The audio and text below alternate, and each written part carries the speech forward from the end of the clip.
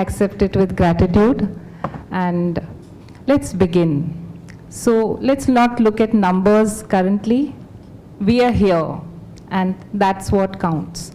So the first thing, I want to dedicate this session to my literature professors in college, because I didn't love poetry as a kid. I didn't like the way, I didn't understand it. It seemed too distant. But it was my professors in college, Professor John Coelho and Preeti Shirodkar, who really helped me understand poetry. So I want to mention their names. And there's another professor, Professor Shenoy. He taught us discipline. So the three of these together are my cornerstone in understanding literature and poetry better. Having said that, I want to set a very simple intention for the next few minutes or whatever that we are together. This intention is like this. Only those energies that are for our highest good, may only those energies show up today. Whatever is not for our highest good, may that step behind. All are good with this? Thank you. So, Viktor Frankl has said, what is to give light must endure burning.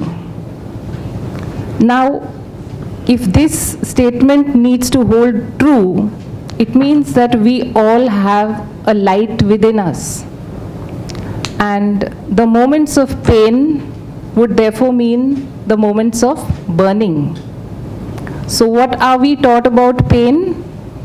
What are we taught about pain? Any answers? Say. We have to endure it, or else, what else? If you have access to medication, what would you do? Pop a pill, yeah. So this is our understanding of pain, that pain is not needed. I can, dull the pain, numb the pain, and I don't need to feel the pain. Now, what I'm presenting before you is that you need to feel the pain. You need to understand where the pain is coming from. You need to engage with the pain. So this is where we are going, all right?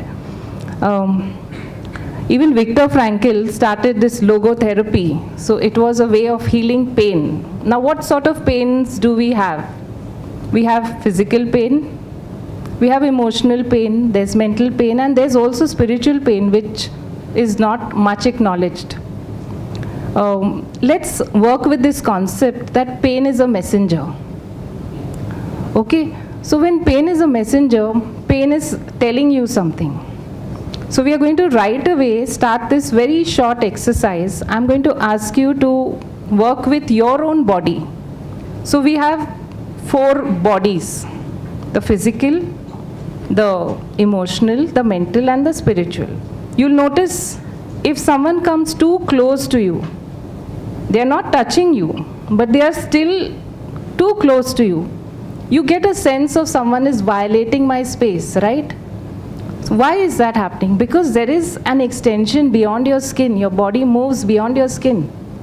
So there is this sense of you will allow only someone to come closer to you who's actually in a close relationship with you. Apart from Mumbai locals, of course, where I have traveled. So, yes. So let's do this very brief activity, and you'll be surprised how easily your body starts responding to when you put the right questions to it. Okay? So we are going to breathe in and breathe out. Again, you don't need to close your eyes. If you do feel safe, close your eyes. Okay? So breathe in, follow your breath, and it'll release after some time. Breathe in, fill your lungs to capacity now. Okay? Fill it to capacity and then release. Do that one more time. Breathe in, breathe out. There's a rhythm your body follows. I want you to only observe the rhythm of your breath.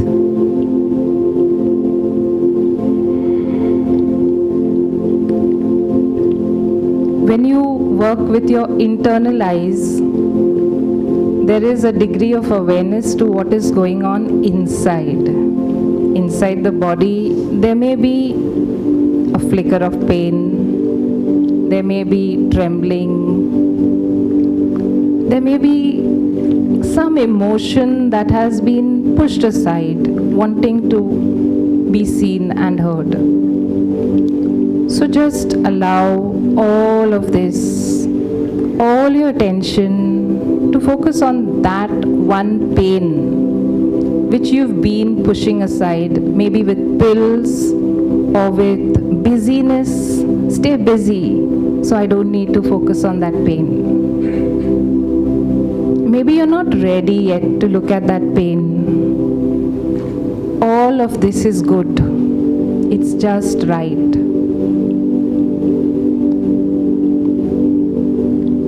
Notice your heart. How does your heart feel in response to how you're responding to the pain?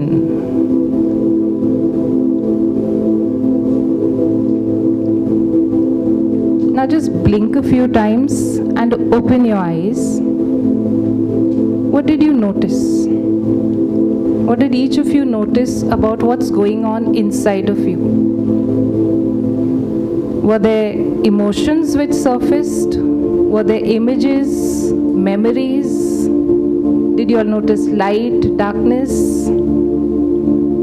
Yes? Anyone wants to say something specific that they noticed? Or did you feel you didn't want to go there? And that's all right too. Whatever you felt, we'll work with that. So, did you notice that your body knows what you're going through? Are you living detached from your body, thinking that this pain is in my body, I need to dull the pain? But actually that pain is a messenger. So I'm going to prove it to you through the course of this session. Now, we'll do the next activity. There are 3 questions. You can write down the questions because you can use these questions later on also. It doesn't need to be limited to this session. The 3 questions are, you're addressing the questions to the pain. Pain, what are you telling me? If someone doesn't have paper and pen, I have it here, okay?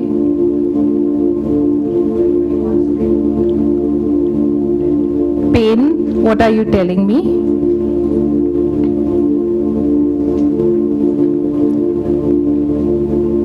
Pain, what's your age? The second question, pain, what's your age? And question 3, pain, what emotion are you holding?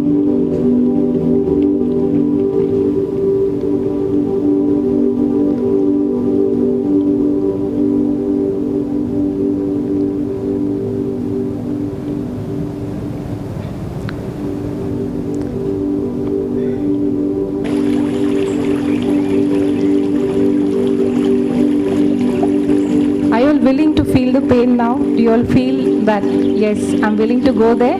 Everyone feels that way? Okay. So, put your pen and paper aside. Come in. Come ahead, no? It's okay. Come ahead.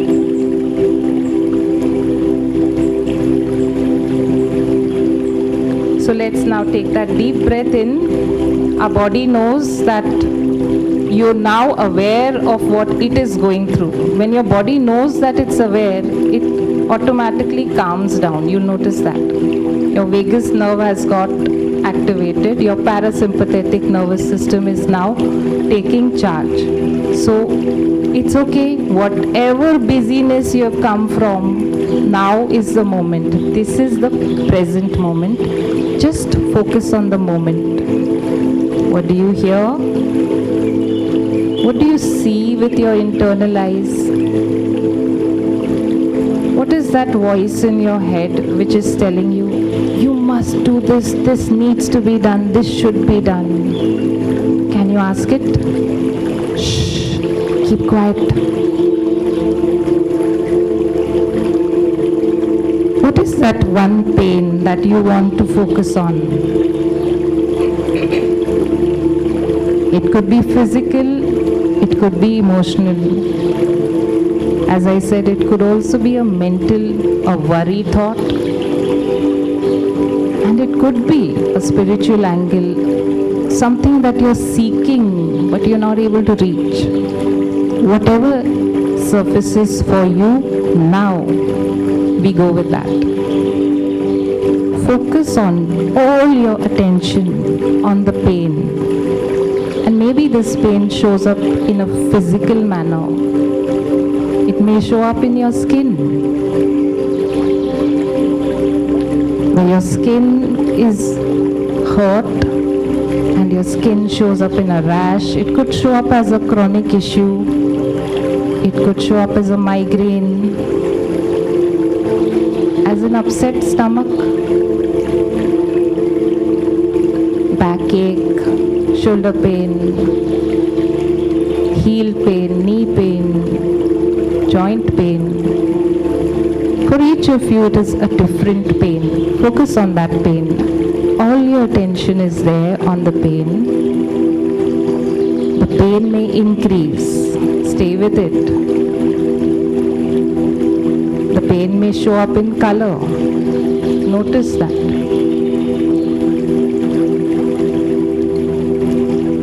Now, ask the question to the pain internally. Pain, what are you telling me? And wait.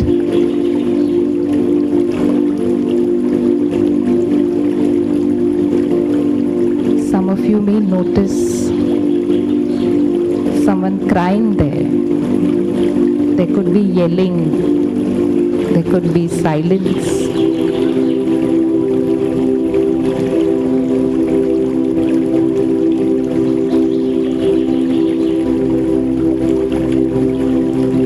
Next question, you can ask that pain. Again, maintain that laser focus. If your thoughts have drifted, it's okay, bring them back. Focus on the pain. Pain, what's your age? How old are you, pain? Whatever number surfaces for you first is usually correct.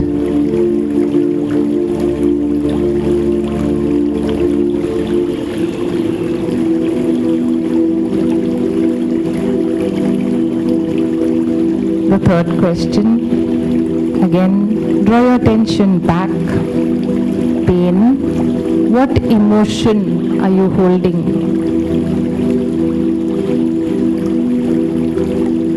And it's okay to feel fidgety. It's okay to want to cough. That's your body's way of recognizing there's something it needs to let out.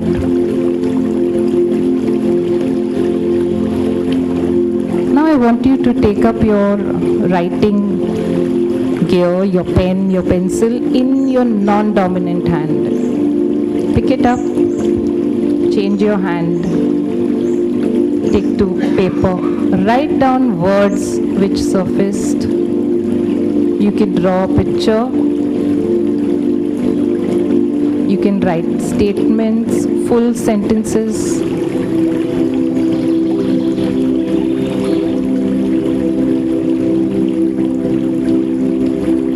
What you noticed happening internally is what you're going to use your non-dominant hand and express.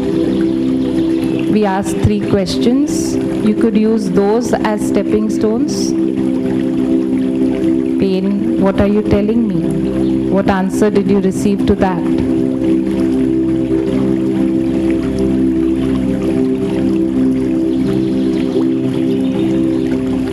When you ask the question about emotions, what surfaced?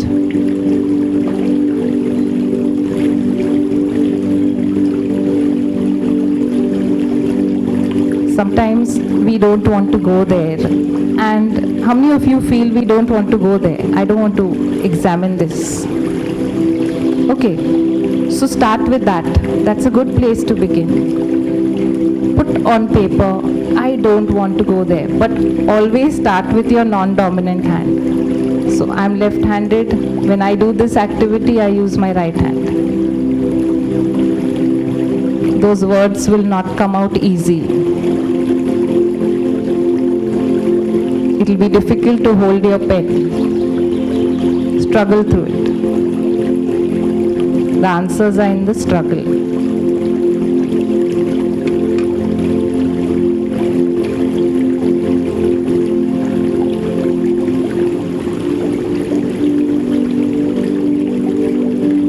What you write may not seem clean, it may just come out as an outpouring, or it may not, you may be even struggling to form the words on the paper. That struggle is important for your soul, so work through it.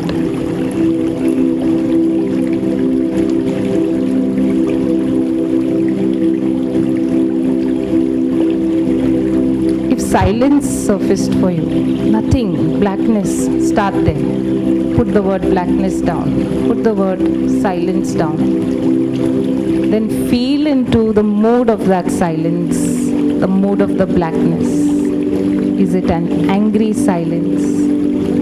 Is it a painful silence? Feel into that.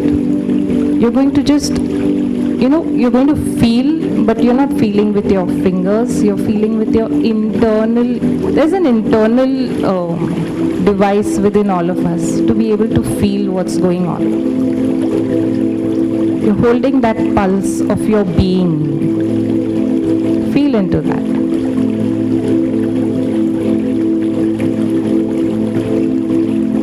I'll try to stay silent for 2 minutes, so you can work with your inner voice. And if you get distracted, go back to your heart. Heart, show me, tell me, and you'll be back on track.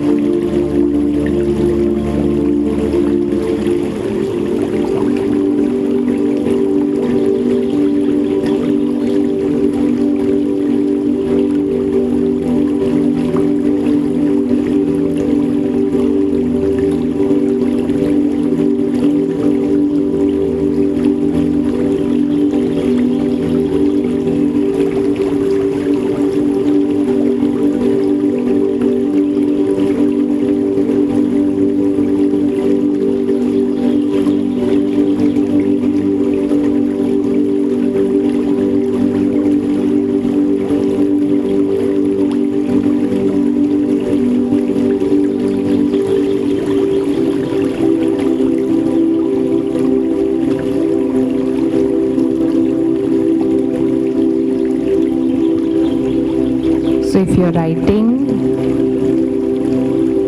you can wind up, just stop, and draw your attention back to this current moment. What shifted for you? I need answers here from before we began this session, and now we are about 15 minutes past. What knowledge have you understood? What has been shifting for you after this two very brief activities? Did you notice something shift? Did you notice that you're in a different zone of awareness with regard to your pain, with regard to your body? And sometimes what we are doing is we want to present our persona to the world. And the world can even mean your immediate family. So you don't have the time for pain. And so you're not pushing pain just, it's not like it's a recent thing. It becomes cyclical and habitual attempt on our part. We are constantly pushing away pain. So imagine years and years of pain which is just pushed away and locked away. And sometimes that pain may not even be yours. So there could be pain that your ethnic community suffers. There could be pain that your family has. So it could be an ancestral thing. It's not always only your pain. You notice how, like my mother used to have sinus issues. And so between my sister and me, I was the one who got these sinus issues. And then we feel, oh, these are genetic issues. They are not. They are things that we learn from our parents, that their coping mechanisms we absorb. Or rather, their lack of coping mechanisms we absorb. And so we tend to also compress pain in the same manner. Yeah? So now we are going to do the third activity. But is there anything anyone wants to ask me at this point in time? Or should we leave questions for the end? For the end. All right. So ready for the third activity? Okay, good. You're going to ask the pain. Okay, so put down your pens again. This activity makes you want to go inside. Put down your pens. Close your eyes. Whatever is around you is all right in this moment. Your focus is internal. So go inside. Stay with the pain, that location of pain which has shown up for you in your body.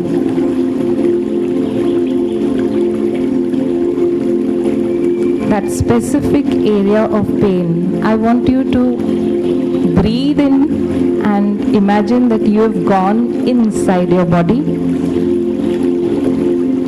and you're standing in front of the pain.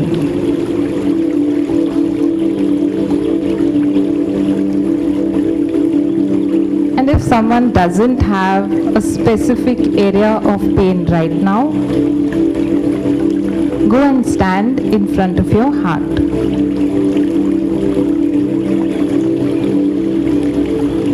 Ask that pain, are you mine? Pain, do you belong to me? You may be surprised at the answer. Second question,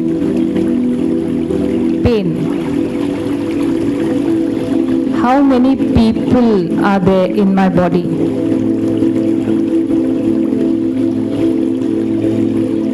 How many people are there in my body right now? So whose pain are you holding? It could be a multiple levels and multiple people's pain that you're holding. You got your two answers? Open your eyes. Put that down. Use your non-dominant hand. Using your non-dominant hand gives a very powerful message to your subconscious. So those of you who write poetry and you're stuck, writer's block, use your non-dominant hand. That is a direct connect to your subconscious.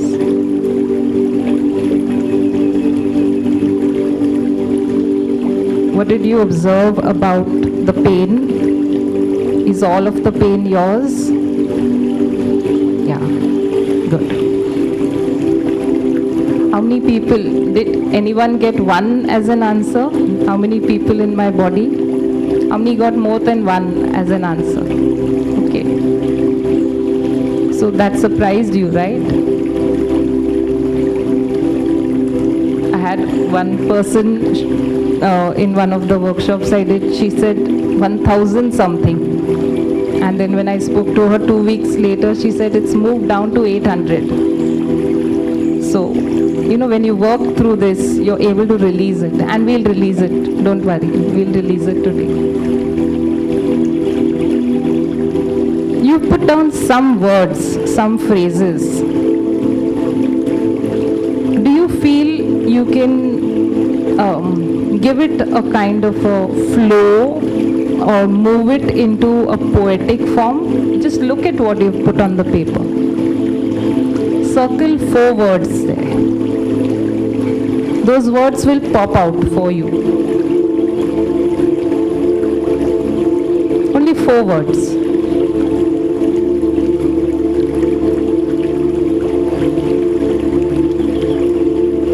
Since you've all worked with poetry before, I'm sure, so you know how a poem goes, how it's structured.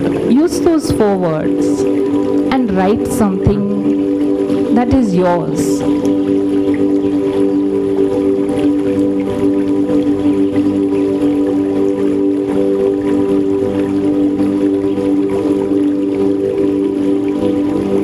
It could be 4 lines, 2 lines, but that's coming from deep within you.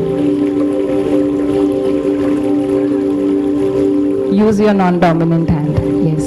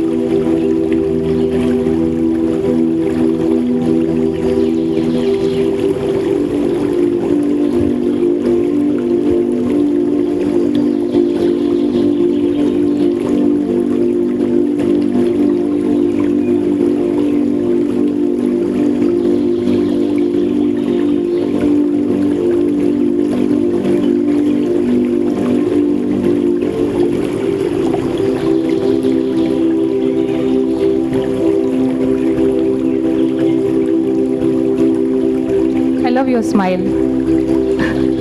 Something good has come out, I think, in the writing.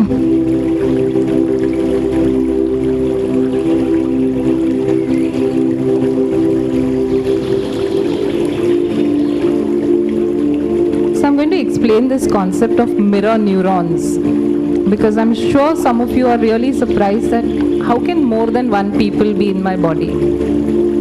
When you ask the question, how many people are in my body, the number of people whose pain you're holding, some of you must have been surprised that the number which surfaced was not 1. It was like either blurry or it was more than 1. So this is because of this concept of mirror neurons.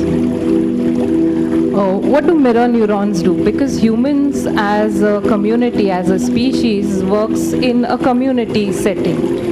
So suppose I'm standing here, you don't even know me, but I'm talking to you all, and in the course of that I fall off the stage and I hurt myself. Of course, there'll be some of you who may laugh, but some of you may actually feel that thing that we do, okay, when you see someone else in pain, what are you doing is you're mirroring their pain. Now think of it this way. Suppose I'm reading a newspaper article about an event which could be horrifying, whatever. I'm reading it. What am I doing? At the same time, what are my neurons doing is they are mirroring whatever has happened to that person or persons or community, and you're reading it. It has not happened to you. But you are pulling in the pain of people you don't even know. So because you read and you identify, your body's mirror neurons have just mirrored the pain. I mean, we read about horrific items in the news, and we do feel disgust, we feel helplessness, we feel rage. At the same time, we feel that, it's like you're impotent, you can't do anything. So this is all that happens within you just by reading an article or watching something on the news. This is so much of pain that you've pulled into you. And then maybe you'll start a headache later in the day and you'll not even realize, oh, this headache has come actually from there. Because you were not aware of the linearity or the flow. So here is what you need to do when you're mirroring. Become aware. The more of awareness you live your life with, the more you're able to catch whose pain you're pulling in. You may be passing by, and there's people who are angry on the road and they're fighting, and then you walk past and you realize you're angry and you don't even know why, because you just pulled it into you. So we are all very empathetic beings as such. And sometimes we are not aware of where we should be putting a boundary and where we should be pulling in the pain. Someone just, stubbing their toe painfully, you may say, and even that simple act may be that you pulled in someone's pain. So become aware, and at the end of every day, talk to your body, ask it, Baba, if you've pulled in someone's pain, now release it, let it go. I don't need this for my life. It's okay to let it go. We need to let it go.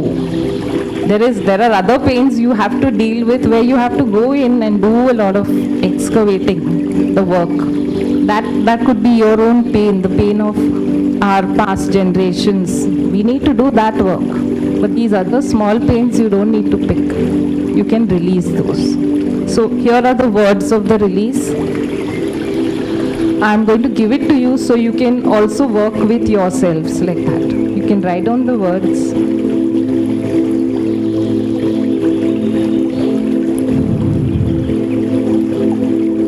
So first I will use the words. I'll give you the words later. For the last time today, we will focus back on the pain. How many of you were actually working with physical pain in the past few minutes? Anyone was physical pain? Okay. What have you noticed over the past few, like half an hour maybe? What has shifted about that physical pain?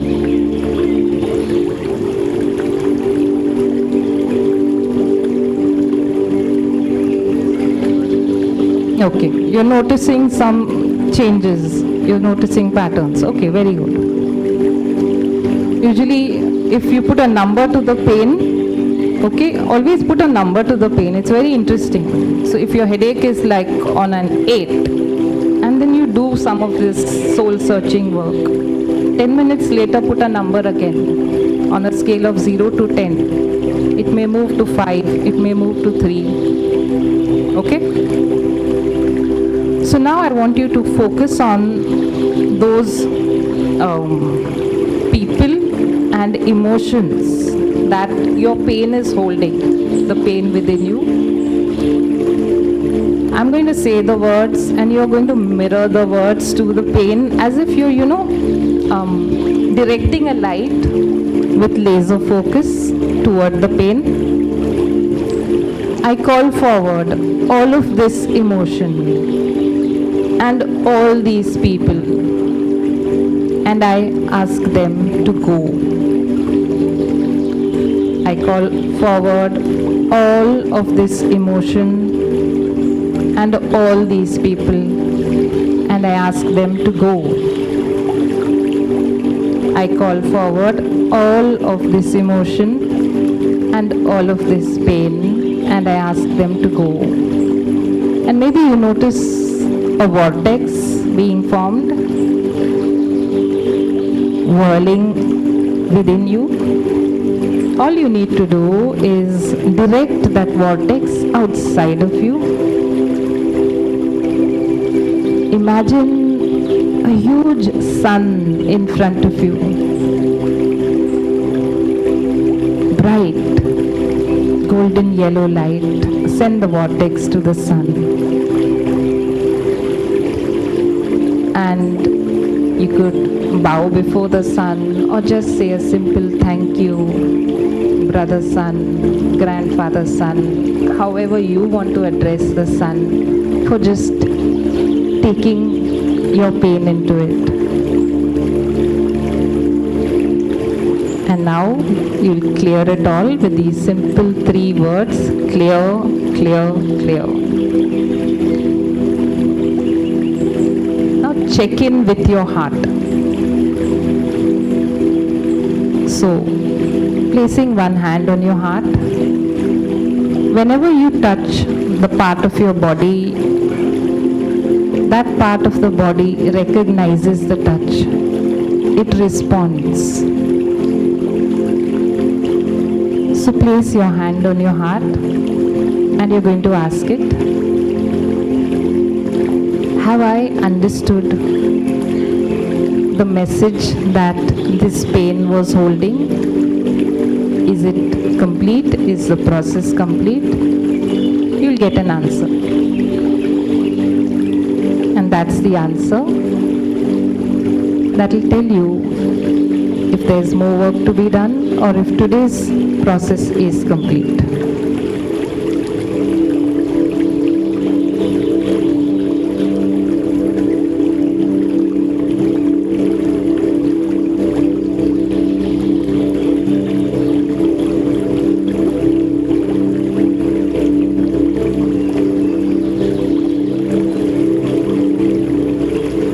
And you can gradually just blink a few times. And open your eyes.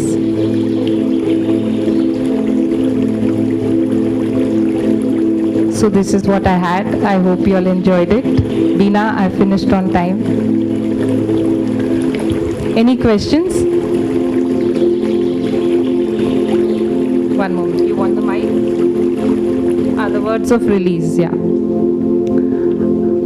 I call forward all of this emotion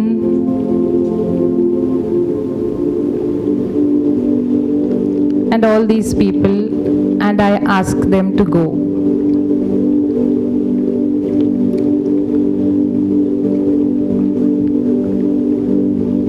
Now this is energy work basically. So when you're working with energy, it's always good to clean your own energy. Like doing a light bath, allowing the sun, imagining the sun is cleaning you. Because you work with light and darkness. I'm a shadow work coach. So we shine the light on what's dark. What happens is when you work with this, you can also get tainted, but you'll always go back to light and clean yourself. Don't attempt this with others, only do it for yourself. Because you don't have the tools, you don't have the range, the wherewithal to work with others. You need to train yourself for that. But you can do it for yourself. Any other questions?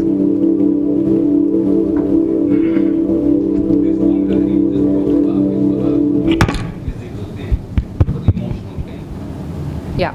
So you'll use the same tool for emotional pain as well. You'll use it the same way. So if you notice that, there was anger hidden below the pain.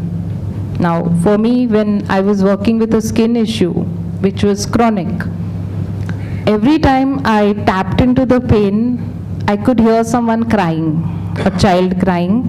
I could feel a lot of anger. So as I felt into the pain, what I sensed was that all my angry moments which I had suppressed were sitting in my skin. Many people have this, the skin is erupting and then you need to apply a cream, and skin issues, sometimes they come, they go on their own, but sometimes they stay on for a longer period. and the doctors may not really understand, but it's a lot of suppression which is going on, a lot of anger which the person is not able to express. Why poetry helps? Why did I term this session poetry for healing? It could be art or literature, anything, but poetry specifically because for me poetry has been that outlet, that whatever I was suppressing over the years and it was leading to pain or painful situations, I was able to express. So pain, when it is suppressed, it will lead to more pain. Therefore you need to, the opposite of suppress, you need to express. The same for emotion, therefore, your question. When I am not allowing myself to feel a particular emotion in its entirety, the emotion stays within me, it gets blocked. It could be anger, like if my boss scolds me and I'm not able to, say the right things back to them, I hold it all inside. So whatever you're holding in will create a kind of compression, suppression. The opposite of it, therefore, is expression. So are we good to go? Thank you. There are my cards here. If anyone wants to pick a card, so you want to contact me later, you can do that. Thank you, everyone. Bye-bye.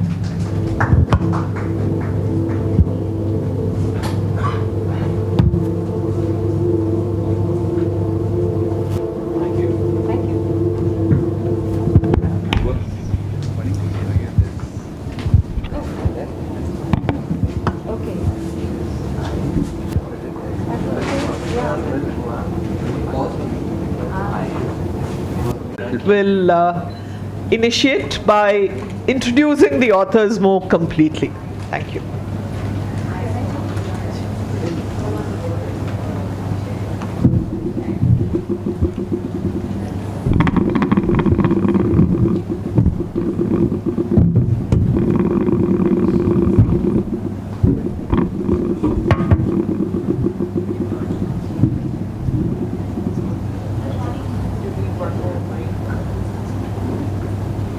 Hello. Good morning, everyone, and welcome to this session. We will be having this session in Hindi, if everybody is comfortable, and will be in English, if necessary. नमस्कार. आज जिस पुस्तक पर हम बात करने वाले हैं और जिसका लोकार्पण आज यहाँ होने जा रहा है, वो हिंदी की एक प्रसिद्ध पुस्तक मनोज रुपड़ा जी द्वारा लिखित काले अध्याय का हिंदी अनुवाद है. काले अध्याय 2015 में प्रकाशित हुआ था और इसका अंग्रेज़ी अनुवाद हंसदा सोवेंद्र शेखर ने 2023 में किया है. I named my sister silence के नाम से. हम शुरुआत करते हैं. सबसे पहले मैं निवेदन करती हूँ हमारे लेखक और अनुवादक से कि इस पुस्तक को लोकार्पित करें और उसके बाद हम इस कॉन्वर्जेशन की शुरुआत करेंगे.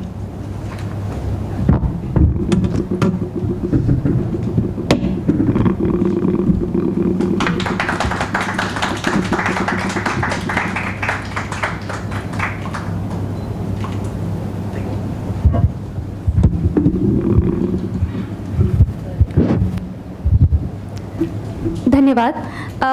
सबसे पहले तो आप दोनों को इस किताब के लिए बहुत बहुत बधाई. शुरुआत हम एक छोटे से इंट्रोडक्शन से करते हैं. हालांकि दोनों हिंदी के जगत में और अंग्रेज़ी के जगत में किसी परिचय के वैसे तो मोहताज नहीं हैं, लेकिन फिर भी मनोज रुपड़ा हिंदी के जाने माने कहानीकार हैं, उपन्यासकार हैं, निबंधकार हैं. काले अध्याय प्रति संसार नामक 2 उपन्यास आपके प्रकाशित हुए हैं. दफन और अन्य कहानियाँ, साज नासाज, टावर ऑफ साइलेंस, आमाज़गाह कहानी संग्रह और कला का आस्वादन नाम से उनका एक निबंध संग्रह भी प्रकाशित हुआ है. आपको इंदु शर्मा पुरस्कार तथा वनमाली कथा सम्मान, कथाक्रम सम्मान आदि कई पुरस्कारों से नवाजा गया है. आपका गैल्फ में बहुत बहुत स्वागत है. और हमारे साथ हैं हंसदा सोवेंद्र शेखर, जो लेखक हैं और साथ ही उन्होंने हिंदी, संताली, बंगाली से अंग्रेज़ी में कई अनुवाद किए हैं. आपको आपके कहानी संग्रह आदिवासी विल नॉट डांस किताब के लिए जाना जाता है और साथ ही में आपके उपन्यास द मिस्टीरियस एलिमेंट ऑफ रूपी बैस्की को 2015 में साहित्य अकादमी के युवा पुरस्कार से भी नवाजा जा चुका है। इसके अलावा उन्होंने कई सारी और किताबें लिखी हैं जिसमें Kumar and the gift of fire, my grandfathers garden आदि किताबें भी प्रकाशित हो चुकी हैं। आप दोनों का बहुत बहुत स्वागत है। एक सब काले अध्याय की कॉपी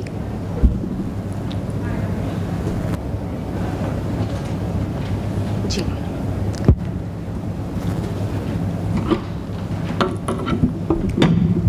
ये मूल किताब है काले अध्याय नाम से। वे कहते हैं शुरुआती हिस्से में उपन्यास के, लेकिन मनुष्य इस विराट प्रक्रिया का हिस्सा कभी नहीं बन सकता क्योंकि वो अकेला है, अभिशप्त है। वो उन कीड़ों मकोड़ों से भी कमतर है जो एक दूसरे से प्यार करते हैं और एक दूसरे को खा जाते हैं। मनुष्य क्या इसलिए इतना अभागा है कि उनके पास पशुओं और पदार्थों जैसी विचारहीनता नहीं है? क्या वो सिर्फ इसलिए अभिशप्त है कि वो कुछ सोच सकता है? कितनी विचारोत्तेजक और भयावह बात शुरुआत में ही इस उपन्यास में मनोज जी करते हैं। कथानायक के बहुत ही निजी अनुभवों से गुजरते हुए मानव सभ्यता की जो कई महत्वपूर्ण बातें हैं, कई बड़े सवाल हैं, इनसे ये प्रोटैगनिस्ट टकराता है, जिसमें हिंसा है, राजनीतिक, आर्थिक, मानसिक, वैचारिक विस्थापन है, विभाजन है, उपेक्षित आदिवासियों के बड़े सवाल हैं और इन विषयों पर लिखा भी जा चुका है कई बार। लेकिन आपको इस विषय पर लिखना क्यों ज़रूरी लगा? शुक्रिया आप सबका। विषय तो उस तरह से बहुत पहले से दिमाग में था, पर चूँकि जहाँ घटनाएं हो रही थी, जो असली युद्ध क्षेत्र था, बस्तर का वो इलाका जहाँ माओवादी मूवमेंट चल रहा था, तो मैं तो एक फिक्शन राइटर हूँ, मैं कोई पत्रकार नहीं हूँ, मैं कोई सामाजिक कार्यकर्ता नहीं हूँ, तो उस तरह के ज़मीनी अनुभव नहीं थे, लेकिन बहुत सारी घटनाओं की जानकारी मिलती थी और कुछ हमारे करीबी जो मित्र थे, जो अच्छे पत्रकार थे, उन्होंने बहुत भीतर जा कर के स्टोरी की थी। तो फिर ये एक मन पक्का बनाया कि अब उसमें भीतर जाकर काम किया जाए। तो आमतौर पर कहानियाँ जो लिखता हूँ उसमें कोशिश मेरी होती है कि जो लोकेशन है उसमें जाकर, चाहे मैं कोई नोट्स न लूँ या कोई बहुत रिपोर्टाज उसका न लिखूँ, लेकिन एक गहरी सांस लेना भी काफ़ी होता है। जहाँ चीज़ें घटित होती है, जहाँ बड़ा जो एक सामाजिक ताना बाना बुना जा चुका है, तो ये ख्याल दिमाग में था कि काम इसको उपन्यास के रूप में ही करना है। फिर जैसे जैसे मैं गुजरता गया उन रास्तों से, वैसे वैसे एक सिलसिला बनता गया। खास तौर से उपन्यास में ऐसा हिस्सा है जो मुझे कहीं से मालूम नहीं था, मेरे पास उसका कोई रेफरेंस नहीं था। एक सीधी सड़क थी, उसके एक तरफ बहुत सारे सीमेंट के पुतले थे जिसके हाथ में बंदूकें थी और नीचे लिखा हुआ था शहीद। तो ये उन पुलिस कर्मियों के याद में बनाए हुए पुतले थे जो माओवादियों के हाथ से मारे गए थे। दूसरी तरफ छोटी छोटी और समाधियाँ थी जिसमें हसिया थोड़ा गड़ा हुआ था। एक ही सड़क में इस तरफ उन लोगों की समाधियाँ हैं और एक तरफ जो एसपीओ थे, जो स्पेशल पुलिस फोर्स में जो थे, उन लोगों की समाधियाँ। अब जब मैंने रुक कर देखा कि ये कौन लोग हैं, तो सब नाम और सरनेम देखते हुए लगा कि सब आपस में रिश्तेदार थे। यानी एक ही समुदाय के सारे लोग, आधे माओवादी आंदोलन में और आधे स्पेशल पुलिस फोर्स में चले गए। तो ये किन कारणों से गए होंगे?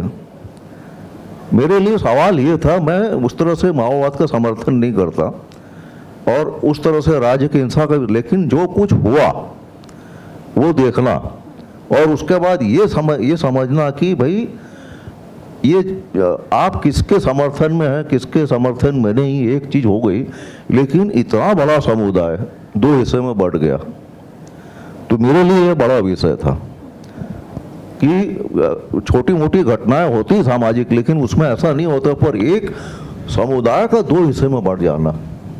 अब इसमें जो आप आगे जैसा जिक्र करेंगे, दो इसमें प्रतीक है इसमें उपन्यास में। एक हाथी है जो जंगल में जंगली कुत्तों के हाथों मारा जाता है, उसको सारे जंगली कुत्ते घेर करके उसको पूरी तरह से मार के खा जाते हैं।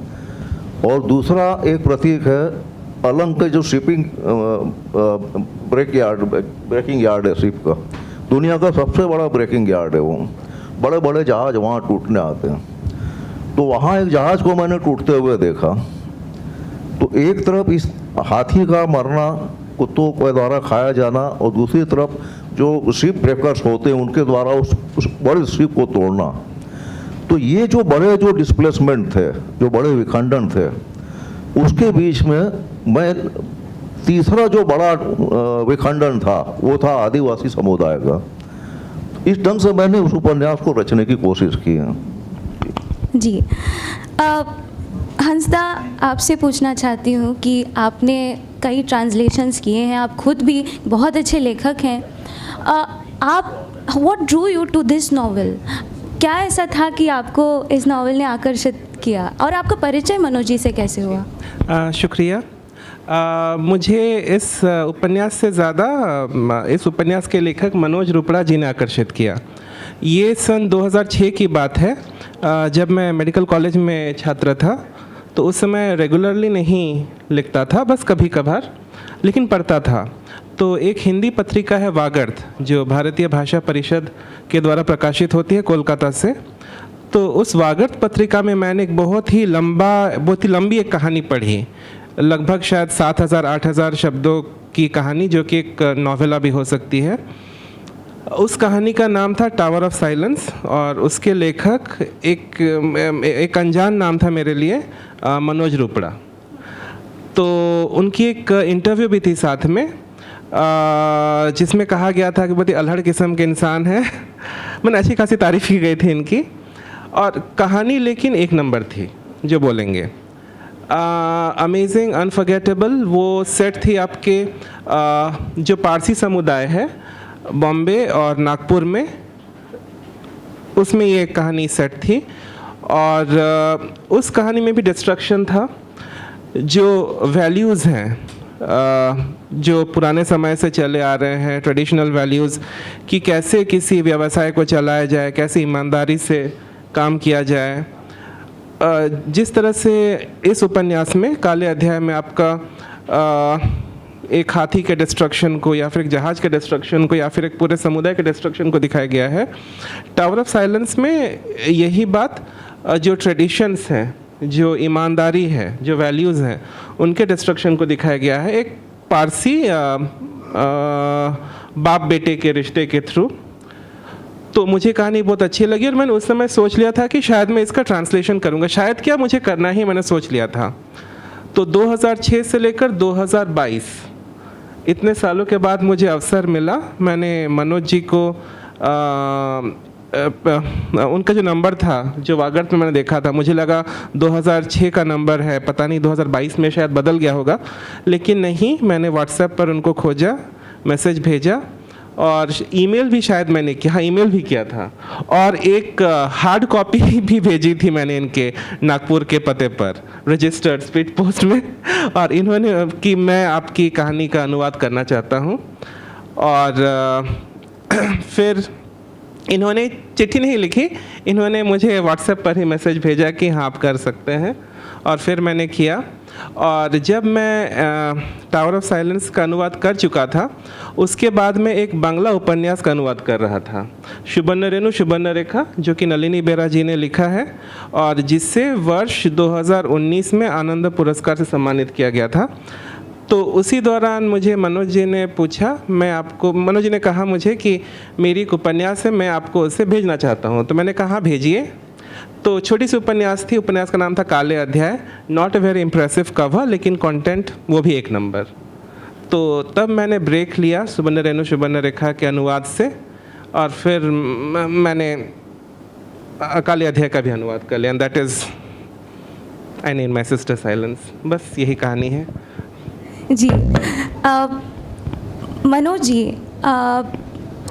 इस उपन्यास में कई सारी ऐसी बातें हैं जो हालांकि सृजनात्मक ढंग से कई बातें काल्पनिक हैं, जैसे हाथी का आपने ले लिया या कई सारे अन्य उदाहरण हैं, लेकिन कई सारे ऐसे पक्ष हैं जो तथ्यात्मक हैं और बहुत ही संजीदा विषयों पर आधारित हैं और विश्वसनीयता उसकी बढ़ाते हैं। और इस तरह की चीज़ें लिखने के लिए काफ़ी रिसर्च भी करनी पड़ती है।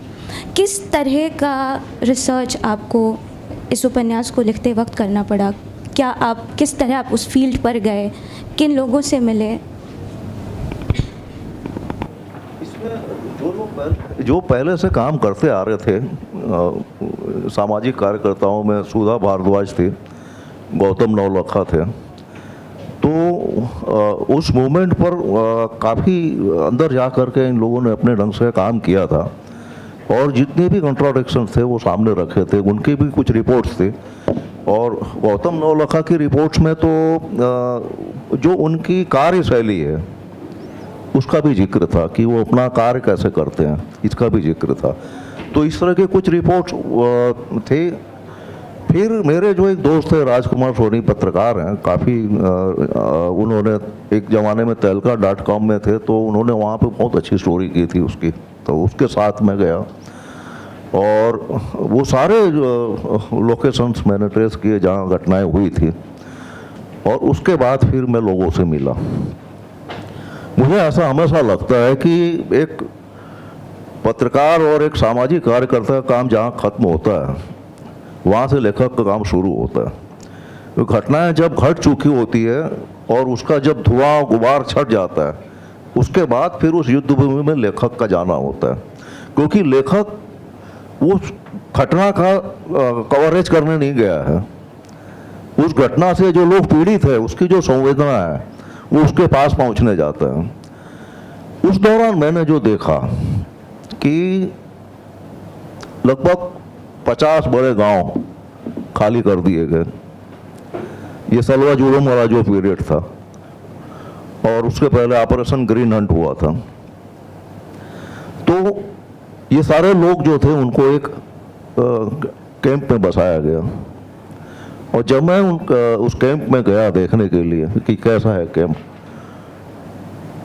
जैसा मैंने नाजी फिल्मों में देखा है, ऑस्विट्ज़ के जो कैंप थे उससे कई गुना बदतर कैंप थे वहाँ। तो ये इतना घृणित था कि आप एक तो असंवैधानिक तरीके से जमीनें खाली करवा रहे हैं। आप कागजी तौर पे सही हो सकते हैं लेकिन जमीनी तौर पे वास्तविक रूप से आप सही नहीं थे। बंदूक के साए में अधिग्रहण करने की क्यों जरूरत पड़ी? और जब सब लोग खिलाफ थे उसके, आपके पास अगर ऐसी योजना होती जो वहाँ के जो लोग हैं उनके अनुकूल होती तो इतनी बड़ी लड़ाई क्यों होती?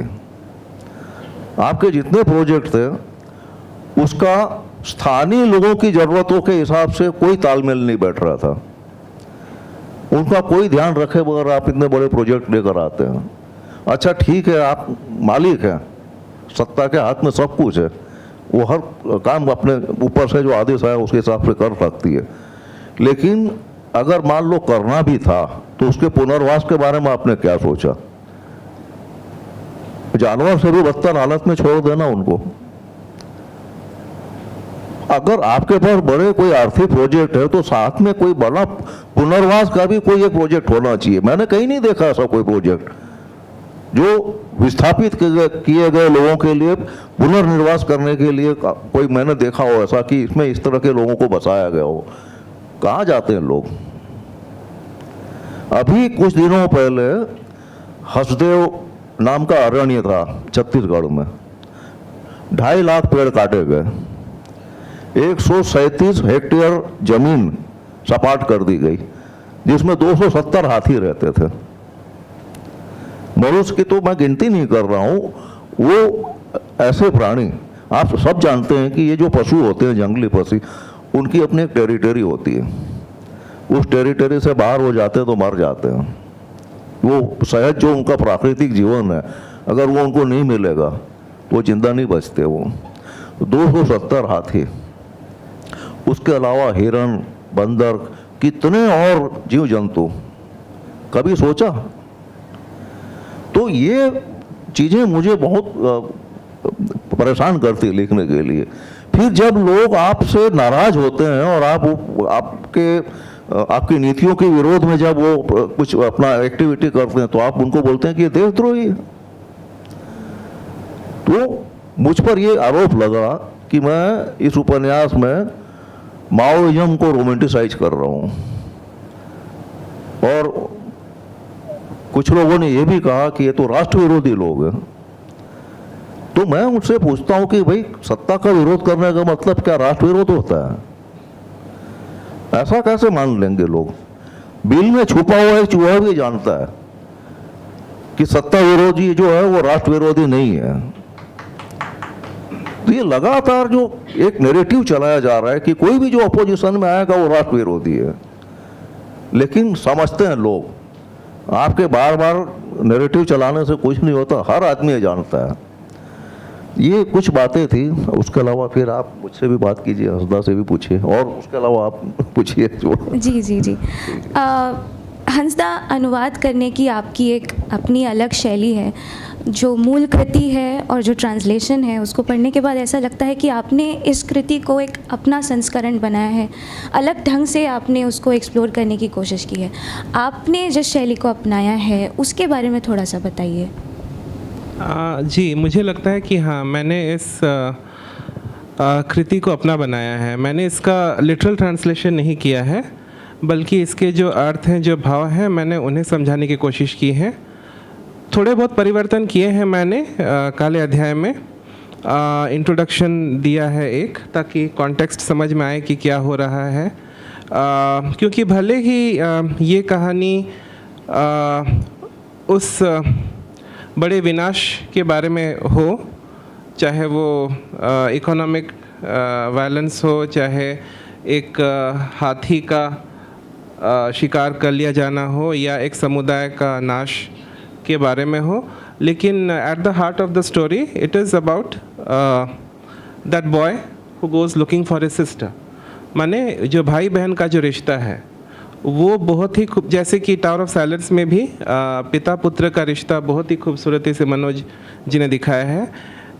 काले अध्याय में इरमा माड़ावी और उनके जो भाई हैं, जो अननेम्ड नैरेटर हैं, जिनको वे चट्रू कह के बुलाती थी कहानी में, इन दोनों का रिश्ता बहुत ही सुंदर है। और भाई बहन का ये जो रिश्ता है, ये मुझे लगता है सबको याद रहेगा, लंबे समय तक याद रहेगा। तो मैंने वो जो भाई बहन का रिश्ता है उसको मध्य में रखा है, क्योंकि इन दोनों भाई बहन के थ्रू ही हमें ये जो विनाश की कहानी है वो दिख रहा है। हाथी को मरते हुए किसने देखा था? उस भाई ने देखा था। बहन जो है किस लिए लड़ रही थी? उनका जो समुदाय है उसके विनाश के विरोध में वो लड़ रही थी। So ultimately is the story of the boy and his sister. तो मैंने उसी को अपना बेस बनाकर ट्रांसलेशन किया है। ये उपन्यास जब अंग्रेजी में जब अनुवाद हुआ इसका, पहले मुझे शीर्षक समझ में नहीं आया। फिर मेरे एक दोस्त थे खालिद जावेद, उन्होंने भी पढ़ा और उन्होंने मुझसे कहा कि काले अध्याय जो शीर्षक है ना, वो बहुत लाउड था हिंदी में जो अनुवाद था, और अंग्रेजी में जो इसका अनुवाद में जो शीर्षक रखा गया, I named by sister silence, इसमें इस कहानी का जो अंडरटोन है वो ज़्यादा खूबसूरती से उभर कर आता है। तो मुझे भी फिर ये लगा कि मैंने इतने बड़े बड़े जो घटनाओं का जो जिक्र किया था और उसके बीच में बहन और भाई का जो रिलेशन है, तो फिर जब लिख रहा था तब मेरे जहन में नहीं था। जब इन्होंने उसको अपने हिस्से से का जो मतलब का जो काम था वो अपने हिस्से का जब निकाल करके सामने रखा, तब मैंने थोड़ा उसको भी गौर से देखा। मैंने तो रचते समय बहुत ज़्यादा बड़ी घटनाओं में खोया हुआ था मैं, और भाई बहन का जो इमोशन था वो तो मुझे ऐसा लगता था कि ये तो सामान्य चीज़ है, जबकि इनके हिसाब से वो ज़्यादा बड़ी चीज़ें थी। तब बाद में मुझे भी लगा कि देखिए, इसमें जो भाई है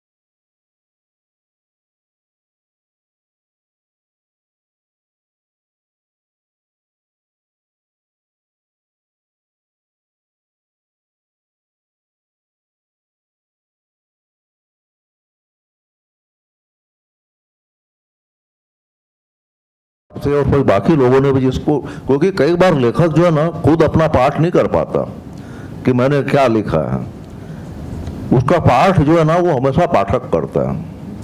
वो हर पाठक अपने ढंग से नया पाठ करता है किताब का। तो उसी में क्या की खुशती थी, आपका अगर लिखा हुआ कई पाठ अगर खुलते हैं उसके लिए, पाठक के लिए, तब तो किताब आपकी कामयाब है। और एक ही पाठ अगर उसका खुल रहा है, जैसा आपने लिखा है वैसा वैसा अगर वो कन्विंस हो रहा है, तो वो किताब मुझे ऐसा लगता है कि बहुत कामयाब किताब नहीं है। जब आप पढ़ें तो आपको एक अलग उसमें से अर्थ मिले, आप पढ़े तो आपको उसमें से एक अलग अर्थ मिले, तब उसका जो कोलाज बनता है वो किताब की खूबसूरती है। मैं इसमें जोड़ना चाहूँगा, मनोज जी ने जैसे कहा कि जब वे कहानी लिख रहे थे तो उन्होंने शायद भाई बहन का जो रिश्ता है उसको शायद उतनी अहमियत नहीं दी होगी, हालांकि बहुत खूबसूरती से मूल उपन्यास में ये भी आया है। तो मैं इसे एक राइटर्स प्रॉब्लम कहता हूँ, जब because I am saying this through the POV of a writer.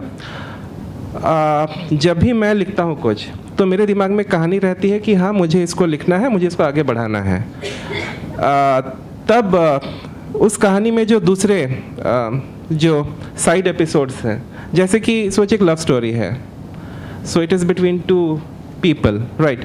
So the other people, they become just, you know, like tools to furthering the story of these two people who are in love, who are the protagonists of the story. So I tend to, you know, overlook the other ways in which I could enhance the, you know, the events that are happening alongside the main story. उस पर मैं ध्यान नहीं दे पाता हूँ, क्योंकि मेरा उद्देश्य जो है, जो मेरा पूरा ध्यान लक्ष्य है कि मुझे जो मेन कहानी उसी को आगे बढ़ानी है, ठीक है।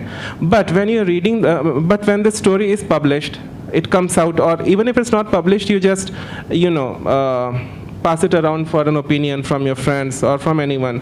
Like if you send it to an editor, okay. So when they read this story, when जब लेखक को छोड़ के दूसरा कोई इंसान उस रचना को पढ़ता है, तो वो एक रीडर के रूप में देखते हैं उस कहानी को। वो लोग ओपिनियन असली बना सकते हैं कि हाँ कौन सा भाग ज़रूरी है, ये मेन भाग ज़रूरी है कि जो साइड इवेंट्स हैं इनको भी और थोड़ा सा एक्सप्रेस किया जा सकता था। So when you are reading a text as a reader, as a translator, as an editor, so you get to know the nuances on which the author could have worked upon, how to improve that work. इसीलिए एक opinion ले लेना मेरे ख्याल से बहुत अच्छा है। राइटर को ये नहीं सोचना चाहिए कि हमने जो लिखा है वही फाइनल है। So they should, you know, allow other people to read and critique their work, which is very important. That is why I always support editing. ठीक है, क्योंकि राइटर जो है वो अपने फ्लो में चलते जाता है, बस रैम्बलिंग हो जाता है। It is always an other person who will read that work and who will give the opinion कि हाँ ये सही बनी है कि नहीं। जी, तो क्या ट्रांसलेशन करने की प्रक्रिया में आपने मनोज जी से बात की इस संबंध में? कभी नहीं। ओके, कभी नहीं।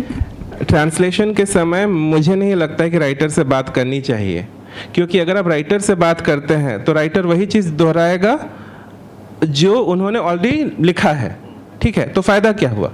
ट्रांसलेशन का मतलब यही हुआ कि एक भाषा में कोई चीज़ लिखी हुई है, उसको उन लोगों तक पहुंचाना है जो उस भाषा को नहीं जानते हैं। मुझे जैसे भाषा A, जैसे हिंदी, मनोज जी ने हिंदी में लिखा, मुझे ये उन लोगों तक पहुंचाना है जो हिंदी में, जो हिंदी नहीं जानते लेकिन वो जो भाषा जानते हैं उसे मैं जानता हूँ, right. So it is how you explain that to those readers. It's not how Manoj ji would do it, ठीक है। It becomes the translator's responsibility. इसीलिए पहले अपने समझो, फिर हाँ ट्रांसलेशन ख़त्म करने के बाद जो चीज़ नहीं समझ में आती है हल्की फुल्की, जैसे कुछ बस्तर के कुछ पौधों के बारे में मनोज जी ने लिखा, so I google them up, ठीक है, and that's how it happened. Okay, interesting. Manoj ji, अब हमने कथानक पर तो थोड़ी बहुत बात कर ली है, अब मैं आपके शिल्प पक्ष पर थोड़ी सी बात करना चाहती हूँ। शिल्प पर हालांकि हंसदा जी ने उस कथानक की जो खामोशी है, जो शिप है या फिर काको है या जो प्रोटैगनिस्ट है या फिर हाथी है, खामोशी उसमें उनको दिखाई दी। जब आपने लिखा और आपने इस तरह के अलग अलग रूपक उसमें लिए और उसमें एक बहुत कई सारी कहानियाँ एक साथ गूंथी, तो क्या आपने बहुत कॉन्शियसली ये किया या आपकी क्या प्रक्रिया रहती है जब आप अपने शिल्प को चुनते हैं? दरअसल ये कार्गो शिप की इतनी बड़ी जो यात्रा है इस उपन्यास में, उसके पीछे एक मकसद तो ये था, मैं ये बताना चाह रहा था कि दुनिया में जहाँ भी जिस तरह के भी वायलेंस होते हैं, चाहे वो नस्ली हिंसा हो, चाहे सांप्रदायिक हिंसा हो, और उससे ऊपर सबसे बड़ी हिंसा जो मैं मानता हूँ वो आर्थिक हिंसा। तो ये जो शिप जहाँ जहाँ से गुजर रही है वहाँ एक बड़ी आर्थिक हिंसा का वो गवाह बनती हुई जा रही है कि जहाँ भी उसने किसी बड़े व्यापारिक केंद्र से जब वो गुजरती है तो किसी एक आर्थिक फैसले ने कितने लोगों की जिंदगी तबाह की। जब कोई यूनिसेफ जैसी बड़ी जो डोनेशन करने वाली कंपनी मिल्क पाउडर का पूरा एक जहाज भेज रही है और सिर्फ इसलिए उस जहाज को समुद्र में बहा दिया जाता है, और वो जा कहाँ रहा था, इथोपिया जा रहा था जहाँ अकाल पड़ा हुआ था। तो अकाल पीड़ितों के लिए एक पूरा कार्गो शिप मिल्क प्रोडक्ट लेकर के जा रहा है और बीच रास्ते में उस जहाज का सारा मिल्क प्रोडक्ट समुद्र में गिरा दिया जाता है। क्यों? क्योंकि इंटरनेशनल मार्केट में डेयरी प्रोडक्ट को उसका भाव गिरने नहीं देना चाहते थे वो। ये कितनी बड़ी हिंसा है। तो हम लोग हमेशा जाति हिंसाओं में, नस्ली हिंसाओं में उलझे रहते हैं, लेकिन बड़ी जो आर्थिक हिंसा होती है जो इतनी बड़ी तबाहियाँ लाती है, तो इस कार्गो शिप के जरिए मैं ये बताना चाह रहा था, उसका जो कैप्टन है वो सिर्फ जहाज का कैप्टन नहीं है, वो भी सारी चीज़ों से गुजरता है। उसने देखा है कि कब बड़े ऐसे जंगल जहाँ पहले दूसरे प्राकृतिक जो पेड़ उगते थे उसको साफ किया गया और वहाँ पे व्यावसायिक वृक्षों का रोपण क्यों किया गया। अच्छा, वो जमीन ऐसी नहीं थी कि वहाँ यूकेलिप्टस को लगाया जाता, लेकिन आपने ऐसे प्लांटेशन किए जो व्यावसायिक रूप से उपयोगी थे और जमीनों को तबाह कर दिया। तो ये जो बड़े अकाल आए इथोपिया में, उसका एकमात्र ये कारण था कि लाखों हेक्टेयर जमीन में यूकेलिप्टस का प्लांटेशन हुआ था और यूकेलिप्टस ने वहाँ का जो नीचे का जो सोर्स था पानी का उसको ख़त्म कर दिया। तो ये कौन सा, ये छोटा मोटा वायलेंस है? मैं वो यही कहना चाह रहा था कि आखिरी में जब वो जहाज टूट रहा है फिर वापस सारी चीज़ों से गुजरने के बाद, वो भी एक हिंसा है, क्योंकि उसमें जो काम करने वाले जो लोग थे, उसके जो मैकेनिक थे, जो इंजीनियर थे, उसका उस जहाज के साथ वैसा ही रिश्ता बन गया था जैसा ही जीवित प्राणी के साथ होता है। तो अमूमन जो कार्गो शिप होता है उसकी उम्र तय रहती है कि जब वो पानी में उतरता है उसके बाद कितने सालों के बाद उसको डिमोलिश करना है। लेकिन ये आर्थिक मंदी के कारण टूटने के लिए आया हुआ जहाज था, इसकी उम्र पूरी नहीं हुई थी। तो जो आर्थिक समीकरण जो बिगड़े उसके कारण शिपिंग कंपनी को उस जहाज को तोड़ करके स्क्रैप में बेचना पड़ा। तो जैसे यहाँ एक हाथी को जंगली कुत्ते खा गए, वैसे वहाँ एक जहाज को बड़ी इकोनॉमिक जो चालबाजियाँ थी वो खा गई। तो इस तरह के सब उसमें विखंडन है उपन्यास में। हंसदा, कोई ऐसा हिस्सा उपन्यास का जो आपको बहुत ही ज़्यादा अच्छा लगा हो या फिर आपको बहुत ज़्यादा चैलेंजिंग लगा हो? जी, लेकिन सबसे पहले मुझे अचानक से याद आया, मैं एक चीज़ को एक्नॉलेज करना चाहता हूँ। ये मेरे ट्रांसलेशन प्रोसेस में था, स्पेशली काले अध्याय में। मैं हिंदी बांग्ला और संथाली से ट्रांसलेट करता हूँ, ठीक है। तो अधिकतर जो मुझे थीम्स मिलते हैं उनसे मैं परिचित रहता हूँ। जैसे अगर संथाली में कोई कहानी या फिर संथाली में कहानी का तो मैंने अभी तक ट्रांसलेशन नहीं किया, पोइट्री और नॉन फिक्शन का किया है।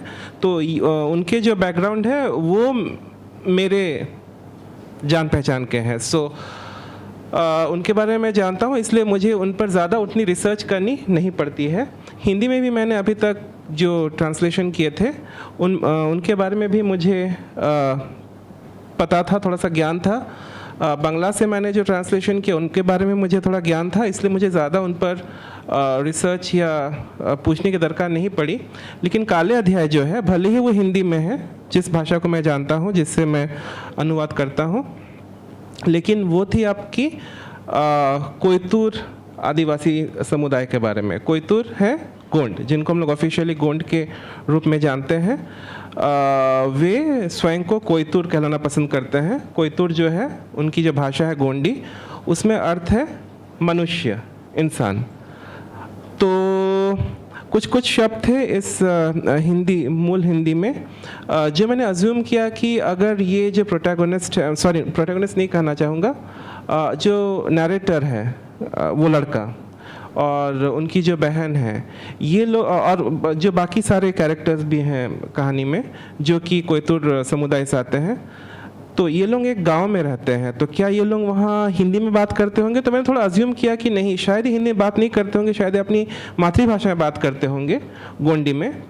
तो थोड़ा सा लोकल फ्लेवर डालने के लिए और दिखाने के लिए कि हाँ this is set in the Bastar area, मैंने कोयतुर समुदाय की ही एक महिला है रोजी गावड़े जी, उनसे मैंने मदद ली। वही मेरे जो मैन्युस्क्रिप्ट है I need my sister silence, जो इंग्लिश में है, उनकी उसकी पहली रीडर वही थी।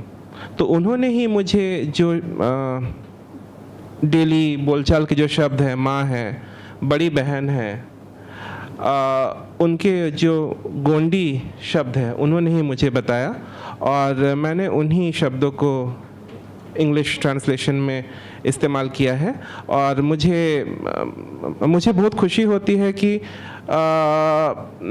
ये जो उपन्यास है, जो मैन्युस्क्रिप्ट है फर्स्ट ट्रांसलेशन का, इससे सबसे पहले उसी समुदाय के एक इंसान ने पढ़ा। तो मैं हमेशा ही रोजी गावड़े जी का जो मदद रहा, जो सपोर्ट रहा, मैं उसको हमेशा से एक्नॉलेज करता हूँ। और रही बात काले अध्याय के उन पोर्शंस की जो मुझे बहुत अच्छे लगे, सबसे पहले तो हाथी वाला पार्ट, क्योंकि उसी भाग के चलते मैंने I chose to translate this book. Also वो जो बहन का कैरेक्टर है, जो खामोश रहती है, कुछ नहीं बोलती हैं, लेकिन इतना पावरफुल है, एक क्या कहेंगे, एक तरह का जैसे इस कहानी में लड़के के जो जेब में एक पत्थर रहता है, जुनून, जिसका नाम लड़की ने रखा जुनून, और अपनी बहन का नाम उसने रखा खामोशी, सो जिससे it derives the title I need my sister silence. लेकिन वो जो जुनून है वो उस बहन के मन में भी है, राइट। वो कुछ बोलती नहीं है लेकिन वो कर दिखाने में विश्वास रखती है। तो उनका जो इंटरेक्शन है अपनी सौतेली माँ के साथ में, सौतेली माँ जो है वो अत्याचार करती है बहन पर, और चूंकि ये जो लड़का है वो उसका इतना लगाव है अपनी बड़ी बहन से, तो वो अपने बेटे से भी नफरत करती हैं। सो वो जो इंटरेक्शन है सौतेली माँ और बेटी के बीच में, वो इंटरेक्शन प्लस जो आपके ऑफ कोर्स हाथी वाला पार्ट तो था ही, लेकिन जहाज़ का जो डिस्ट्रक्शन का सीन था कि समय से पहले जहाज़ को डिकमीशन कर दिया गया, उसे स्क्रैप के रूप में तोड़ा गया, तो ये सभी कुछ थे जिससे मुझे लगा कि हाँ मुझे इसको ट्रांसलेट करना चाहिए। बट ऑफ कोर्स जो बस्तर की जो सेटिंग है कोयतुर लोगों के बीच में, the elephant episode and the sisters character, so these are the ones which actually push me to translate this book. जैसा कि हम जानते हैं कि जिस तरह के समय में हम रहते हैं, कई बड़े सवाल और गंभीर सवाल आप लोगों ने अपने लेखन में और ट्रांसलेशन में दोनों में आपके आए। कई जगह आपने उसका उल्लेख भी किया शुरुआत में कि कई जो व्यवस्था विरोधी तत्वों के महिमा मंडन का आरोप आप पे लगा। मैं जानना चाहूँगी कि किसी भी लेखक को या किसी भी इंसान को विचारधारा के खानों में बांट करके देखना आज आम बात हो गई है। आपने उस पे बात अभी की है, आपकी प्रतिक्रिया क्या रही, आपके लिए सवाल, और हंसदा जब ट्रांसलेशन इसका हुआ कि आपको भी इस तरह की कोई प्रतिक्रिया आई?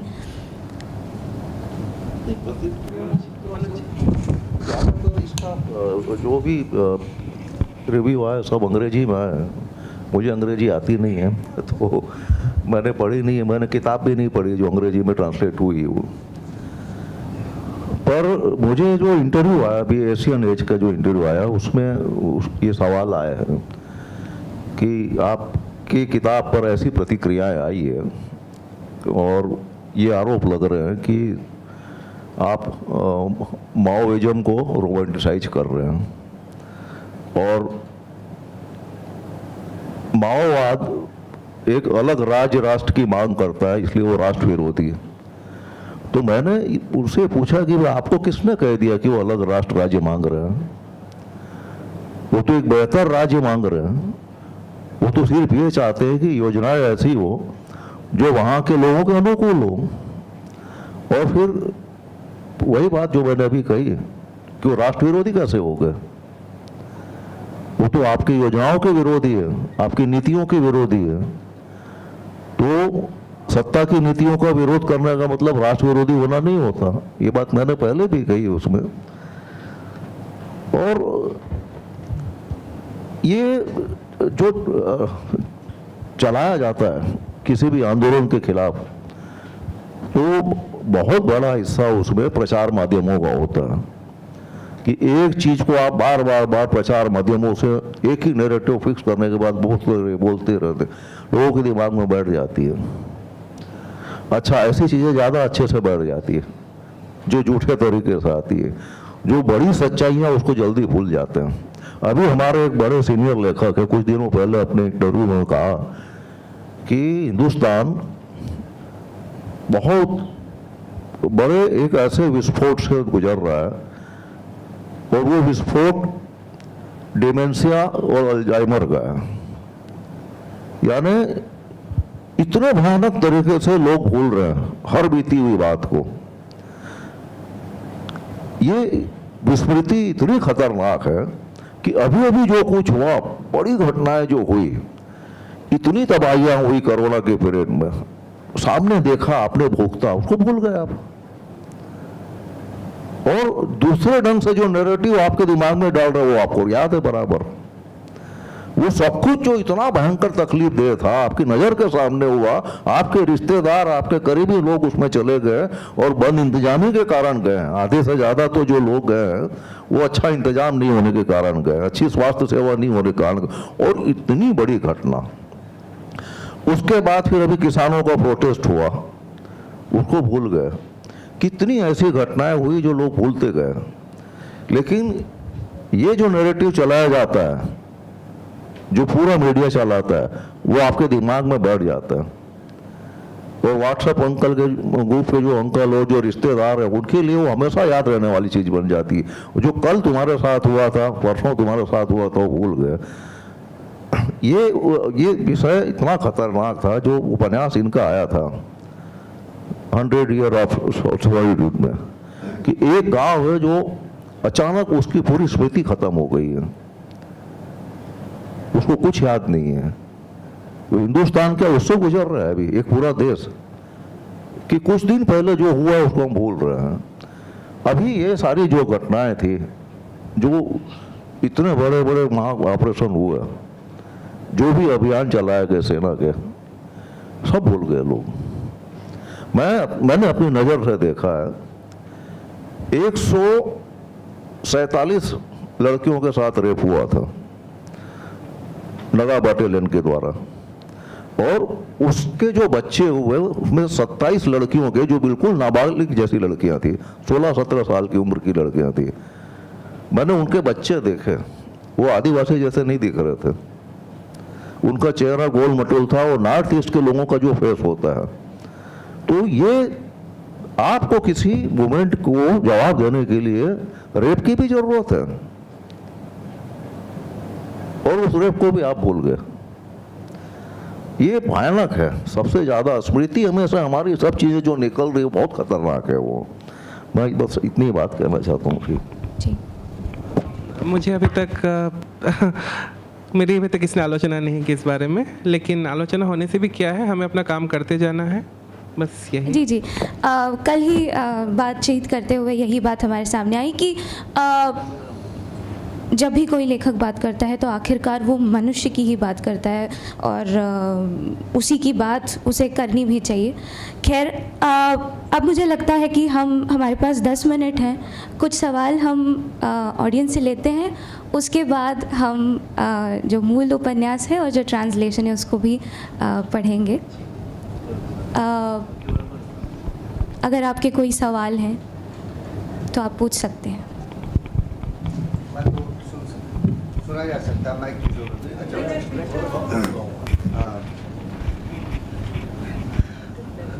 मनोज भाई का यह उपन्यास के बारे में मैंने पढ़ा ही, मैंने स्वयं नहीं पढ़ा लेकिन मैंने इसके बारे में पढ़ा है। इसमें एक जो माओइस्ट जो एक वायलेंस या उसके प्रति जो दमन की पूरी की का जिक्र जो आता है, चूँकि मैं प्रशासन से भी जुड़ा रहा हूँ तो इसलिए मुझे एक सवाल करना है। अभी आप कह रहे थे कि जो हिंसा है,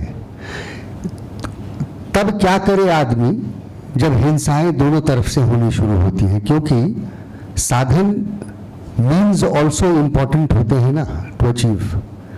अगर कोई हमारे सुनियोजित ढंग से अगर कुछ नहीं हो पा रहा है तो उसके लिए ठीक उल्टा दूसरों को मारना, रेप करना, बंदूकें लूट लेना, हिंसा करना और हिंसा से चीज़ों को दखल करना या ज़बरदस्ती कायम करना, ये कितना सटीक या कितना समीचीन कहेंगे आप? बोलो, ये आ रही आवाज बराबर आ रही ना? ये आप चूंकि प्रशासन से जुड़े हैं तो बहुत अच्छे तरह से जानते होंगे कि चाहे मामला जंगल के बीच के माओइज्म का हो, चाहे हमारे जो बॉर्डर वाले इलाके हैं, बॉर्डर के आसपास के इलाकों में जब एक तरफ से मिलिटेंसी होती है और एक तरफ से मिलिट्री होती है, तो दोनों की जो भी फाइट होती है, जिस तरह की भी होती है, जिस तरह से भी लड़ते होंगे, उसमें बीच में जो लोग होते हैं, और ठीक वैसा ही इस मूवमेंट में बीच के जो लोग थे जिनको कोई लेना देना नहीं था। मैंने उपन्यास में ना तो माओइज्म को फेवर किया है, ना राज्य की हिंसा की आलोचना की। मैं ये कहना चाह रहा था कि ये हर बार जब भी सेना कोई बड़ा अभियान चलाती है तो हजारों लाखों लोग ऐसे होते हैं जो उस मूवमेंट के चपेट में आ जाते हैं। तो उसका क्या किया जाए, उसके लिए कौन दोषी है, और फिर वो जो नुकसान उनका हुआ है उसकी भरपाई कौन करेगा? आप ये देखिए कि भाई आप इतना बड़ा जो युद्ध है वहाँ पे जो कोहराम मचा हुआ, आप लेखक के ऐसे से आप इसका पक्ष ले या उसका पक्ष ले, उसका कोई मायने नहीं रखता। लेखक का असली पक्ष वो है जो पीड़ित है ना। उसके अलावा मैं किसी का पक्ष नहीं लेता। जो पीड़ित आदमी है वही मेरे लिए मुख्य केंद्र है। उसकी विचारधारा क्या है उससे मुझे कोई लेना देना नहीं है। मुझे आप लेफ्टिस्ट कहिए, राइटिस्ट कहिए, मुझे कोई फर्क नहीं पड़ता। मैं एक इंसान की बात करता हूँ कि उसको तकलीफ क्या हुई है। तो मैंने पहले भी ये बात कही कि जहाँ पत्रकार का और सामाजिक कार्यकर्ता का काम खत्म होता है, वहाँ से लेखक का काम शुरू होता है। ठीक है, बस यही कहना चाहूँगा। एक सवाल मुझे,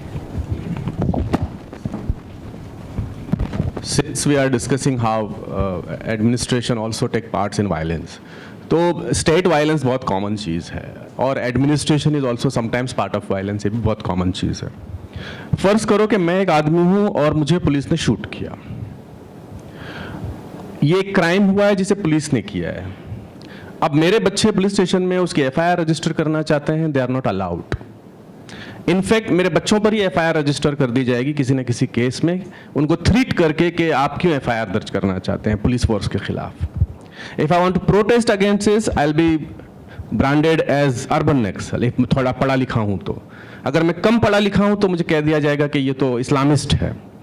तो ये जो इतना वायलेंस हमारे समाज में है हर जगह, जिसमें administration, police, even judiciary is protecting administration and violence, इसमें हम लोगों के लिए जो लेखक हैं, साहित्यकार हैं और अपनी भूमि से और अपनी संस्कृति से प्यार करते हैं, क्या रास्ता बचता है सर? आपसे भी पूछूंगा और आपसे. नहीं, मैं नहीं बताऊंगा प्लीज.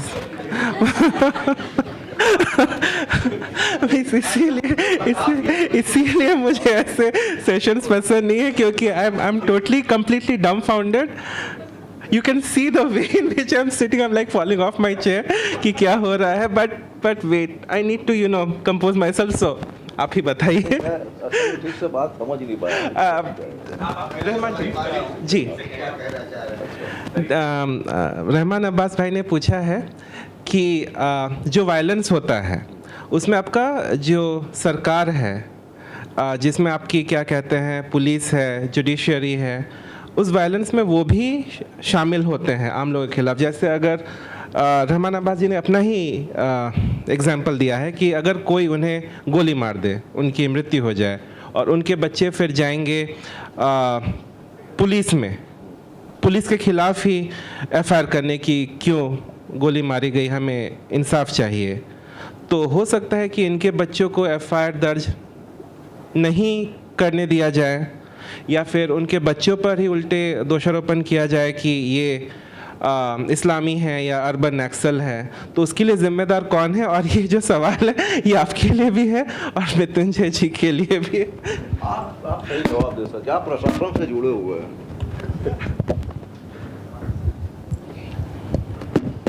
आपने सही में you have put your fingers into the hornet's nest. देखिए, आप जिस स्टेट वायलेंस की बात कर रहे थे, हमें सबसे पहले ये स्वीकार करना पड़ेगा, गांधी जी भी कहते थे state is a necessary evil. State की ज़रूरत आपको क्यों पड़ती है कि ना. दिनकर ने अपनी कविता में बड़ा अच्छा कहा है, नृप चाहिए तुम्हें जो कि पशुओं की भांति चराए. तो हम पशु होते क्यों हैं? पहले हम पशु होते हैं इसलिए किसी को चराने की जरूरत पड़ती है, हमको हाँकने की जरूरत पड़ती है. And that is where the state comes into the picture. The moment state comes into the picture, all the machinery, चाहे वो पुलिस हो या सिविल प्रशासन हो या जितनी भी स्टेट मशीनरी है, वो सारे के सारे आके उसके साथ इन्वॉल्व हो जाते हैं, because the state controls them, और उन्हीं के जरिए वो ये करते हैं. रहमान भाई ने अभी कहा कि अगर पुलिस शूट कर दे और हमारे बच्चे केस करने जाते हैं तो केस नहीं होता. ये आम बात है. आज भी आप थाने में, जब हम लोग नौकरी में आए थे तो ये हमारा मकसद यही होता था, पहले सोचते थे कि हर आदमी का हक है वो जब थाने में जाए तो उसकी सुनवाई हो. और आपको यकीन से मैं कह सकता हूँ कि आज भी बिना हम लोगों के फ़ोन किए एक एफआईआर दर्ज करने में नानी मर जाती है लोगों की. आप एक एफआईआर दर्ज कराने की कोशिश कीजिए पुलिस में, आपको पता चलेगा. तो स्टेट मशीनरी काम करती ही ऐसे हैं, उनका हमेशा हर चीज को निगेट करने का होता है. अपने को प्रोटेक्ट करो, दूसरे को निगेट करो. This is how the state works and this is the reality. इस रियलिटी के बीच में फंसे हुए जो पीड़ित लोगों की बात जो मनोज भाई कर रहे थे और अपने उपन्यास में भी उन्होंने किया, इसमें कोई शक नहीं है. एक कवि और लेखक होने के नाते कई बार ऐसी स्थितियों का सामना हमें करना पड़ता है where you do not know how to react, because in front of you whom you are supposed to go and address and engage, some of them are your own friends with whom you go share poetry, you go and have discussions, and then what do? You know what do? I take the advantage of the melee, I get into them and very quietly tell them, get lost. Because that's no option. I am under the, if I am working as a state machinery, I am under the control of the administration, and I am under instruction and order. If I do not follow, that will cause another chaos in the society, which will be addressed by nobody. Then there will be a chaos, there will be anarchy.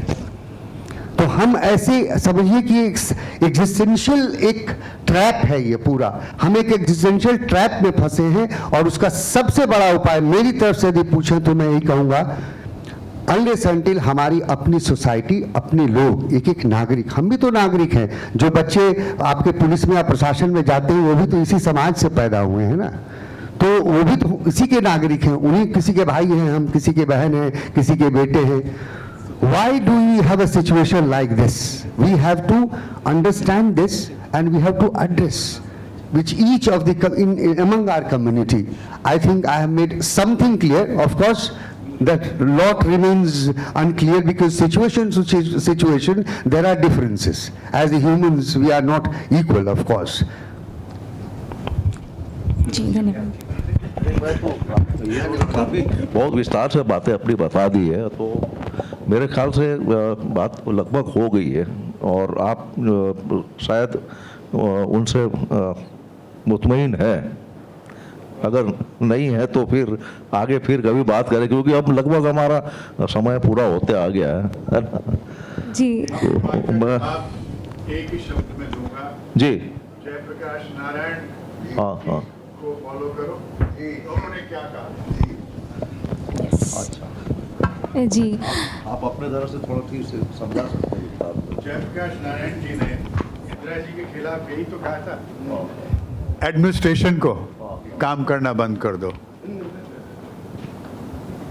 ठीक होता है वो sir, जब कोई बड़ा, मैं ऐसा हमेशा लगता था, और आपने तो देखा है नज़र के सामने इमरजेंसी का जो पीरियड था, उस समय भी ये हुआ था कि भाई देखिए, आमतौर पर राज्य मिशनरी अपना काम करती रहती है, लेकिन कोई ऐसी पावरफुल सत्ता जो अपने अधिकार क्षेत्र को नाजायज तरीके से बढ़ाते हुए एजेंसी को कैप्चर करती है, जब तब ये दिक्कतें और बढ़ जाती है. फिर उसका अपना जो एजेंडा है, जैसे वो यूपी में ठोक देना, हाँ हाँ हाँ हाँ जब स्टेट स्टार्ट्स स्पॉन्सरिंग टेरर, हाँ हाँ दैट्स रॉन्ग, इट्स इलीगल, होता है वो. फिर उसके बाद वो पॉलिटिकल एजेंडा जो है ना, वो डंडे की तरह काम करता है, वो सारे एजेंसी के ऊपर पड़ता है. वो एजेंसी में आप जैसे पाल पुलिस में काम करने वाले, दूसरी जुडिशरी में काम करने वाले, सबके गले के ऊपर तो पंजा लगा हुआ है. कौन बचा हुआ है? कहाँ बचा हुआ है कोई? और कितने तरह के दबाव आ रहे हैं, कैसे कैसे दबाव आ रहे हैं. तो आप उसमें ये सोचिए, कैसे सकते हैं कि जो पुलिस वाला जो बैठा है, वो अगर किसी अगर मुसलमान का मर्डर हुआ, उसके बच्चे को अगर रिपोर्ट दर्ज कराने जा रही है, अब वो जो दर्ज करने के लिए रिपोर्ट बैठा है, जो एफआईआर लिखने के लिए बैठा हो, तो अदना सा एक छोटा सा मामूली कर्मचारी है वो. उसके ऊपर कौन है, उसके ऊपर कौन है, वो कहाँ से चीजें चलती हुई आ रही है. तो ये मैं हमेशा कहता हूँ कि जब कोई बड़ी लड़ाई होती है, सुरक्षा कर्मी जो होते हैं वो भी इंसान है. इस उपन्यास में एक जिक्र है कि नगा बटालियन का जो कमांडर है, वो और इस उपन्यास का नैरेटिव दोनों आमने सामने हो गए. अच्छा, दोनों को जो है ना लड़ाई नहीं करनी थी, खून खराबा नहीं करना था, और आंखों आंखों में समझ गए. वो एक दूसरे को देख करके आंखों आंखों में समझ गए कि अच्छा, इसके पीछे पूरी आदिवासियों की डरे हुए आदिवासियों की फौज थी, क्योंकि रात में कॉम्बिंग ऑपरेशन हुआ था और अब एक और बड़ा अभियान होने वाला था. तो सब आदिवासी भागना चाहते थे उस क्षेत्र से, और ये गलती से उसका नायक बन गया था. अब एक आदमी अकेला जा रहा है, उसके पीछे हजारों लोग हथियार लेकर के आ रहे, सामने से बटालियन आ गई. क्या नहीं हो सकता था उसमें. लेकिन मैंने उस उपन्यास में एक रास्ता निकालने की कोशिश की. तो आप पढ़ेंगे तो आपको समझ में आया कि ऐसी भयंकर स्थिति में जहां हजारों लोग सामने शस्त्र लेकर खड़े हैं और एक पल में चीज बिगड़ सकती थी, लेकिन वहां उपन्यासकार ने अपने ढंग से उस दृष्टि का काम लिया है कि कैसे इस हिंसा को टाला जा सकता है. और एक कोशिश उसने की और कोशिश कामयाब हुई। और उधर से नागा बाटियान के लोग आए, इधर से ये आदिवासी लोग गए, और बीच में जो रास्ते में पेड़ पड़े हुए थे, अवरोध पड़े हुए थे, दोनों ने मिल करके हटाए। दोनों कौन थे?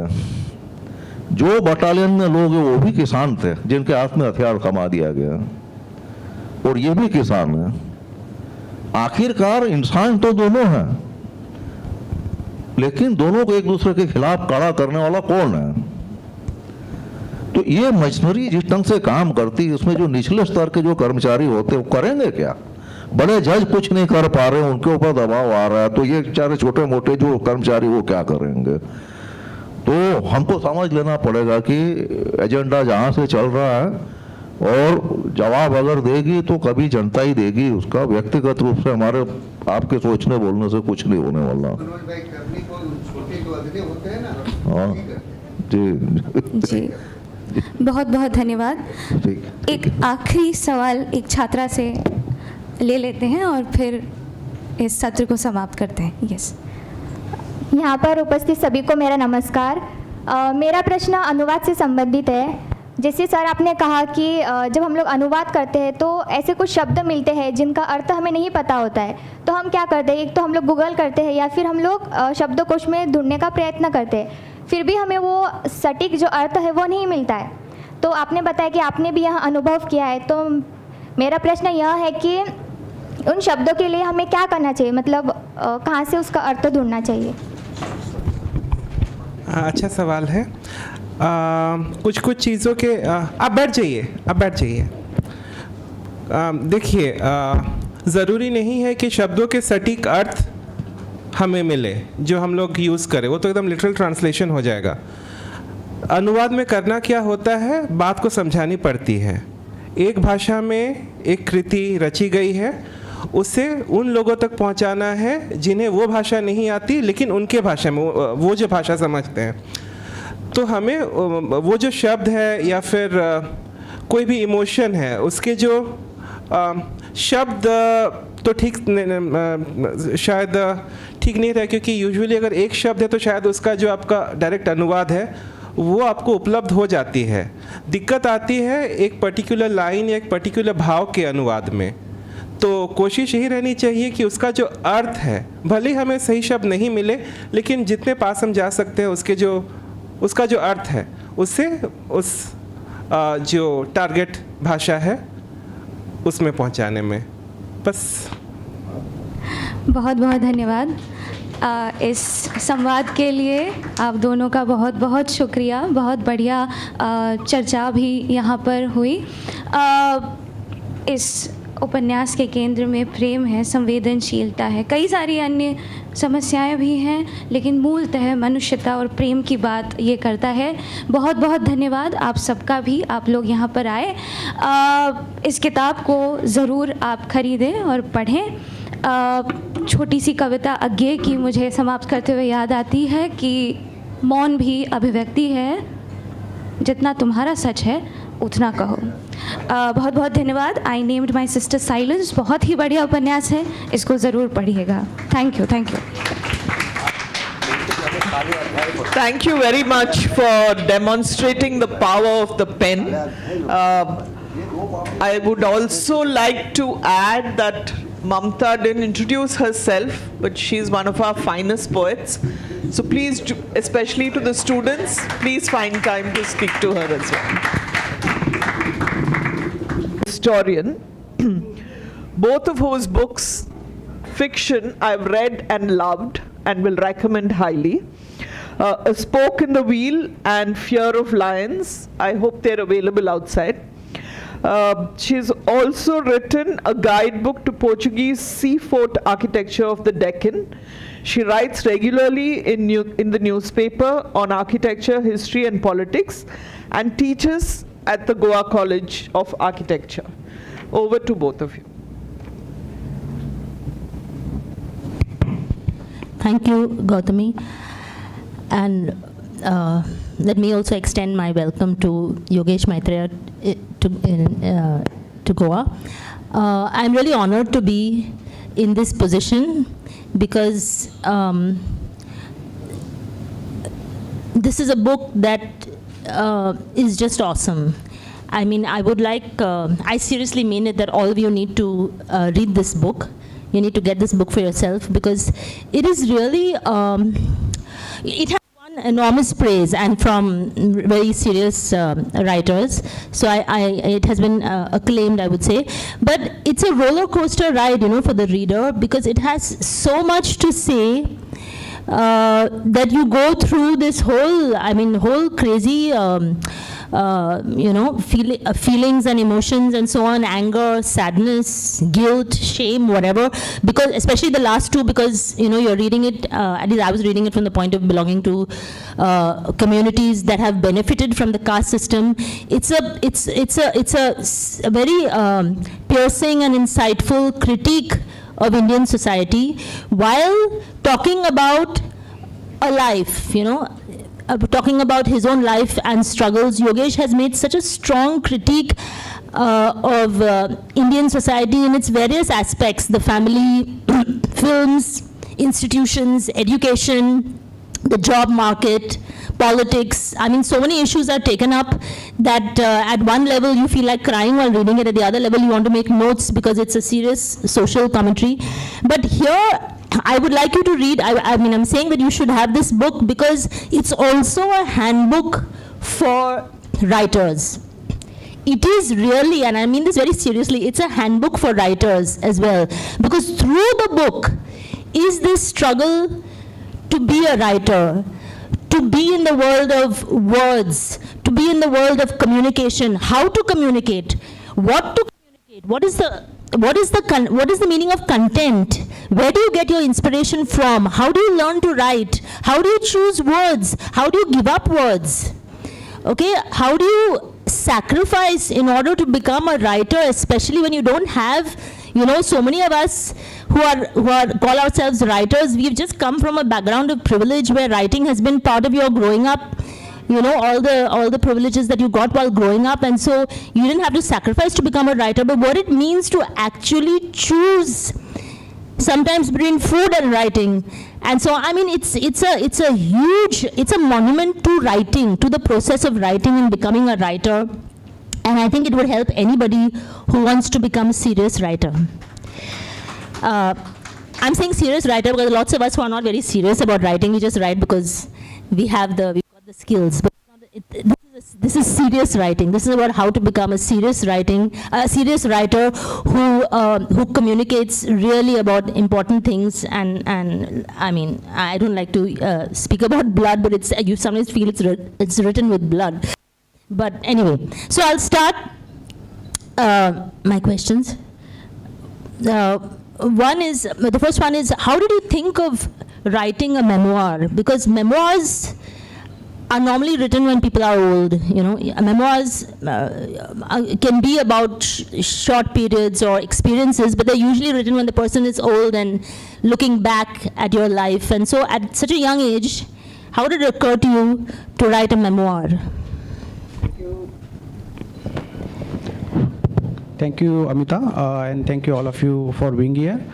To address to your question, I would like to say, I mean, it was not in my mind, like I have started writing this memoir during COVID 2020, post-July, and like, that was a period like I just like got, whether you can say kicked out or something from the TSS hostel with the virtue of notice, like that you have to vacate and all these things. So for me, just like a like feeling uprootedness once again, that I wanted to come here, be here, like in one way or another, and then the society as whole, or like as the state as a power system, the structures, everything is there at the play, and then one day you feel that okay, like now you have to move on from here because you are not allowed to be here anymore by one way or another. So I was like, I shifted, like I went back to like millions of people. I went back to my home, and then I was just reading a couple of books. I knew nothing about pandemic and all, and I thought it would just go in some time, and I had a couple of books which I was reading second time, third time, because I was not able to carry all the books from my hostel. So I was reading basically. I was like also like there was a moments when like I could feel panic because of the COVID. You know, like we all have had this memory like passing of the ambulance frequently. You know, like I mean, and the news stories and everything is what we were consuming during that time through mobiles and all. So there was also a moment of panic and all. And one day I got I was. By that time, I have written one poetry book, one short story book. So I was thinking about what I was writing and like where from, because I grew up reading English literature from Indian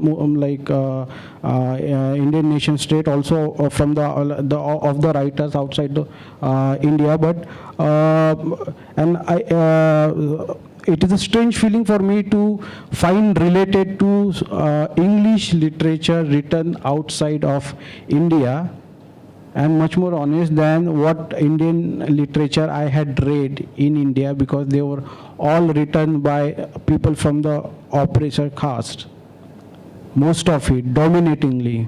So I never found my language I never found myself in this language called English, or in the business of this language.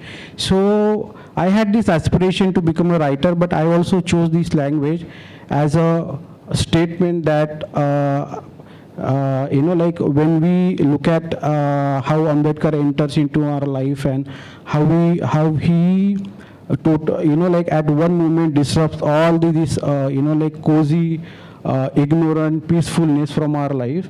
So that happened once you start reading Ambedkar seriously, and that is where I found that, like, when I got a mail from the publisher that if I am interested in writing something, I thought it's a big publisher. I myself is a publisher, but I thought it very practically, like, and why not, like, why not this space, the civil societies, the cultural industry. I also have a stake in everything in this country called India, right? So I am not in the margin, I am not in the center, but what I deserve, I will get. So when I imagine English language as that business, I'm going to like claim my stake here, because I also have. So language become a tool for me. I was born in Nagpur, where we speak Marathi, Varadi, in mix. It's a different language. The way Marathi is understood in Goa is very different, spoken in Vidarbha.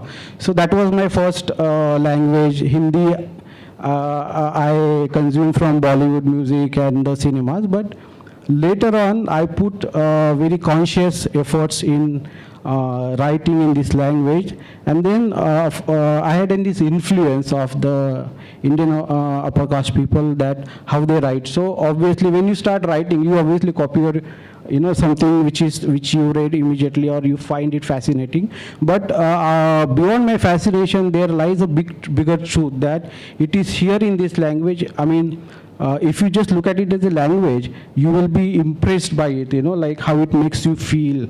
But then you are not there, right? You are not there. You as a reader, you somebody like who has a major stake in this country, you are not there. So I wanted to claim that, and that is why I decided that. When the question of what I would like to write came in my mind after that email, I was like, I can write about my life, and why not? Because sometimes a single moment is, like capable of disrupting all the cozy, ignorant conveniences from your life, your comfort and everything. So, and I thought the way I lived and all, I never found significance into that, because what English I read, there were no stories to address the kind of life I led, or the life which millions of people like me have lived so far.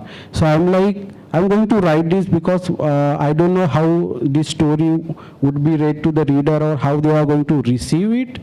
But it is very important for me to enter in this space, this language, in this way, so that people will, at least, not that they don't know, everybody knows the existence of caste. The more higher you are, the more you are likely to hide it, because it benefits you, right? But everybody knows what caste is, because we live here.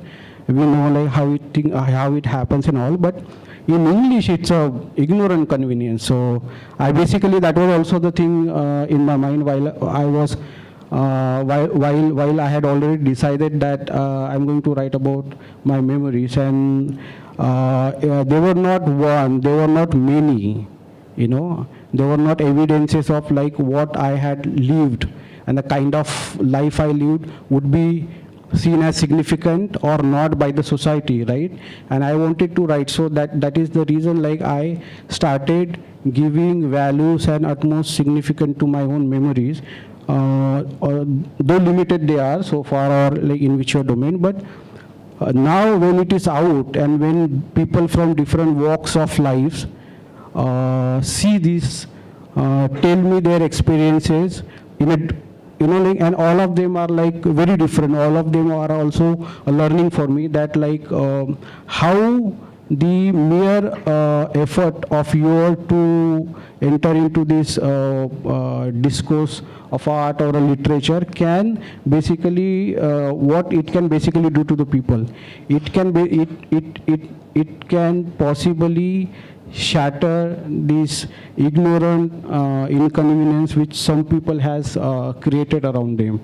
So now I think it's people's remarks or their comments or their expressions about it tells me a lot of it. Like I made a, you know, like a just choice.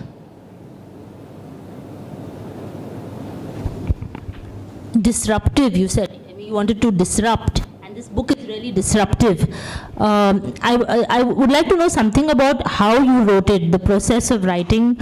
Was it that you just decided, because you know there are so many separate issues in it. There is the whole discussion of your family and families in general, the mother's role, especially the father's role, and what they have gone through, how they have suffered, how they have sacrificed. The sheer generosity of your parents, I mean, comes through so strongly right from the first page, I think, till the last page.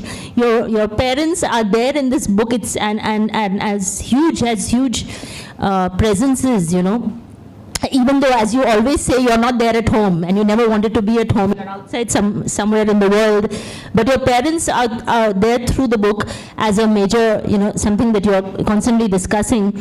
There's that. Then there's your experience of films and Bollywood, and then right from films like Border to films like Fandry, you know, and what these films are actually saying. Then your discussion of politics, then your discussion of Ambedkar. So I want to know that, did you choose these issues?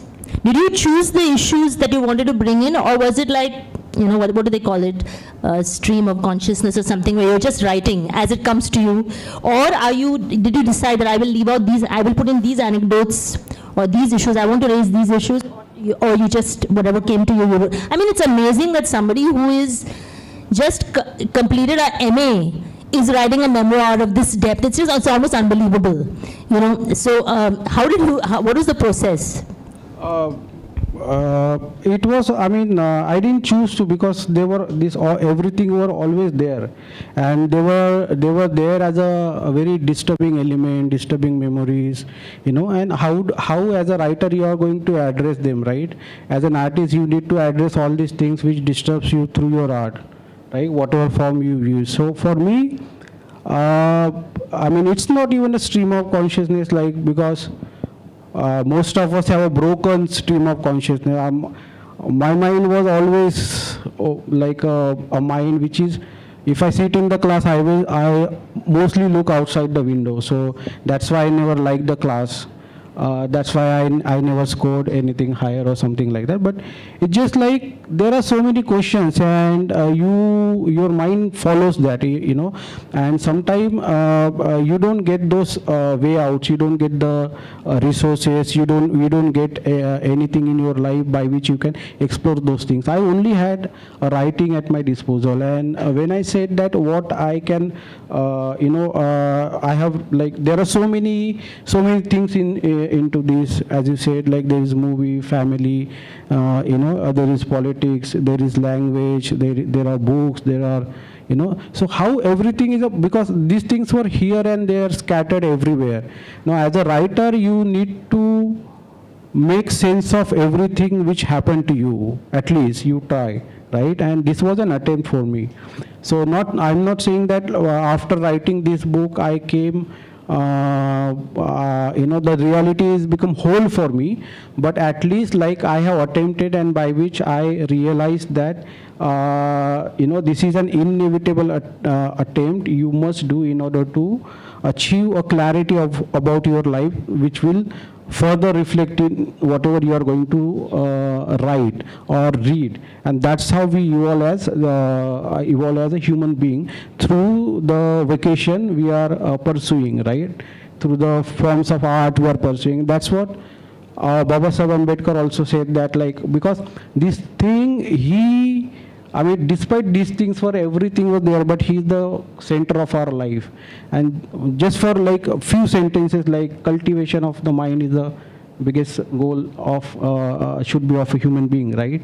So we don't know what it means from the as a child. We started just hearing these quotes in sabhas, in Buddhist prayers, meetings in the evenings and all. But it basically you slowly started getting a sense of it as you go along with the life, as you struggle, as you decide to face, as not as against when you decide to give up.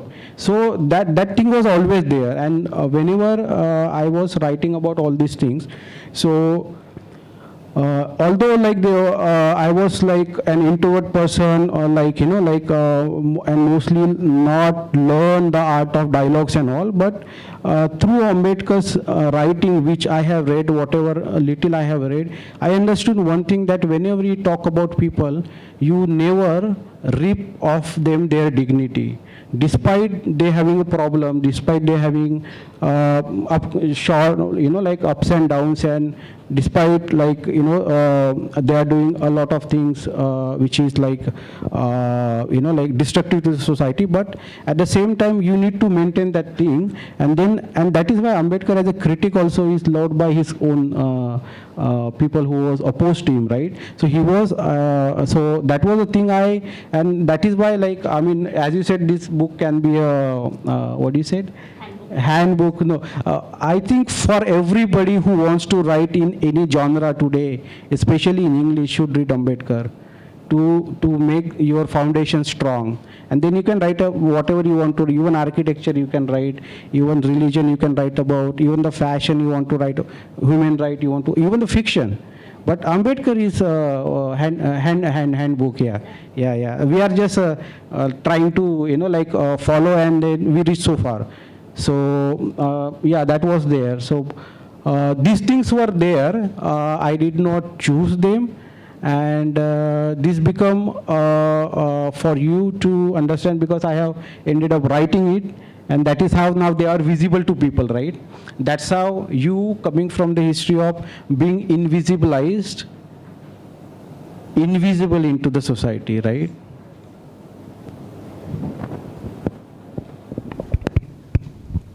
Could you expand a bit more about the relevance of Ambedkar's ideas for our times? Because these times have been, the times that we are going through right now have been seen by some commentators as really like a collapse of India in some ways, the end of Indian democracy, the collapse of Indian institutions, and so on. This is how some people see the current scenario, okay, these last few years, what's happening in India. On the other hand, there are others who say that India was never a very strong democracy at all, and Indian institutions, including educational institutions and others, were never ever very democratic or inclusive. But so anyway, so there are contrasting views on the current situation, but there's quite a lot of people who feel that we are in a significant moment for India, okay, right now with under the current government and what they have been doing. So I would just like to ask you, you've discussed Ambedkar a lot here, and how he has, and as you said, now he is the handbook for all writers. That's a great idea. I agree also. But what do you think about his relevance for today's politics and the political situation that we are in? Could you give us your opinion? Yeah. So Amita, I'm not a scholar of the politics or even a sociology, or I'm a poet. So I understand what I want to understand in that way.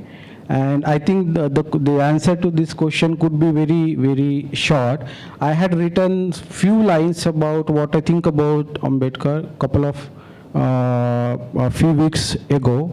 I can read, and those who are still surrounded with some poetry would get what I want to say about it here. So can I? Yes. I need to take my phone.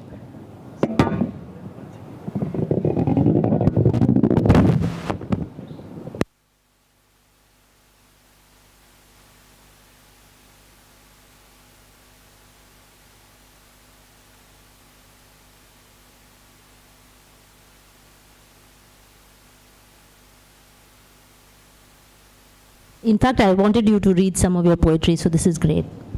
Okay.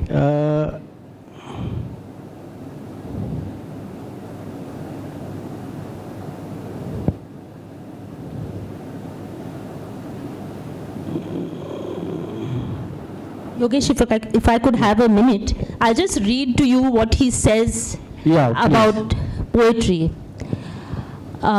Just a small passage. Encountering the poems of Namdev Dasal was also a crucial step. Reading his poetry and his thoughts about literary tradition in caste society freed me from the dilemma of language. I began to sense that poetry is not discipline. Poetry is madness. And madness is exclusive. It is unique.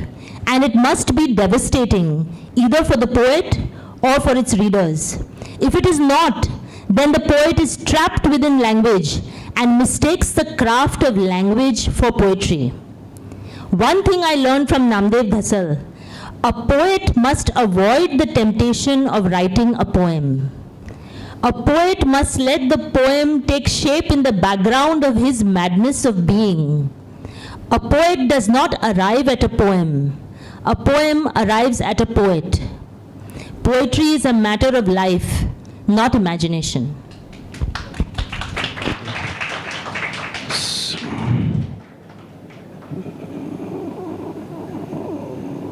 One second. Oh. So this is how Ambedkar, I imagine Baba Saheb Ambedkar, a man who was rejected and erased in the past, had accepted all of us in his idea of justice and equality, is a romantic movement in the history of the society. We must fall in love with this movement. We must fall in love with Ambedkar. So, because I'm not somebody who can keep elaborating or putting up referring theories and ideas and all, but this is how because when I mention love, I don't mean it's something it's far from romantics. It's very intellectual. It is intellectual because it talks about each of us. It talks about each of us in a sense of when I mention is cultivation of mind. Because when as Baldwin said that the role of a art and the role of a lover is same, right? If I love you, it is my duty to make you conscious of the things you don't see, right? Ambedkar shown us our own vulgarities, our own vulnerabilities, our own insanity, and how inhuman we can be. So it is up to us to fall in love with him if we think that what has happened, if we can change from now.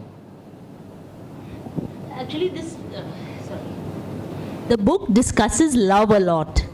Love at the level of, as you said, the non-romantic, the political, and so on, but also love at the level of romance and personal relationships. But there is a beauty in how you speak about. I don't have that passage to read right now, but you mentioned this fact that for a community that was in that sense, in a sense, denied love by the rest of society, and denied the opportunity to love freely even among themselves because of the sheer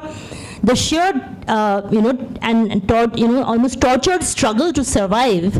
Okay, in that Ambedkar represents love. Ambedkar is love, and and his the feeling and the expressions of Ambedkar for his own community has been an expression of love, which has been so empowering, and so that I think is one of the very powerful ideas in this book. Yeah. So love is something which is like really examined in many ways in this book. That's one of the powers of this book. Maybe we can throw it open to questions. I mean, I have more questions of my own, but I'll stop for a minute and see if anybody else would like to. Yes, please. Could you just introduce yourself and then start? My name is Kuldeep Kamath from Vidya Prabodhan College. Can I speak in Hindi? Right. Okay. So Ambedkar ji Dalit साहित्य का प्रेरणा स्थान है और मराठी में तो बहुत सारा दलित साहित्य लिखा गया है और जब भी कोई लिखता है या कोई उस दिशा में जाता है उसका साथ आम्बेडकर ही रहता है, लेकिन हाल की घटनाओं से ऐसा लगता है कि जो आम्बेडकर के विचारों के आम्बेडकर को पूछते हैं या आम्बेडकर के विचारों को मानते हैं, वही जो बात करते हैं या अपनी कुछ बातें करते हैं वो उससे विचारों से विपरीत होती है। यानी कुछ कर्मकांड हो या और कोई बातें हो, नाम तो अंबेडकर जी का लेकिन काम तो उनसे विपरीत है। और दूसरी बात यह है कि अंबेडकर ने शोषितों के बारे में कहा था, लेकिन यही लोग कुछ जो वर्नरेबल अलग समाज है उसके विपरीत जाते हैं। तो ये जो बात है अंबेडकर का विचार सैद्धांतिक रूप पे और प्रत्यक्ष रूप में जो उनके जो फॉलोअर्स या अपने को फॉलोअर्स बता रहे हैं उससे विपरीत करते हैं, इसके तरफ आप कैसे देखते हैं?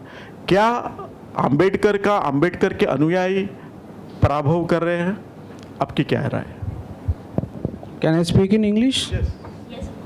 So what you just said, the last line is, it's not there.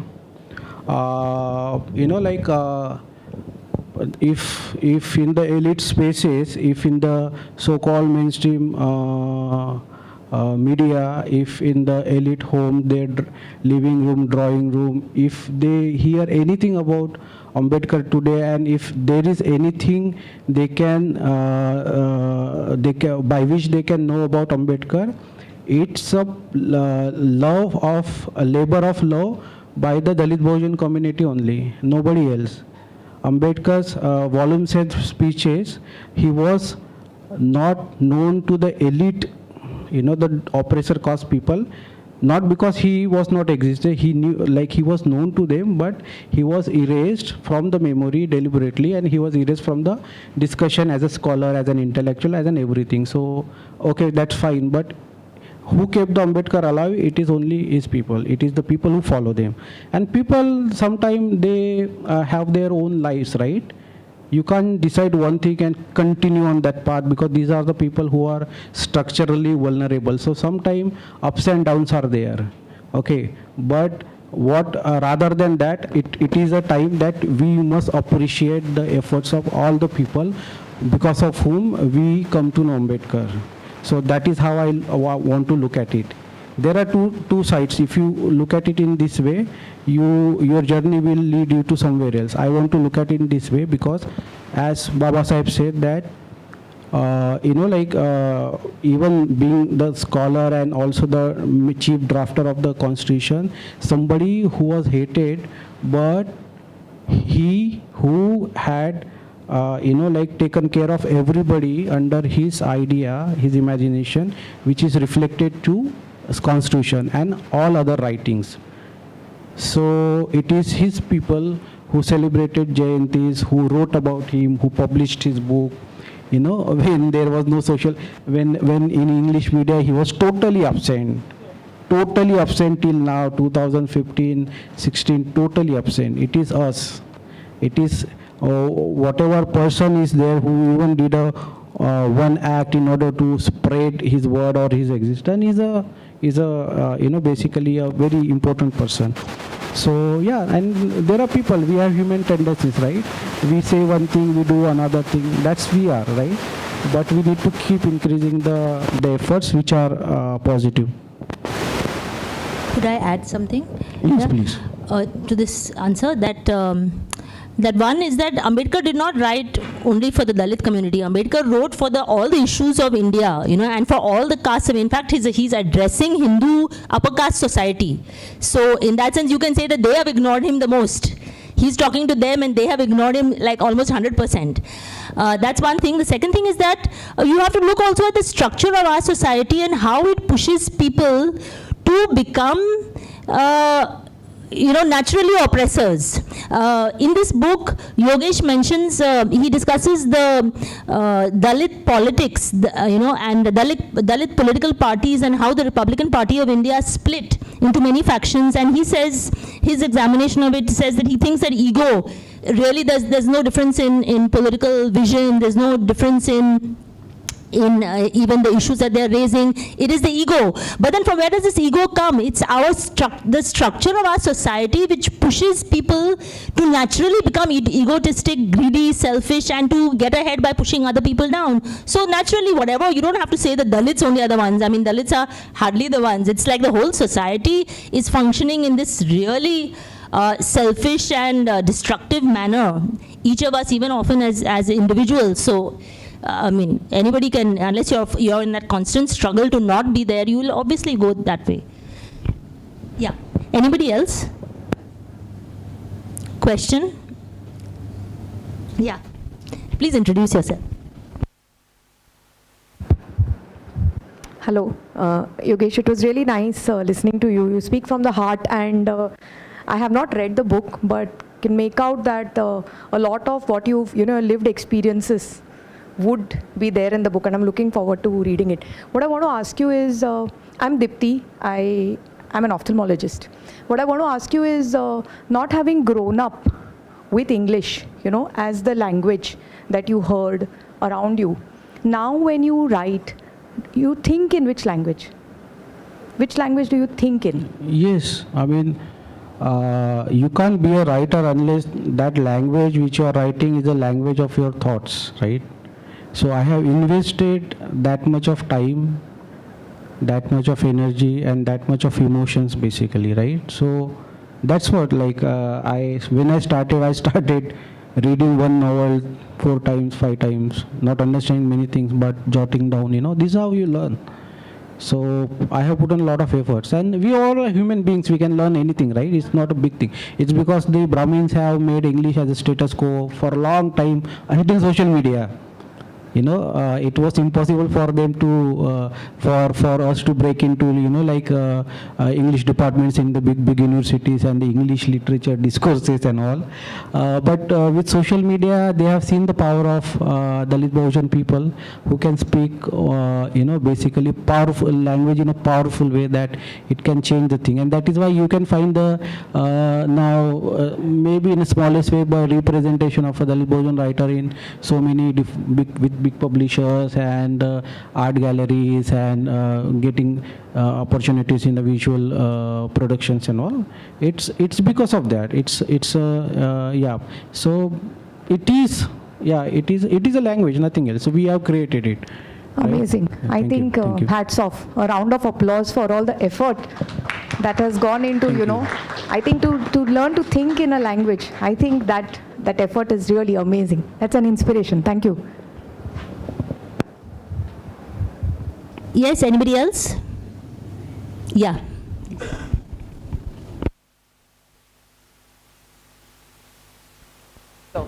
So I'm Gauri, and actually it's just an absolute pleasure to hear you and see you in person, because I have been ordering your books from Panther's Paw. I cannot recommend this publication house enough.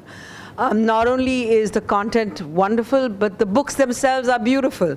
So I just really want to congratulate you on everything about the book, the books that you published. It's a tactile feast. It's a feast of reading. I just want to know, as definitely somebody that you would call an oppressor caste, how do you get us to become better allies? What is it that we do besides buying your books and reading them to really take that step to a more equitable society? So I know that's really not about the book, but it's so much part of what you write and your experience. I would just really like to hear your thoughts on that.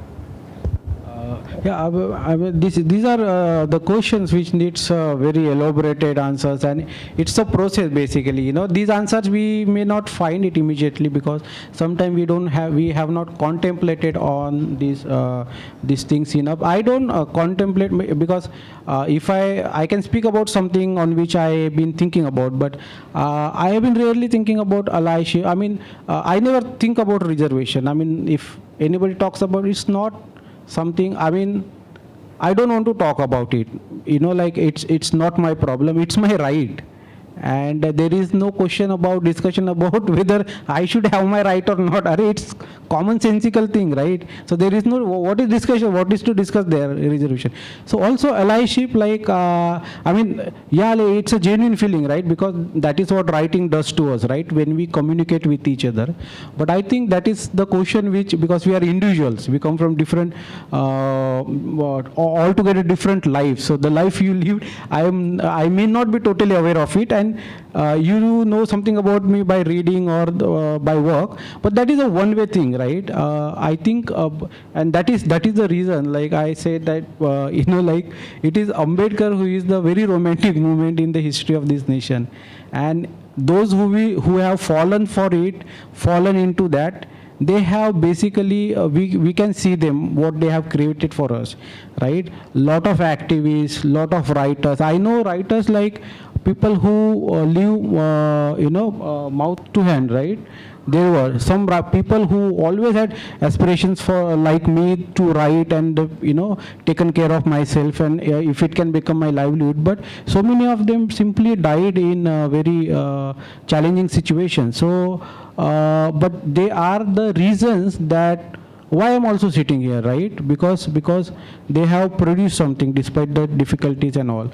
So this is the very new thing for the movement in itself, the allyship, because we never heard this word till 2010, 15, you know. Of course, in Maharashtra, when the Baba Sahib's movement was there, very strong, he also had people working with him as his associates who are from a different caste. Okay, so yeah, that's what you also need to read Ambedkar, that how pan-Indian, not only pan-Indian, but how world and the global leader he was, to understand his life and how he was dealing with the people and all. When these people were like, they have basically also dedicated their lives from the different communities for Ambedkar's movement. But this is a very new thing. I think it's a slow process, very slow, which you can't even decipher. But then you would get definitely, if you are working towards it, you will definitely get the results, right? So I can't claim that I know this, but only thing so far I can do is keep producing work, keep writing, keep producing new authors, you know, to the world, you know. And that is why I specifically work with Dalit Bahujan author, because that is what I am, right? That is where they fed me. So it is my time now to bring out many histories among them. So that's what I can do from my side. So yeah, I'm not very like I don't know like whether I have answered properly to your question, but I hope that. No, I think we're a very complex society. Very complex, yeah. There is no easy answers. Yeah, yeah, yeah. We're all grappling with how to change. But thank you. Anyone else? Last question.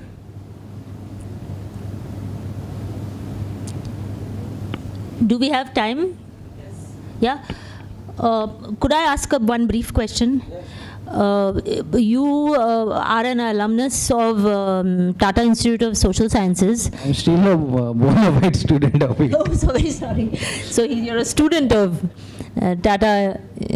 That's amazing. Tata Institute of Social Sciences, which is considered to be not just a prestigious institution of India at a national level, but also a progressive, socially conscious, institution. That was what, when I was studying in Bombay, I was like, we used to go there thinking that, oh wow, like they are really connected to the ground and all that. But you have some very interesting things to say about the education that people receive. in general in India, and also in these very prestigious and supposedly socially conscious institutions. So could you just expand a bit on that? I found that very interesting. What happens to students when they go there? What happens? What is your critique about this kind of education? I looked at it as a very, very interesting place. Yeah, for that matter, for that matter, any institution which is formed with the democratic idea, like where like your parents keep you within your caste, your school also keeps you within your caste because you are also minor, right?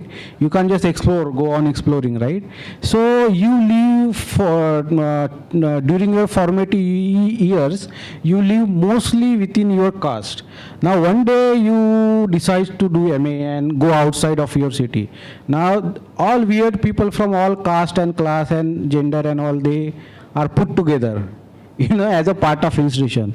And that's make the place very interesting, People can be anything there. They are conveniently ignorant. Some people are like, like they know but they try to be stupid. Some people are like very hyper conscious. All kinds of people. But this is where education of a writer happens among people, all sorts of people, right?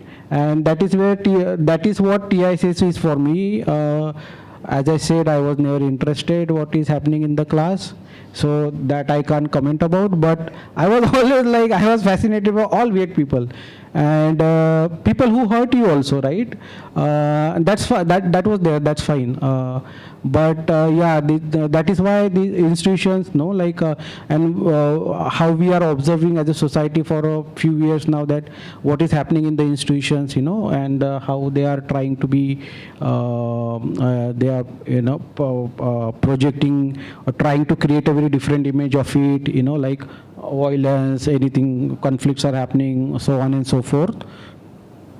But that's what even Baba Sahib learned, that when he went outside of India, and then he lived in America and like Europe for years, he had a thing to say. He said that during my stay in America and Europe, I have completely forgotten that I am an untouchable, which means that you see, I believe that in order to realize the change, we need two.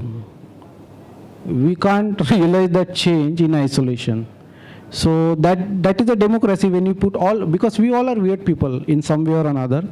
So when we are put some people from those communities and caste and classes, they are put together in a small campus, and then every day they have to see each other's face. Abhi tak to theek tha, iska chehra nahi dekhta.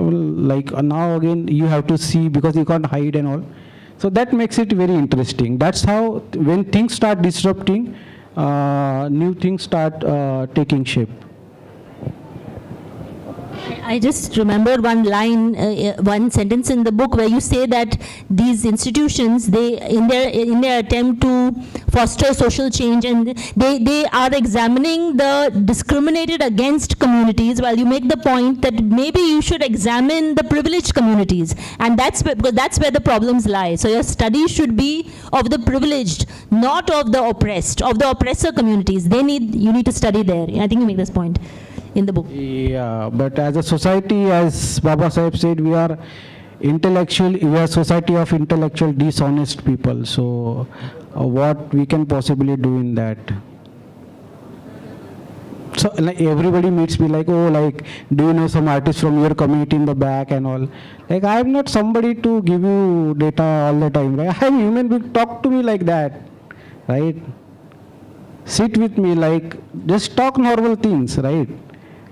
So this is the thing. Yeah. Yogesh, Maitreya, it was an honor and a privilege to talk to you. Thanks so much for this, and thanks all of you for attending, and please go out and get this book. Bye.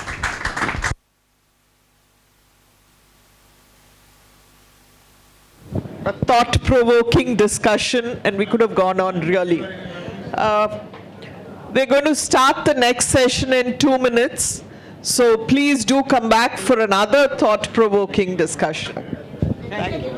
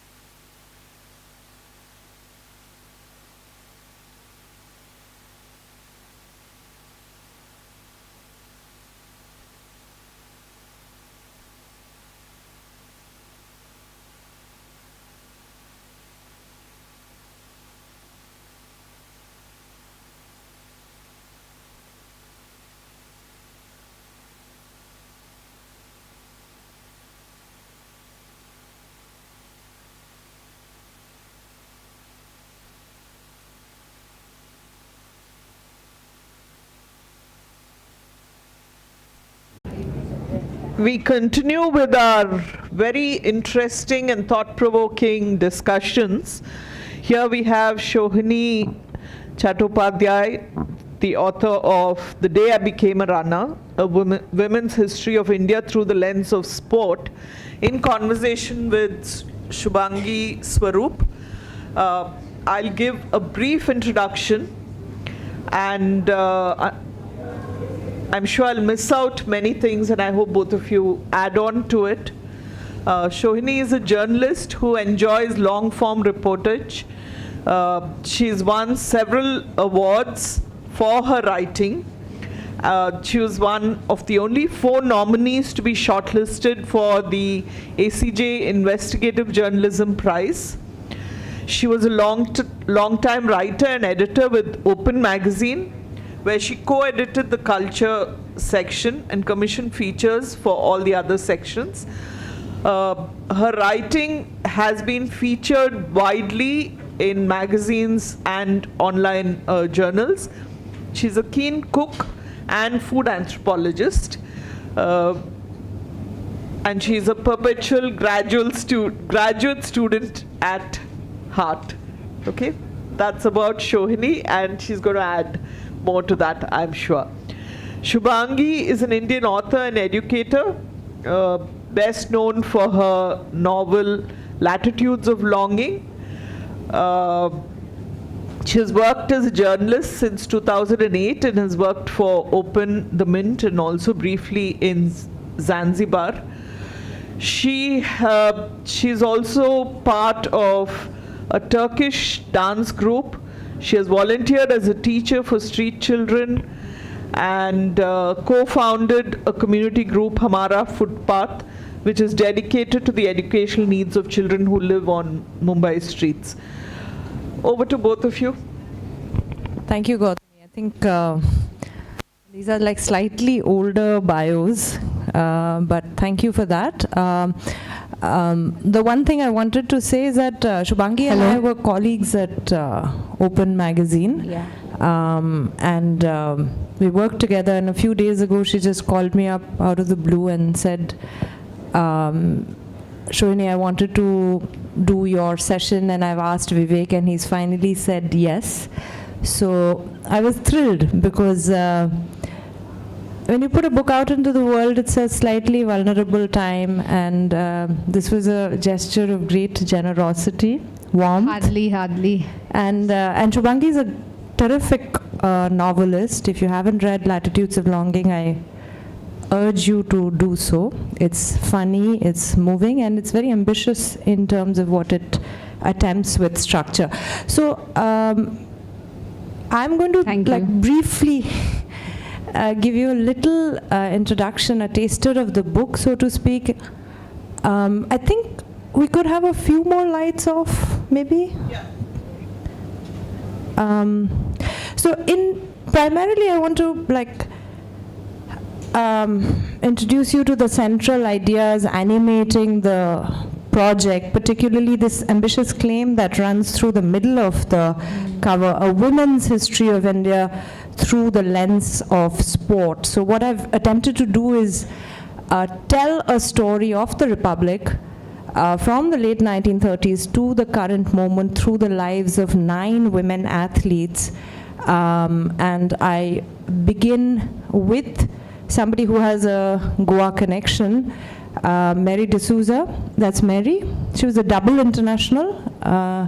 She ran track and played hockey for India, played hockey for more than 2 decades.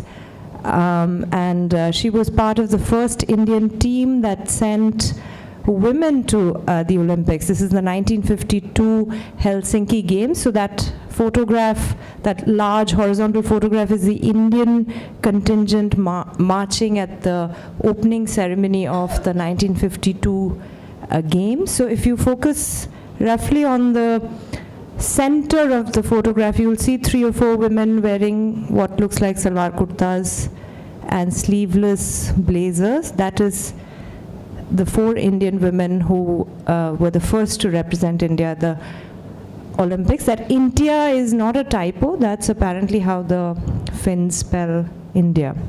So this is the official outfit of the Indian team at the 1952 games. So you can tell Mary by those lovely big girls. She's the one in the middle. And to her right is Dolly Nazir. Dolly swam. To her left is Nilima Ghosh. Nilima Ghosh ran track. And I couldn't get a picture of all four together.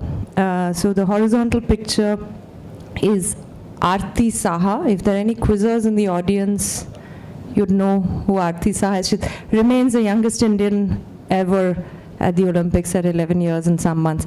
Chandan is laughing, so I presume you know. So she, Aarti Saha is also the first Asian woman to swim across the English Channel. But my focus in this book is only on running, not on sports women in general, because my argument is that running is the most minimal sport. You don't need any equipment. Until about 5 years ago, you didn't even need shoes to run on the track. Now the Athletics Federation of India has changed that rule. You don't necessarily need a team. You don't need to learn how to run, although of course as an elite athlete you do need to train. So I'm only looking at running and not sports women in general. This is I mean, I said Mary has a Goa connection, so this is from 2 days ago. Vivek took us on a walk and I had asked him for this mural by Solomon Souza. I wanted to see it. So this is F.N. Souza, the great Francis Newton Souza's grandson. This is in Panjim. This is, I can see some nods in the audience from those of us who were fortunate to go on that walk. So this is Mary D'Souza, roots in Goa, but her father, I mean, she was born in Bombay, grew up in Bombay. Father was a motorman in the Indian Railways, which is something that East Indian Catholics often do. But why do I do a women's history of India through the lens of sport in the first place? Because I argue sports gives women the legitimacy to cross the threshold from the private sphere, of the domestic sphere into the public sphere. Women's citizenship in the private sphere, in the home, is unquestioned. In our roles as wives and mothers, we are revered. But when we step out into the public sphere, our status as equal citizens becomes a lot less certain. We know this instinctively. I call this the Lakshman Rekha of citizenship. And sports, I argue, gives you the legitimacy to cross this Lakshman Rekha. Why? Because sports is seen as a performance of nationalism. So this is a three-tiered idea. The first tier of the idea is that sport and nationalism are inextricably related. Why do I say that? Because the high noon of nationalism is the turn of the 20th century, which is also when we see organized sport coming into being in a big way. So if I could put a date to the beginning of organized sport, I mean, one date would be 1896, which is the first edition of the modern Olympics. 1904 is FIFA, the World Football Association. 1911 or 12 is when the International Tennis Association sets up its rules. A little bit before that, sometime in the 1870s, the first official test match is played between Australia and England.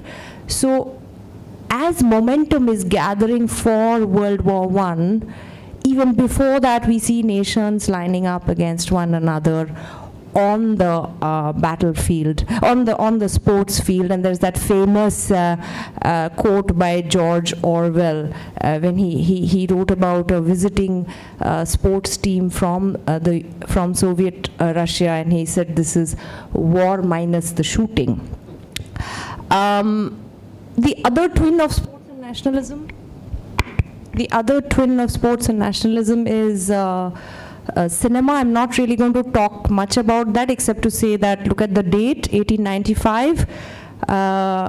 Again, quizzers may know, premiere of the Lumiere brothers' Arrival of a Train in Paris, supposed to be the first film that was screened. And the other thing I want to say is that both sport and cinema are enormous platforms for nationalism. The second tier of my argument is that men go to the battlefield, women largely don't. Today we may read news stories about combat roles being opened up for women, but that's really a really tiny niche.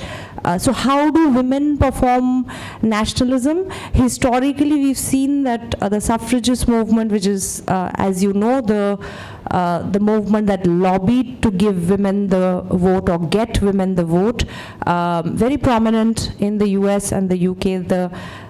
The suffragist movement made very significant gains in 1918 and 1919.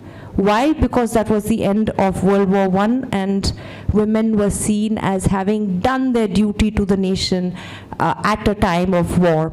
So this poster is from the US Library of Congress website. It has fantastic collection of similar posters. I invite you to take a look at it. I like this one the most because it's an obvious one, but just look at it. It says, they're asking for stenographers, but in the background there is this a man on the battle in the trenches. So the subtext is that you are while the men are at war, come and take up their jobs.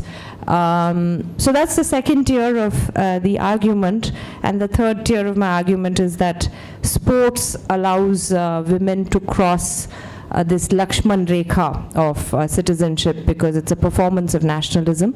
But even sports has not largely and historically been welcoming of women.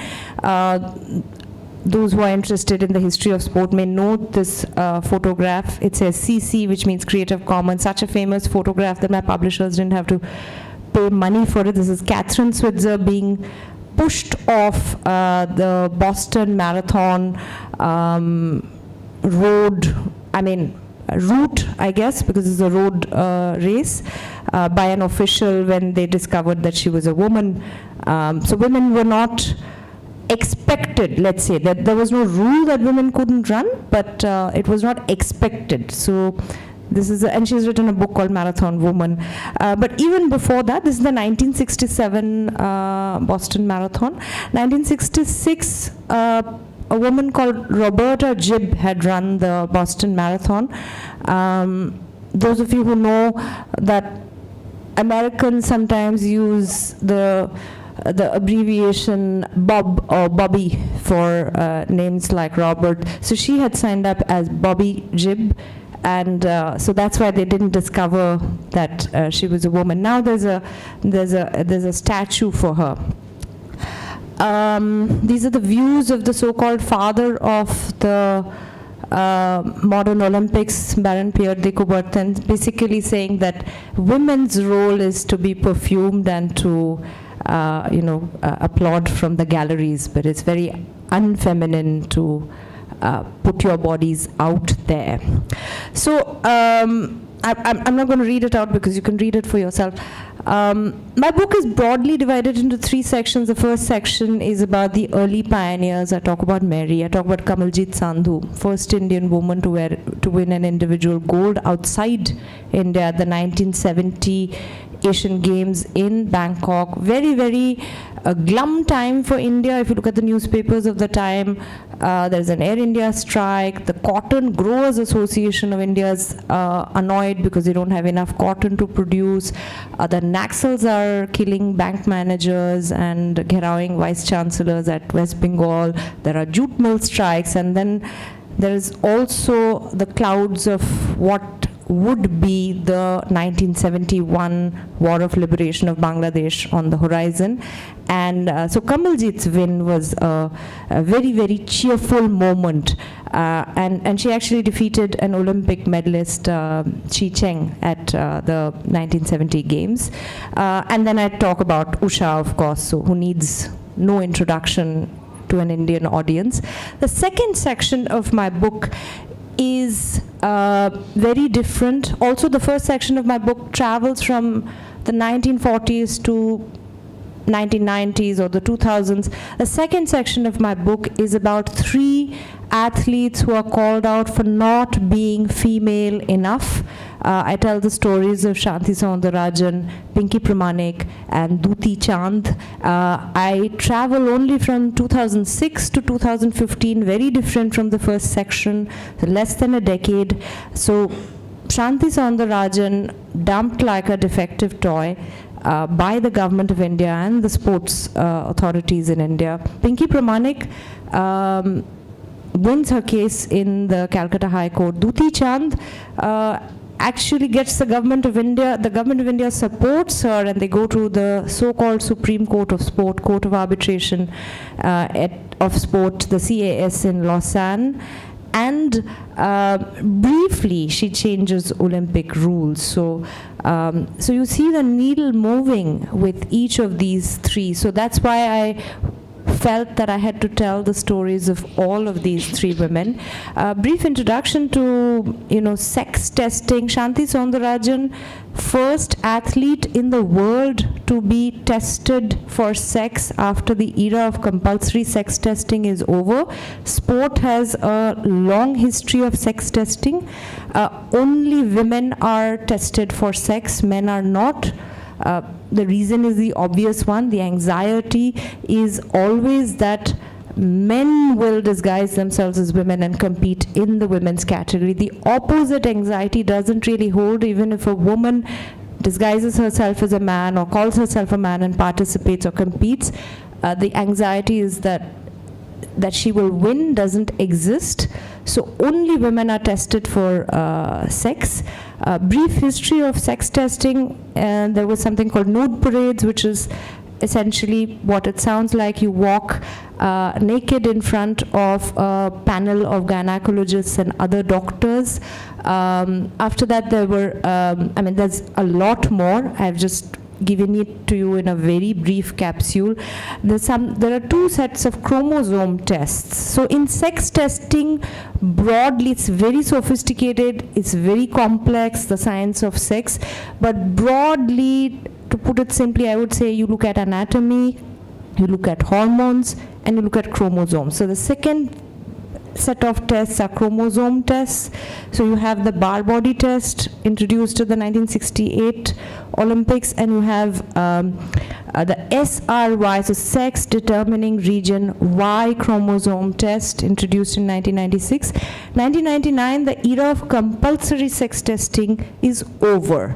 So what happens after that? What happened with Shanti? The rule now is that somebody has to complain about you for you to be tested for sex. So Shanti wins the 800-meter silver at the 2006 Asian Games in Doha. She's one of the finest middle distance runners India has produced. So that's Shanti on the podium actually. So she actually got the medal. This is the Doha Asian Games podium.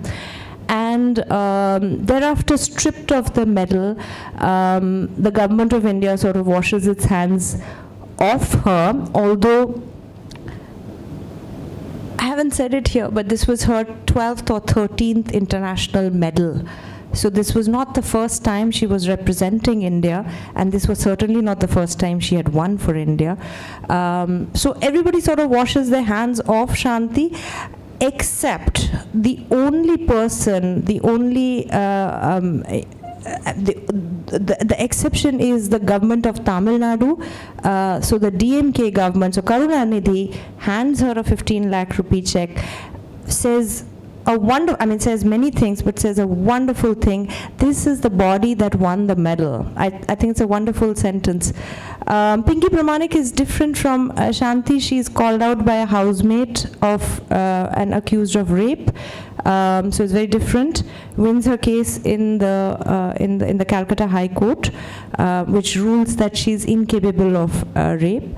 Duti Chand, the language of sex testing is sophisticated, keeps changing all the time. So while the media says that she's failed a gender test, which is the wrong term. I think sex testing, even if it sounds crude, is a better term.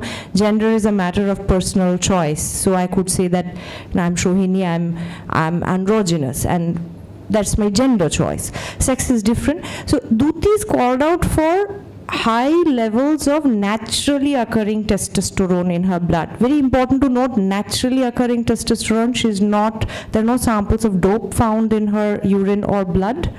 And the government of India decides to back her, goes to the Supreme Court of Sport, as I call it, the Court of Arbitration in Lausanne.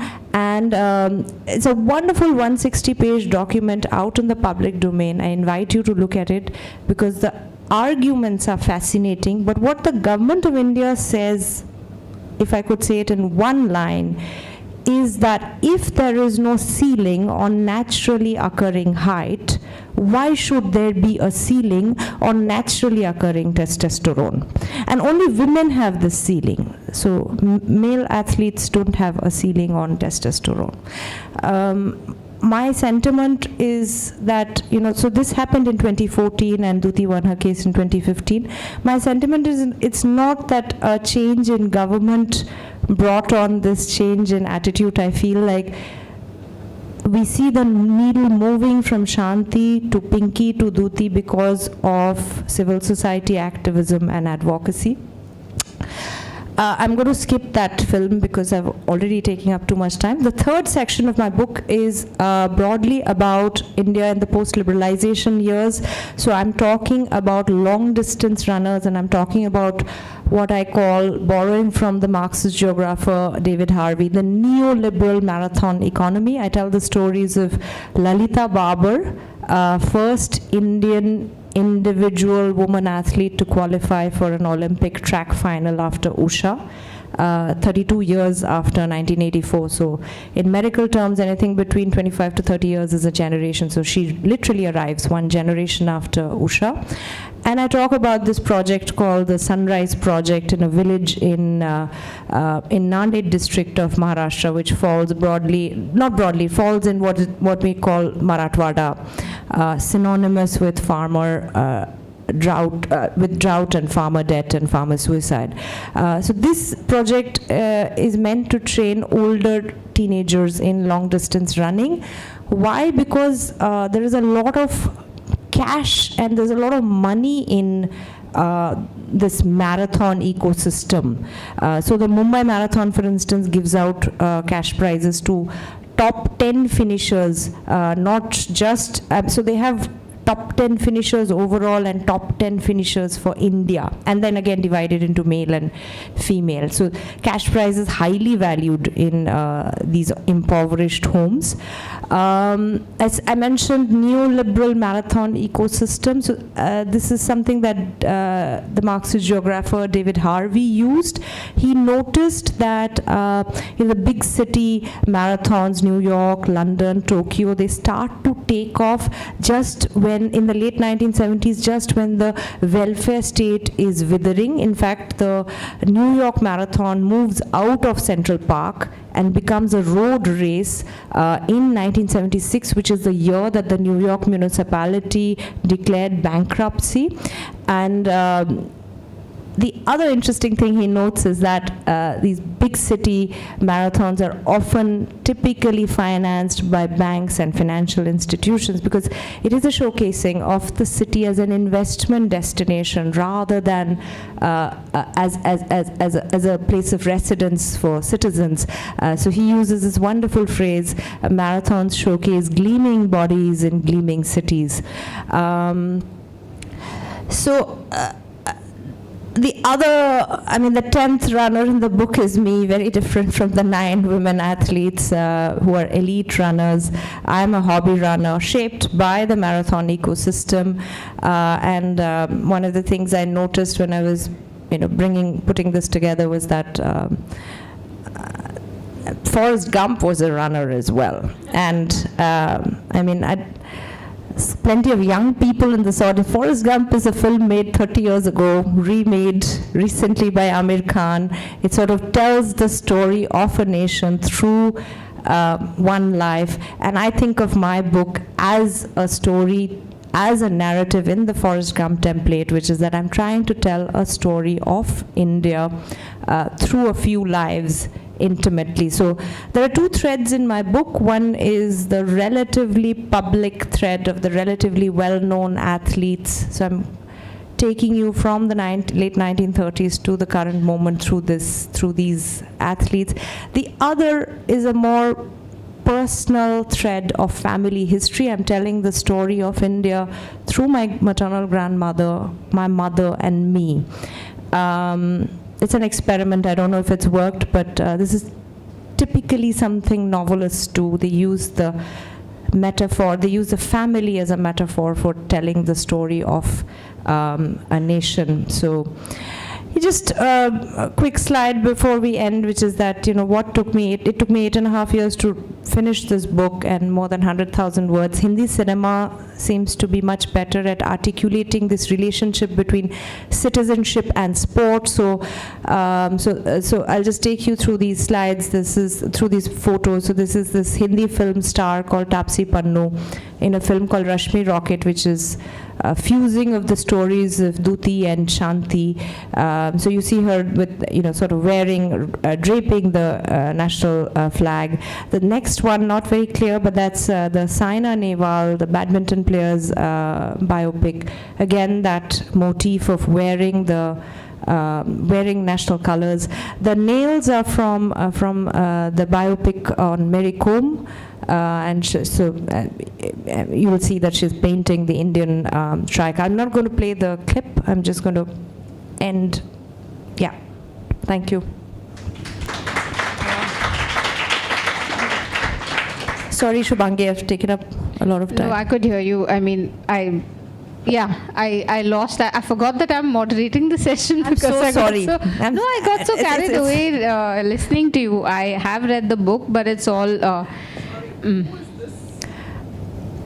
So this is the runner I end with. So she may have been the first Indian origin woman to go to the Olympics if World War II hadn't broken out. So I actually end the book with the late 1930s and early 1940s because I was doing much of the writing during the COVID years. So I felt like India had a devastating, particularly as a Bengali, I feel that, because so Ila sort of came of age as a citizen, as an adult, through her relief work for the Bengal famine. And the 1940s are such a devastating time for India. We think of it as the decade of independence, but there was the Bengal famine, there was partition, and then M.K. Gandhi was assassinated. It's really a devastating decade, and I felt like I needed some hope during the COVID months. So yeah, that's why I end with her. She's one of the most inspiring figures you write of, Ila Mitra. I mean, she was a revelation to me. So, if you'd like to speak a little more about her, she was... Sure. I knew nothing of her, and though she is at the cusp of pre-independence, post-independence, as a figure, she's remarkable. And the fact that she also, I remember that quote or that piece of information you gave where she attributes her surviving torture, rape, and just the physical strength to her training as an athlete. Right. So Ila could have been the first Indian origin woman at the 1940 Olympics if World War II hadn't happened. Becomes relief work, joins the Communist Party of India as a student at Bethune College, becomes a leader of the Tebhaga movement, important peasant movement in Bengal and Andhra Pradesh, arrested for the murder of 4 policemen. And in 1950 she's arrested. In 1951 she becomes the first possibly woman in the subcontinent to articulate her experience of a rape in a public forum when she gives her Jabanbandi, which is testimony at Rajshahi Court. And I'd rather that people read the book to see what happens to her, but comes back to India, gets medical parole in 1954, comes back to Calcutta, and goes on to become a CPI MLA representing Maniktola, which is a ward in North Calcutta from 1962 to 1977. And she says that the reason she could survive custodial gang rape and torture is because of her training as an athlete. So, well, now on to the one of the characters in your book, which is you and your life pre-publishing this book. So I have followed Sohini's writing as a colleague and an admirer. Her level of reportage and sensitivity is intimidating. She has written about organ donations and highlighted how more women living organ donors. Exactly, are living organ donors than men. She has written about sports, film, anything she touches, she does a great job. So I wanted to ask her, and that's what I was asking her before also, is that how did you arrive on this subject as your first book? And you spoke of applying the female gaze onto any particular subject that you choose, and to quote you, you asked, how do I tell the story of India without important men? So I want to ask you, how did you do that? So it came from so I started running as a way to cope with grief, and because grief felt heavy and I felt I needed something to dislodge it. When the haze of grief started to lift, I noticed that I was an anomaly and people were staring at me. I started running in semi-public parks in Delhi, which is to say the DDA colony parks, so parks inside the colony.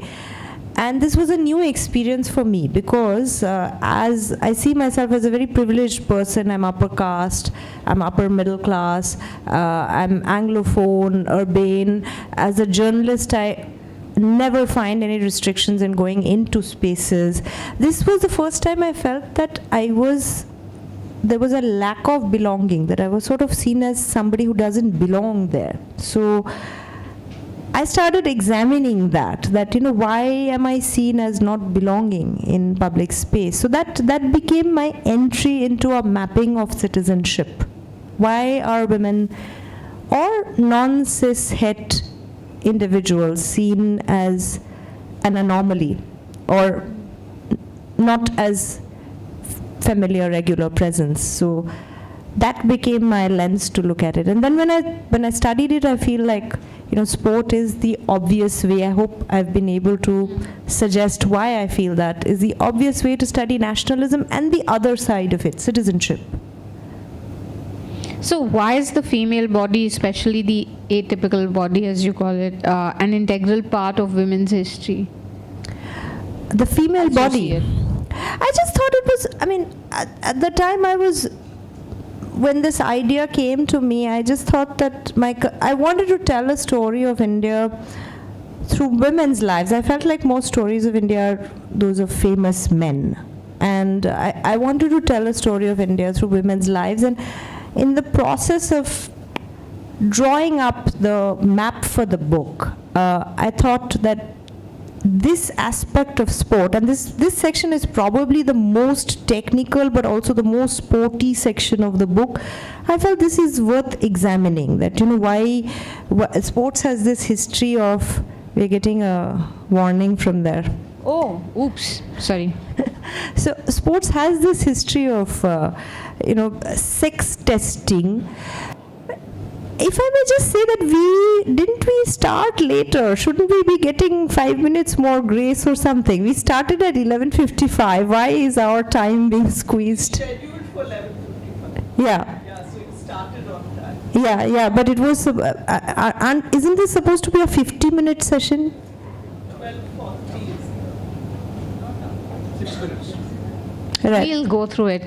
We'll retake a good speed, 800-meter speed. Chalo. Yeah. Yeah. Yeah, no, I just felt that this aspect of sport I have to go into. If you're talking about the second section, they are, all three of them would be what I call intersex, or what are intersex athletes. So one UN figure is that 1.7% babies are born intersex, which is a really large number, because that suggests 2 out of 100 babies are born intersex. So I felt like this is a aspect of citizenship that I need to examine. What is it like to be a intersex individual? It was quite refreshing to read the book with references to postpartum depression, periods, groping on the streets, accounts of, what's happening at this time, like Riya Chakrabarti's public persecution. She was the partner of Sushant Singh Rajput, this Bollywood actor who committed suicide. Yeah. And the women-led anti-CEA protests also are part of your narrative. Yet we have omitted what you also understand to be the elephant in the room, which is sexual harassment within the establishment. Could you tell us why, and especially in the context of PT Usha going out and actively not supporting the female wrestlers when they speak of sexual harassment in their field? Very early on, I realized that sexual harassment is the elephant in the room. I think I was 1 year into the project, 1.5 years, and I realized that nobody would talk about it. So if I could just jog your memory and everybody else's memories about how the wrestlers' protest played out. So they came out to protest in January last year, and January and February, nobody was saying that this happened to me. They were all saying that this has happened to my friend. And the police used that as an excuse to say this is why we can't lodge FIRs. There were many reasons not to lodge an FIR. It's much later that complaints were lodged. It's in the month of May, actually, last year. So if they are not, I'm saying it to suggest that if they were not willing to say it, even when they're out on the streets protesting, I realized very early on in my research that they will not trust some researcher, some journalist, some reporter with stories of, because why would they? A sports person's life is completely imprisoned by the sports bureaucracy. No matter how, you may be a champion, but you still need a signature on your form to go to the next tournament. In that sense, I find it very similar to academia, higher academia, because you are completely imprisoned by, your supervisors. You may have a good supervisor, good supervisors, but this is also how that LOSHA, if you remember, the list of sexual harassers in academia played out. It was anonymous, because there is such complete power in the hands of, the power to, put an end to your livelihood and life. So I decided not to go there, but obviously sexual harassment is the elephant in every room, not just in sport. In sport, it is probably magnified because it's a corporeal enterprise. You're working with the body. There is much more scope for want of a better word, for sexual harassment to play out there. There's much more touching, there's much more physicality involved. But and about Usha, well, I have said what I had to say in the context of the anti-CAA protests. And the book was already done by the time the wrestlers' protests were going on. Very, very disappointing, because in a line, the wrestlers asked for very, very little. They just asked for Brij Bhushan Sharan Sharma to be removed from the wrestling position. They never asked for, for his parliamentary position or his party position. So it's a very small ask. And I mean, it's whatever has happened. I mean, even now I think there's something else has just now happened. So I mean, even that little was not granted. It's very disappointing to see someone like Usha, who is a woman, who runs an academy for women athletes, and actually a very, very fine academy, the Usha School of Athletics, not back them on such a small demand. Okay, and since I'm aware of the time shortage, I'll skip all the questions and come to the last one, which I thought we should we should touch upon as a public good or as a service to all the aspiring writers in the audience, which are quite a few, I'm sure. What about, can you speak about your journey to publishing this book, the rejections and the questions, the questionability of how non-fiction is this and the subject, etc. Your disappointments, basically. So, actually, I mean, this will also touch on what you asked for the previous question, which is that, the female gaze, the female body, experiences of postpartum depression, and bringing these into. So I felt that I wrote this book with a lot of freedom, and I could take leaps of, so for instance, I talk about in Duti Chand's chapter, I use, Barbara Ironrack's essay on witches and midwives to look at how the female body is seen as, fundamentally the womb is seen, it brings uneasiness and anxiety, and I could take these leaps, I think, because for the longest time I felt that I was going to self-publish this book, because it has been rejected so many times and over so many years that I felt that I'm writing this for myself. So I felt I did many of the things I've done because I was writing it for myself. And then, to my great surprise, it got published by a mainstream trade publisher. But I mean, rejection is the norm, I think. Rejection, but it actually gave me a lot of freedom because I was writing it to self-publish it. Do you remember how many rejections you? I mean, if I were to count agents, and I think it would so agents actually, the rejections are silence, right? Because they generally don't respond. So I think 400-500 easily. See, exactly. It always comes as a shock, but then I don't think any published author is shocked by the number. But yeah. And what was it like for you? I stopped counting after I think I hit 40-50. Then it tests my maths. Yeah, so I mean, it depends on are you counting the rejections that come? Because I have sent out pitches to agents 8 years ago, and the response is still. So I guess that's a rejection, right? It is. Yeah. So I guess 400-500. I'm guessing because I must have sent out that many emails. Yeah, well, that's a good note to end because this is such a fantastic book. Read. I mean, anyone who hasn't even read it would know there's a lot to gain. But yeah, that's the journey we have to make. So I will leave it open to questions now. Do we have any time? Yeah. Okay, well, should we take this outside? Yeah. Yeah. Okay. Thank you, Shubhangi. Thank you, both of you. Discussion definitely needs to carry on outside. However, we are working right through lunch today, so we can't give you more time just now. Thank you. We'll come back in 2 minutes for the next session. Manish Gaekwad, who's the author of The Last Courtesan, Writing My Mother's Memoir. And in conversation with him is Deepa George, again, a famous journalist from Goa. It does. Yeah. Hello. Hi, thank you everyone for coming. We're going to start this session a little differently. We didn't want introductions, but we want you to visualize yourself in a quota. We want you to visualize the sound of gungroos and dim light. And now we'll start. Please turn off the lights so that they can imagine they are in a fancy place.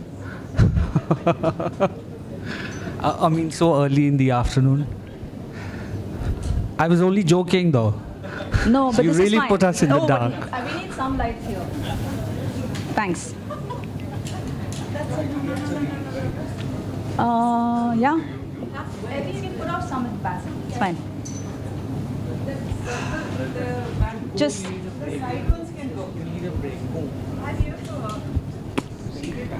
How sweet.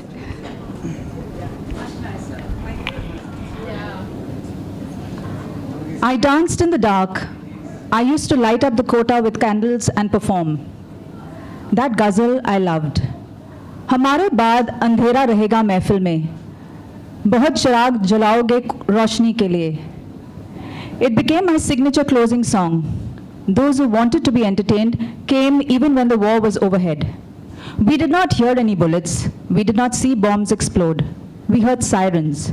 It sent people scampering in all directions. Those who wanted to dance with death came to the kotha.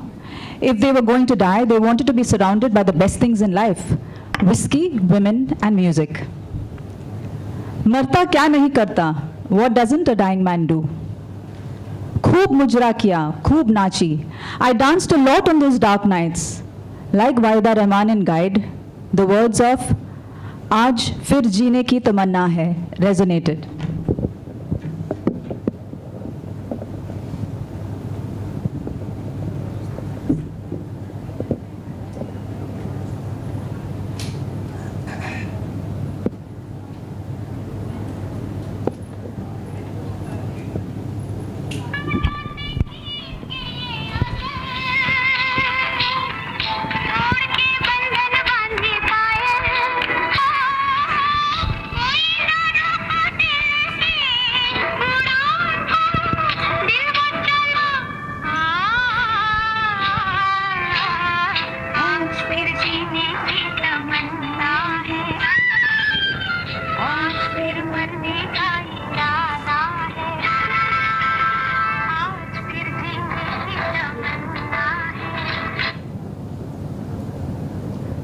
Welcome, Manish.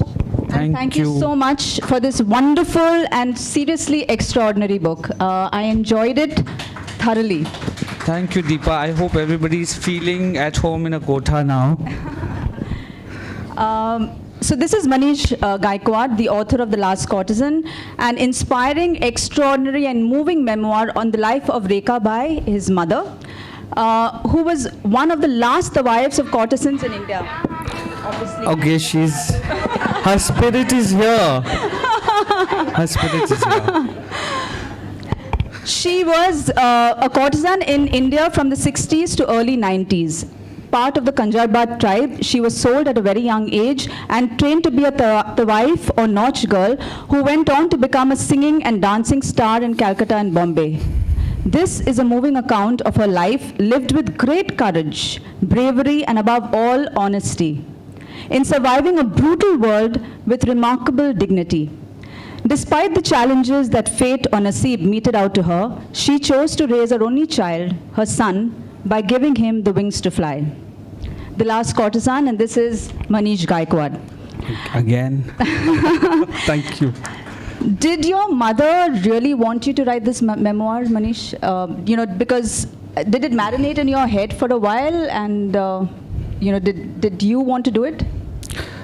I remember her telling me once that as a child she was herding goats in a village in Pune, and one day she was walking by a school and she peeped in and the teacher shooed her out.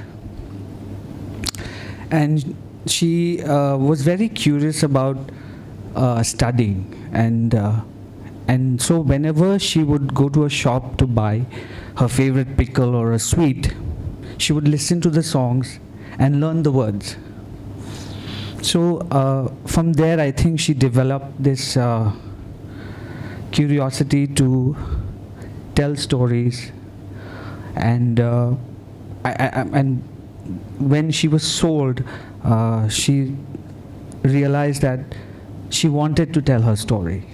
So even this book cover, right? I mean, it's just such an interesting cover.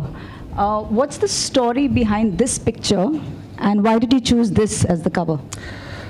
So this is in Congress House in Grant Road in Bombay, somewhere in the 80s, when we were celebrating my birthday, and a photographer just like him came and took a picture, and that picture stayed in our album for a very long time. And even when I was growing up, I would look at the picture and think, someday I'll use it. Okay. So thankfully I got a chance to use it. There's so much of vulnerability in your writing. It's so difficult for you, because you've lived through it, to be open to sharing this account. Were you in any, obviously you're not afraid of the shame or, those kind of negative sentiments or the society at large, because you continue to live and you've got to deal with this every single day, every other lit fest. So, except the fact that I'm terrified of looking at crowds. What was your process in writing this and in dealing with your own emotions? It was quite easy, Deepa, because I had known the story for such a long time. She wanted to tell it to me. She wanted the world to know the story. She thought even if she couldn't go to school, her story should be perhaps a lesson for somebody to make their own choices. So when I was about 17, I thought I'll write it, but I was too young myself to know how to write. And then many years passed, and in the pandemic, actually, when we thought the world was going to end, I went back to her and I said, can you tell me the story now, which you've been telling me in bits and parts? And so then that helped us bond also. And it was the easiest, most joyous thing to do. Because despite the brutality, despite all the, there's a sense of joy in this book. There's a sense of hope. And she's never shown any bitterness through the story. It's always a way of moving forward, taking life as it comes, or taking it by the horns, really.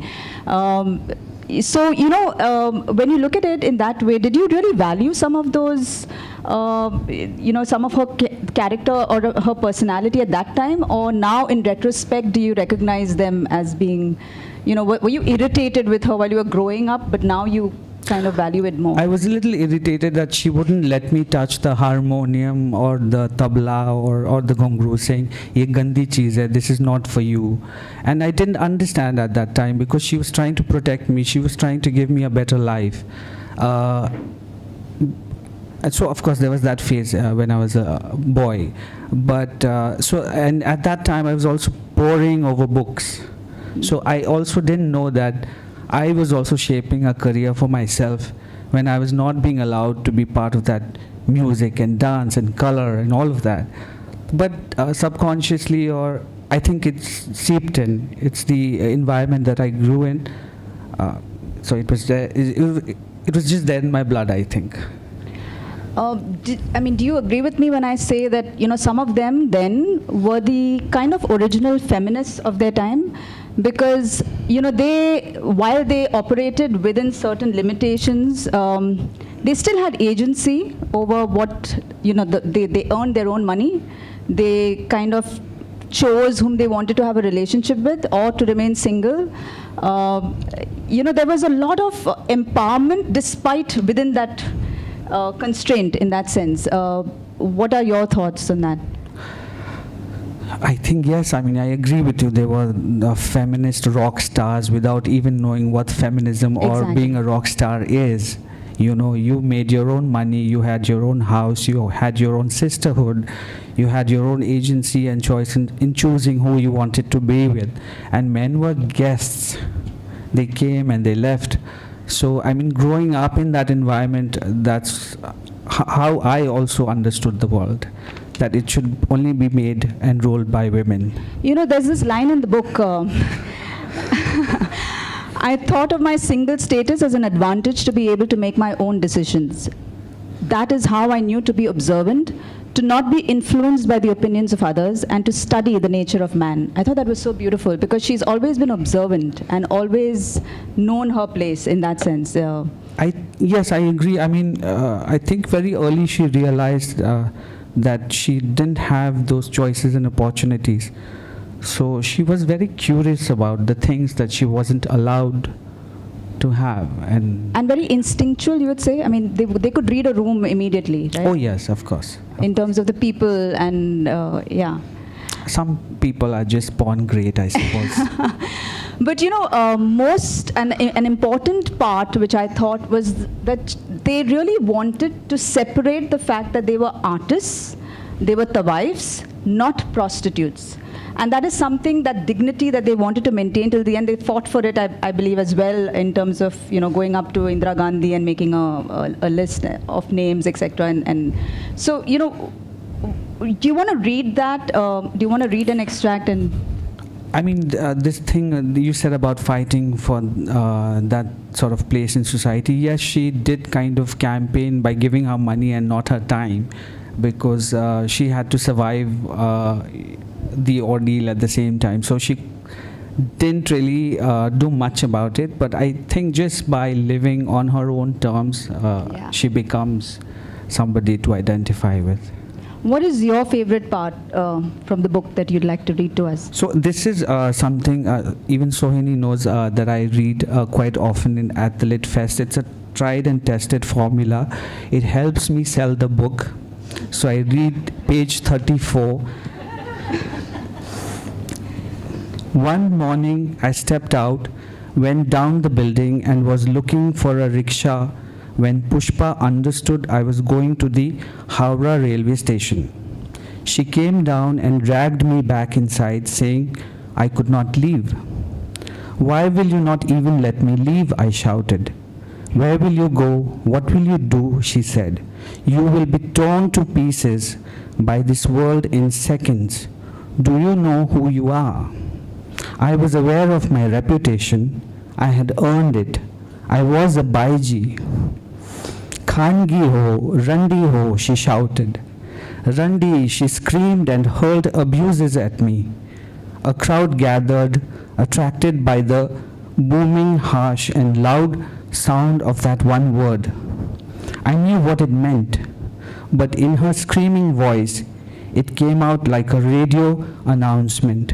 Randi. It sounded horrible. I knew it had the power to stop any man in his tracks and make him stare. It also made everyone stare accusingly at the person who was being shouted at. I was being called a Randi. I was being disgraced. I was being humiliated in broad daylight in front of a crowd. She pulled at my sari. I felt naked being harassed in public.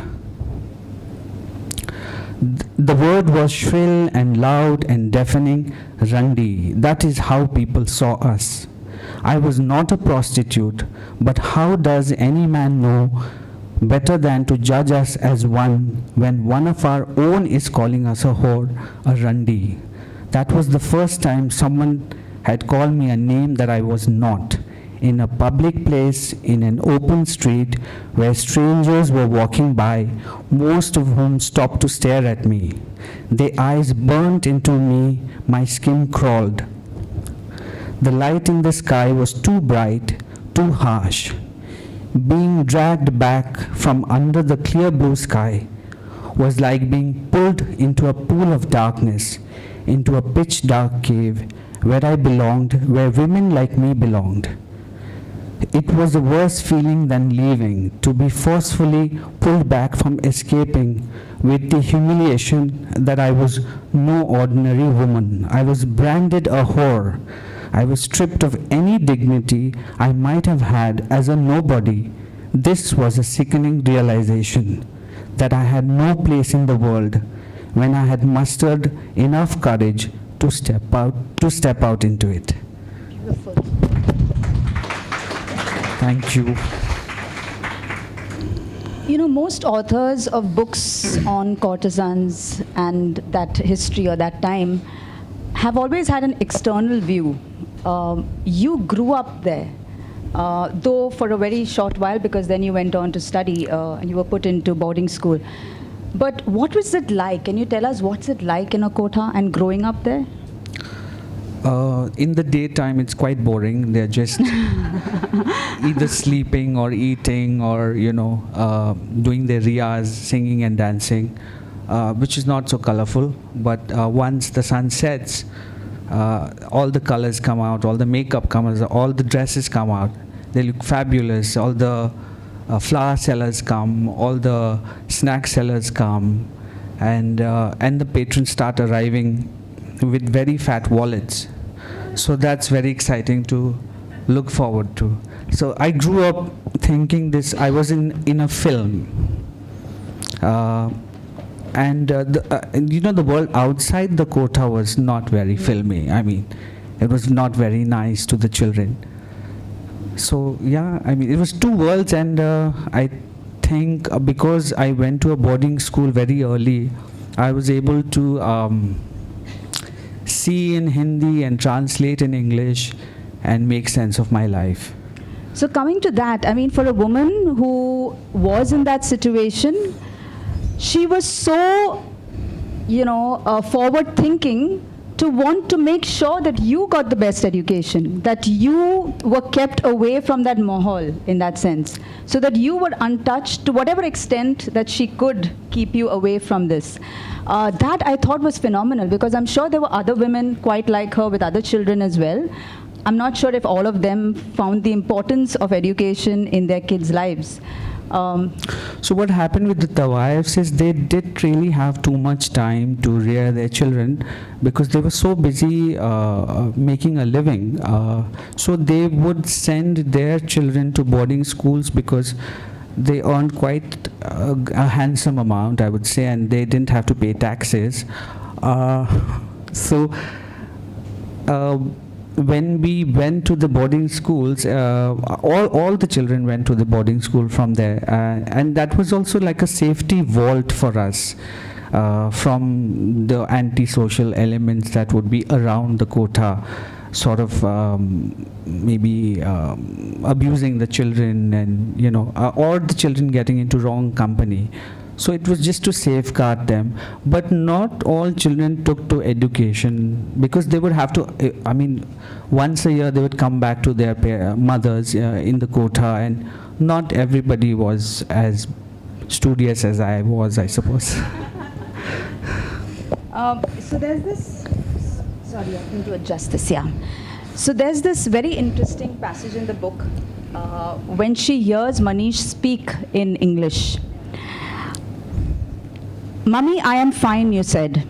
I think those were your first words to me.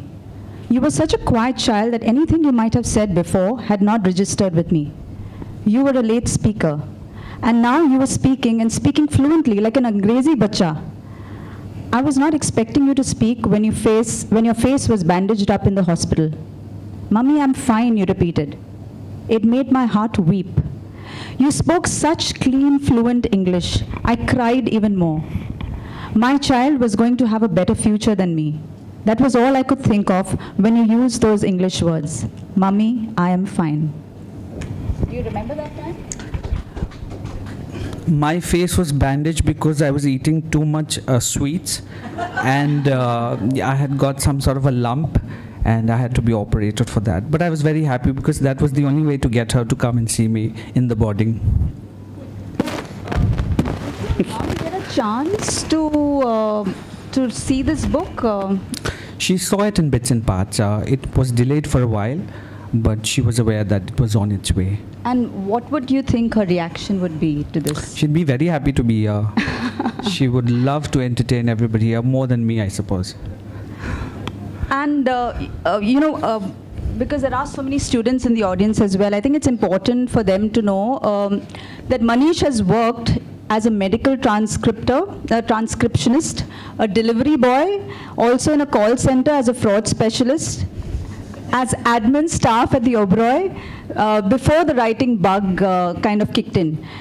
He has freelanced as a journalist with many publications, and has also been a scriptwriter. And I've also made country liquor in a in suburban Pune very long time ago. And the police wouldn't arrest me because they would say, "Ye yahan ka nahi lagta. He doesn't look from here." So what's your advice to youngsters wanting to get into writing? Read.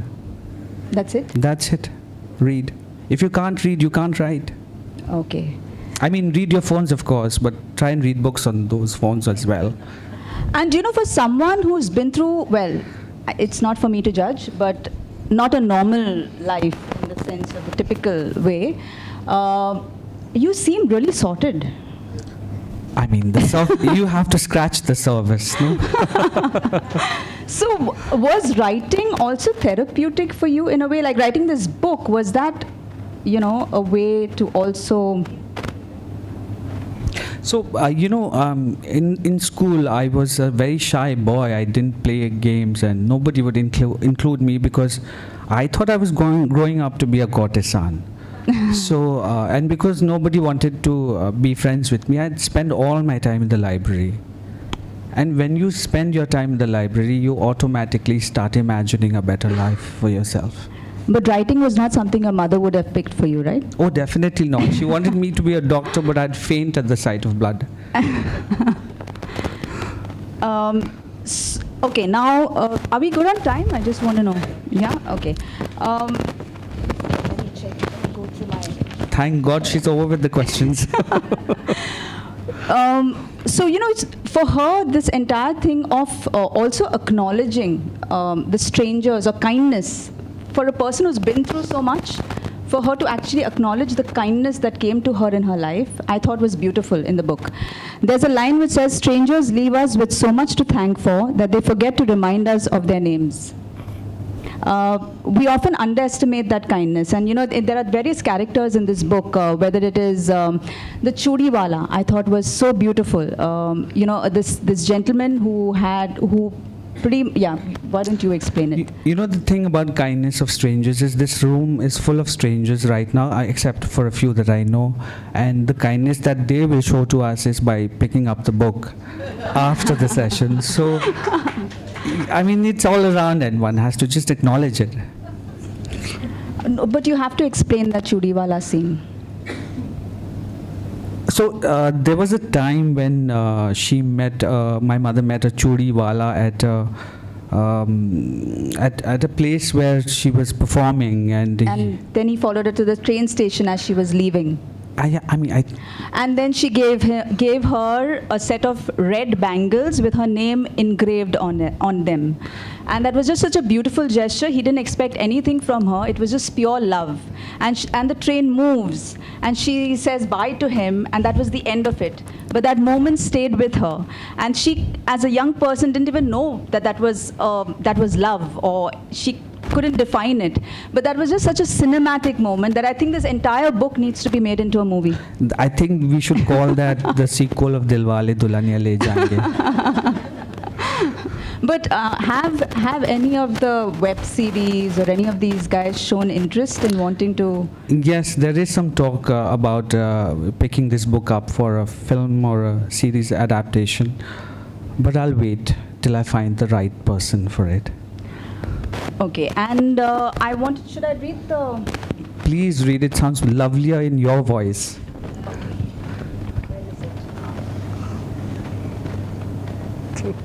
Afterward?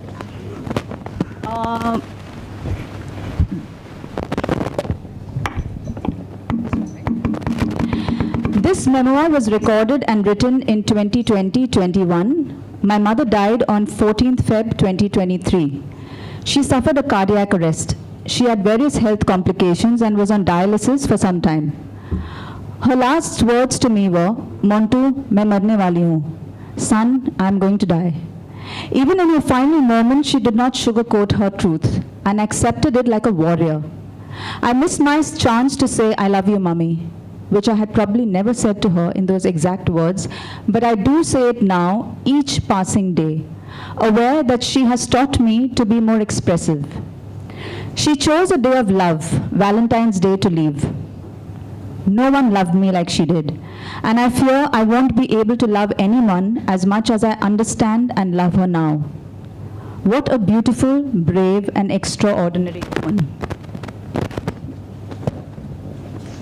That's it. Thank you so much. Okay, I'm going to have a typical, not a buzzer round, but one of those. I'm going to ask you a few questions and please make your choice. You can ask the audience for questions. Um, She's doing a rapid fire because she thinks I come from the community of Dharma Productions. We may as well do it, right? If it's films and filmy, we better do this. What would Rekha Bai choose, Helen or Meena Kumari? A tough one, but I would say Helen. Which song is a favorite, Ramaya Vastavaya or Aaj Fir Jeene Ki Tamanna Hai? आज फिर जीने की तमन्ना है. Gangubai or Pakiza? Pakiza, because that's one ticket for Meena Kumari then. Okay, now is a good time for the audience to ask their questions. Anyone with any questions for him?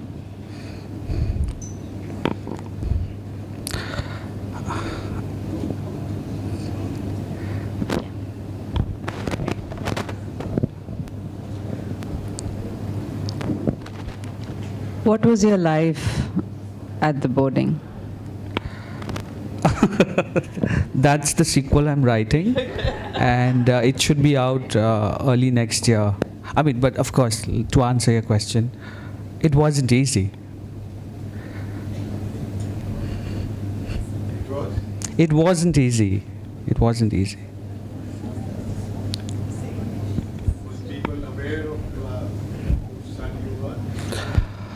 You have to read the book again.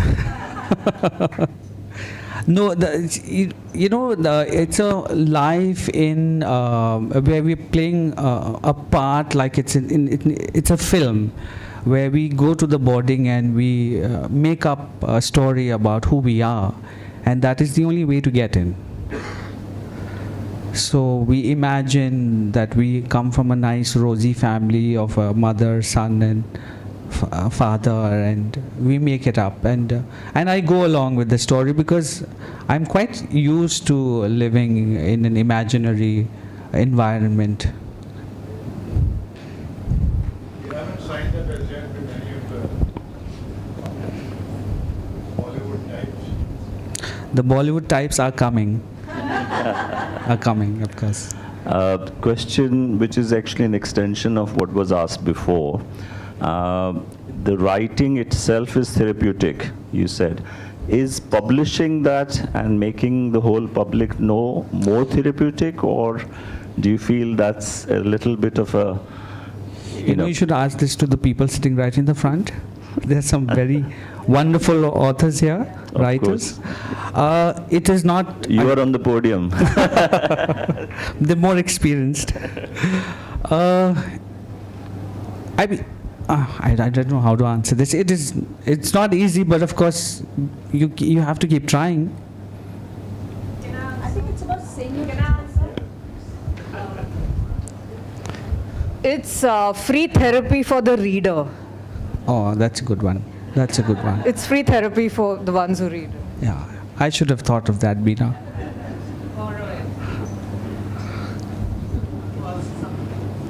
No. Yes, there are many questions, but I'm trying to keep it short for the others who are next. Yes. Do you feel like being full of stories in a way is also, because now you're older and you're kind of... Sweet 16, darling. Oh, really? Never beyond that. Okay, this unaging Yes. person. How do you feel that the stories are a way of holding on to a way of being? Because you come from a very unconventional experience and living now in what we call the normal world. It's not normal at all, but we all live by some stories.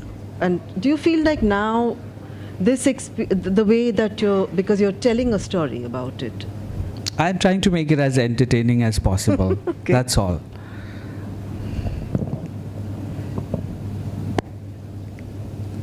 Okay, the silence means they are going to pick up the book. Yeah, but you must pick up the book because it is full of drama, romance, tragedy, action. Should I say that again on the mic? Let me just say that we are trying to make it sound very serious right now, but if you pick it up, you'll have a good laugh. And I think it's complete paisa vasool. So please. Yeah, that's the word. Please pick it up because it's a fantastic book. And But on Amazon, you might get a discount. So thank you everyone for coming. Thank you thank so you, much. Manish. We look forward to your Thank you, next Deepa. book. Thank you. Thank you, Deepa and Manish. We now have the next session at 1:35, so enough time for a quick lunch. In Goa, I grew up Catholic, went to church. That's what good Catholics do, it seems. And we went to church, we sat over there, and these were images that came. So when David made this magnificent picture of the Makazana church, it's really a small, humble kind of a church. But when he made this picture to me with this very dim lighting, he says he did not make it in the morning, actually, he made it at another time, that's what he says. But when he made this light, it captured for you a mood where you came right in the chapel over there in the church, and that you could sense that. And that was the beauty of these images, that as soon as we were getting to edit and look at those images that you were seeing, that they transported you into something. And it transported me back into my boyhood to see where I sat over there in the church. Not only this particular church, for example, also this one, for example, in Benauli, St. John the Baptist Church. It's very ornate, the altar, much more than the previous one that you have seen. Or even this one over here, the main altar of the Church of St. Alex in Kurtori. Beautiful churches in the south of Goa that evoke a lot into you.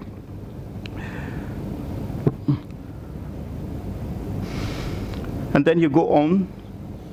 That's the tabernacle of the main altar of the Church of Our Lady of Snows. And what you really see over here, when I started looking at these churches, I realized that when I was small, I saw these churches as essentially Goan churches, as being a Goan as to a church that you went. But then something happened some years later, some two and a half decades back, and then I joined this band of Jesuits. And then when I joined them, you essentially started reading back again and looking at these churches through their history as maybe Jesuit churches, because you read a history into it, and then you were looking at it, and then you were aware of the past of it. And then you try to look at them and you say, okay, these were essentially Jesuit churches also. But when you really look at them today, are they Jesuit churches or are they Goan churches? What are they? And therefore, that's why I say that there's so many different ways of looking at these churches. They were commissioned by Jesuits, but really built by Goan artisans.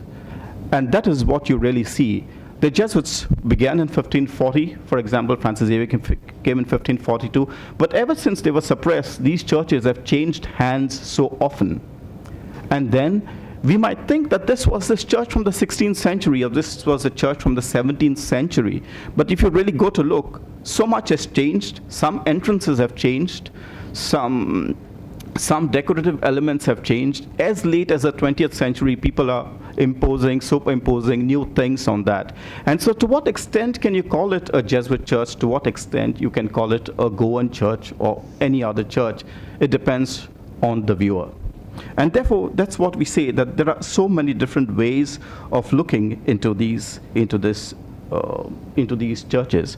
I will now get. Can I say something at this time? Yeah, I think it's your time to come in now. No, I wanted to just bring to your attention. Mike is here. I wanted to bring to your attention something. Hello. I wanted to bring to your attention, when making pictures as a photographer, one is always troubled by this sort of thing, this sort of decorative LED lights that the congregation of that particular church wants, you know. And for a photographer, you think, oh my God, if this was removed, it would look so much better. Now, do you have the liberty of using Photoshop to remove it? And many curators say you shouldn't do it, you should leave it the way it is. But that's always problematic for photographers who want to see it the way it might have been without all this 21st century intervention. But David, at this note, you might want to say about how you view the churches as a pilgrim photographer. Would you like to say something? That's a term that Rinald has imposed on me, and the interesting thing is that once Rinald called me a pilgrim photographer, I had to then scroll back and find the pilgrim in me. You know, I didn't set out being the pilgrim, I just set out being a photographer. And I have been don't hold this against me. I've been a commercial photographer for many years of my life. I earned my bread and butter for 15 years as a commercial photographer after being a biochemist. So the point is that in commercial photography, you want to sell a product. I hate to use such consumer language, but you're always selling a product perhaps that you will not buy yourself. Yeah, so I've sold Philips TVs, and you couldn't gift me one.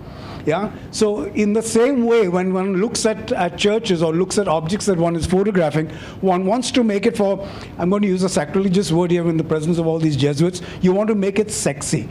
Yeah, and the point is that the churches are sexy, but there are so many unsexy things there, like TVs and speakers and trappings of modern. There are conduits and wires running all over the church. The churches are built beautifully, but they were built 400, 500 years ago. So when one sees churches now, as this pilgrim, I've been to Benares, and the thing about being a pilgrim is the discovery. You set out with an idea. Malcolm is my fellow pilgrim. He sat in my car, and we've traveled all sorts of distances together. And he would sing Lady Gaga and whoever else, whatever else was playing on the FM radio. So that journey of, when he would accompany me, and the churches would be left, the parish priests were generous enough to leave the churches completely to our devices. And there was no supervision, and there are all these priceless things around, And besides being priceless, there are tripods and ladders and lights and stands and all those things that if they collapse, they could damage a whole bunch of property, church real estate.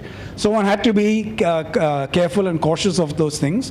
But the process of discovery and the process of generations of faith, people in Benares, if you go to Benares, the thing that moves me is that for millennium, those pyres have never gone out.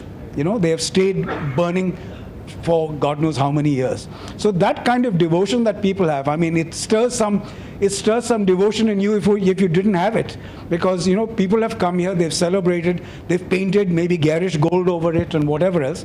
But it's all that layering, which is how language also develops. Language is completely cultural appropriation.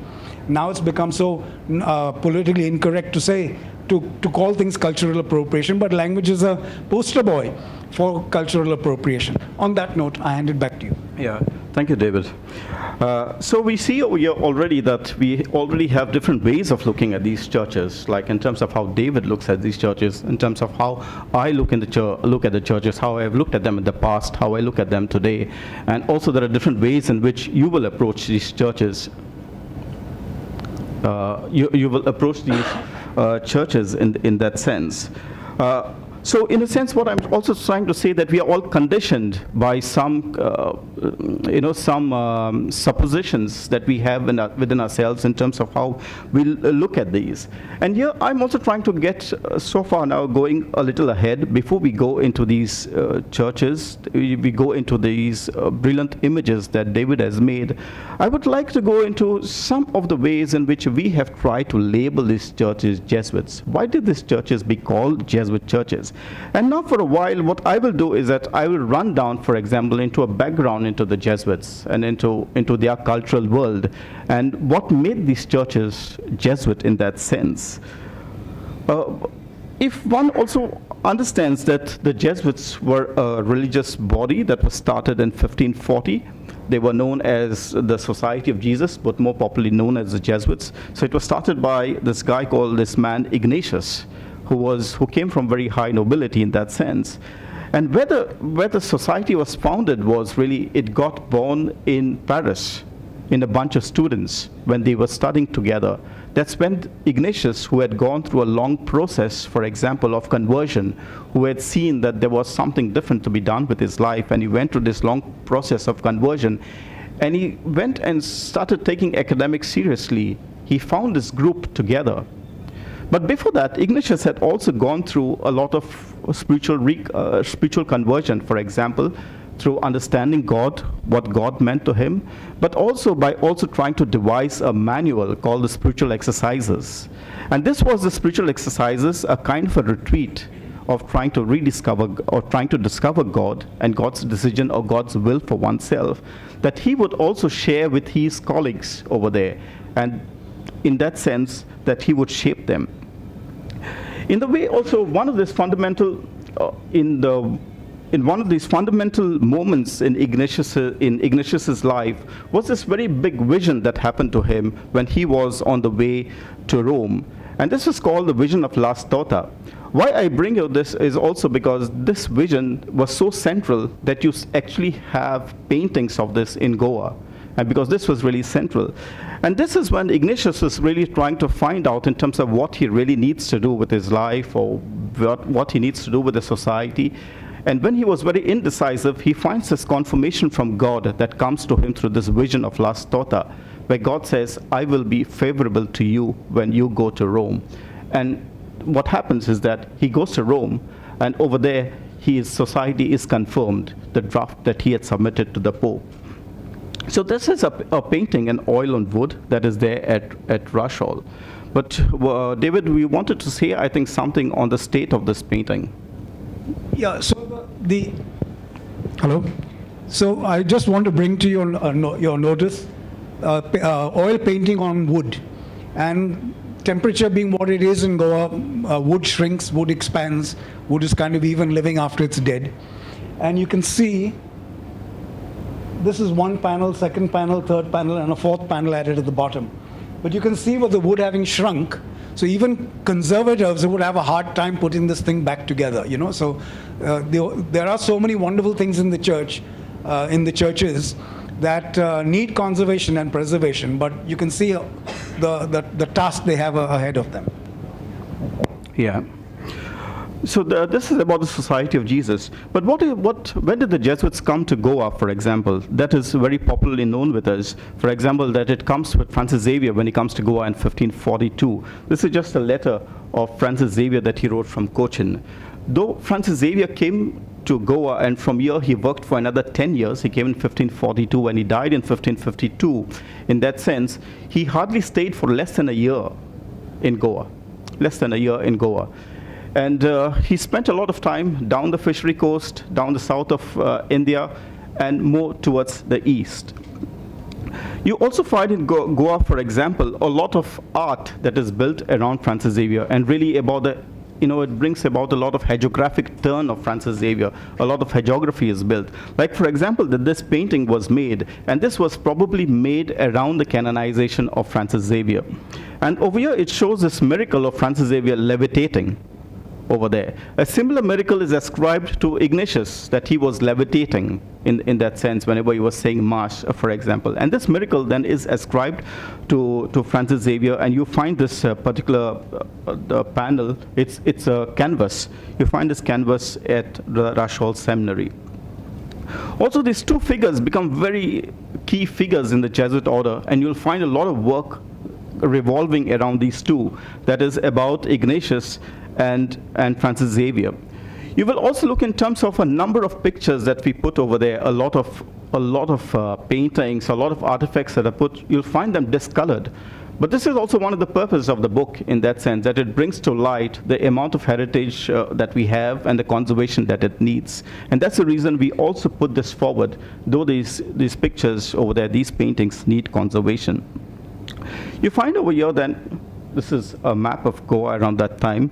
So around the time that also the Jesuits come, that Goa also inhabited a very cosmopolitan world, where you had a lot of people mixing together. So you had artisans, you had missionaries, you had traders, and all sorts of people. And it is in this context that you have the Jesuits coming. One of the key strategies that the Jesuits always employed in building their churches was that the search for a good location. And you can see this, what happens over here. For example, when the Jesuits around that, around the time of the beatification of Ignatius, that was in 1609, when they wanted to show how much they had established in Rome, what they actually did was, they took a map of Rome. And they tried to superimpose themselves into the center. Can you see it's the same map? And on the same map now, that's bronze map, what they have done is they have tried to superimpose their institutions to show that the Jesuits were at the center of the world, in that sense, of center of Rome. And that also that their institutions were key institutions situated into the heart of the city. And that was always that the Jesuits always sought a primary location. That was very important because they saw that the mission was also meant to be urban, was meant to be very civic, was meant to be for the common good. So that was what guided them.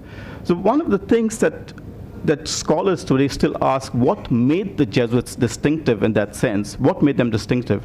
And one thing is, they say that they could articulate what they wanted and put it forward. And secondly, what especially O'Malley says is that, yeah, I've lost my thread over here. What he says that was that they were able to articulate this, and they were also able to work for the civic mission. So they saw that their mission was not just for a spiritual mission, but was also a civic mission. They wanted to work for the good of the city, and that's where the arts come in. And that's what they put also in their constitutions. You see over here that Ignatius always wanted something to be located into the heart of the city. And therefore, even institutions like the old St. Paul's College that was there, that has fallen down, this painting was made just before it fell into ruins in the 19th century. Or even the new St. Paul's College that was built on the hillock. That is, if you go to see over there, the one on the left is a Rosary Church, if you're aware. And the block just next to the Rosary Church is where you find that multi-storied kind of building, is a new College of St. Paul's, which also crashed after some time. So Jesuits in that sense were always in a hunt for primary locations. Like there is this also, there is this very, you might say it, a sinister way in which sometimes the Jesuits acquired certain properties. Like for example, where the Bon Jesus came, you find, yeah, my pointer doesn't point there. No. You find right on the right side, yeah, that's one. That's the site of the Bon Jesus. You'll find a small IHS marked over there. And over there also the provincial Alexandro Valignano was very instrumental in trying to use all sorts of influence in trying to get, in spite of the consternation of other religious orders, to get into the heart of the city. And that is, you may say, in a very smart way, that they acquired that property over there. But even that old other location of theirs at the College of St. Paul that was there, it was very instrumental for them to locate themselves in a very primary location because they wanted to be involved in a civic mission, into a cultural mission. Location also has a spiritual value for the Jesuits, for example. So one of the ways in which Jesuits engage with their spirituality or with their prayer is a form of prayer called contemplation, where you imagine the scene.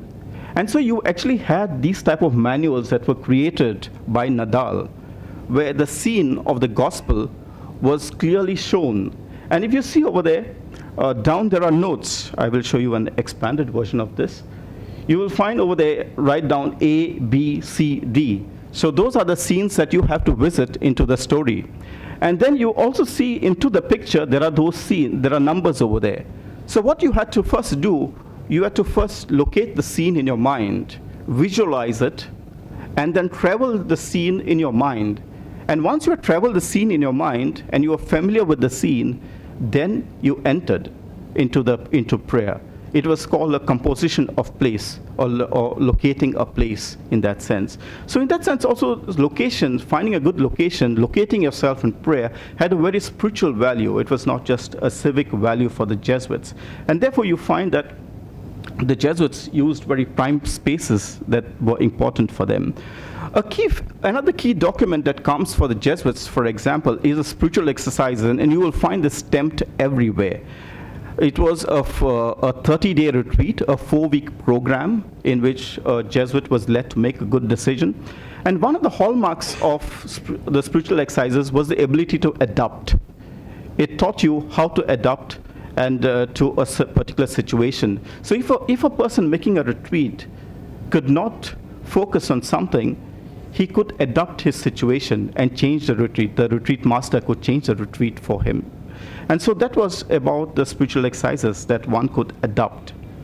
You can also see this kind of adaptation that happens not in the churches, but for example, in these very pictures, in these very paintings that were done in the Mughal court, where Jerome Xavier, who happened to be the grand-nephew of Francis Xavier, and a Persian scholar who made these Mirror of Holiness, this book, who painted these manuscripts in the Mughal court for Prince Salim. And one over here, you can see this particular painting over there. It's called the Flagellation. And you will see in this manuscript how it is adjusted over here, that Christ is not crucified. Christ is not crucified because the Muslims believe that Jesus was a prophet and that he did not die. And so to adapt to the sentiments of the Muslims, he shows Jesus until the point of flagellation. And over there, Jesus is not flogged in that sense. There is a tension between him being flogged and not being flogged in that sense. And over there, it ends over there. His gospel of Christ ends there. So that is in a way where Jesuits also learned to adapt. I will jump through this because we will be wreck of time. So one thing is that now to go and see how do we really locate Jesuit churches. If you look at a church, can you see that a church is a Jesuit church? How do you recognize it? One of the prominent ways you can recognize is maybe through the Jesuit monogram, which is the IHS, which you will find on most of the churches right up front. The IHS was not a monogram that the Jesuits invented, but they borrowed it, and then they popularized it, and then it became theirs in that sense. So you will find this emblem many a times on Jesuit churches. It's a very easy way of recognizing. Just like a few years back when I was walking over there on a particular street in Leuven, I just saw this church and knew that it was a Jesuit church in that sense. When all the other architecture was Gothic, you could see that this was totally different, and in a way it looked so much like Goa. At this point, I would invite David. May I have the lights off, please? You run that thing? Is that fine? Yes, thank you. David, if the light's off, the camera can't catch you. That's okay. I think he's happy. Yeah, that's okay. I don't necessarily, it's not about me. So the thing is, David, he said it's going live, so there are also people watching online, so. Can one light? What's happening, guys?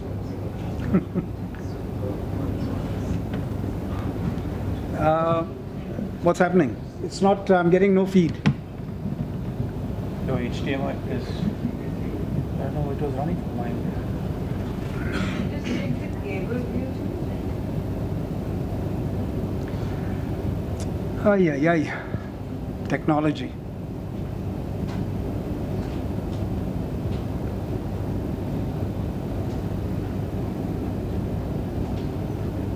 What's happening?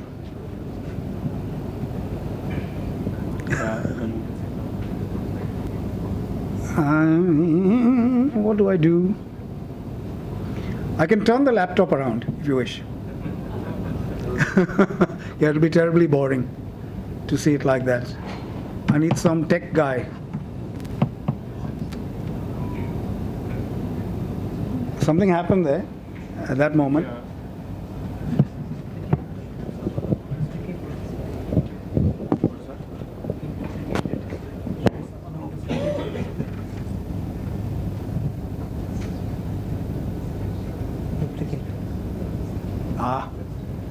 The problem has been resolved. Can we start again? And audio, please. I want audio little, not very high, so I can talk over it at times.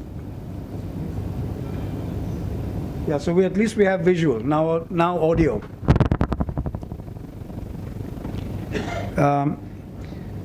So this is a small movie. I have to mention this, otherwise Cecil won't give me a ride home. This picture here was made with Cecil and Desmond's drone, and we've had marvelous, with great effect, the drone has shown us the locations in situ. How do I get rid of that thing at the bottom? Full screen? How do I do full screen? Thank you. Audio? No audio? What's happening to audio? There we go. Thank you. Can it go a little louder?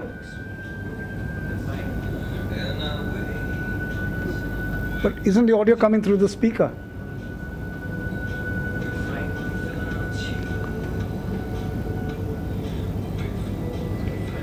I think I'll just pause here for a moment. This is the great altar at Bon Jesus, and that figure of Ignatius is about 5 feet tall. And to get a bird's eye view, if you stand at the bottom, you get vanishing lines, and you don't get the whole altar doesn't appear very square. So you had to take a very large, tall ladder, 20 feet in the air, very rickety. Just Malcolm and me making these pictures. So there's quite a bit of perilous activity at work here.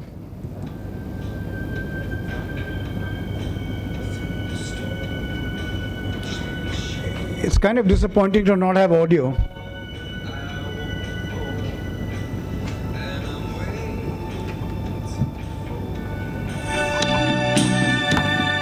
With or without you,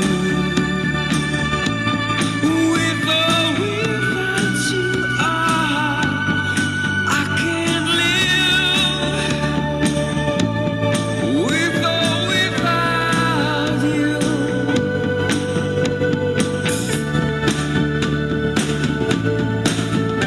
I'll just pause here for a minute, and Rinald will want to talk about it too.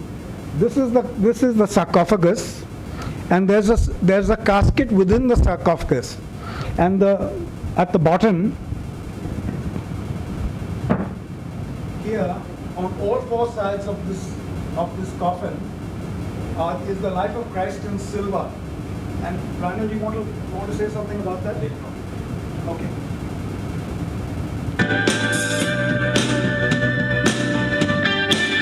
And you give yourself away, and you give yourself away, and you give, and you give, and you give yourself away.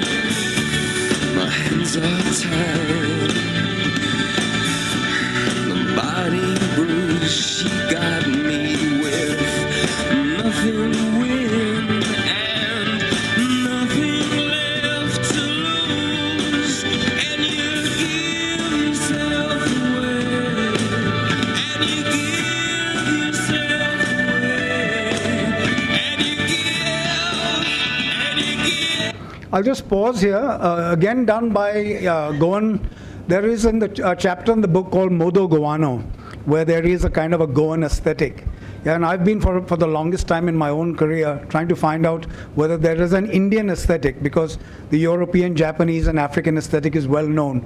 But as a photographer, when I look through Vogue magazine, for example, I can't ever find an Indian photographer representing an Indian aesthetic. Every Indian photographer, I talk behind their back, will present fashion the way a European or an American would see it. And I find that really disturbing. Why can't we portray every Indian color? Every color has semiotics in India. Every color, every flower, every fruit, every nut has meaning, and syntax.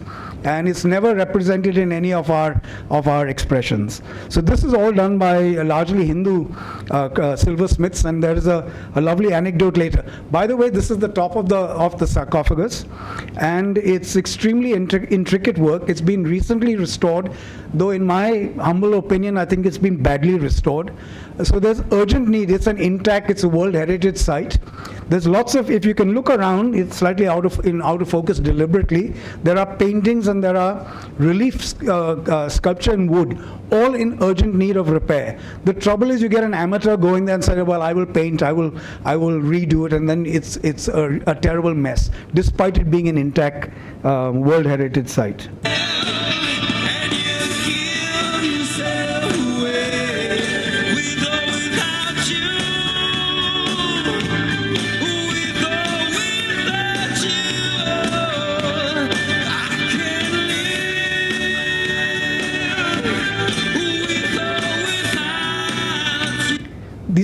Are we done on time? These are wonderful on the inside, which most people, if you're a tourist or you're a pilgrim walking through, you don't ever get to see these things. There are panels on the inside of that little mausoleum room, and they are, in my opinion, they are beautiful works on wood, which need repair. You can see them. There's been water damage, there's been seepage, but really beautifully, very small, about half a meter in length, intricate work done in a kind of, I don't want to say Mughal miniature because I'm no expert, but done in that kind of style.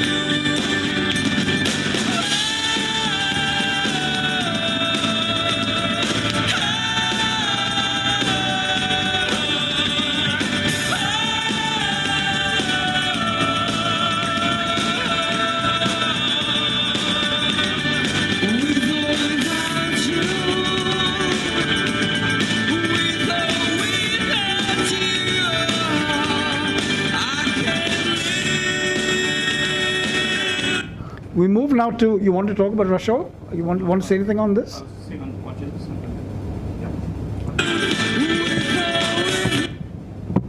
Yeah.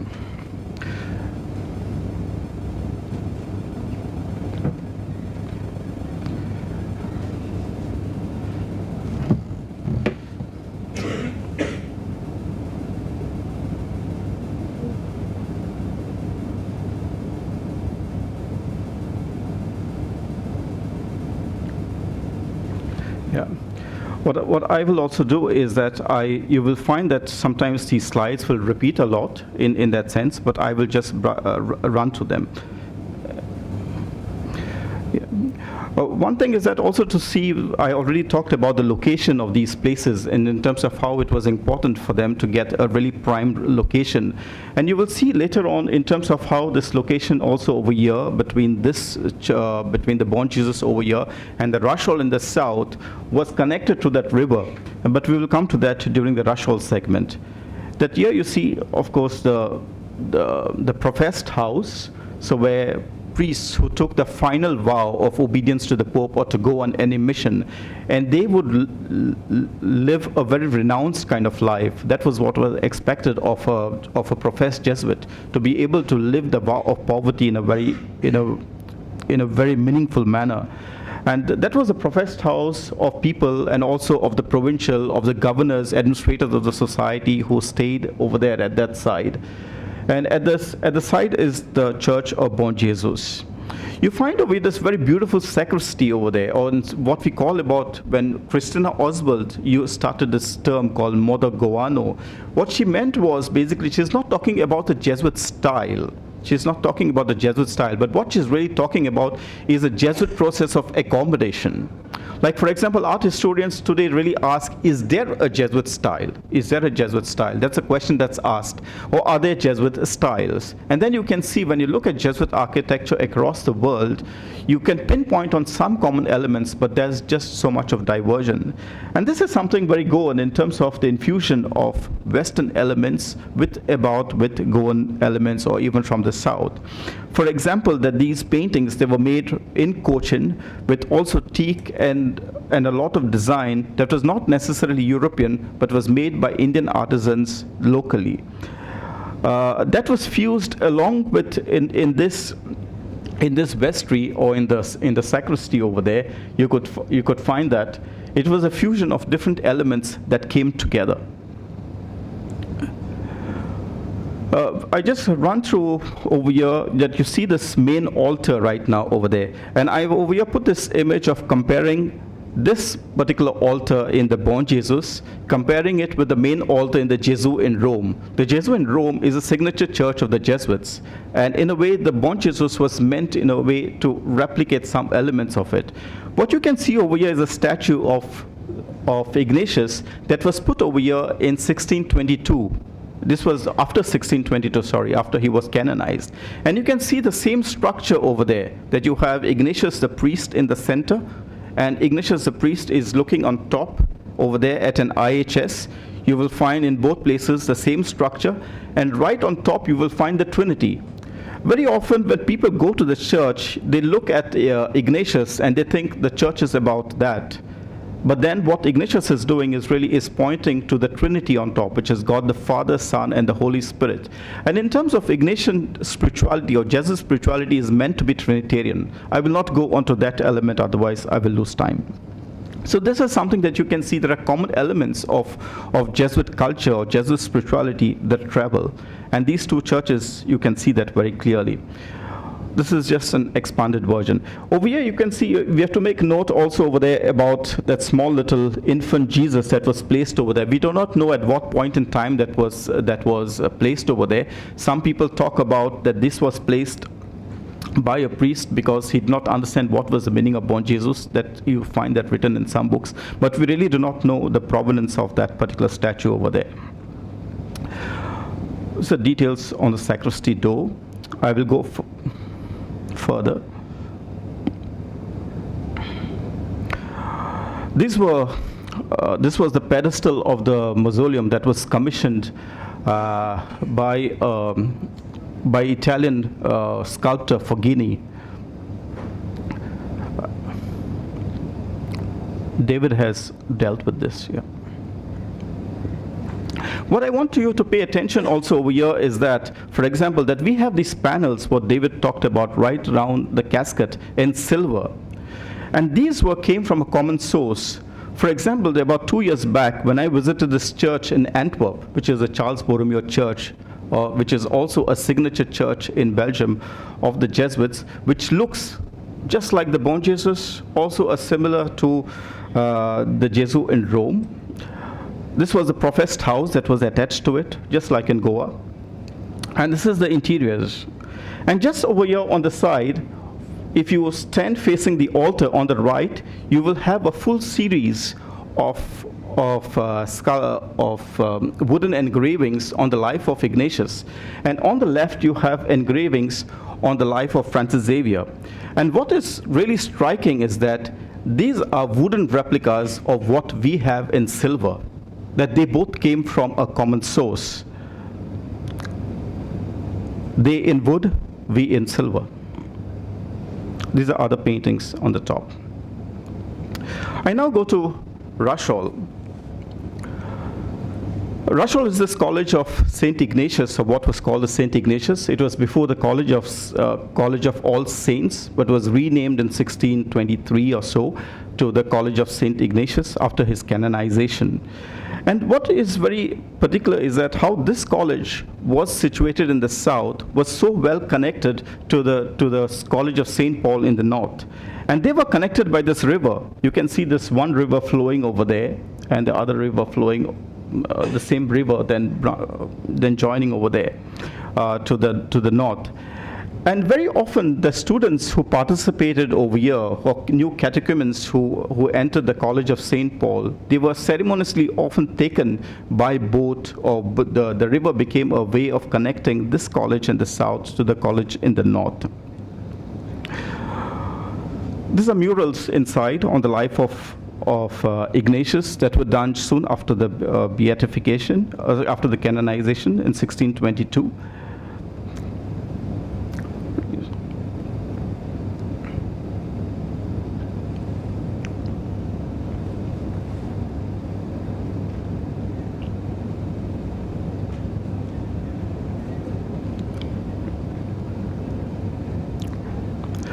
One of the essential parts about Jesuit devotion that we also find, I've skipped some parts, that we also find in Goa, for example, and we have lost in a way, is this full spirituality that was situated around relics, for example, and the reliquaries that took such an important part of devotion in the early modern world. And over there, every church that we have that has been shot, you can see all these reliquaries. There was the cult of saints, like for example, the cult of Saint Ursula, for example, it was very popular. And the martyrdom was something to be aspired for. And these martyrs, their relics were then celebrated. Like for example, when the 5 Jesuit martyrs were martyred in Japan, their bones were sent to the Basilica at Bon Jesus. So if you go to the sacristy, you can see the bones of them, of James Kisai, John Goto, and company. Would you like to say something? I think we're running out of time now, so You want me to go forward? Okay. Q&A thing? Yeah. Okay, I'll go forward then. So these are all, I go now to this collection of Mocha that we have over here that we have also had in the book. And what is so important about the Mocha collection, now this is not a Jesuit work in that sense. This comes from the Say Cathedral. But what it establishes for us is this culture, the culture of silver that was prevalent, like that we also saw in these kind of engravings that were there around the mausoleum of Francis Xavier. They were in silver, whereas the other were in wood. And we had this very high culture of making silver that you can really see with this particular artifact of the pelican. This is a monstrance in the shape of a pelican. Why was the pelican important? Because the pelican was always, or Christ was always compared to a pelican in terms of how the pelican wounded itself in a way to feed its young, its young chicks in that sense. And in terms of how also Christ sacrificed his life for the life of Christians. I come over here to also, this might not seem like a religious work at one instance, for instance, over here. But it also shows to you the kind of material culture that was prevalent in Goa at that time, especially these type of cabinets or even these religious cabinets that were made. And these cabinets that were made in Goa were also circulated as far as Europe, for example, that they traveled. And just last year, I happened to be at the Rijksmuseum in Amsterdam, and I was going through this, it was a retrospective on Vermeer, Johannes Vermeer.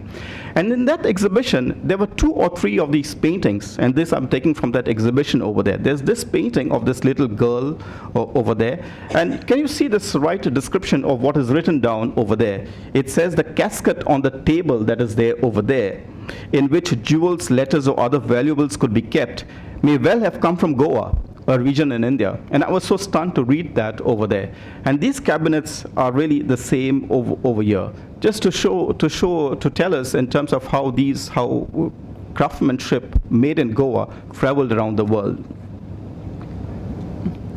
We also come over here now to the infant Jesus, for example. And this is, for example, the cover of the book that was made. And in a sense, the infant Jesus, in a way, epitomizes for us what really the Moda Goano was in terms of how local elements infused into European elements and made something of its own. For example, especially when you look at this pedestal down, which is silver, which is put round a wooden block over there, you find elements, for example, of the serpent that has come over there. Right? The serpent represents something about a cult within Hinduism, for example, but it also represents this serpent in the Garden of Eden, for example, that comes to tempt. And below then you will find all this foliage over there, which is very local foliage over there. There are plants over there. There are different other depictions from the East over there. But then if you look at this over there, right on top, at the particular dress that the garment that Menino Jesus or little Jesus is wearing, it is a garment that is richly embroidered with gold, with velvet, to show us the craftsmanship that was involved into this in such garment making. I incidentally also happened to visit Prague, where this devotion came from, for example. We call this the infant Jesus of Prague. And when you go to Prague, for example, over there, this is the shrine over there, and you will find in the museum at the side various vestments that come over there from all across the world. And then you can compare over your Goan craftsmanship across this other craftsmanship, and you can look at the value that Goan craftsmanship had over there. You look at these garments, and then you also look at Goa. And that gives you a sense, in a way, for us to appreciate, to look into of our treasure. For those of us who haven't been to Mocha, have not been to the Museum of Christian Art, I think that's a gem that we have in Goa that needs to be said. So yeah, with that, to David.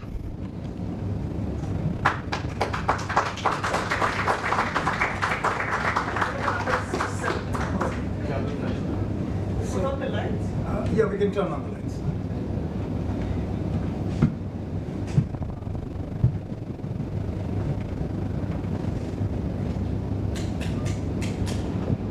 Now they can see me across the world.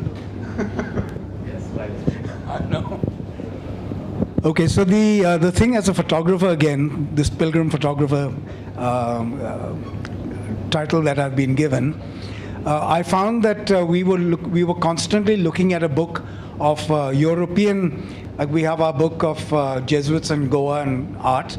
There are books of Jesuit art and architecture in Europe.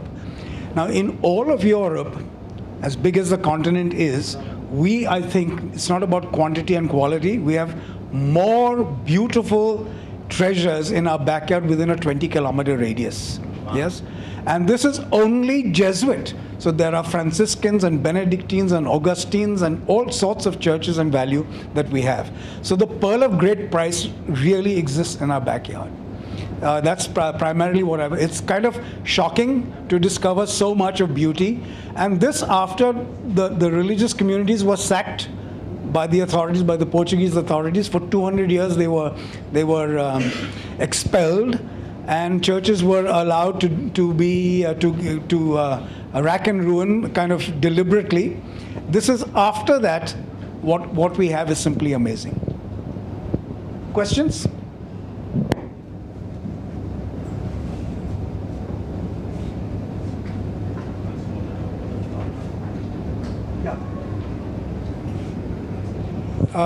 Right at the end, when we had a back cover. The original cover for the back cover of our book is different from what it is now, and there was lots of charcha, lots of discussion as to whether we should remove that and put another photograph for the cover.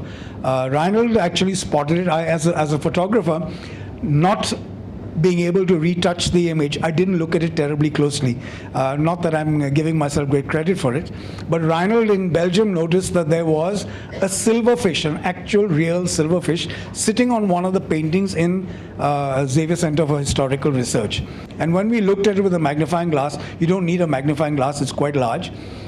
We decided, shall we remove it? Shall we remove this back, the picture? And then Rinald said, no, I think it's valuable that we have the silverfish. It's a kind of a leitmotif of conservation and everything that XCHR wants to do with all the beautiful paintings that they have. So you want to talk a little bit about that? You want to shall I show the picture? I need help. Yeah, so it actually, there is a reference to a woman with flower on her head by the Hoffer family, yeah? And there's this an actual painting. It's a painting, not a photograph. So there is a fly on this woman's head, and it's done there with deliberation. I don't want to go into, I'm not an art historian, but if you look it up, you will find that there is a particular reason why the fly was placed there. So that gave me another legitimate reason to keep that silverfish on the photograph, yeah? So if we have version 2, and by the way, if the books are available, and if you want a special discount is available from XCHR itself, yeah? Can we show our original cover, back cover? But I need help. And we'll show you one last. It's a treasure in Azossi, which Rinald and I were wondering whether we should show or not show. Just go or scoot all the way to the end. All the way to the end. Right to the end. Yeah. So this here, if we can dim the lights a bit,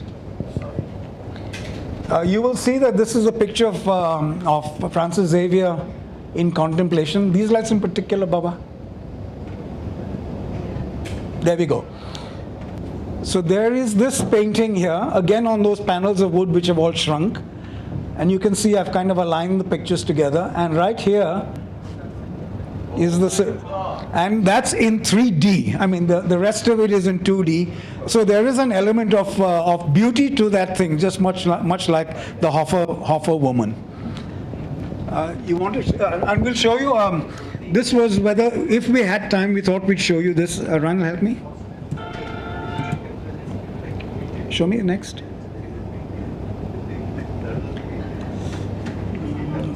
Where is it? Oh, yeah.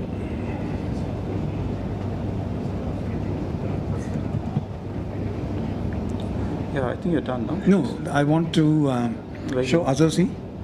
Azossi, sorry.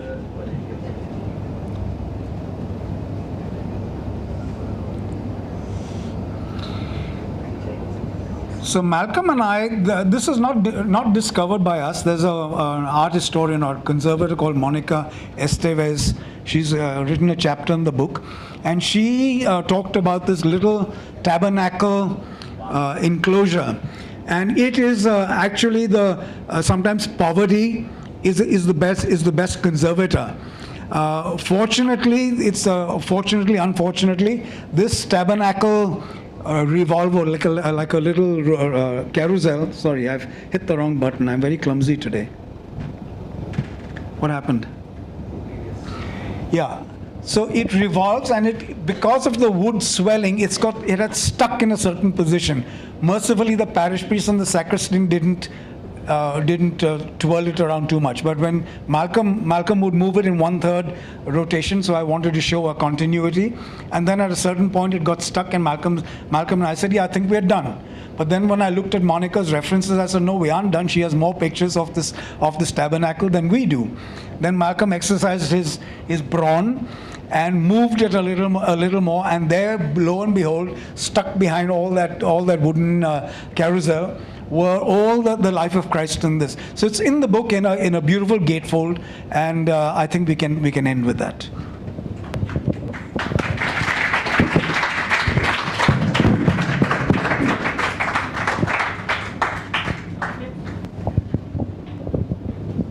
So thank you, David and Rinald. It's been Rinald. Sorry, it's been quite eye-opening to watch these fabulous photographs and listen to your descriptions. Thank you very much. And thanks for everybody for coming. Thank you. The next session will be here in 5 minutes. So don't disappear. Introduction to Vasudhendra, but I think Edith herself needs an introduction. She taught at the Department of French and Francophone Studies, Goa University. Her PhD thesis was on the Francophone women writers of Quebec. She has worked on Goan writing in Portuguese and been a member of the academic project Pensando Goa. Her publications include the works of Manohar Rai Sardesai, A Meeting Point Between India and France, written both in French and English. She was honored by the French government with the Palme Académique for her contribution to the promotion of French and culture in Goa. Over to you.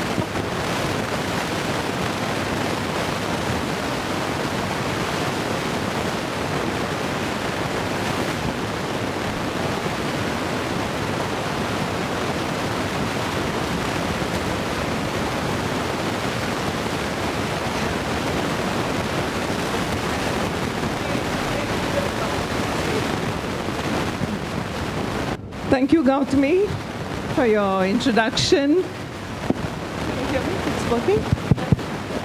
Thanks for your introduction. Sometimes we come to know more about ourselves when we are introduced or we are reminded. Anyway, thank you very much. And welcome to each and every one here.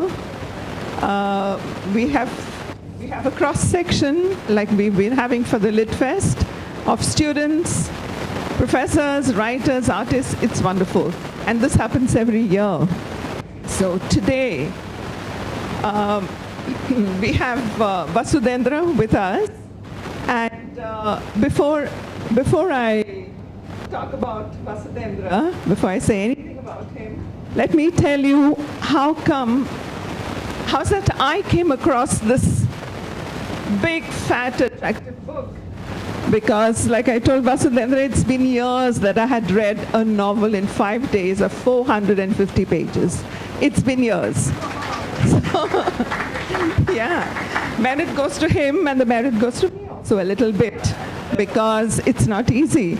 But then I was so taken up by the novel. But more than that, when I was told Teju and Tugambandra, I said, what is this? And it was, the culprit is there, Vivek. He gave me this book and he said, can you have a conversation with him? And I looked at the book and then I saw that it was Tejo, the river Tejo in Portugal. The river I had heard about from my childhood because we were all born Portuguese, but long ago we have stopped being Portuguese. So then, but for me it had great attraction because it involved Goa and the connection. And I said, well, this book is for me and I'm going to read it, I'm going to finish it. That's how I managed to get through this book, which is beautiful, and I accepted conversing with Vasudhendra. So I welcome you, Vasudhendra, amidst us, the Goan crowd here, or a mixed crowd, as I said earlier. Now, Vasudhendra is the best-selling author in Kannada literature, and he has some of his work translated into English. Now, before we go into this book, which is the reason for our being here, let me say just a few words about his past, but only this past, professional. What is it that he used to do? He was a graduate with a Bachelor of Engineering. He has a degree in engineering from the National Institute of Technology. He then did a master's degree from the Indian Institute of Science, and he worked as a software professional for 20 years. Now that is a man of science. So, is that correct what I said? If you have anything to add, please go ahead. So now my question is, being a software professional with a heavy pay packet at the end of the month, how's that you took this U-turn? No, I shouldn't use the expression U-turn. It's not very happy these days. So I will say, how's that you turned your attention towards writing? What is it that pulled you to writing? And what is it that made you exchange your successful career for the erratic glory of being a writer? Because when you are a writer, you don't know what's happening at the end of the month, whether you have still something in your pocket or not, right? Depends on the readers. So then, what is it that prompts you to write, Vasudhendra? Good afternoon. Thanks for that introduction. This is a very, very typical question for me, like you were a software engineer, how come you are writing fiction, and that to historical fiction. So now it's more of a historical fiction. This writing I have not started after stopping my software engineering profession. Okay, so which I'm writing from past, say, 30 years. I'm writing from 1996 onwards. I'm writing fiction. So I was doing a double boat journey, like, you know, put one stuff here and there, and then two boat journey, which I was doing. Once I felt confident that I can live on my own with books and with my earnings, so I said it's enough. See, what happens is you will recognize your passion, what makes you happy at any time. So it could be at 27, it could be at 30, it could be at 40. You have to recognize your passion. Once you identify your passion, then start working towards it. Whether it returns back you money or not is immaterial for us. Passion means anything, any activity which makes you happy. I realized that writing gives me most happiness, and I feel very, very thrilled when I write a short story. And it gives us also to read. It gives very high. Though software industry is good, it returned me a lot of things, especially on the financial side. But corporate world and the fiction writing doesn't go hand in hand. That's different, and this is different. When layoff is going on, so they find out who is pregnant woman and they will lay off her first. Yeah. Otherwise, you have to give the maternity leave. You know, like I've been involved in all these management kind of decision. So that won't gel well with your fiction. You know, if you are a fiction writer, you like to be truthful to yourself. Yeah, so you have some value system in you. So that's how things are. So I recognize my passion quite late. So almost like 27 years. When I was 27, 28 years, I realized I can write and I can live happily. That's not late. Yeah, it was quite okay. I feel it's quite late because we have, in fact, like Schanberg here, they are all scholars by 16, 17, 18 years. They had come up with their first work. Okay, according to this, for me, it's late, but it's okay. But what happens is most of your passions cannot return you the financially sound income which you can live on your own. So many of in India that's the case, right? Especially Kannada writing doesn't give you so much. So I had to do 2 lives actually. So live in corporate world and do this work as well. And finally, once you are confident, okay, I have enough, and I would like to lead a simple life. I don't need a luxury life. So I need a simple life, but I would like to live with my passion. Then it's okay. So you can come to anything. And fiction, anyone can write.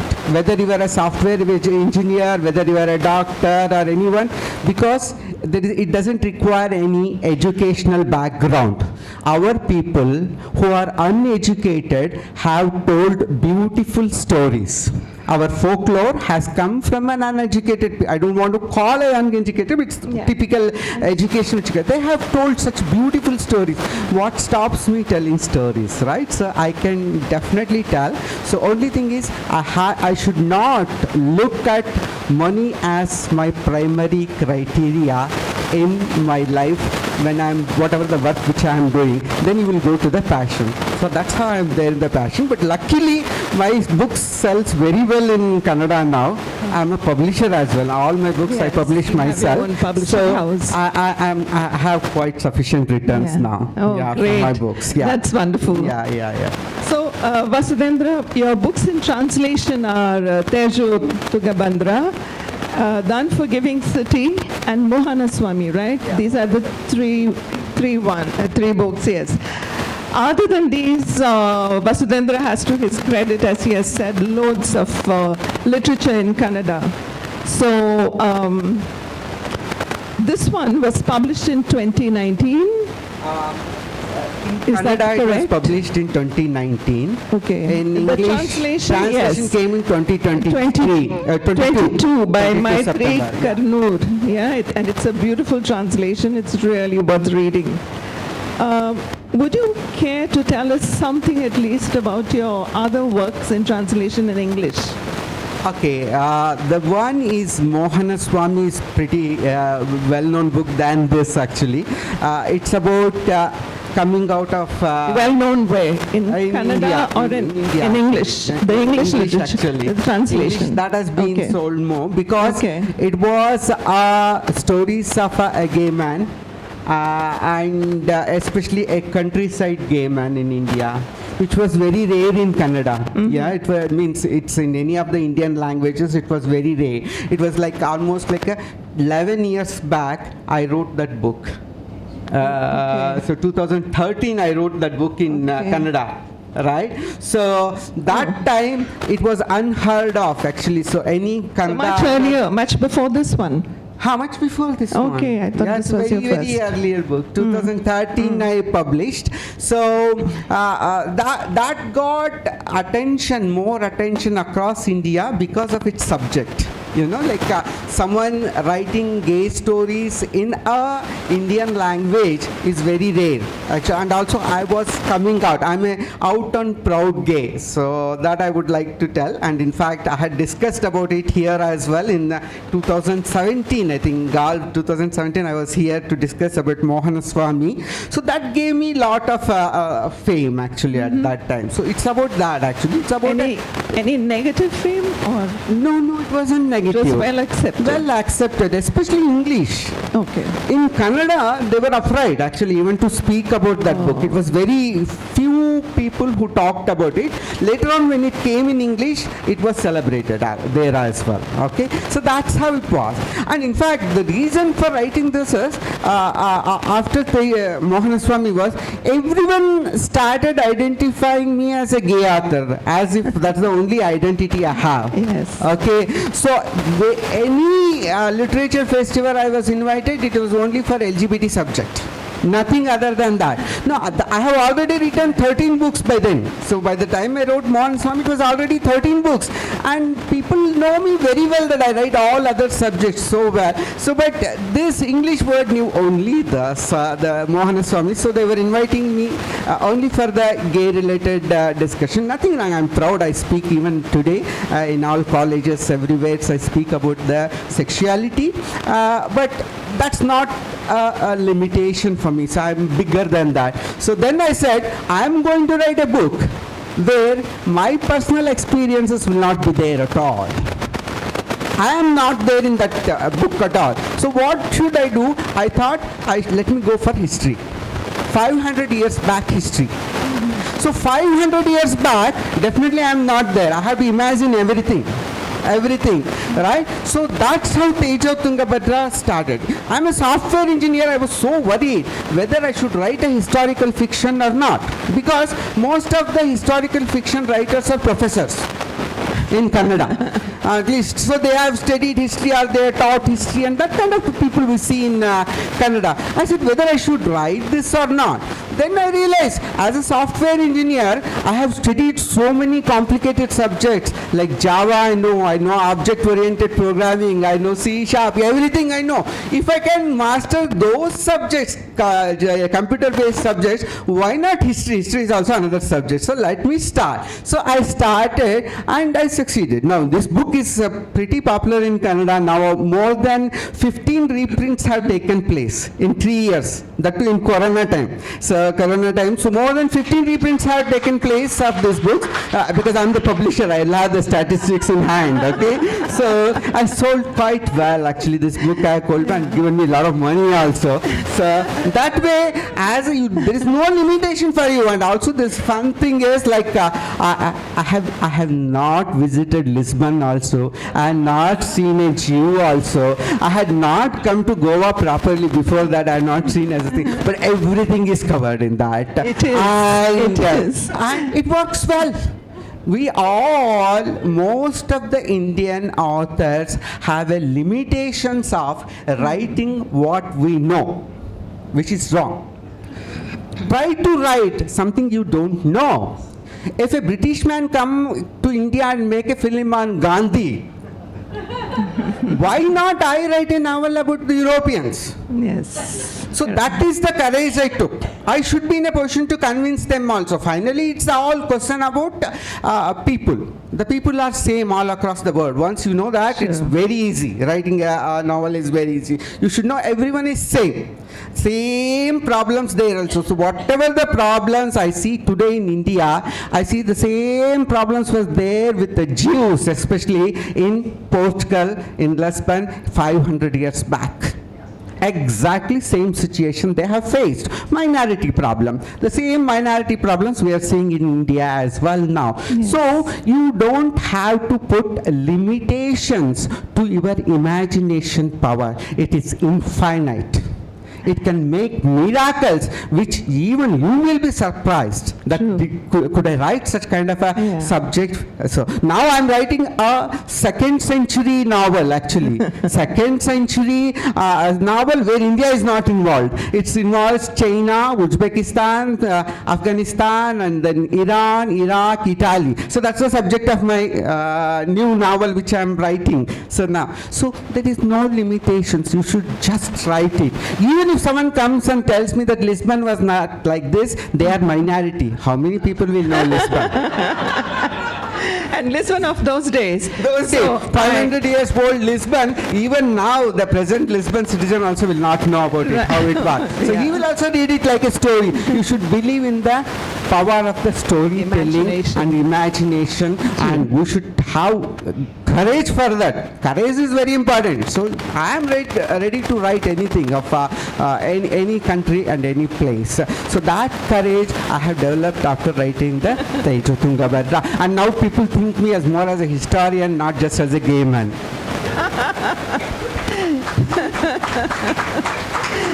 So at this point precisely, I would like to inform you all that this book, it has its 450 pages because it covers a period from late 14th century to the, somewhere in the 16th century. Yeah. So, so that was the time when the Portuguese were at the height of their glory, of their maritime discoveries. And they also had, the Renaissance was in full swing in Europe. So the Portuguese were very much, and I would say that both Vasco da Gama and Albuquerque were men of the Renaissance. So, they, and all these ships and all these maritime adventures started from the Rio Tejo. It started from that particular river, which is so significant, and therefore it is so significant in your book, okay? And so he has, Vasudhendra has written this book with Tejo on one hand, and on the other hand, it is the empire of Vijayanagar. Yeah, Tungabhadra River. And the Tungabhadra River, so both the rivers running sort of parallel in his imagination, and having beautiful stories of human conflict, about which we will find out a little bit so that you can buy the book outside afterwards. And so this is just to put the book in perspective.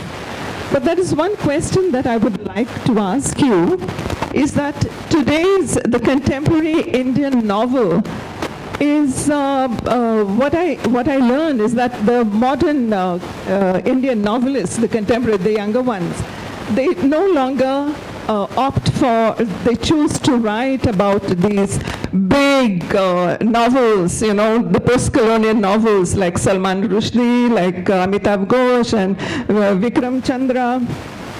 So they prefer to remain in their, in their regional domains with small subjects and so on. But they feel that's more, whatever they feel, more comfortable, more relevant. So I was just wondering what made you write historical fiction going back to all those years. There has to be something that has pulled you back. Yeah. And why you have not written like the current trend is. Maybe you're not a man to follow trends. You have your own. Yeah. So what is it? Yeah. No, I have almost 6 short story collections and 6 essay collections I have written. All of them are contemporary only. So I have written all the contemporary subject in it. It's like I was tired of contemporary. See, the history is it's very challenging. If you are try to write 50 years back history, it's very dangerous because there are people who will recognize what was there, what is it. Accuracy becomes so important. You go behind another 100 years, it becomes easy because no documentation is available, so much of documentation, no proper historical books are there. You go for 500 years old to some extent. Now I'm writing, I said, 2000 years old history, it's very easy because hardly any documentation. Even historians struggle. What happened? So you can, imagination is much easier for you actually. So that I'm not so sure if there are history professors here, they might catch you outside. No, that they can catch. I'm also become a history professor now. So I read so much of history. So many historians come and discuss with me also on many subjects now. Okay. So it's something like that. The history is fascinating. What happens is if I can tell you in a metaphorical way, I never believe in religious practices. Means I don't do shraddha, karma, pitru paksha for my parents. My parents are no longer there. 25 years back they passed away. So while writing this book, I am writing a 500 years old story. I felt my forefathers are there in this. Okay. So there are so many forefathers of many of us who are there in this book. So once I finished this book, I felt I did a proper Pitru Paksha. Okay, it's like a tribute to my seniors. They are the people, like, someone should be there, my relative should be there in this novel, I don't know.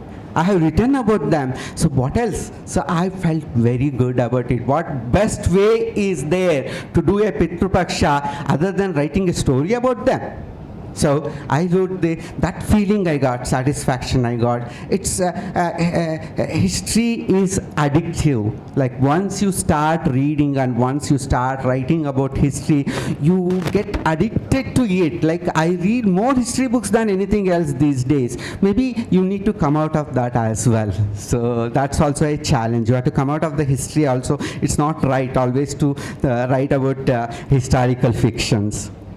Yeah, so I was wondering if you are in any way, whether you were connected with Indo-Portuguese history, because you have brought together this Swarup in Portugal and the Tungabhadra in India, and how did you do this massive historical research? Because there's nothing that you have left out, actually. I was just looking at it. There's nothing that you have left out. You have not missed any detail of an entire epoch, you know. And like you have described the life of the Jews in Portugal, something that very few of us know here. Then there are all these details about Vasco da Gama and Afonso de Albuquerque in their ships, what used to happen. Of course, there might be some records and whatever that you might have consulted or not, I don't know.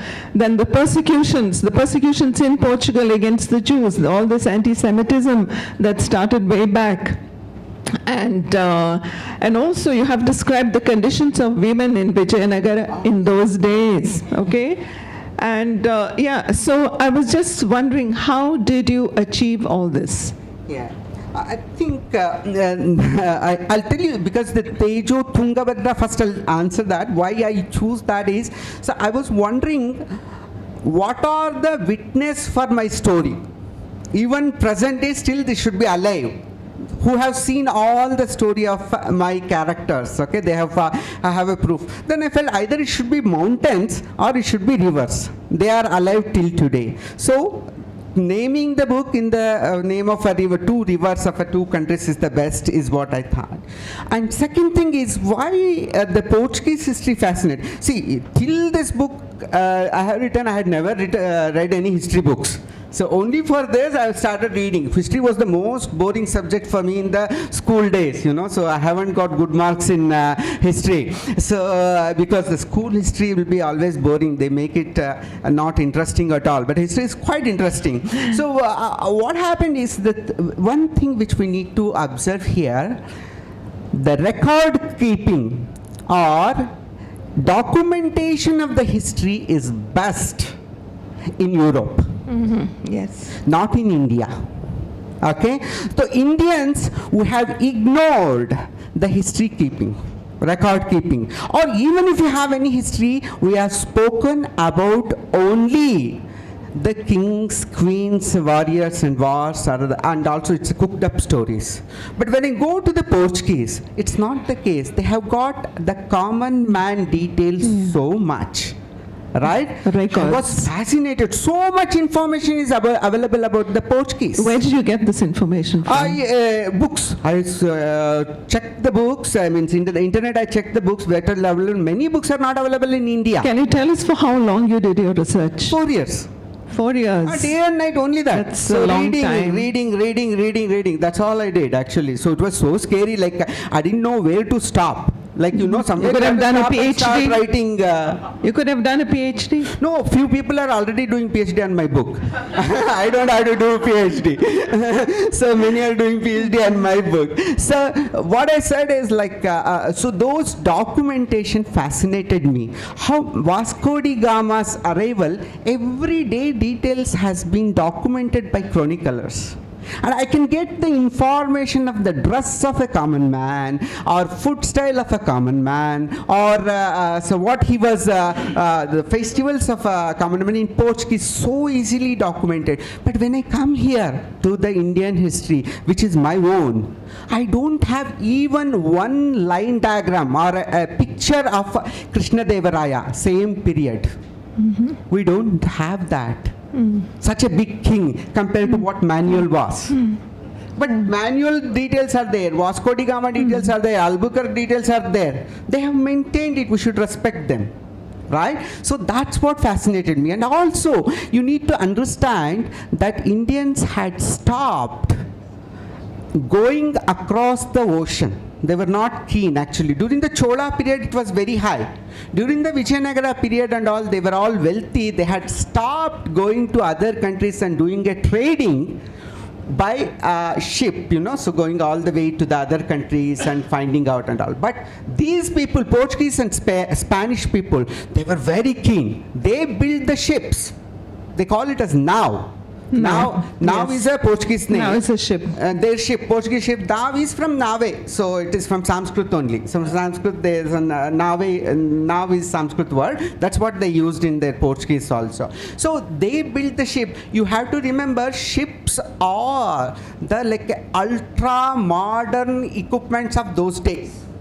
The technology, like we say that, we have such a high-speed internet, or a spaceship. We talk about all the submarines we talk, right? Just like that, the ships were the latest and the fastest moving instrument, because they had only horse was the fastest for them. It was moving better than horse. The speed was much bigger, more than the horse. So they were all fascinated by the ship. Actually, everyone used to talk about ships in Europe, especially these two, Portuguese and Spain. After 100 years only others came up, British, French and all. But these two were very keen on the ships, and they come all the way to India, which is like a 24,000 miles without power.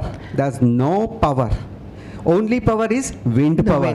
Using the wind power, they have come all the way to India, smelling the spice. Their nose was very good. Excellent nose they had. Now, they come all the way, just smelling the spice. One question, excuse me for breaking in. Gautami is showing me the time. I've asked her to. One thing I wanted to ask you, what was your purpose in doing this? Was it pure history, or did you have any social awareness in mind, or was it art for art's sake? No, it is like... Because many write art for art's sake. What was it? No, without any intention, I went writing this particular novel. But what happens is, whatever the history you write, it will be a contemporary work. Because you are a contemporary mind. You are living in this particular period. The one particular subject which comes very importantly in this chapter is Krishna Devaraya comes and renames some of the cities. They are all Shivapura, he makes them Krishnapura. So much of arrogance should be there. Shaiva is one religion, Vaishnava is another religion. There is a Shaiva god there, and that's why they have put it as Shivapura. And now we are coming here because you are the king of the this thing, and changing that name suddenly as Krishnapura. So which I thought is the same thing we are doing now. We are renaming the cities. Exactly same. I could recall everything. And women's situation was the worst in Vijayanagara period. Okay, so she was asked to jump into the fire because of the sati, or she was buried alive along with her husband. And you all, those who are in Goa, should know one information, should be very proud of it, as Goa is the first place in the history of India where sati was banned by Albuquerque. Okay, in 1510 he banned sati in this thing. After him only Akbar Next person who banned sati is Akbar. So only person who comes from outside only can see the problems of ours. That's why your character comes to Goa. Oh, very good. Takes refuge in Goa. Yeah, yeah. Yes. So so I was fascinated by that. Oh, my goodness, he's coming all the way and he's realizing that it's not correct. But we were not realizing that sati is a bad practice. Our poets have not written so much against the sati practice at all. True. So why didn't they write? Was the question for me. So like those are the things which when I am writing, all these contemporary issues started popping in. That's So why I'm was able it to write. social awareness that you wanted to bring in? Yeah, I'm Okay. pretty, see, I'm the contemporary person, so even if I write Mahabharata today, I will have all the contemporary issues. If Khandava Dahana comes, I will be hating that. Unnecessarily burning a forest, which was a rich forest, and constructing Indraprastha. As a sensitive author, I have to hate that. If you support Krishna and Arjuna in building the Indraprastha, means you are not a contemporary author. You cannot have that. So that awareness will be always there for me when I'm writing the story. So those, you can see throughout actually, it's there throughout in the book everywhere. The So even contemporary though issues. it's historical fiction, it is not about history per se, but about the human being. Yeah, any story you write will be about human beings only. You cannot write anything. Even if you write Panchatantra, you talk about so much about Panchatantra is the most beautiful book I have ever read. Okay, so you also should read. Even in Panchatantra, what we are doing is we are putting the human values in all these animals and we are making them to play. Right? So we cannot tell story of anything else other than human beings only. Okay, so that we should be aware, and that's why we can tell story of any period, any mythological this thing, fantasy elements, anything you can write, but you should talk about human beings actually. So that's enough. Yeah, that's what I feel. So a book with so much in it, I would like to know what is the impact of this book in India, because India, each one has their own language, and yours is in Kannada, but now it's been translated into English. Has it helped to spread the awareness of this book and the readership across the country? Yeah. So, and what about, has it resonated abroad? That's also what I wanted to know.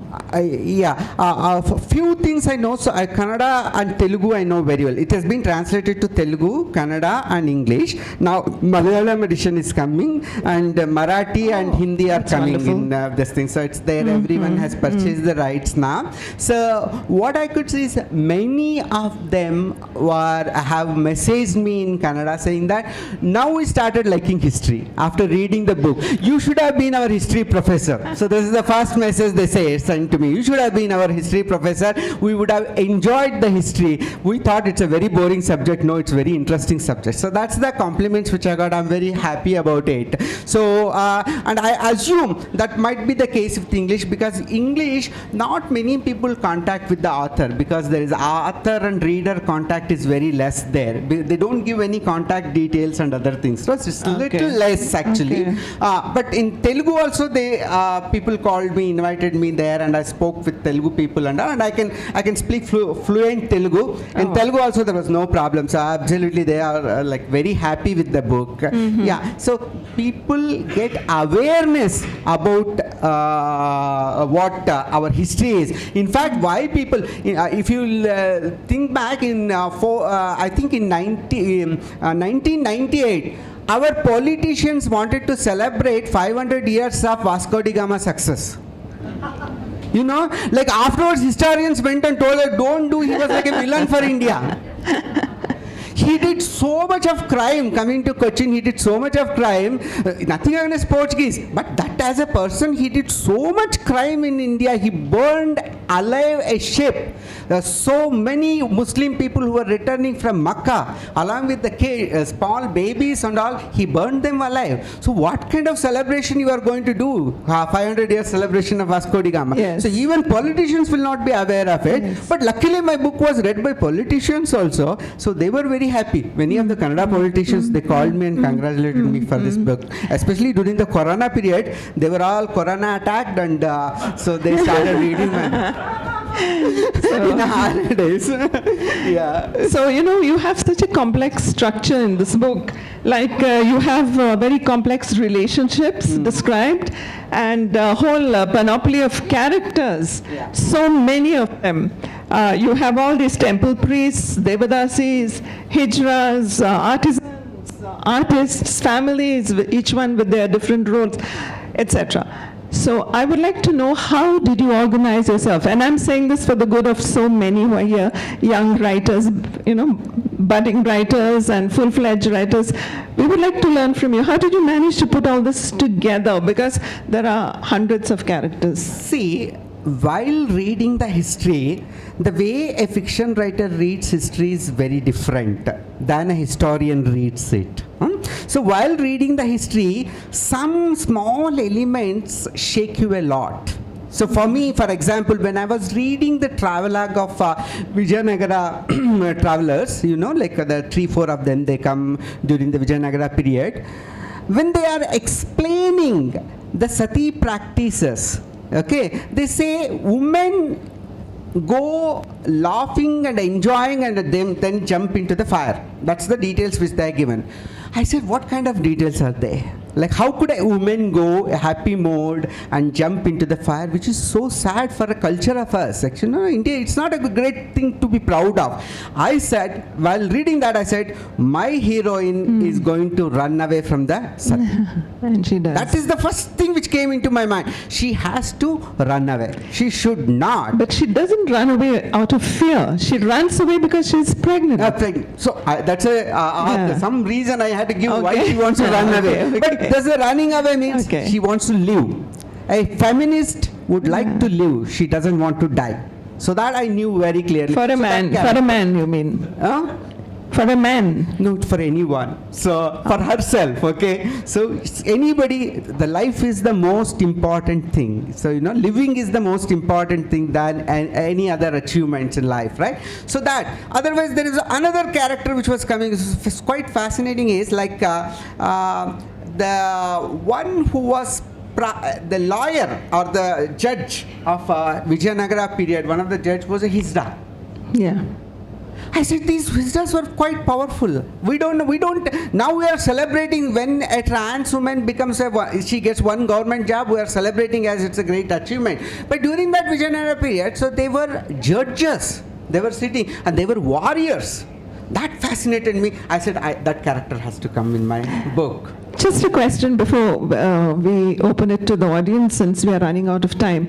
Was women's condition one of your concerns? Is it? Yeah, very much. Women concern was very high, so that comes out throughout. And also you should see the similarity between the women condition in Portuguese and in India. No difference. There also woman has been suppressed, and here also woman has been suppressed. Both the places, whether it is Portuguese or it's no, in fact it's worse there compared to here. So that kind of details gives you an idea what should cover.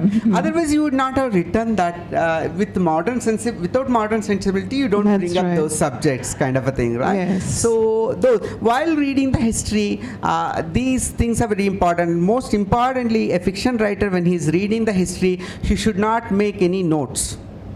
Okay. When you are making notes, you are becoming a historian.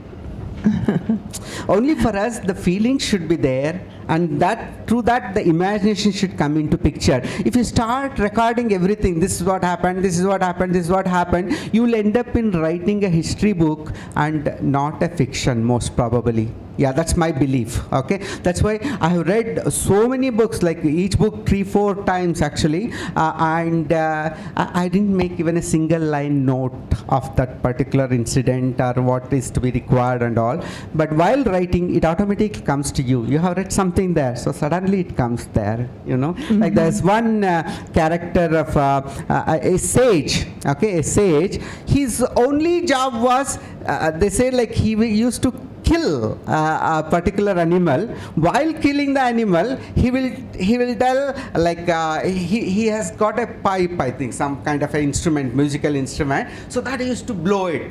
you know. So Bladon used to make big noise. And that traveler says, I am going to tell about this particular character a little later, and he has forgotten. You know, he has forgotten to tell about the character. He didn't write anything. All historians scripts about it. So why didn't you miss it? Why did you miss it? You should have given me more details about it. So I said, I am here to tell more about it. So I bought that character. So I am a fiction writer, so I can extend that character to any level. So that's how Wonderful, the things Vasudhendra. become. So all this, there's a lot of freedom. Yeah, and, you have the freedom. Thank you. As a fiction writer, you have a lot of freedom and lot of responsibility as well, along with the freedom. Okay, now I throw it open to our audience, which seems to be much, involved in what's going on. If you would like to ask Vasudhendra questions, please do. Yes, sir.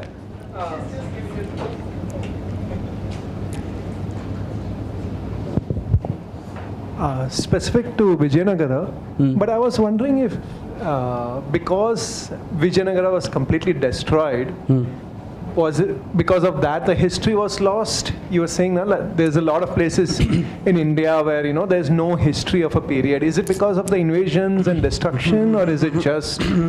See, the culture of documenting common man history was missing in India. What we had is like the culprit is Ramayana and Mahabharata. Okay, so Ramayana and Mahabharata became so big in India, such a big epics.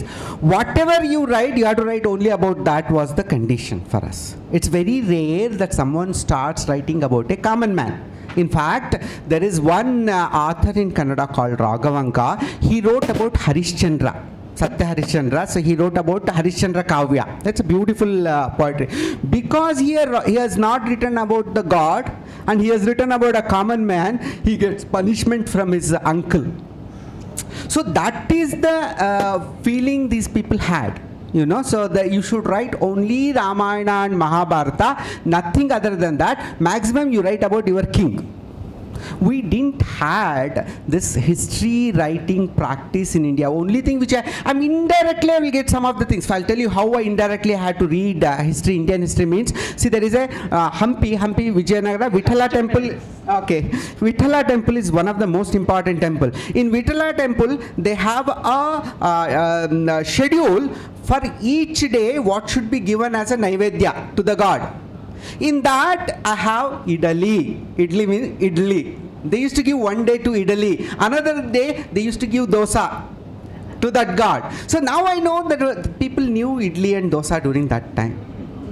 So I had to bring my dosa practice in my novel. So I said, I had to. So like that, you have to read indirectly, but not directly. Okay, or in our Kumaravasa, so when he has written Mahabharata, so Mahabharata in the same period he writes Mahabharata, what he does is, for everyone in Mahabharata character, whether it is Draupadi, whether it's Arjuna or Karna, Krishna, each one will give a pan to the other person, chew the pan. And there was no pan in Mahabharata period. This betel leaf itself came in 2nd century to India. Where is the question of pan in those periods? So there is no Mahabharata period, there is no pan. Okay, but everywhere they have introduced the pan eating, pan chewing. I know Vijayanagara period had a lot of pan eating. This thing, so that practice was there. So indirect reading is very important for fictional writers. So like reading in between line, we say, no? So that's what it is. Yeah, I finished. And I think we have finished. I don't know. One more minute, maybe, if someone wants to ask. Last question. One last. Desperately last. Okay. So yeah. So actually, there were beautiful extracts that we wanted to read, and there was something else that I knew there won't be time. But there's no time. So I thank you very much, Vasudhendra, for giving us an opportunity to go into this beautiful book of yours, which I'm sure there'll be lots and lots of readers for it, and especially among the young ones. I hope they kind of do their little research. And thank you, wonderful audience. Yeah. For Thank this you very time much for with this us. opportunity, especially Vivek and Golf. I would like to thank them especially for giving me this opportunity. And youngsters, definitely you have to read your history. Okay, so you can read your other Harry Potter series, no problem. But more important is your history books actually. So history you read in one form or another form. It's very, very important and it's good for this country.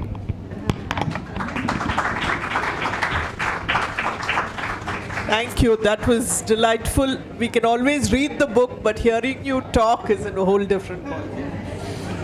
We'll be back in 2 minutes for the next session. 24 dialogues, and we have, after Ayodhya, reinventing the Hindi heartland. And I'm really looking forward to hearing this discussion. Akshaya, Mukul, Abhishek, Choudhary, and Tarun Bhartiya. I'm going to give a brief introduction, but since this is from Google, I'll request all of you to add on the several points I miss out. Akshaya Mukul is an independent researcher and a Homi Baba Fellow. Journalist for over 2 decades, he has contributed to a historical companion to post-colonial literatures in English,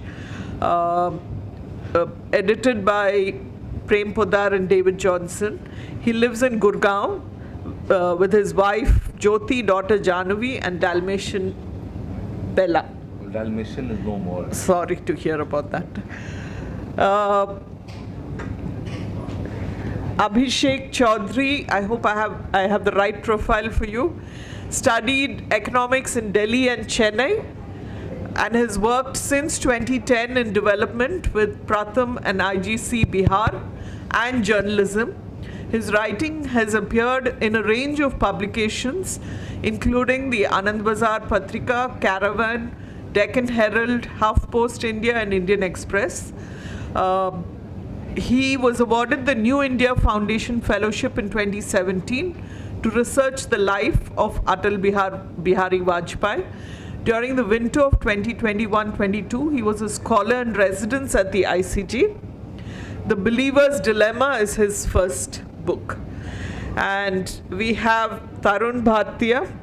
He's a Maithil documentary image maker, Hindi poet and political activist based in Shillong, the Khasi Hills. His photographs and image essays have been published in magazines and as covers of many books. Over to the three of you.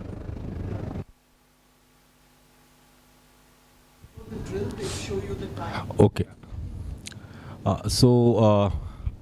Welcome to this conversation about these 2 important books. One, obviously, everyone knows would be an important book about the first right-wing Prime Minister India had, Mr. Atal Bihari Vajpayee, and a book about a poet, a Hindi poet who even in Hindi now people don't really talk about him so much, but who was a very key figure for Hindi public sphere, a gaze. And I love it because he was part of our textbook, our course. So his whole name is very nice to say. Sachidanand Hiranand Vatsayan Agay. So it sings. So I'm like, a last minute interlocutor between these 2 very interesting biographers, and especially Akshay. And when Vivek asked me, I was quite excited because Akshay is my senior and we are hostel mates. So Akshay sir, and Abhishek I didn't know. So when I was talking to him, as a Bihari, as a Maithil, on phone you know where the person comes from. So welcome to a conversation between 3 Maithils. So from Madhubani. Although the theme is after Ayodhya, reimagining Hindi heartland, I think that for many Anglophone Indians, they can't, they haven't even imagined Hindi heartland. They don't even understand what Hindi heartland is. So reimagining is like a, extra effort.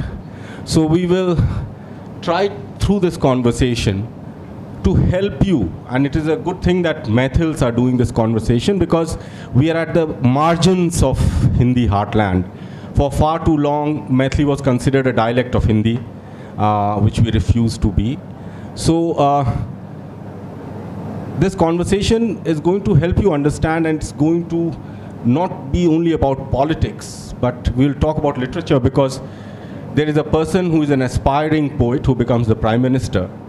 There's a person who is really a poet who wanted to be as powerful as Prime Minister. So, it's going to be an interesting way to look at the world and how importance of literature, and especially for people who describe themselves as liberals and left, and who mostly speak in English or have studied in English medium thing, who have no idea, and especially if you know Akshaya's first book.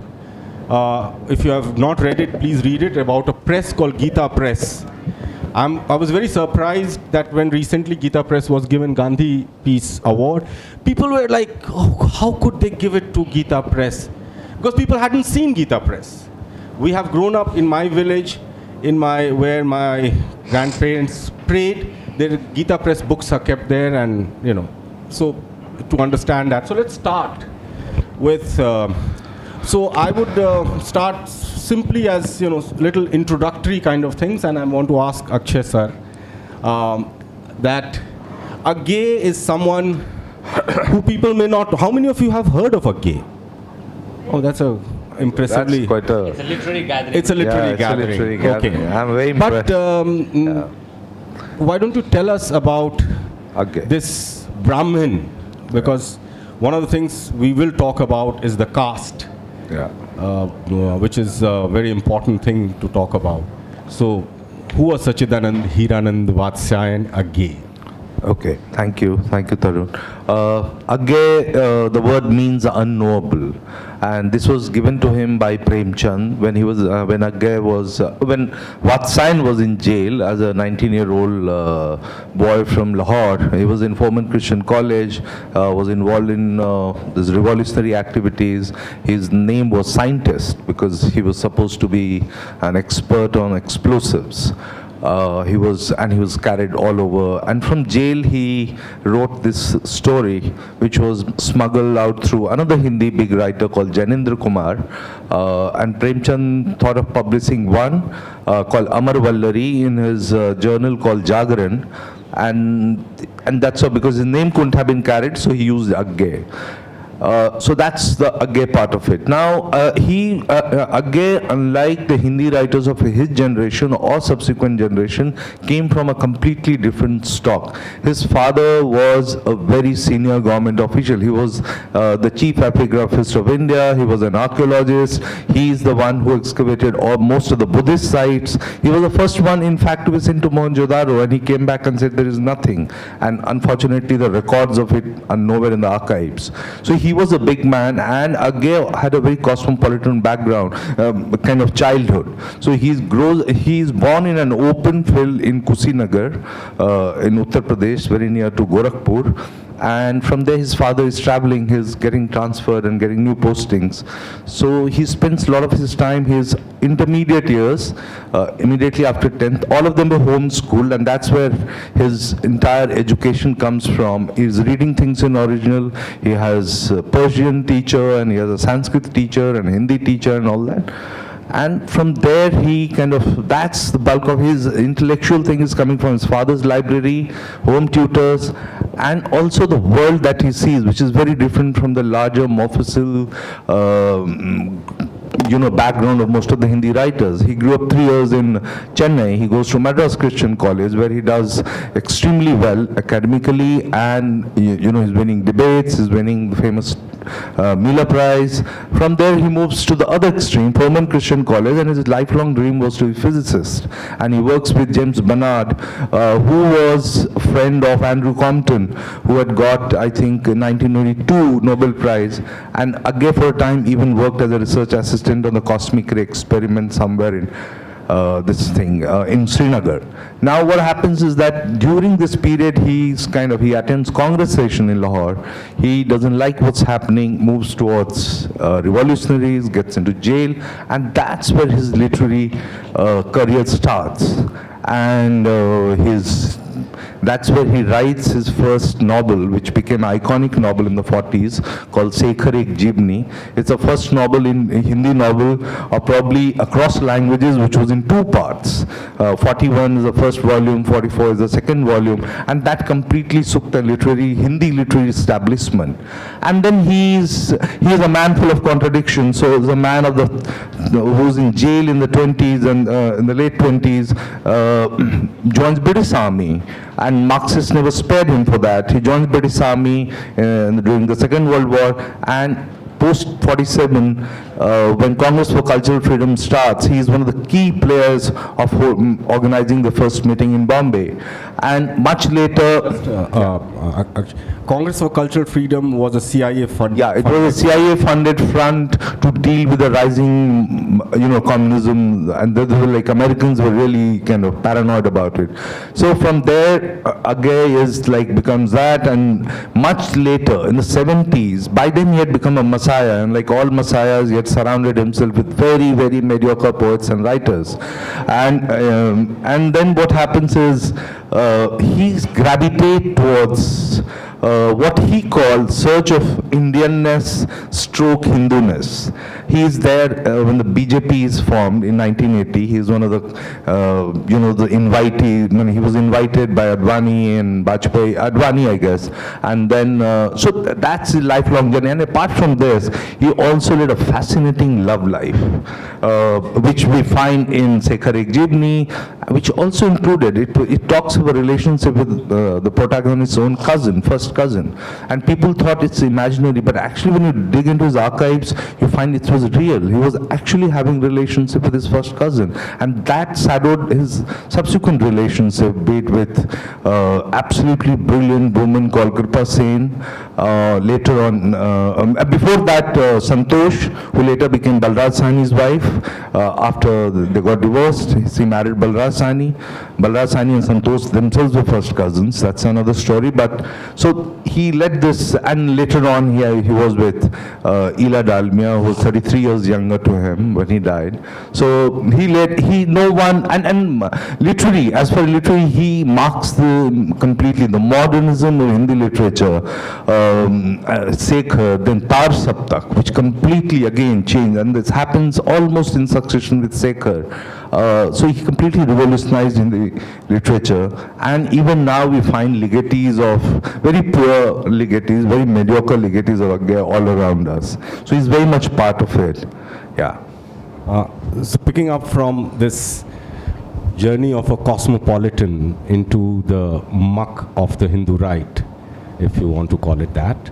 I would like to call it that. But anyway, here is another person, Atal Bihari Vajpayee, and he makes a slightly different journey. He's not a cosmopolitan. He's born into a very conservative kind of a, princely state Hindu culture. Yeah.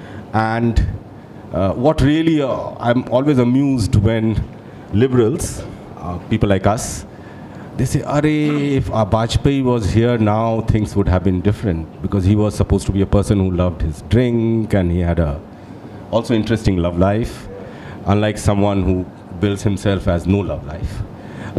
So can you just quickly tell us that about origins of this Brahmin man, Mr. Atal Bihari Vajpayee? Okay, I'll first begin with a macro picture, because the topic is reimagining, reinventing the Hindi heartland, and I'll begin with a small caveat, which is that though Hindi heartland is semi-feudal in many ways, in most ways, many would say, and certainly lacking in social and economic innovation, and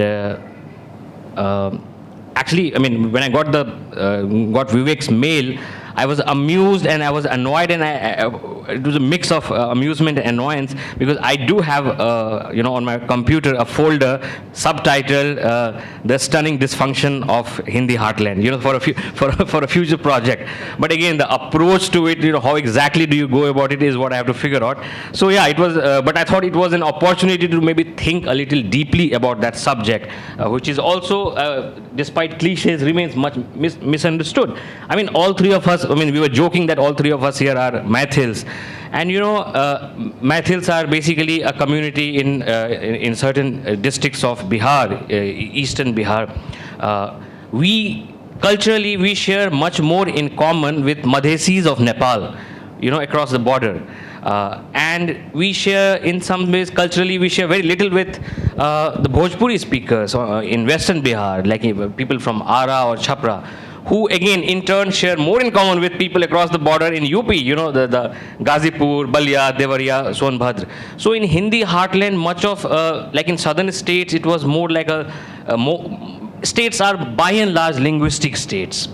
In Hindi heartland, even in Bihar, it's more of an administrative state.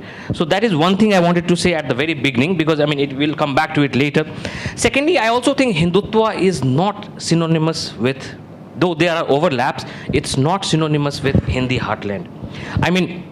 Intellectually, one could argue, I would certainly argue, that Hindutva began in Western India. Arya Samaj was founded by a Gujarati in Bombay in 1875. And RSS, which in some ways, I certainly argue in my book that it is a successor of Arya Samaj, it was founded 50 years later by a bunch of Tilakites, because they were Chitpavans. Right. No, I'm generally talking of, they were Nagpur Brahmins, Chitpavan Brahmins, a bunch of Chitpavan Brahmins from Nagpur who were disenchanted with Gandhi. They came together to form the RSS. And intellectually also, they borrowed from nationalists in Bengal, and one of the first major leaders of Hindu right was Syama Prasad Mukherjee. He did not have a long life. So I think it's more complicated, and I think Mr. Modi's, before he came to power at the center, India's most successful laboratory, and Amrita Shah has written a book about it, it came from Gujarat. And also there are other kinds of complexities, like in Bihar has never had a Hindu majority government, BJP government in that sense. It is far too complicated, OBC politics and socialist politics. But now you see that, they are still trying in Bihar. They've been trying for 30 years, and trying really desperately hard, actually for 50 years, since the 70s actually. But now you see that, BJP has also captured so many other parts of India. BJP has a government in Assam, it has a government in Tripura, it also has a government in where we are sitting right now, in Goa. So, yeah, I think we need to, at this point, reclaim all of India. So it's not just about the Hindi heartland. There are overlaps, but it will be a gross oversimplification to blame Hindi heartland for all of India's woes, is what I'm trying to say. Coming to Vajpayee, well, Vajpayee was born in an Arya Samaji family. And as a child, he obsessively consumed the Arya Samaji version of history, which was basically, in that narrative, it was a very deep, unresolved kind of inferiority complex vis-a-vis, especially Islam, but also Christianity and British. And in that version of history, the history of India was primarily the history of Hindus, and they interpreted that the history of India as the one of with constant struggle with Islam. And if you read, the tone is that, we never surrendered to Islam, we never surrendered to British, we never lost to British, but we were constantly struggling, but we were also occasionally winning. So it is written, the literature is always is written, early 20th century nationalist literature in Hindi sphere, the Arya Samaj inspired literature is always written in that tone. And Vajpayee, as a child, he obsessively consumed. He was reading Arya Samaji weeklies like Veer Arjun, which he also briefly edited later. It keeps getting shut down, but someone keeps opening it. He was reading Kesari, which was basically a Marathi daily. Still, I think it's still very much in print, founded by Tilak. He was reading plays and historical novels based on the lives of Maharana Pratap and Jhansi Ki Rani Lakshmi Bai and so on. And like I was just flipping through one of those novels, and the tone is that they do recount Lakshmi Bai's painful defeat and eventual death. But it is also written in a sense to glorify Lakshmi Bai, talk about her sacrifice, and there's so many what ifs. So it also, the novel format kind of reimagines what could have been an alternate history of Win. And so it is an odd mix of pride and a very deep inferiority complex. So that's what, even at a larger level, you see that kind of those elements in Hindutva. And this was the kind of literature Vajpayee studied in his childhood, and that reflects in his early poems. I think one of the most popular Hindutva poems continues to be Vajpayee's Hindu Tanman, Hindu Jeevan, Rag Rag Hindu Mera Parichay. It continued to be, and that he wrote first at the age of 16. But when he was in college, as it often happens in high school and college, people also read Marx. And and so some of his early poems are a very confused blend of Arya Samaj and Marxism. So one of his early poems is about Taj Mahal, or more precisely, the exploitation of Hindu workers by Mughals in the construction of Taj Mahal. It's a really, we laugh at it, but you can see there's an intense sense of victimhood. He's writing, Yah Taj Mahal, Yamuna ki roti dhar vikal, tab ban paya ya Taj Mahal, jab roya Hindustan sakal, tab ban paya ya Taj Mahal. So very intense kind of like hardcore victimhood that he has. But even that brief flirtation, it in the late 30s and early 40s, it ended in 45 after Muslim League won the provincial election, and it became certain, partition became a kind of certainty. Then he tried his hand as an RSS pracharak, but he was physically too fragile to do the groundwork. He fell sick. And then he was brought to, after he finished his MA in 47, in August, RSS was trying to launch its mouthpieces, and that's how he got that job as a co-editor of Rashtra Dharm, which was the Sangh Parivar's first mouthpiece in Hindi. And that's where he excelled. That's where, he was everything from an editor, writer, typesetter, delivery boy, and he kind of grew into that role. And 6 months later, because it became big, 6 months later they also launched Panchajanya, and they were like, they were rabidly communal. They were cursing Gandhi all the time. They were saying all Muslims in India who've chosen to stay back are fifth columnists and so on. And which is why when Gandhi was murdered, if some of you remember, the main charge against the RSS was not that they killed Gandhi. The main charge against the RSS was that they helped create an environment in which Gandhi was murdered. And in that sense, Vajpayee was very much at the heart of that enterprise. He was editing two mouthpieces which were exactly doing that. They were trying to create a mahal, so to speak, in which any refugee who'd come from, East Pakistan, or a Punjabi Khatri refugee would have come and shot dead Mahatma. So those were the things. Only in the late 50s after, and this went on for a while, only in the late 50s after he became an MP, and they were basically a tiny group. There were 4 people in a parliament of more than 500. And so then his worldview began to, expand. And because he interacted with communists, he also got personally close to Nehru at some point.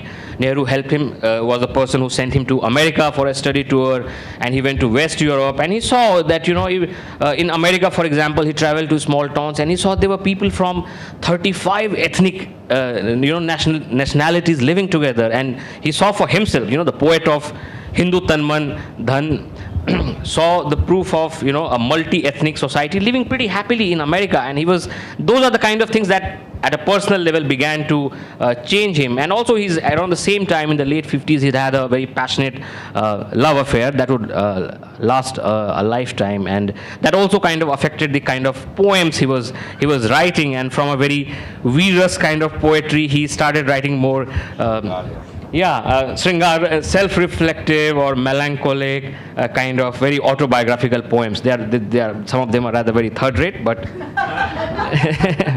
but yeah. Let me come in and ask Akshat about the Mahal 47 post-independence Mahal, and someone like a Gay who is an experimentalist and who is at a certainly at a tangential relationship to the conservative Hindu world. So someone like a Gay, how does he handle this new Nehruvian Mahal? See, in 47 he is in Allahabad and he has started something which was like never happened in Hindi world or any language. He started a commune in Allahabad. He had just started after the Second World War, sold all whatever money he got from army and whatever belongings he had, including clothes he had sold, and started a commune where there were some of these Marxist writers, journalists, and started Pratik.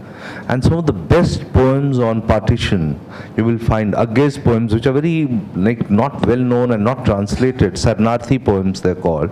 He even takes a family of a distant relative from what had become Pakistan. They had come and he had taken, in fact he's in deep conversation with M.N. Roy, who was his mentor in many, many ways, that what do? I don't have money, I have this, and he had taken up a work which had just started then on Nehru's commemorative volume. So he had become one of the editors, some money was coming from there.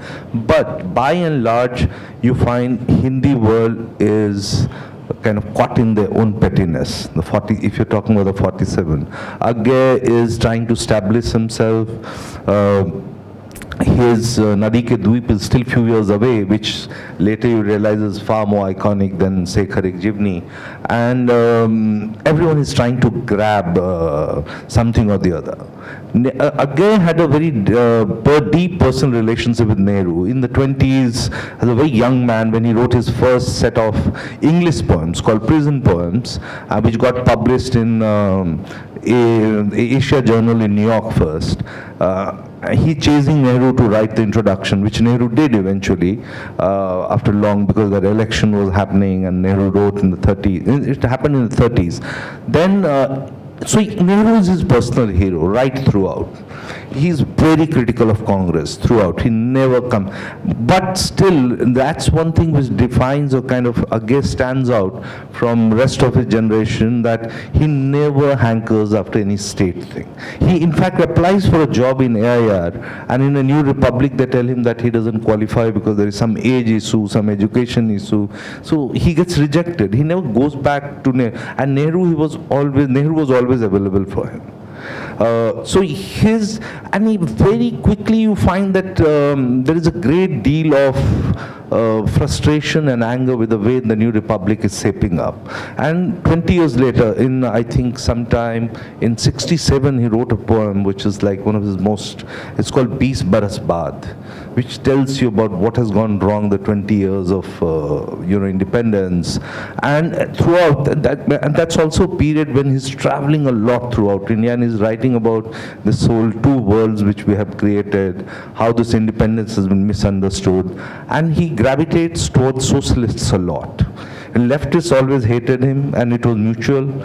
But he's gravitating towards people like Jayaprakash Narayan, Lohia, Dinman comes up in the mid 60s, and that completely changes the complex. So much so that Indira Gandhi complains to Times of India owners, saying that how come socialists are on the cover of Times of India all the time. But he put Bajpayee on the first time on the cover of Dinman, Agge put it, which later a lot of people think that Raghuveer Sahai did it. No, it was Agge who did it. But then he had put everyone on cover.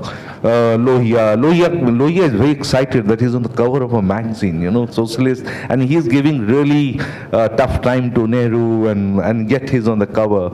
So this is very, very interesting time. Agge is trying to just figure himself out. He doesn't get any job. He's a freelance writer, getting one job of this. Dharamyug had approached him to do job, which he said no, and that job went to Dharambir Bharti. He's the one who recommended Dharambir Bharti. So it's a period of intense churning, And this is also the time when he thinks that going abroad is very important. Translation, world literature has to be brought to India in translation, and Indian literature, Hindi literature particularly, has to go to the world in translation. And that's how some of the biggest initiatives in translation happens, be it collaborating with someone like Josephine Miles, who had found, this one, Allen Ginsberg. She had suggested Lawrence Ferlinghetti to publish Allen Ginsberg. So he becomes internationalist completely. And he's publishing a lot, he's selling a lot, and he's making a lot of money just by sale. If you go to the royalty figures of Akshaya, it's mind-boggling. In 40s and 50s, he's making something like $5,000, $15,000. It's a lot of money in that time. And again, with Akshaya always, there was this side of Akshaya which was, he always had women who took care of him.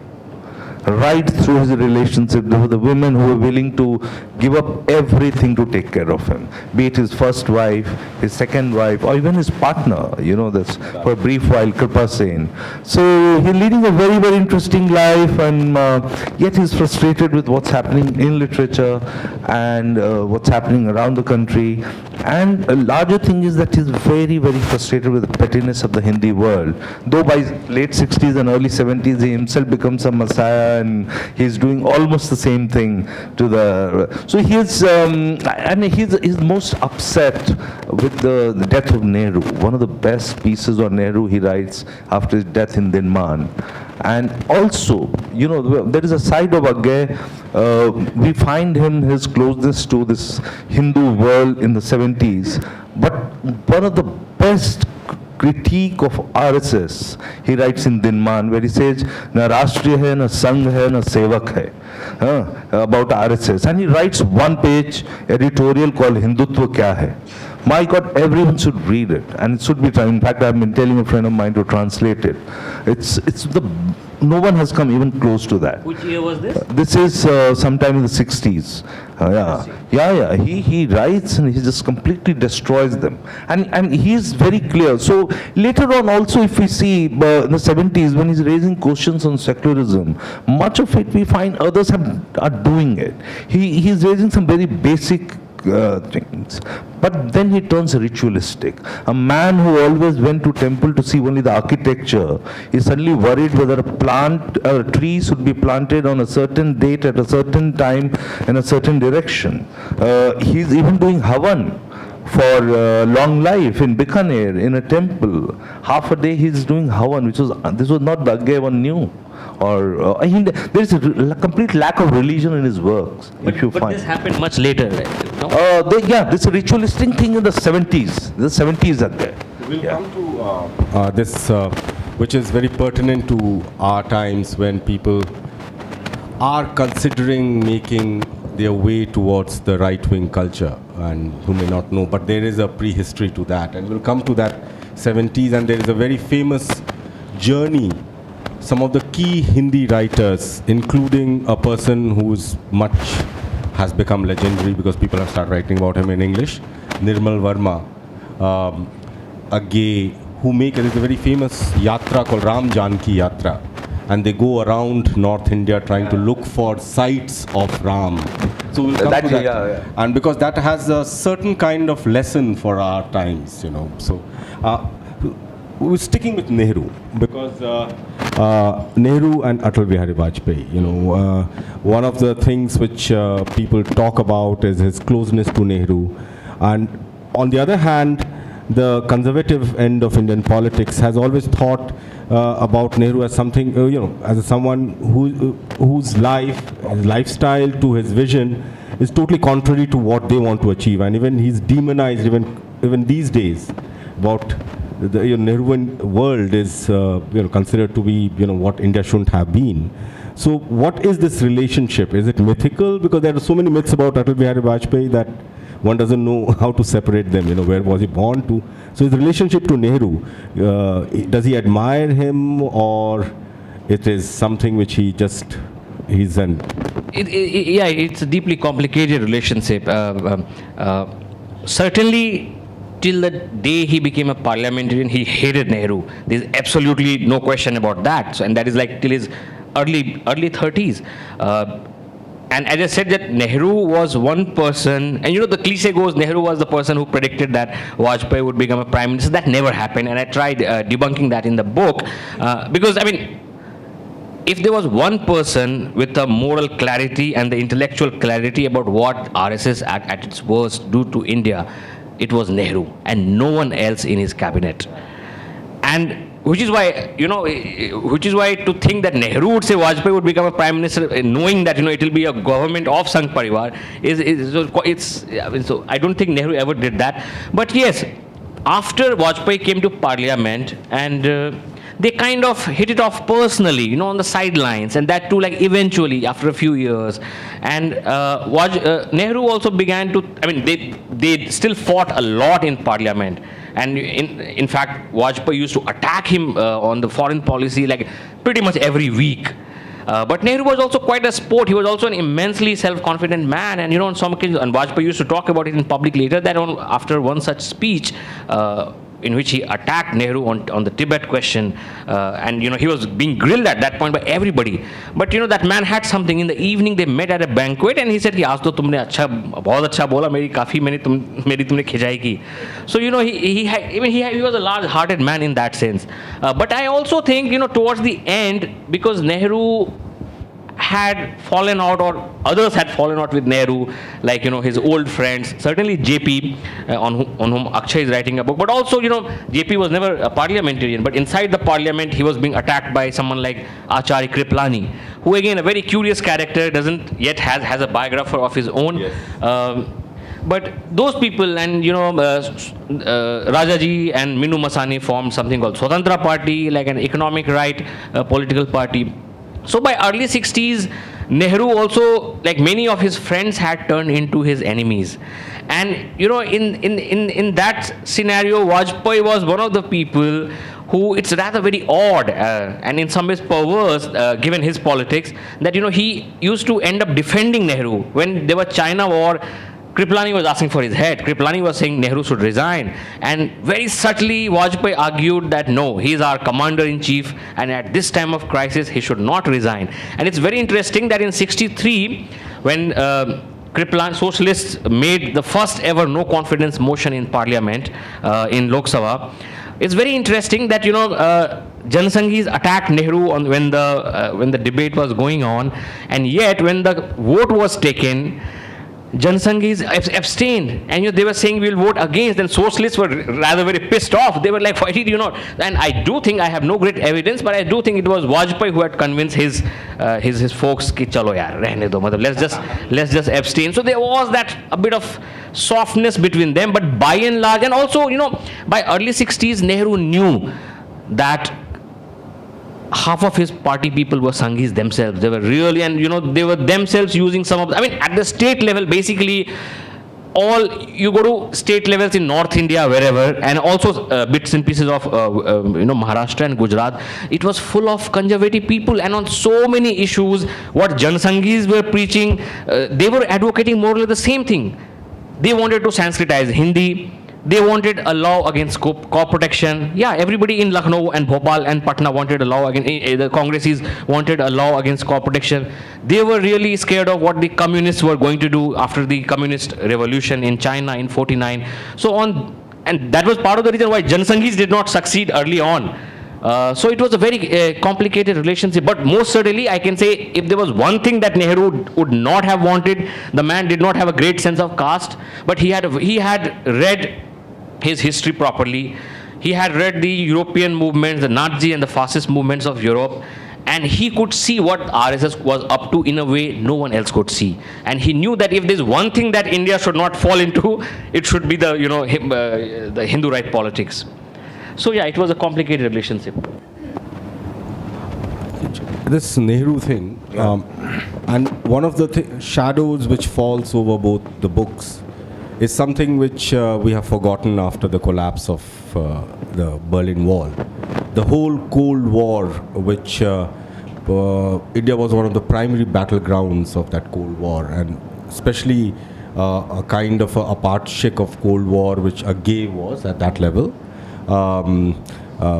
In terms of running Congress for Cultural Freedom, his influence in other Indian languages, to even Vajpayee, where he's attacking Nehru on his foreign policy. Foreign policy is central to this.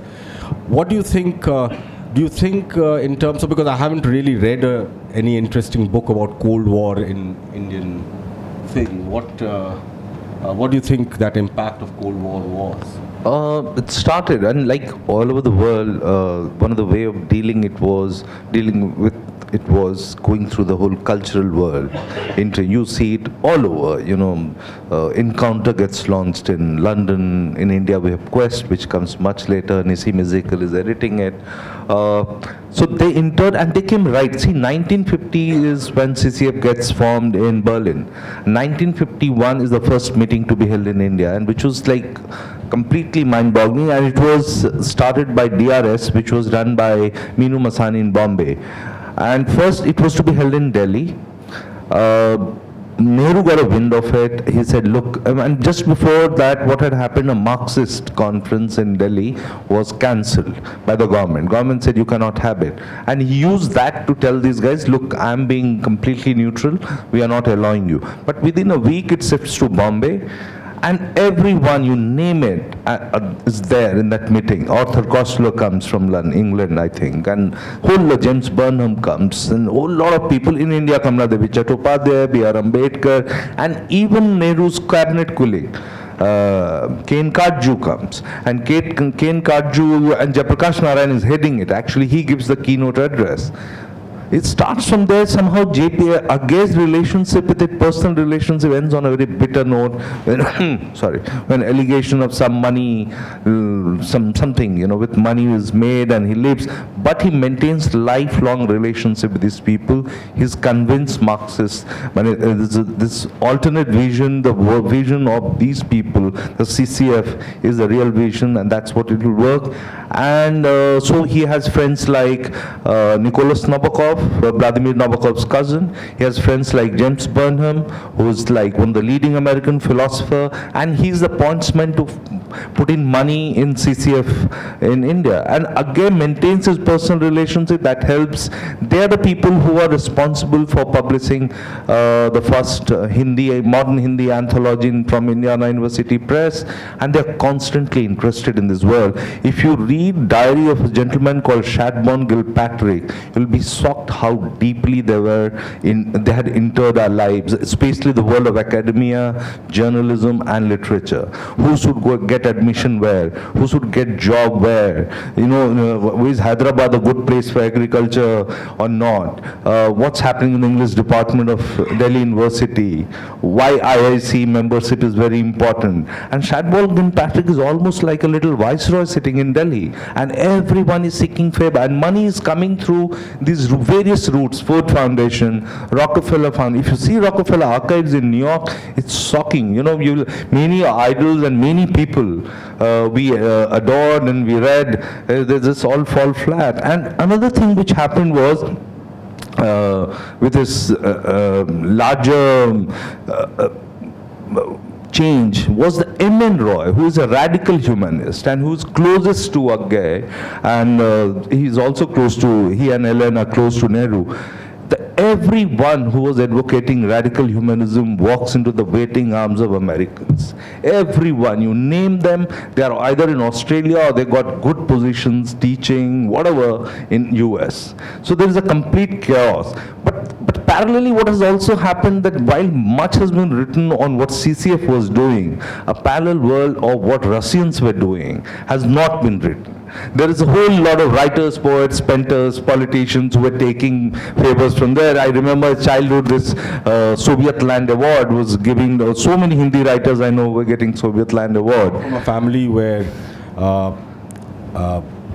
children, some of my relatives went to Russia to study medicine because their parents were communist old-timers. So I understand. So it's somehow it's not very balanced. But what definitely happened, that it had a long impact. these people, now the large, when New York Times did the expose in the late 60s and again in the early 70s, and everyone's name came out from Jayaprakash Narayan to Agay, because Agay had left much earlier. So there was this kind of sense of disbelief, no, it's not true, it's, we didn't know, but everyone somewhere knew that how is this otherwise happening, So this cultural, and simultaneously there is this whole politics of the Nehruvian world of the academies. Who grabs the 3 academies? And that's the most of bitterest politics is being played out on who gets what or not. And Nehru and Radhakrishnan, the 2 people who are kind of initially giving the vision to these 3 academies, are trying to, more they try to keep away from it, more you will find they're involved in it. So there's this whole stories of Tashkent conference, what happens, Marxists are beating the liberals, in somewhere else, someone else is beating. So it's kind of, it's a bad world then, but yeah. And again, is very much involved. Then, therefore, he becomes a big advocate of state becoming invisible, just completely vanishing from the world of art, literature, poets, everything, which of course doesn't happen. My penultimate question before we open it out, a quick one. So Vajpayee, obviously this myth of he would be a prime minister one day. In terms of the world he inhabits, the conservative world, how do they prepare? I've always been mystified between this successful Advani who led a Rath Yatra and Vajpayee becoming the prime minister. So is there some way in which Hindu right why does it consider Vajpayee to be a better prime ministerial material in that sense? Well, it's still a work in progress because I'm just going to publish the 2nd volume. But no, I think Vajpayee's cumulative CV was more acceptable than Advani. Acceptable to whom? Acceptable to the general voter, to the ordinary voter. And it was like this. Look, Advani had been his protege for the longest time. And if you remember, Vajpayee fought his first Lok Sabha election in 1955. Advani he had been a backroom boy.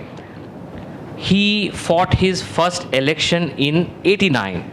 So if that is a measure of popularity, Vajpayee was elder to him by almost 35 years in that sense. Till then, till the late 80s, he had been a backroom boy, and it was only because Vajpayee kind of fell off with the Sangh Parivar in the mid 80s that he almost it was open, the field was open for him, and at first he stepped into it rather very reluctantly.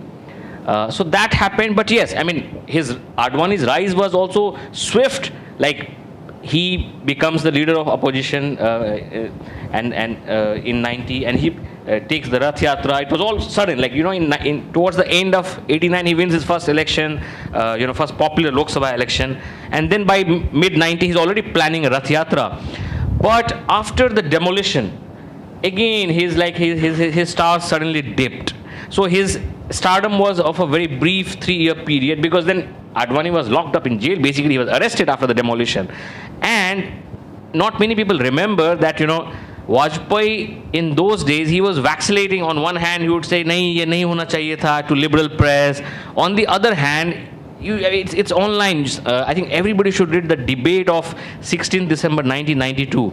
And he, very vociferously defended Sangh Parivar. And till that point, they had been saying, it's Ayodhya is about our cultural renaissance and so on. And for the first time, Vajpayee admitted in his Lok Sabha speech that no, it is a political project. And if you want to tackle us, you have to, it is our politics.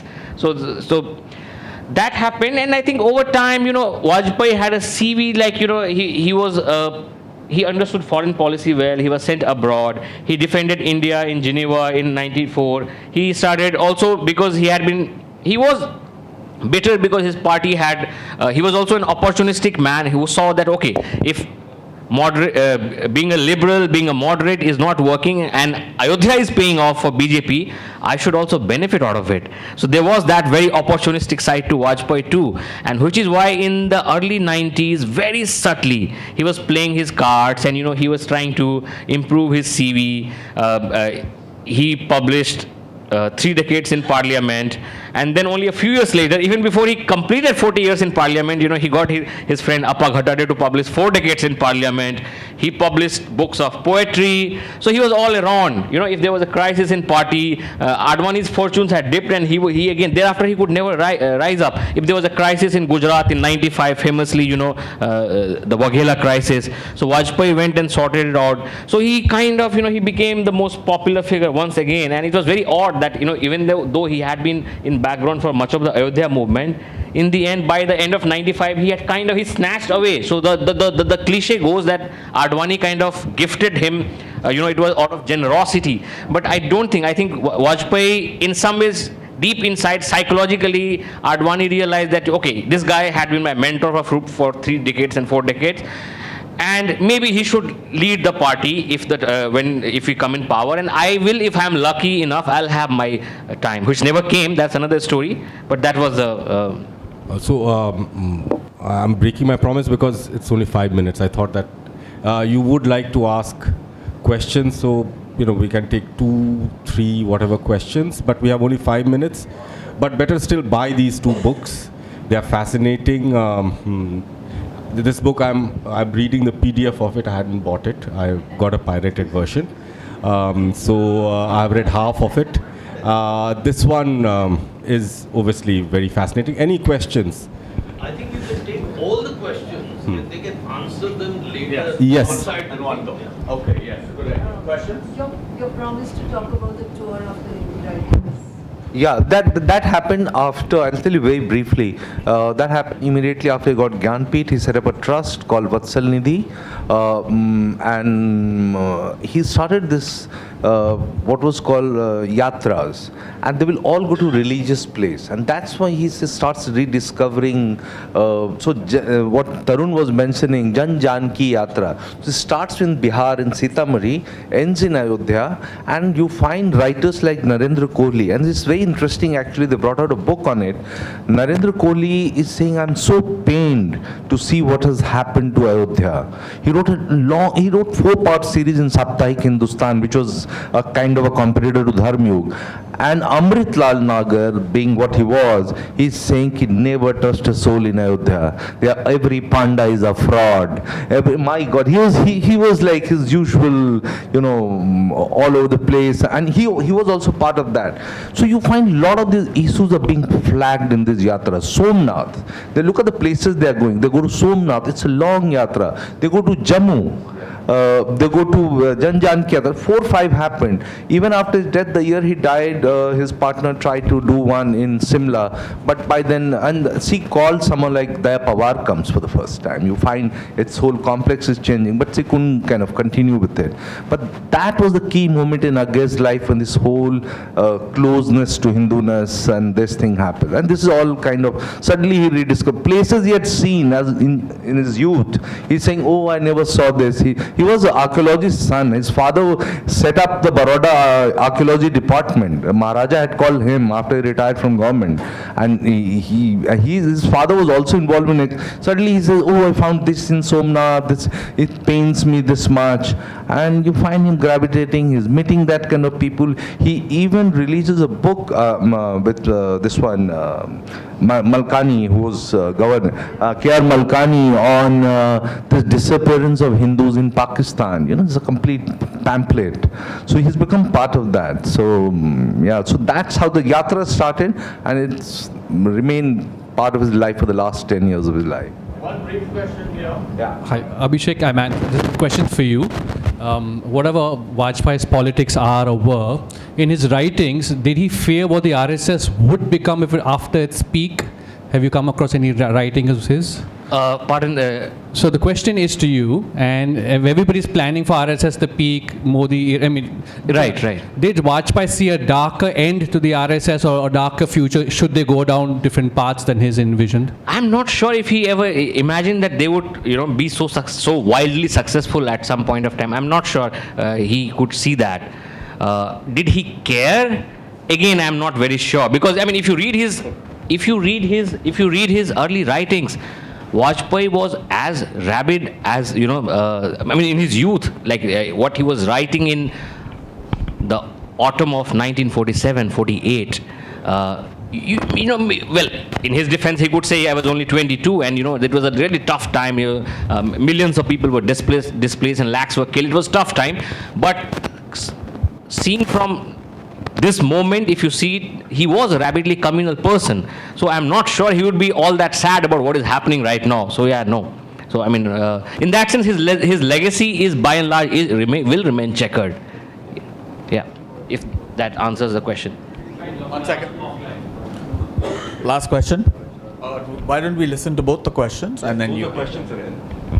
So, you made a remark that Akshaya was lucky or unlucky in women supporting him with all that they had, including Ila Dalmia and all the way. I think same applies to Akshaya's women, or rather Vajpayee's women. That let's not talk about Abhishek. अभी तो दोनों आप ही के हो गए हैं. तो मेरा कहने का ये मतलब कि ऐसा क्या है इन विभूतियों में? What is it in them? No, let me finish. What is it in them that we can learn, that women can support us so completely? Okay. See, this is some unfortunate. The live stream may be interrupted. More interesting question. Mine is very boring. Just wanted your comment about Vajpayee's sort of snide remark in the BJP conference about chief ministership of Modi ji after Godhra. What impact that had, and you know what I mean. Take the question. Each of you take your time. Last word. Okay, so it's just two questions. About Vajpayee, he had primarily one woman in his life, and they remained lifelong partners. Look, Vajpayee's parents had died very young of cancer in 50s, and at a time when we did not even understand what cancer meant. So he was a celebrity, and yet emotionally he was a man-child. And so, it's a very lonely state to be a celebrity on one hand, and all the women in his surroundings were already married. He was in mid-30s. It was at that point that this woman entered his life, and she brought a sense of family to Vajpayee's life, which was much required. So I don't think she's had a major intellectual influence over him. I don't think, but yes, I mean, bringing someone a sense of family to somebody who's never had one I think is a very significant contribution. That's one. Yeah. Sir, your question on the Raj Dharma remark, it was actually a double-edged remark. In the sense, it was a deliberately ambiguous remark, and, by early 2002, BJP had lost all the elections. So Gujarat was the only major state where they had a government. And the remark you're talking of took place in April. That was 5 weeks after the riots started, on 28th of February in 2002. So Mr. Vajpayee initially wanted to sack Modi for sure, but he saw that everyone else was rather very vociferously opposed to it, and he was in very subtle ways told that, look, you were saying that you will be आपकी तबीयत ठीक नहीं रहती है, so why don't you retire? So he was getting suggestions that Modi was not going. If at all someone had to go, he should maybe, he's been in power for 4 years. No, you should go to Rashtrapati Bhavan. We'll be happy. There was a presidential election due, by the way. Kalam became that very summer. So he was very subtly being suggested to basically retire from politics, which of course, no person in power wants to retire. In India, nobody wants to retire, especially if you're a prime minister, with in such high executive post. So, but basically he was told that, okay, Modi is not going anywhere. If you want to resign, you are most welcome to. And so what did he do? He goes to Gujarat after a month, more than a month after the riot started, and then he had to say something. So basically that question, now if I may reveal that I'm going to write in details, that question was actually planted by PMO. Okay, a PMO asked a friendly scribe to ask that question, what is your message for the Gujarat chief minister? And then he gave a very deliberately vague saying, that Raj Dharma speech, a ruler cannot discriminate between its citizen. But then there was a spin when Modi says, कि मैं तो वही कर रहा हूँ, then he also says कि हाँ, I'm pretty, मतलब मोदी वही कर रहे हैं. So it was a deliberately ambiguous remark, and for which he was praised, but I mean nothing came of it. I mean Modi did not get sacked. I mean, if at all, very famously 10 days later he made a speech in Goa. So that was also in some ways a concession to his core constituency. So I don't know if does that answer your question? So as for what men should do, I don't know. And I don't think these are easily acquired or acquired at all. You're born with an. Akshaya definitely had this. And I spent quite a lot of time talking to some of these women who were in the 70s and 80s, if some woman tells you that, look, it's in Frankfurt, this happened. She's stepping out for the Frankfurt Book Fair. She's stepping out of the hotel. Again, tells her, where are you going? He said, I'm going to meet someone. He said, oh, let's have a coffee and then you leave. He said, by the time I see my watch, it's 2:30. So I said, what happened at that time? He said, we were in cafe. I said, why were you so attracted to her? And look, again, the age gap. She was very young then. This is 86 or 85 actually. And she says, I don't know. I've asked innumerable women, what was it about? Why did it work? And someone said, look, don't psychoanalyze him, just write this. Even women don't know what was it. But he was very extractive with his women. Very, very extractive emotionally. And these were some of the brightest women you could think of. Kapila Vatsyayan went to universities on scholarship at a time. She came from a big family. That part, she was exceptionally gifted woman herself. One of the first PhDs on dance. And you find in the conversation, the private letters, she's just, I don't know, you cry when you see these letters. Every time she goes abroad, she's buying pajamas for him and tapes for him. And when he's abroad, she's packing off daily newspapers to him in Berkeley. So I don't know, this man, and then 33 years younger, entire Dalmia family. And I know her, the family, and they were saying that, look, family said, what are you doing? Her father, who himself, Ila Dalmia's father, who had 6 wives, was also opposed to it. He said, look, don't do this. This is bad. And she fell for it. And even, it's not that the story ends with Ila Dalmia.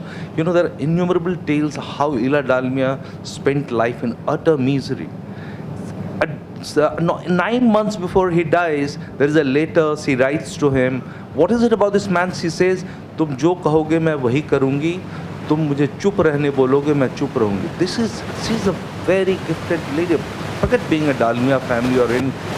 So this is something unfortunately cannot be acquired. On that note, I want to thank Akshaya and Abhishek, and please get the book. Amazing session, amazing books. Please keep your seat for the next session as well. Thank you so much for an outstanding moderation job, Tarun. What a wonderful session. Thank you. Thank you. That was riveting.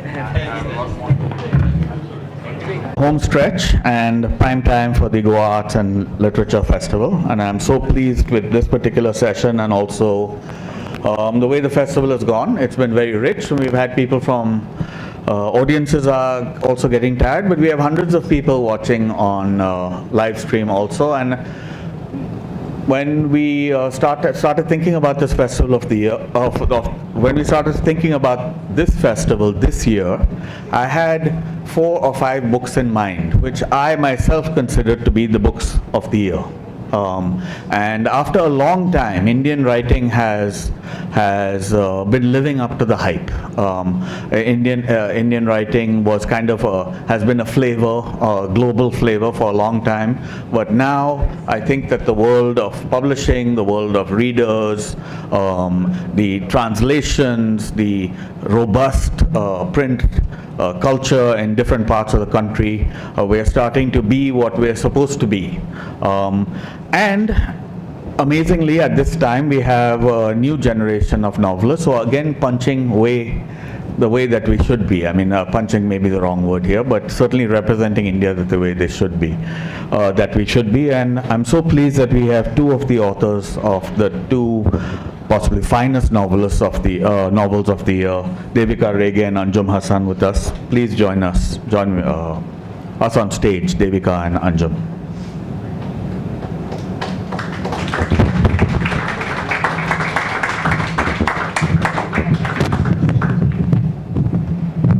So Quarter Life is Devika's first novel, and it's just won a major prize. And Anjum Hassan is no stranger to the Goa Arts and Literature Festival, where she's read poetry yesterday, and she's come with several of her other books. But this book in particular is a huge success. So congratulations to both of you. Thank you so much for being here. Thank you so much for agreeing to be in conversation with each other in kind of an unusual format.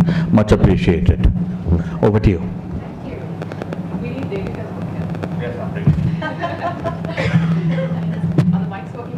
Yes, I hope so. Can we speak? You can try. Can you hear me? Can you hear me? Yes. Okay, thank you, Vivek. When Vivek suggested that Devika and I be in conversation, we were both unsurprised. And the reason is that our books came out at about the same time last year. Hers came out in June, mine came out in August. And almost from the word go, reviewers, publishers also in conversation, certainly LitFest organizers have thought it appropriate to bring us into this arranged marriage. And we've been together ever since. And now that we've got to know each other a little better and have read each other's books, we've decided we're not unhappy in this sort of, I wouldn't say forced matrimony, but engineered matrimony. And the reason is that we have both apparently written State of the Nation novels. How do we do that? I certainly didn't think I was setting out to write a State of the Nation novel or a Modi years novel. Of course, I was writing what I hope would be read as a very contemporary book, because it's about a school teacher of history in Delhi. He lives in Old Delhi, he lives in Daryaganj, and he's a pretty innocuous character, or would have been at another time in India's history, because he's just doing his job.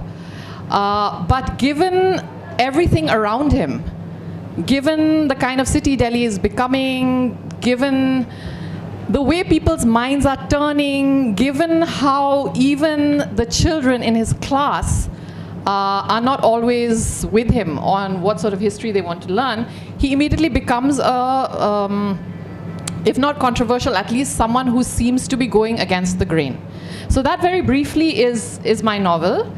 Devika's is set a little before mine. Mine is set just before the protests against the CAA, and the CAA protests are like sort of being beamed on television late in the novel, and then we know what happened after that in Delhi, and the novel ends with the spirit of the times in the background. And Devika's is set in 2014, and it's a group, starts out as a group of young people, all with roots in Maharashtra, except one to begin with, Amanda, who's this American girl. And it's really a wonderfully reflective novel on what, to me, it's a novel about what it means to be young in India today more than anything else.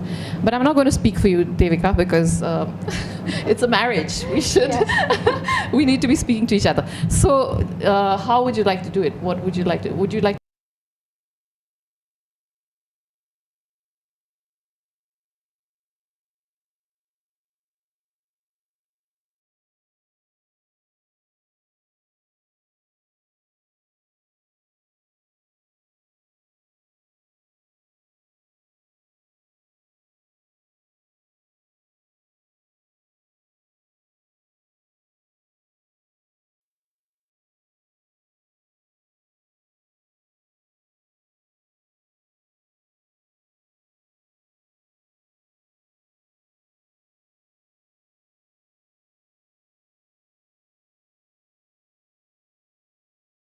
come out of comparing these books. And you know, in this day of kind of reviews and awards and things like that, they almost make it seem like it's some kind of book world. But the truth is, we write our times together. You know, these are things done in solidarity without knowing it. Anjum was writing her book for years, and so was I. And now on the other side, it's just wonderful to see, or to ask oneself why a sort of Modi era book, if at all we can call it that, took that much time. What were the kind of ideas that were brewing in parallel, whose time had come and expressed itself in these two different forms, where they diverge, where they converge. For example, one of the moderators at another LitFest, a young Muslim lady, for my book asked me, she said, you know, I read your book and I read Anjum's book, and I'm very curious about the fact that both of you all have decided to give voice and perspective to the liberal Muslim, to sort of foreground this character as opposed to, you know, the devout one. And I thought that that was an interesting question, and if it was my book alone, it generates one kind of interest, but if both of us have arrived at that, it does make me wonder sort of what brought us to that, or how you feel about, if you have come across this, I won't call it criticism necessarily, but this observation, kind of what your feelings are about something like that. I think it's very hard to write about devout anything because it sort of would probably end on the first page. Because we know what the devout is about. And of course, I'm not saying that the inner life of a spiritually inclined person or a believer is uninteresting. It's just, it's actually much harder to describe in a form as discursive as a novel. And B, from the opposite end, it could also be, the obvious, right? And I think the reason why my character is a liberal, he happens to be Muslim. I think of him more as a liberal Indian. He's really a liberal Indian of a certain stripe who happens to be Muslim. Yes. And for me, I think we tie everything to politics all the time, and we're doing it more and more, and it's making me more and more impatient, I think, because liberalism to me is not just what you believe in and where you are on the spectrum, it's also a style. It's a certain confidence in your own view of the world, in individuality, in not having to throw in your lot with anything.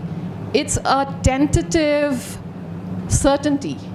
That's what liberalism is for me, and it doesn't matter who you voted for or what you think about anything in the political realm.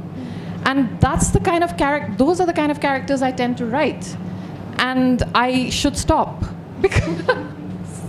because it would be interesting to explore people who are not so obviously liberal.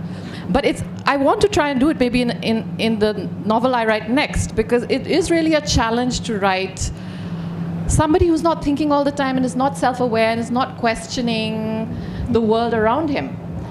But I just love the idea of this confidence in style. And the novel, I think, is a form that would fall if its characters were not open-minded. I mean, what would they be talking about, Devika? And your characters are talking all the time, so you tell me. So I did get started on the novel with a similar assumption about the kind of characters I would like to write.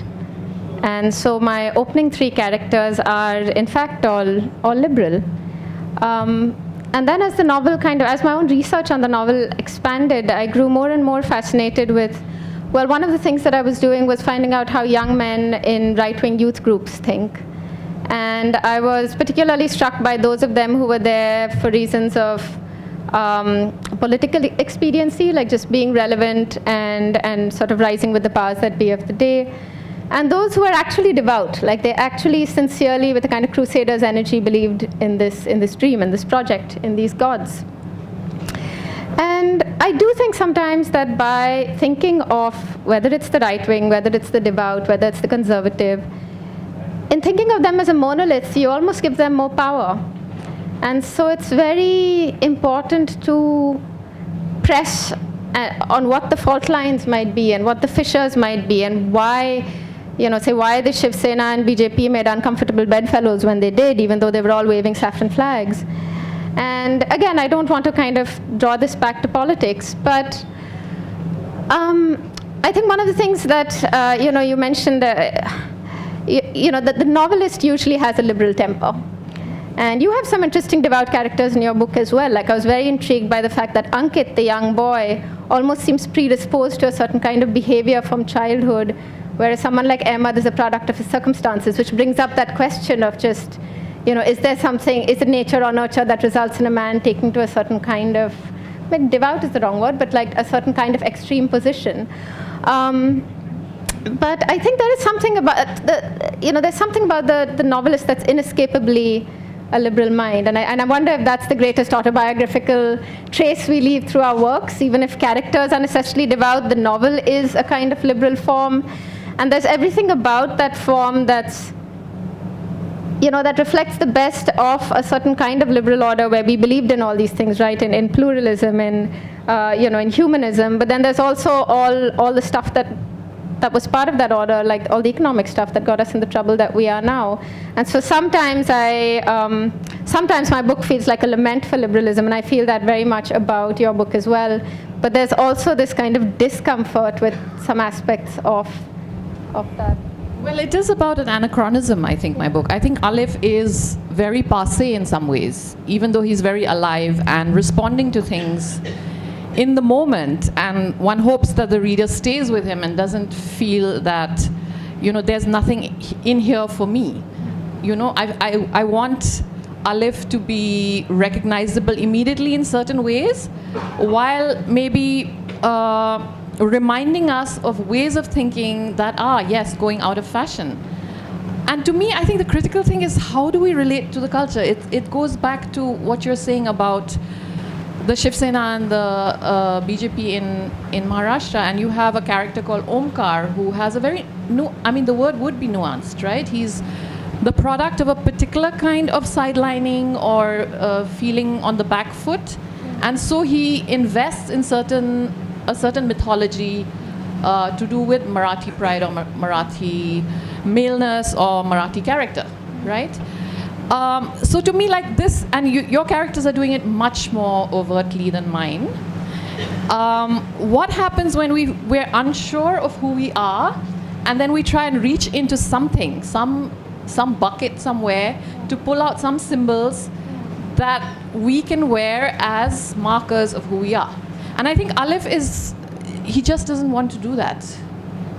Of course he knows he's a historian, or a would-be historian, and of course he's aware that we are shaped by forces all the time. And I'll give you an example in relation to this specific thing called Muslim culture that he would be seen as coming out of. And so he lives in Old Delhi, and he walks almost every evening to sit on the steps of the Jama Masjid. He lives in a house from where he can see the minarets, and he knows that he has grown up here, he's going to die here within view of the mosque. So that is culture, yes, he identifies with something there. But he doesn't like the fact that there are all these day trippers coming to look at the ruins of Old Delhi, and there are heritage walks, and there is this fetishization of the crumbling quality of that place. He feels that if that is going to be the way it's looked at, then he himself is a specimen. So that kind of externalization of culture. At the same time, he has relatives who live in Mehroli, the opposite end of Delhi, and it's like the best known thing there is the Qutub Minar, but there are also lots of other ruins. And there are people there in his extended family or even in the community who I describe as sort of wanderers among the ruins. And these are not tourists. These are people who have grown up here, and they're full of half-baked ideas about what this history is. Most of them don't know the facts at all. Right? So he's more tolerant of that. He's more tolerant of a people whose moment is past. It's obviously gone. Right? And they're living there, and they're thinking things like, this was great once, so we can live off it.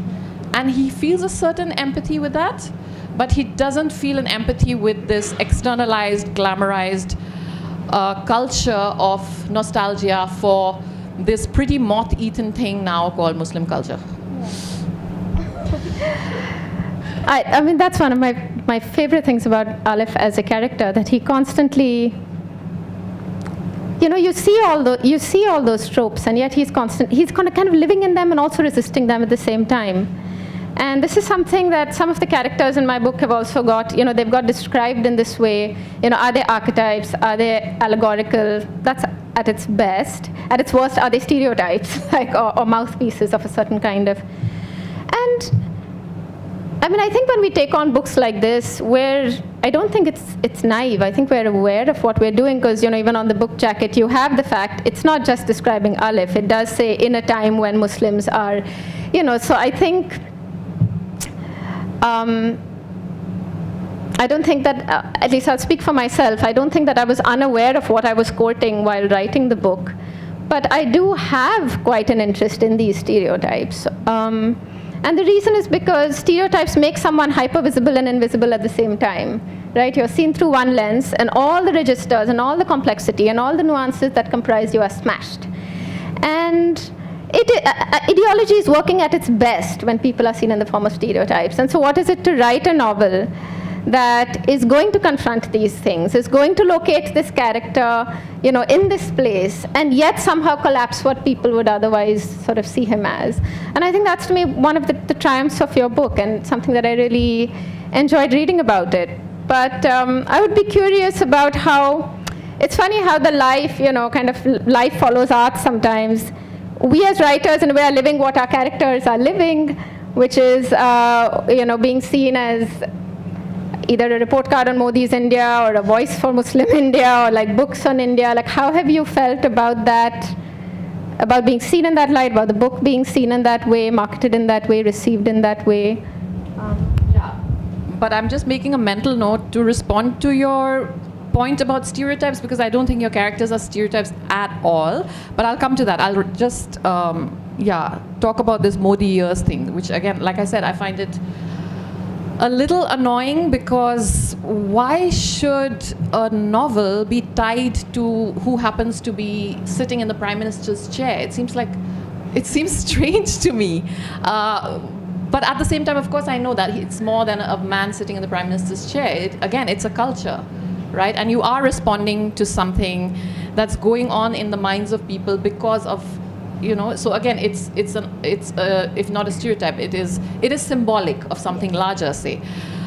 But to me, again, like drawing on the tradition of the novel, the most interesting novels about dark times are the ones that don't address the darkness directly.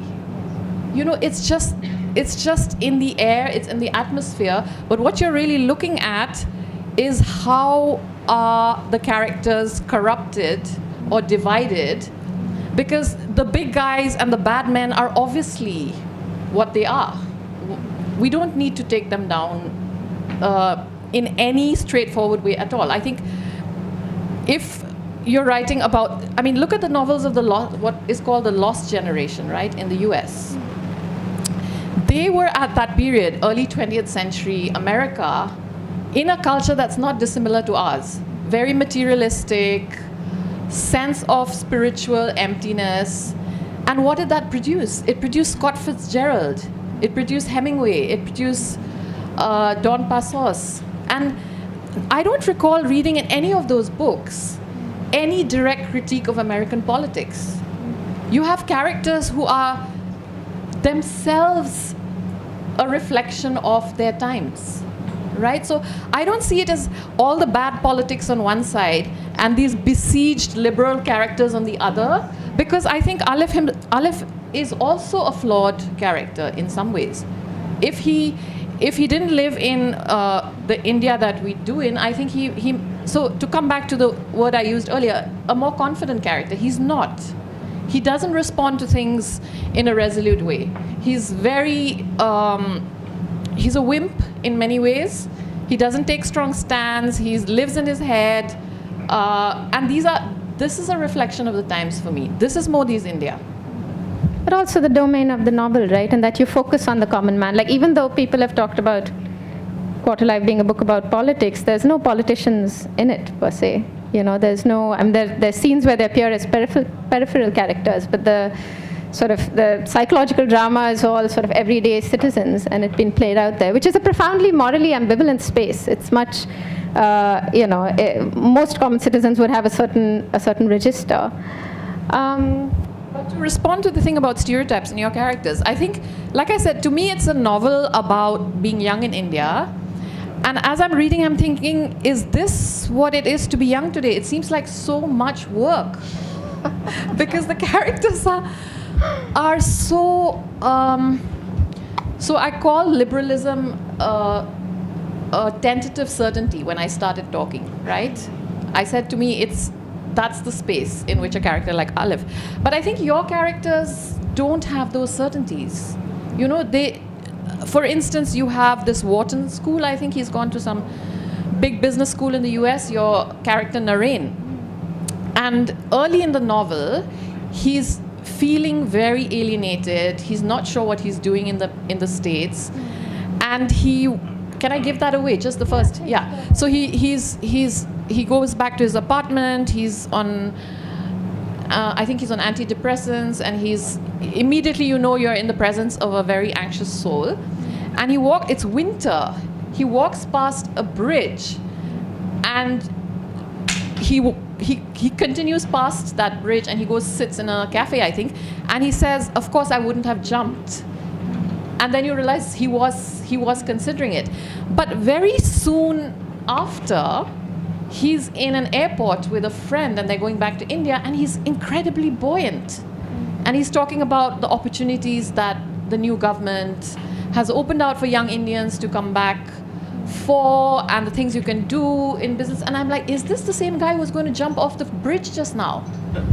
Well, because anxiety and a certainty of political opinion are not unyoked. And insecurity and a great surety in one's personal insecurity and a great surety in one's political position are not unyoked. I forget which is that line from Yeats where he says which is the poem, in the nightmare of the dark, all the dogs of Europe bark. Basically he calls it good men, I hope not, but they're confused and they're silent. And kind of those who, have least moral certitude or sort of those who are perhaps most insecure and most, they are the ones who are roiling for blood. And I think, and I don't want to boil it down to only Naren, but the first chapter of the novel is called Anxiety. And all of those characters are full of anxiety, which is almost in complete contrast to how strong and thick their political opinions become as the book progresses. And so that is, but I wanted to talk about another aspect of your book that I really, really enjoyed, which was the structure. And both books are discursive. And in Anjum's book, there's of course Alif, who is the main protagonist, who leads the book. If that sounds like an okay reading, I don't know. And of course what's happening in his life as a school teacher, which is that a young Hindu boy has they've got into a scrap, and the school, which is becoming increasingly culturally Hindu, is siding with the boy. That's sort of, that's the line running through the novel. But around that, it's wonderfully discursive, and I really enjoyed that aspect of the novel, and all the debates on history that have been brought in, and all the kind of moments of change in Delhi that have been captured. So I wanted to ask you a little bit about what motivated that structure, and what you think about, what you think about that kind of storytelling and the way it's been received and your intention for it. Well, I think I'm very old school about writing novels still. I mean, I'm still with Chekhov. If there's a gun introduced, it has to go off. And there should be a gun. Yeah. Otherwise, it's not fun. So I want drama when I'm reading fiction, and I want drama when I'm writing fiction. So I want stuff to be going on apart from all the wonderful daydreams that Alif, ineffective daydreams, and all his conversations and all of that. There has to be an engine driving things for the characters, and there has to be something at stake. Unless there's something at stake, even if it's a simple thing as Alif being able to hang on to his job, or his wife getting the house that she's looking for, or their marriage not falling apart, like everyday stuff. But unless there's something at stake, I don't think you can ensure a reader's interest. I certainly wouldn't know why I'm writing, and I know what you're saying. Like my favorite part was the drama of thought, which is also a kind of drama. And I like that, the drama of action in the book could have been 100 pages, and it's not, and that's the best part about it, that it is how his thinking is evolving, it's how the thinking of the people around him is evolving. But maybe that's my reading. I don't know what others. Yeah, but to me, okay, so maybe I didn't put it well. So when I say drama, it's not just technique, right? The gun analogy maybe suggested, but drama is also the drama of life, right? So when you're reading Dostoevsky, when you're reading Brothers Karamazov, which is, what novel could be more conversational than that? Very much so. And yet there's so much stuff going on that's not external drama. Yes. It's intrinsic to the characters' lives, that a father and son are in love with the same woman. Yeah. Old priest is dying and trying to pass on the mantle to a younger guy. There's a very poor, and I read the novel ages ago, so I'm making things up probably. But there's this officer figure who's very humiliated but trying to keep his dignity. All these things going on. There are people jumping out of windows. Literally people jumping out of windows in the middle of a conversation. There are fights. There's blood. So I think, and that's life in Russia at that time for him, or that's the flesh and the blood of the characters. It's not just drama as, okay, we need them to be doing something while they're talking about the really important stuff. To me, I agree, okay, yeah. I'm happy that we're disagreeing about this. Now we're Now getting interesting. really interesting. Yeah, my reaction to the Brothers Karamazov was quite the opposite. I mean, these two things have to be welded.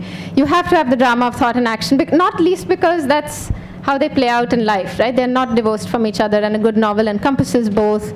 And I don't want to have some ghostly figure walking, unnamed kind of narrator walking through the book and just thinking thoughts.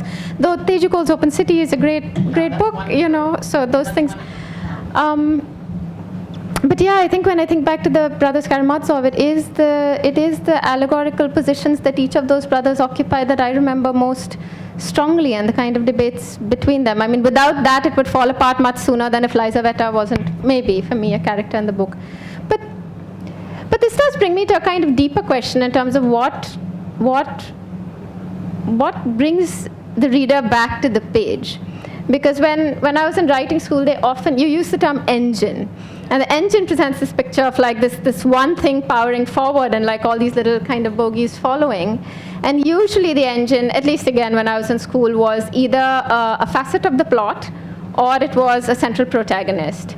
But there are so many books that defy that logic. Like, for example, Naipaul's In a Free State, or more recently, Siddharth Dev's The Light at the End of the World. These are books that work like montages, almost like a cinematic montage, where you have 4 completely almost disparate stories, but they are linked thematically. And it's those thematic links that kind of drive your interest in the novel. Or if you look at Proust, Swan's Way, he spends the first 80 pages of that book just getting out of bed. And what keeps you coming back is the language and the sensibility. And I took 3 years I'm still only a book and a half into Proust. But I feel it's like a lifetime project. I read 30, 40 pages, and then I'm done. And of course, there's no plot you're going back for, so then you forget about it a few months. But then you miss him, you miss the voice. You feel like being steeped in it again. And so you go back and you proceed. And that's also, and yet it's a great novel. Moby Dick, I just shudder to think what modern day editors would do to it, What is the value of an entire chapter on the whiteness of the whale, and yet what is that book without sort of almost being shaped like a whale? And so, I don't know, like that elusive question of what keeps bringing the reader back. So but when I said engine, I did mean drama, but drama is also, like I said, about what is at stake. That I agree. To me, it's very important that the characters are reaching for something, and you're reading because, of course, you're reading for language. That's indisputable. Yeah. I mean, neither of us could read a book if. Oh yes, I mean all these elements are there in all good books, but I'm just wondering about different ones get privileged in different books, in different right? ways, and I think I'm leaning on the other side simply because I'm often accused of writing books where nothing happens. Oh no, and Anjum, may you always like. No, I think it's interesting because it says a lot of things. It says that they're boring books, which I'm okay with. Don't listen.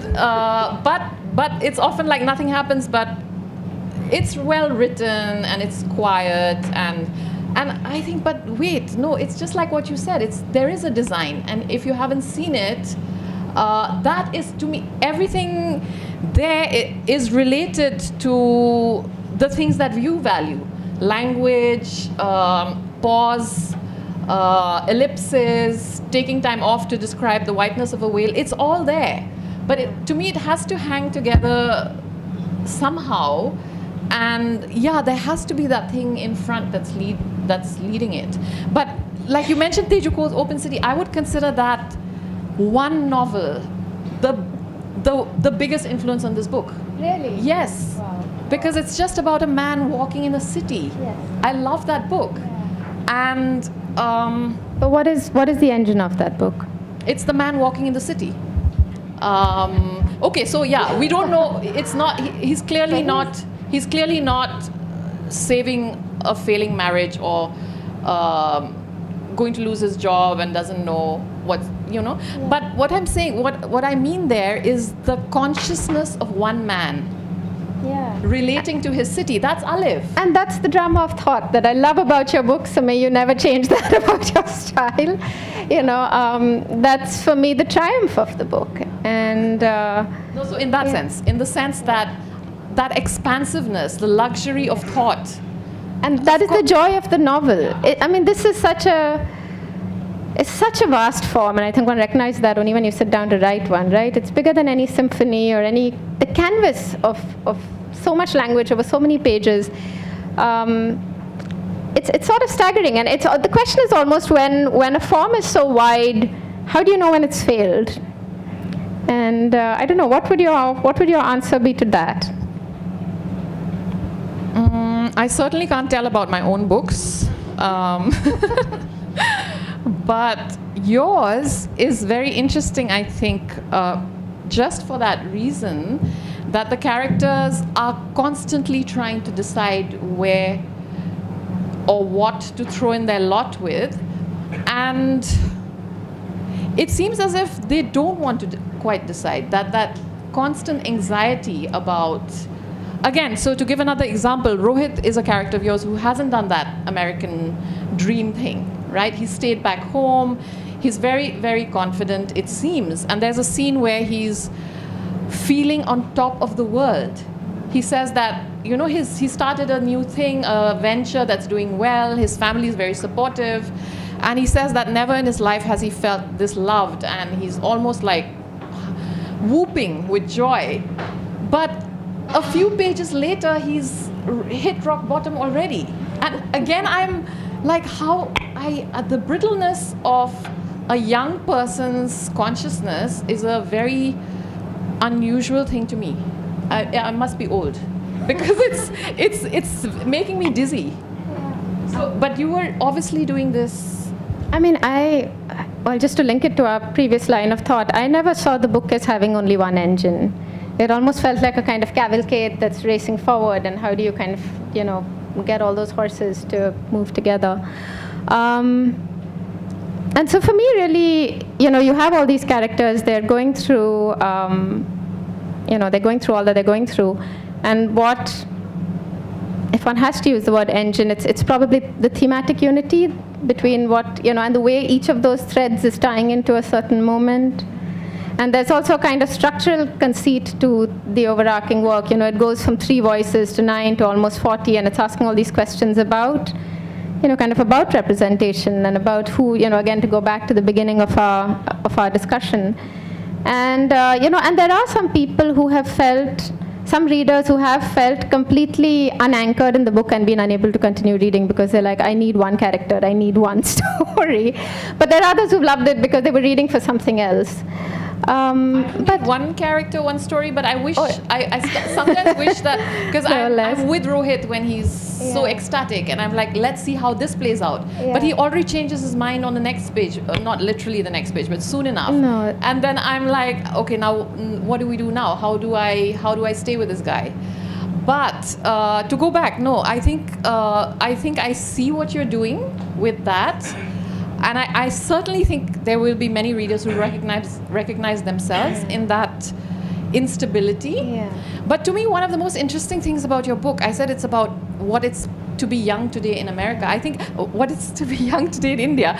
But I think it's also about what is it like to be seen through American eyes. Yeah. Very much. It's very much about what is it like to be Indian in the American vision.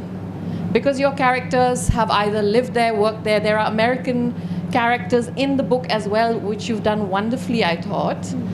And it's way more nuanced than the typical diaspora novel. It's incredibly advanced from there. It is not about the hard-working Indian who goes and makes it and either feels out of place or too much at home.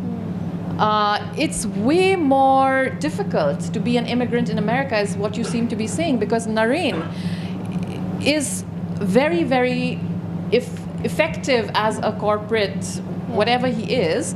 And there's a lovely passage to me that things like that are like the heart of your book for me, because he's talking about his career in this all-white almost space, and he was just brilliant at what he did. He aced everything.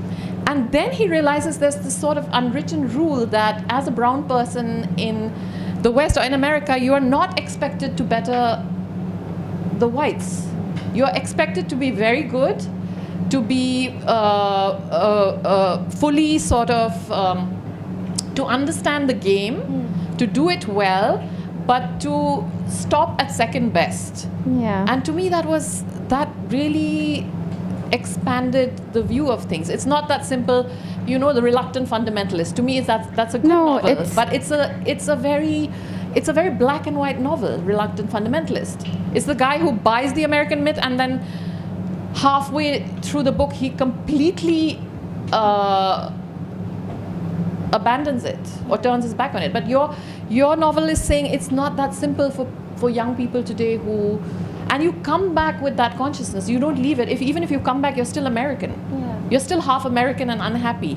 But there is such a great desire to decolonize the mind, and kind of that, one sees that playing out through the rest of the book. And that's something that I see around us all in India today. Like, yes, decolonization is there's no doubt it's a really important process, but I almost feel it's been co-opted in this strange way in the current climate where, for example, you'll take the IPC and you'll give it a Sanskrit name, and then everybody is like, oh yay, decolonization, when actually the state has derived more power out of the rewriting, and what could be more colonial than a police state? And so I think through the character of Naren, what I wanted to explore is the dark side of that desire to quash the white gaze. And and there's Amanda, there's a person on the other side of that gaze, and what happens when they are dehumanized? Like, does it liberate us? Does it set us free? So I think those were some of the questions guiding that character. On which note, I have a final question, since we've just got the sign to wrap up. At the beginning of this conversation, one of the essays that came to mind was, we spoke about the books being read as allegorical of the nation, and I just wanted to come back to that. And to recall Frederick Jameson, who talks of, the novel as, the third world novel will always be a national allegory.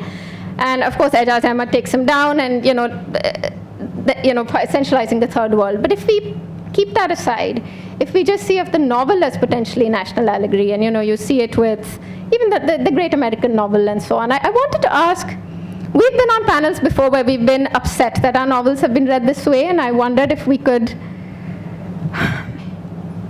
the books also invite it. My editor told me that. He's like, you're complaining, but your novel also in some ways invites this, and some of the choices that you've made, both in the novel and the way you've allowed it to be packaged.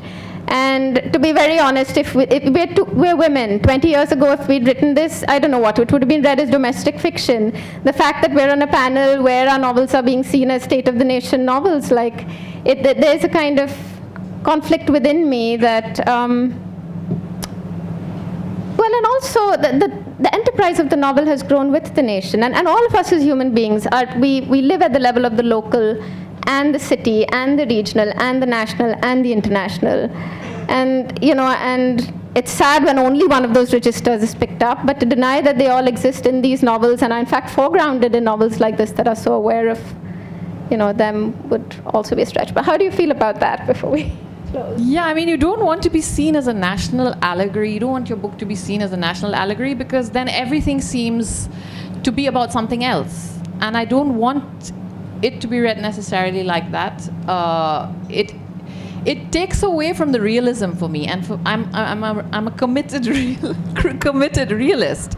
So I get anxious when we go back to that Jameson way of looking. But I said that the constant harking back to politics makes me impatient. But the fact is that I'm writing a novel about contemporary India with Indian characters who are talking about the nation all the time. Exactly. And how can I get away from that? It's a national hobby. And is that not realism? And so it's a national allegory, not what all of us are also at some level. It's not an allegory. That's realism. Yeah, that we have all those registers. No, it's also the fact that no two people can talk, can meet in India apparently, and that's an exaggeration, but whatever. It's very much part of our social life to talk about politics, to talk about, and their characters doing. Okay, Vivek is ascending the stage. We really have to stop now. Yeah, we're getting more and more abstract. So Vivek is, yeah. So I think the realism is also about just how do these people think.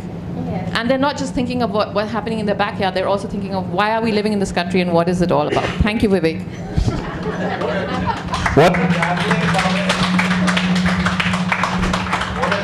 Conversation from two of the stars of Indian literature. So proud of both of you. Thank you for, on behalf of India. Oh my It's a joke. It was meant to be a joke. But thank you so much. Please buy both the books. They're both available outside. And please keep your seats for the next session. Another big hand, please, for Anjum Hassan and Devika Rege. Thank you so much. That was really, really wonderful. By the way, it was wonderful to hear you both mention Teju Cole, because Anjum may have been here, but his book was launched at Goa Arts and Literature Festival, the first time outside the United States. So something to be proud of, and what a wonderful trajectory it's been. Yes, congratulations, congratulations. Please keep your seats for the next session, which will start almost immediately. It's very exciting. We are going to have the release of Cobra's Gaze, Exploring India's Wild Heritage by Stephen Alter, in conversation with Goa's own Nandini Velia. Steve and Nandini, please join me up on stage. Steve, you launched the book before, so otherwise I would have. Thank you for coming.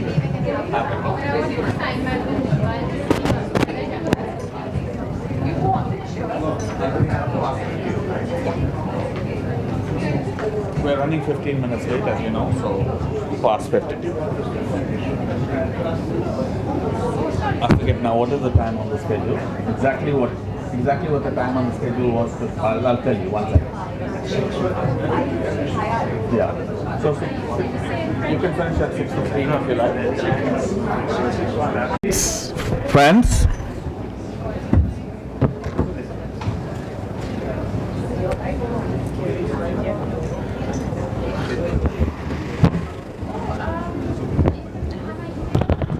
So singular pleasure. Please keep your seats, guys. We're beginning now.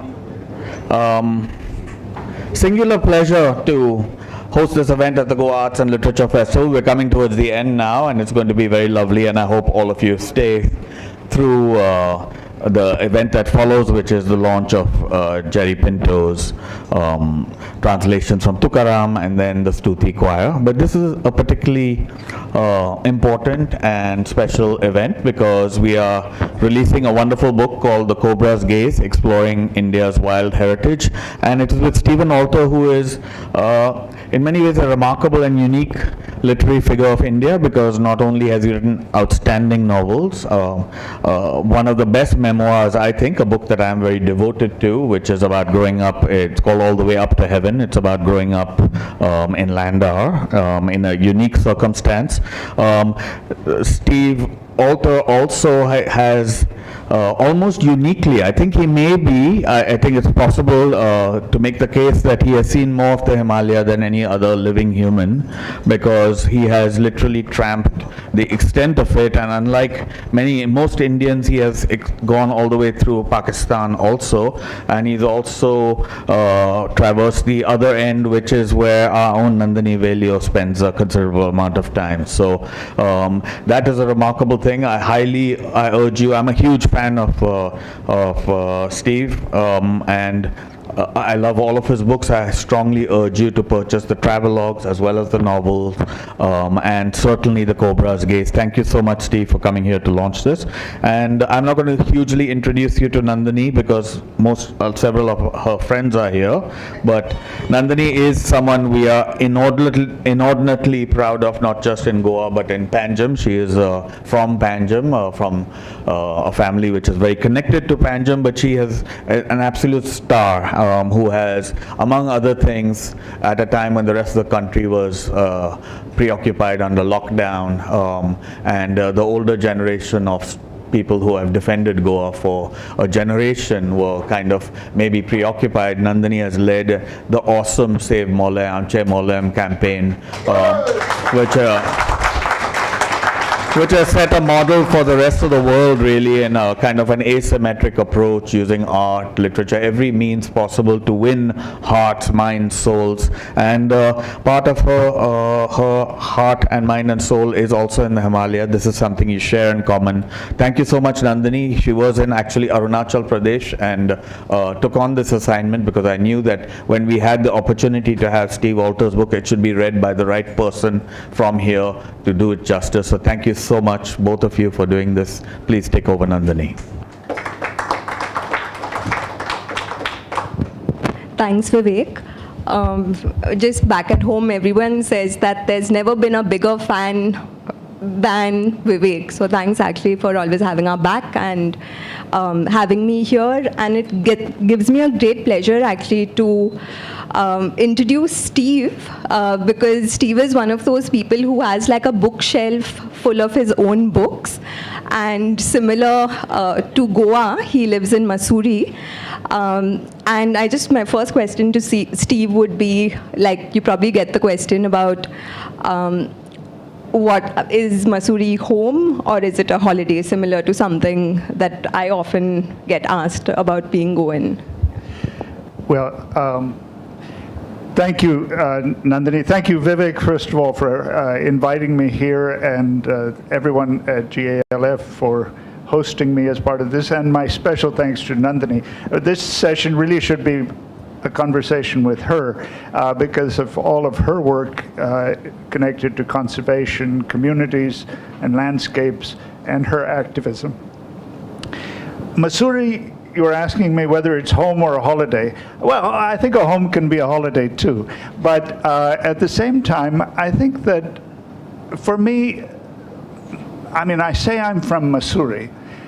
I do spend a certain amount of time in the town of Mussoorie, but I spend more time outside the town, wandering through the mountains of that area. And for me, the landscape itself is really home. Whether it's the trees, whether it's the wildlife, whether it's the birds that are there. I always say that I run away from the rhesus macaques, the tourists, and the dogs, because there are too many of them in the town. And so for me, home is really in the mountains, away from the hill station itself. But my home is now partly in Goa as well. We spend at least 3 to 4 months of the year here in Goa as well.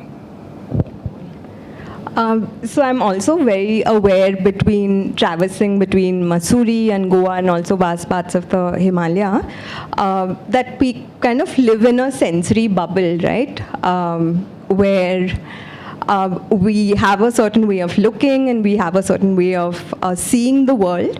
But do you see that there are like pitfalls of being seen as green literature, or say green activists or green writers? Or do you see that we have a niche that is important to fulfill on its own? Yeah, I think it's an interesting question, because I think there's always a certain amount of pressure on you if you're a nature writer or a somebody who's writing about wildlife or conservation, whatever it is the pressure is that you have to have a message. And of course, all of us have a message one way or the other. But it's like asking a novelist, what's your theme? And I've never believed in themes in fiction. I mean, I think we tell a story, and those who read our books find the themes and thread them together and analyze them in that way. And I think as a nature writer, it's the same thing. I don't start with a message. I start more with the experience. I like to, whatever I write comes out of personal experience. And then I read a lot of books alongside that. And hopefully, at the end of it, what I describe, the experiences I have, the different species I encounter, all of that sort of adds up to convincing a reader that this is something worth saving. But I'm not trying to go in there saying, let's save the caracal, or let's save the great bustard, or whatever it might be. I hope that comes out of the stories I tell, rather than being a sort of didactic, hit you on the head message in that way. Yeah. So actually, I have a copy of Steve's book before the release itself, because I've kind of gone through the book and made some of my notes, especially about the way he looks at the natural world. And there's, I think in chapter 2 of the book, you talk about the naturalist trance, and how that is very similar to that of the devotee and the deity, or the predator and the prey, and how there is often integration of both of these sensory realities. So what has that trance been for you across these chapters, and what has emerged from them? Well, there's a phrase that has always fascinated me ever since I read it in a book about 15, 20 years ago, called the hunter's trance. And the idea of the hunter's trance is that at that moment where the hunter pulls the bow string back and is about to release the arrow, there is a connection with the target, the prey, or whatever it may be. And before that arrow is released, there is this sort of moment of connectedness between the two, the hunter and his prey. Now, E.O. Wilson, the famous ecologist from Harvard, took that idea and then changed it to the naturalist's gaze, or the naturalist trance. And it's an almost mystical experience, and it's very difficult to explain. Actually, the genesis of this book was a moment where I was walking in the Jabbercate Nature Reserve near my home. And I was looking for a particular species of plant, an insectivorous plant, Drosera peltata, which feeds off minuscule little flies. And so I was walking through the forest on my own, and my attention was entirely on the ground. But there was a moment where I suddenly realized that I wasn't alone. And I looked up, and through the fork of a tree in front of me, there was a goat antelope, a mountain goat, not more than 3 meters away from me. And he had been feeding on the grass as well, and he looked up at the same moment, and our eyes locked. Our eyes locked probably for about 20 seconds or so. It felt much longer. But it was a truly profound experience, because in a sense, at least I like to think, I don't know what the guru thought of it, but I like to think that there was a shared consciousness. We were both conscious of our surroundings, we were conscious of our place on earth, and in those few seconds, we connected in that way. And that, to me, has sort of was an experience that I used as I traveled and visited many wildlife sanctuaries throughout India, is the idea that I'm looking at those species, but they're also looking at me. And the question is, why am I looking at them? Am I just looking at them to be able to boast that I saw a tiger, or I saw a swamp deer, or whatever it may be? Or am I looking for something more important, some sort of connection between my species and these other species that I'm encountering in that way? Everybody talks about going to a national park or a tiger reserve and having a sighting. It's a strange word, a sighting. Did you get a sighting of a tiger? Oh no, I went there and I didn't get a sighting, and all of that. Well, I always say the tigers get a whole lot more sightings of us than we get of them in that way. And I often wonder, what is it that creature is experiencing, encountering? Just to finish off, the title, The Cobra's Gaze, there's a certain irony in that. Actually, I'll be totally honest with you. I gave the book this title to persuade me. I thought it was a sexy title that my publishers would then agree to. And of course, then I was in a quandary because I had to see a cobra.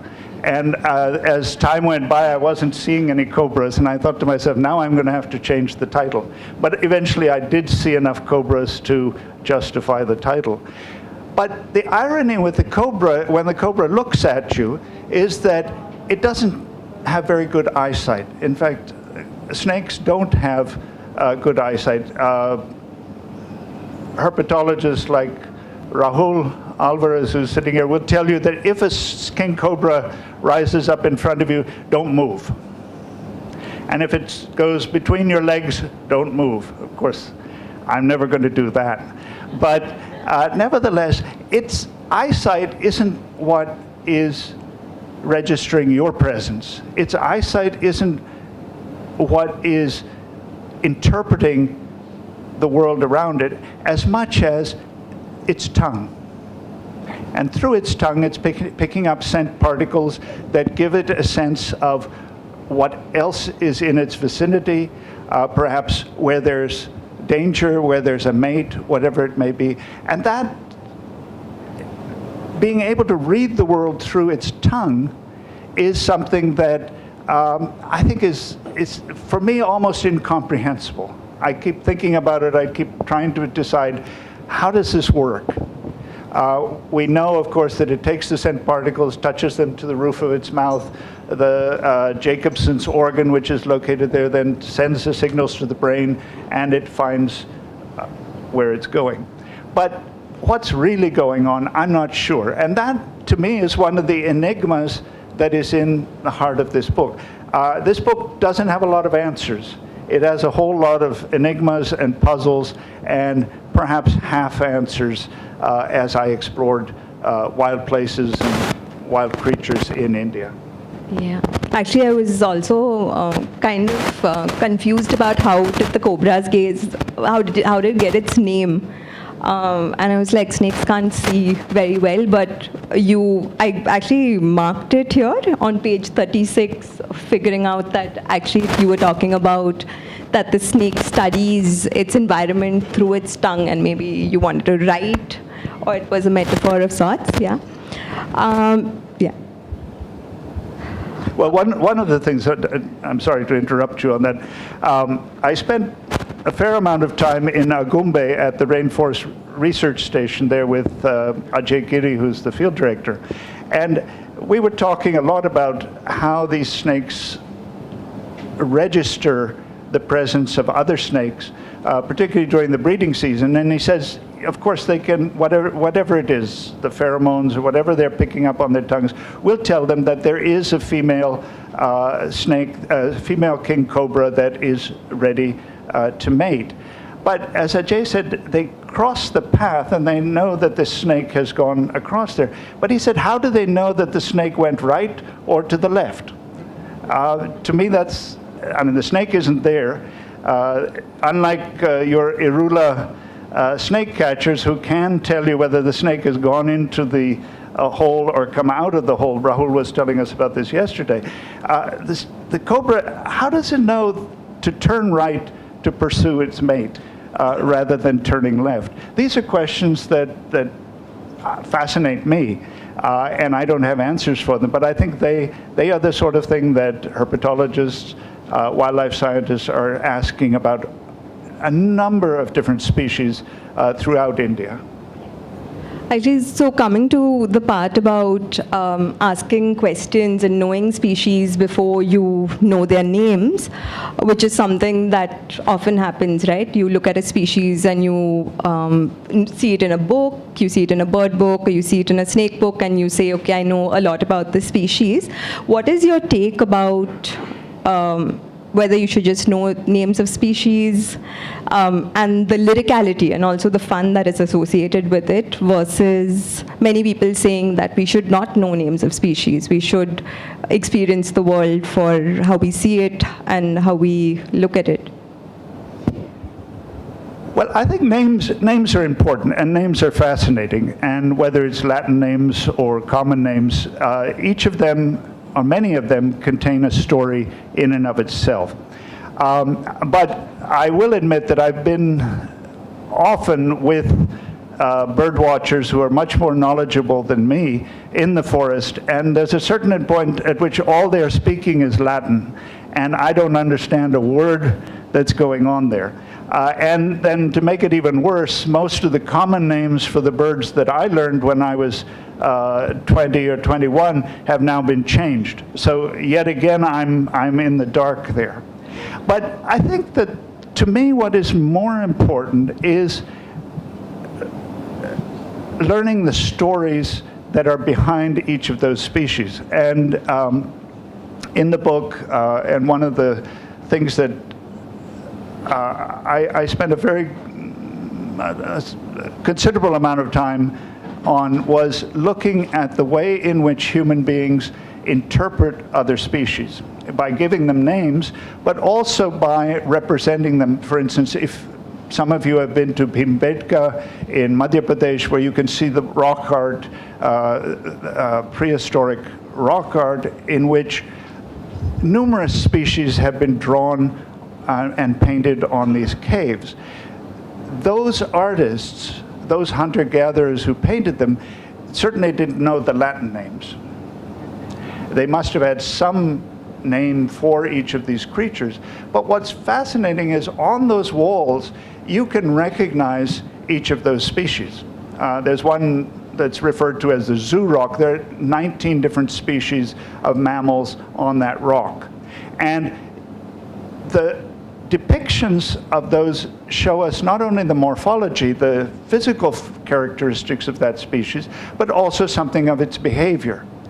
And those prehistoric drawings, I like to think of them as the first field guides to Indian mammals, because those hunters were depicting them on the walls. We don't know why. I suspect it was to be able to boast about the animals they hunted. There may be a spiritual element to it as well, praying for success in the hunt, or perhaps, and there are certain embellishments, like all good hunting stories, on those walls. There's an enormous boar chasing a hunter, and it's a wonderful, wonderful image with a lot of humor in it. It's one of those sort of slapstick cartoons on the wall there. But those artists understood these animals firsthand. And naturalists today, if you go to Bhimbetka, what's fascinating is there are a number of species depicted there that are no longer found in Madhya Pradesh. The wild buffaloes, elephants. Well, elephants have come back into a corner of Madhya Pradesh, but there are a number of species that aren't there anymore. So it tells us that their distribution has changed over time. The same goes for petroglyphs in Ladakh. The etchings on the rocks in Ladakh, you can recognize the snow leopard, you can recognize the urial, you can recognize the ibex immediately. And those artists observed these animals very, very carefully. And you can recognize them immediately. And they may look childish as drawings, but there's a lot of information embedded in those and a lot of stories in there as well. Sorry. Thanks. Actually, in Steve's book, there are a lot of fun local names. Like there was one Chudail Papdi, and Bandar Ki Roti. Bandar Ki Roti. And there's also another one that he talks about that I've noticed in my field site. There are like these big orange, big red fruits that you see in the rainforest. And in Assamese, it's called Bandar Dim, which is like monkey's balls. So you can unsee it once you see it. You know, the funny thing was when I was told about Bandar Dimma, I guess they were being polite. They said, this is monkey's eggs. And so I thought, okay, got it. But then when I was in Kaziranga this last week, I was corrected immediately. And they said, no, it's something a little bit more exciting than that. Yeah. So actually, I was speaking to Steve before this. We meant to catch up in Kaziranga, where he was in a boat, and some of my students went and met him. But he said that this book started in Goa, and that was your first assignment. Can you tell us a bit about it? Absolutely. This was about 3 years ago, or about 3.5 years ago, actually, I got in touch with Omkar Darwadkar, who agreed to take me out herping. And for those of you who don't know what herping is, you're pursuing reptiles and amphibians, but really you're looking for anything that moves after dark. And we spent 3 days in Netravali Wildlife Sanctuary looking for snakes, looking for bats, looking for, as I say, any creature that moved. And it was wonderful because Omkar is so knowledgeable, not just about birds. I mean, birds are his specialty, but he knew all about scorpions. He knew about semi-slugs. He knew about butterflies or whatever it might be. And you mentioned Churel Papri. One of the interesting things was it was about 9 o'clock, 9:30 at night. We were returning from a walk through Netravali, and we were driving out of the park. And there was a forest department gate there.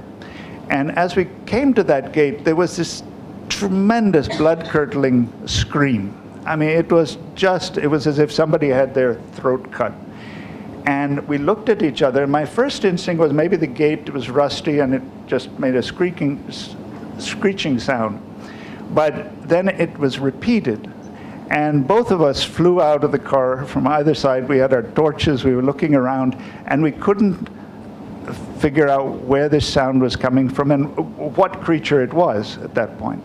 And finally, we saw that it was what Omkar identified as a spot-bellied eagle owl, one of the largest owls in India. And for Omkar, this was the first time he had seen it in Goa, so he was very excited about that. And it had killed a quail, and we got to watch it for quite a while up above us there. And it screeched several times. And even though we knew the source of the sound, it was really a terrifying call. So at the end of it, I asked Omkar, I said, what's the local name for this? And whether he was pulling my leg or not, he said, Churel. That it was definitely either a banshee or a witch. The name had been appropriated to that particular species. And you could tell how those sort of stories, those ghost stories, link to a particular species in the wild. So I have actually had a great time nerding out on Steve's book. I was reading it online because I had downloaded a PDF copy because I didn't have network for a bit. And it, like, for somebody who's already interested in wildlife and interested in natural history, it's a treasure trove. But I just wanted to change gears a bit and ask you, because you do mention in the chapter related to the cheetah, and there's also mention about how Nehru tried to get, how there was a conversation between Nehru and Marshal Tito about trying to get some of the white tigers to Siberia, and coming to, I think, roughly last year, where Narendra Modi said that with the cheetah project, there is no irreconcilable differences between ecology and the economy. I just wanted to ask you what your thoughts were with respect to political ecology and should it take the center stage and the space in the discourse of natural history writing and nature writing in India today? I knew she was going to get me into trouble. I knew that there was going to be this, and I'm happy to answer as best I can. Yeah, the Cheetah Project, let me start with that. I do have a chapter on Kunapalpur, which is where the cheetahs have been introduced. And I wrote it with a fair amount of trepidation because, as we all know, the cheetahs, reintroducing the cheetahs from Africa is a controversial subject amongst naturalists themselves or wildlife scientists. There are many who think it's simply a vanity project, and the money, the 50 crores or whatever it costs, could have been better spent saving some of the endangered species there are. And I tend to agree with that. But nevertheless, it's happened, and we're stuck with it. But I think the interesting part about it is also, as soon as politics came into play, and as soon as it was sort of propelled into this headline news, you know, cheetahs give birth, 2 cheetahs die, you know, you're constantly, whenever I look on I get the Express on my laptop every morning, and there was a while there where the cheetahs were, you know, they were almost as important as cricket matches for a while there. But when the political gaze is applied to wildlife, it can certainly be helpful, but I think in this particular instance, it made it much, much more difficult for the Madhya Pradesh Forest Department to even begin to make this a success, because every step of the way it was being watched. I think there is politics involved in conservation. We know that. We can't avoid that. And sometimes it helps when powerful people support activities, projects that help protect wildlife or protect wild places in that way. But there's always a flip side, because with politics, there's always payback.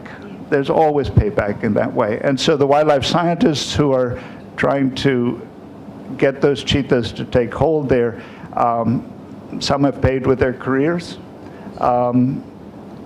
Others are under enormous pressure. So it is, it's a volatile mix, just like religion and politics is a volatile mix. Conservation and politics is equally. And it didn't just start with the cheetahs. I mean, Indira Gandhi's relationship with wildlife, I mean, she is certainly credited with giving the backbone to the Wildlife Protection Act in '72, Project Tiger, and all of that. But there are a lot of things that her government did that are questionable from a conservation point of view. So it's a mixed bag. Did I get myself into trouble or not? Am I all right? One could argue, well, the Indian National Board had seeded the idea of the cheetah project in, I think, 1952. Yeah. 52, yeah. Yeah, they'd been wanting to do it for a very long time. Very long time. Yeah. And they wanted to actually bring Asiatic cheetahs from Iran. But Iran has a desperately shrinking population. I think right now there are probably about 20 or 30 of them left. So that might have had some justification. But bringing them all the way from Africa, I mean, I'm being honest, there are a whole lot of better ways to spend money on conservation than bringing an exotic species and creating another venue for safari parks.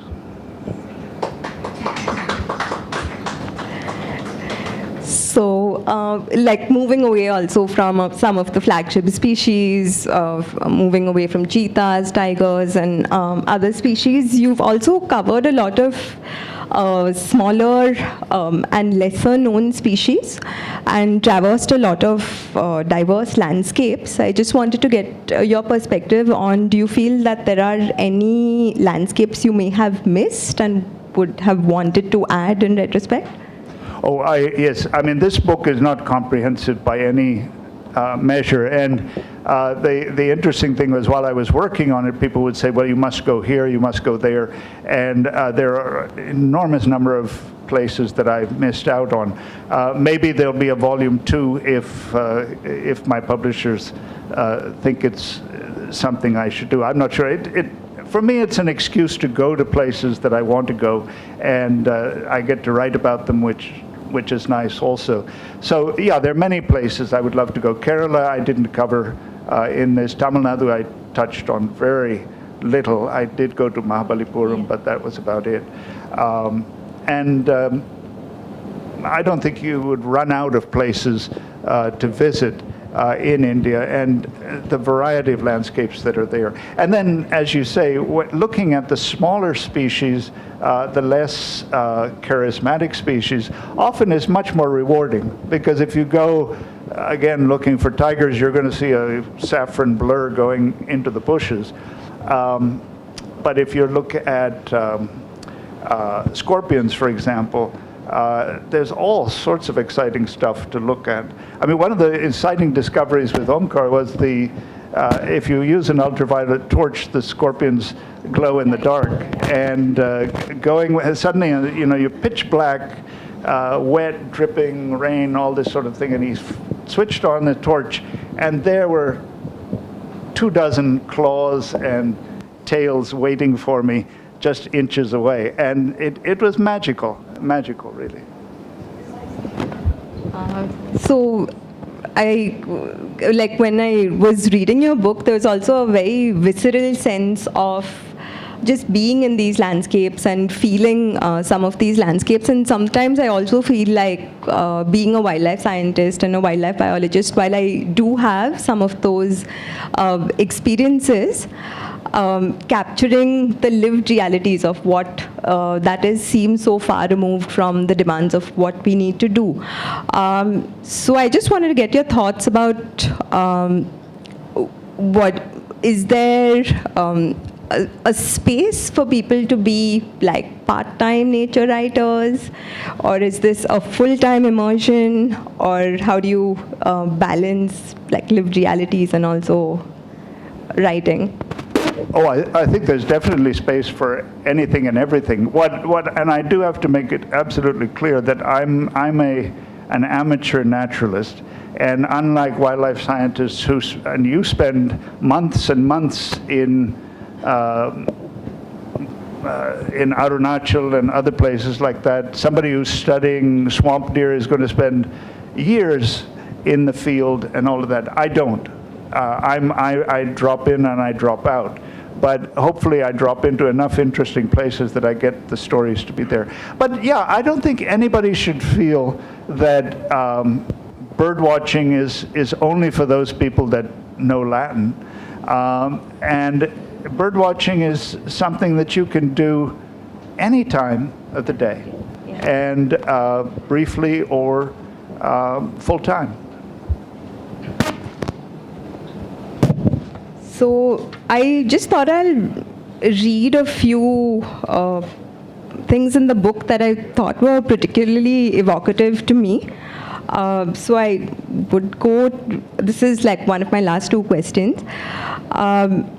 So I'll read this, the last chapter.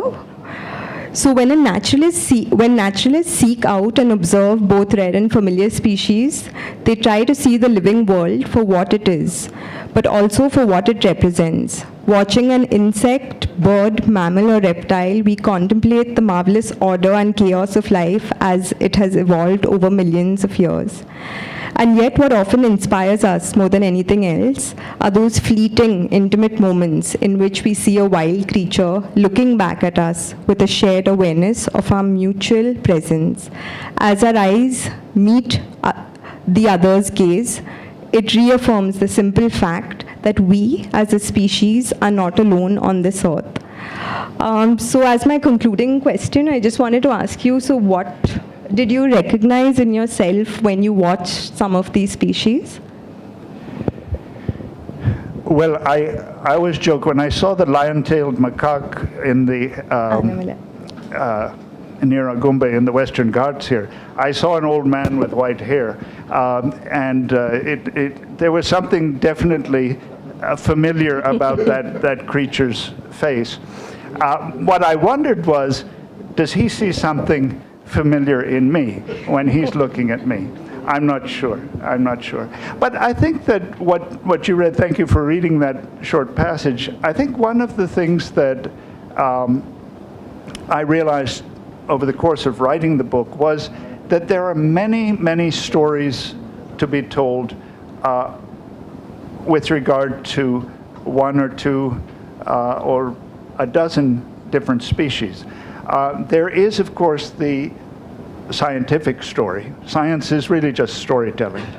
And it tells us about the evolution of that species, it tells us about the morphology, behavior, et cetera, et cetera. So that's one layer of storytelling. And as you observe a species, you pick up on that narrative there.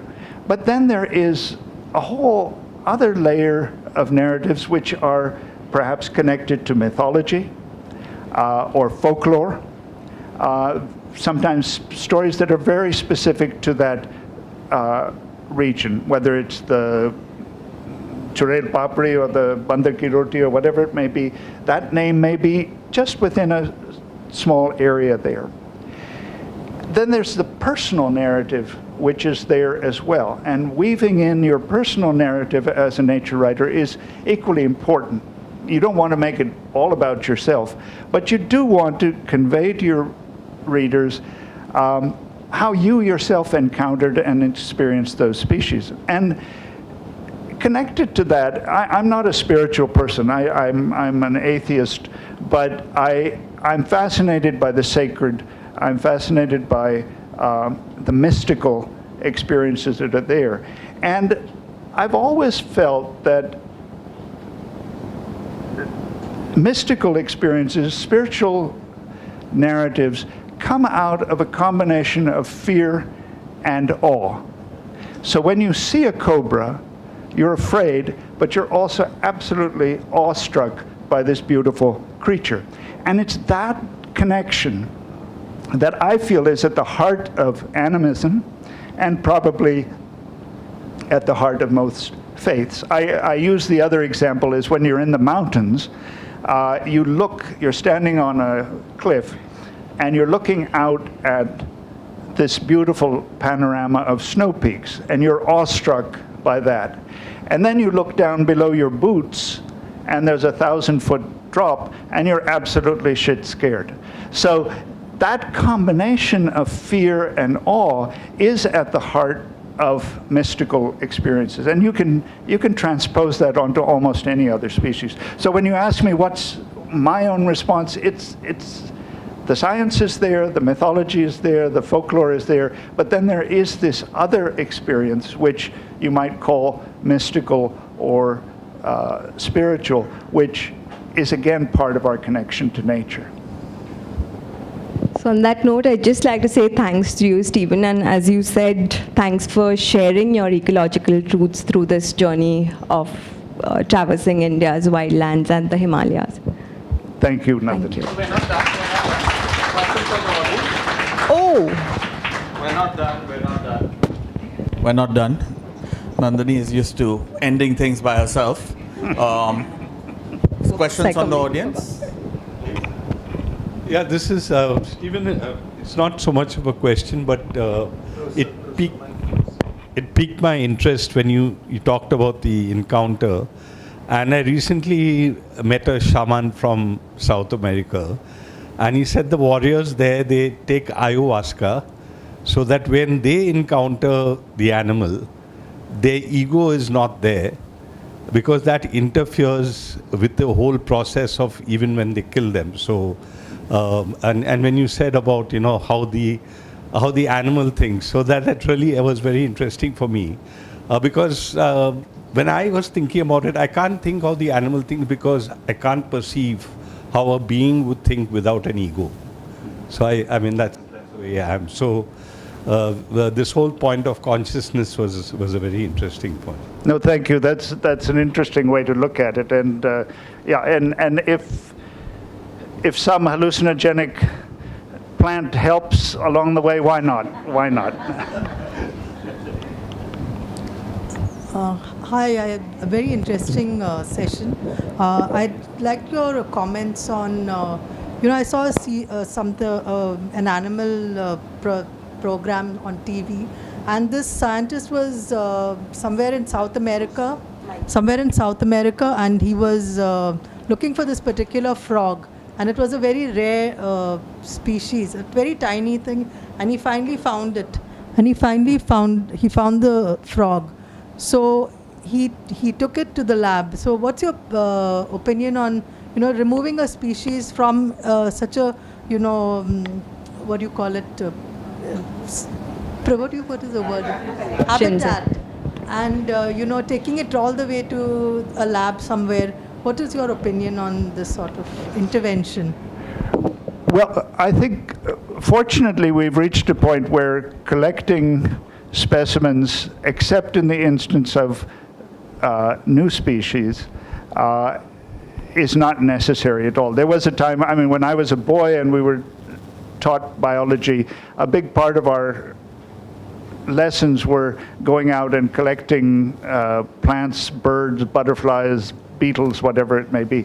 So I think we've reached a point now where science has described these species adequately, so we don't need to, you can take a picture of a butterfly, you don't need to catch it in a net and pin it to a board anymore. But I do think that wildlife scientists, if they are describing a new species, they need a holotype for comparison. They need genetic material to,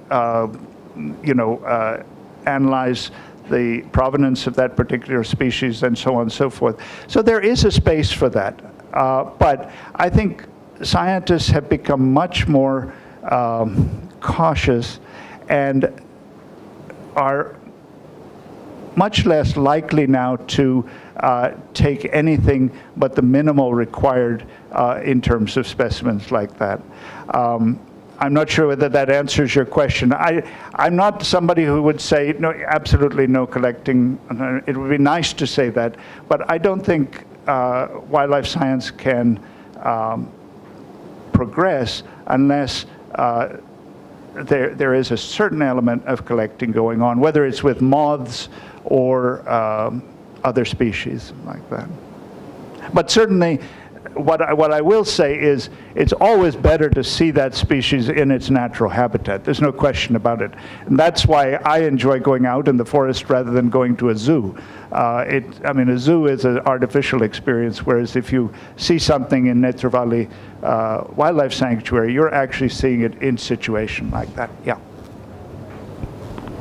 I think we have another question from Aarti.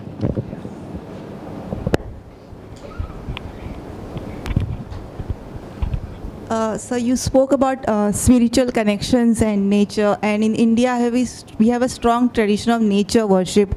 So do you think it could be a better step if we talk about those stories? It will help in conservation aspect if we share those stories on a more wider platform.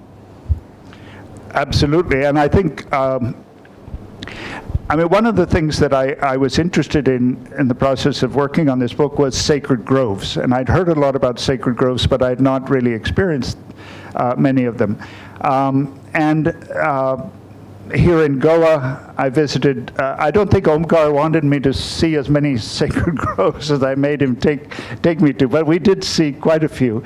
And then in Karnataka, and then in Coorg, in Kodagu, we also visited a number there. And it was fascinating to see the similarities between these different sites.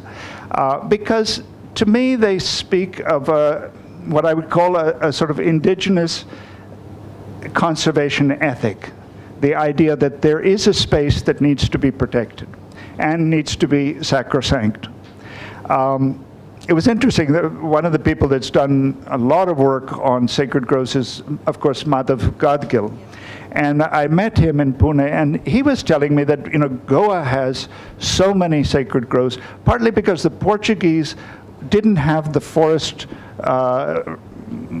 laws that the rest of the country had. So they were more willing to allow local communities jurisdiction over those particular areas. And it's true. Goa, there are an awful lot, almost as many as there are in Kodagu that there. But yeah. There were sacred groves in near Shillong, in Meghalaya, just outside Delhi. There's a place called Mangarbani, which is right between Gurgaon and Faridabad, and there's a wonderful sacred grove there that the Gujar community maintains. You're in the midst of all of these high-rises and garbage dumps and all of that sort of thing, and then there's this wonderful forest there that somebody decided has to be protected. And the community believes in that, and they maintain it.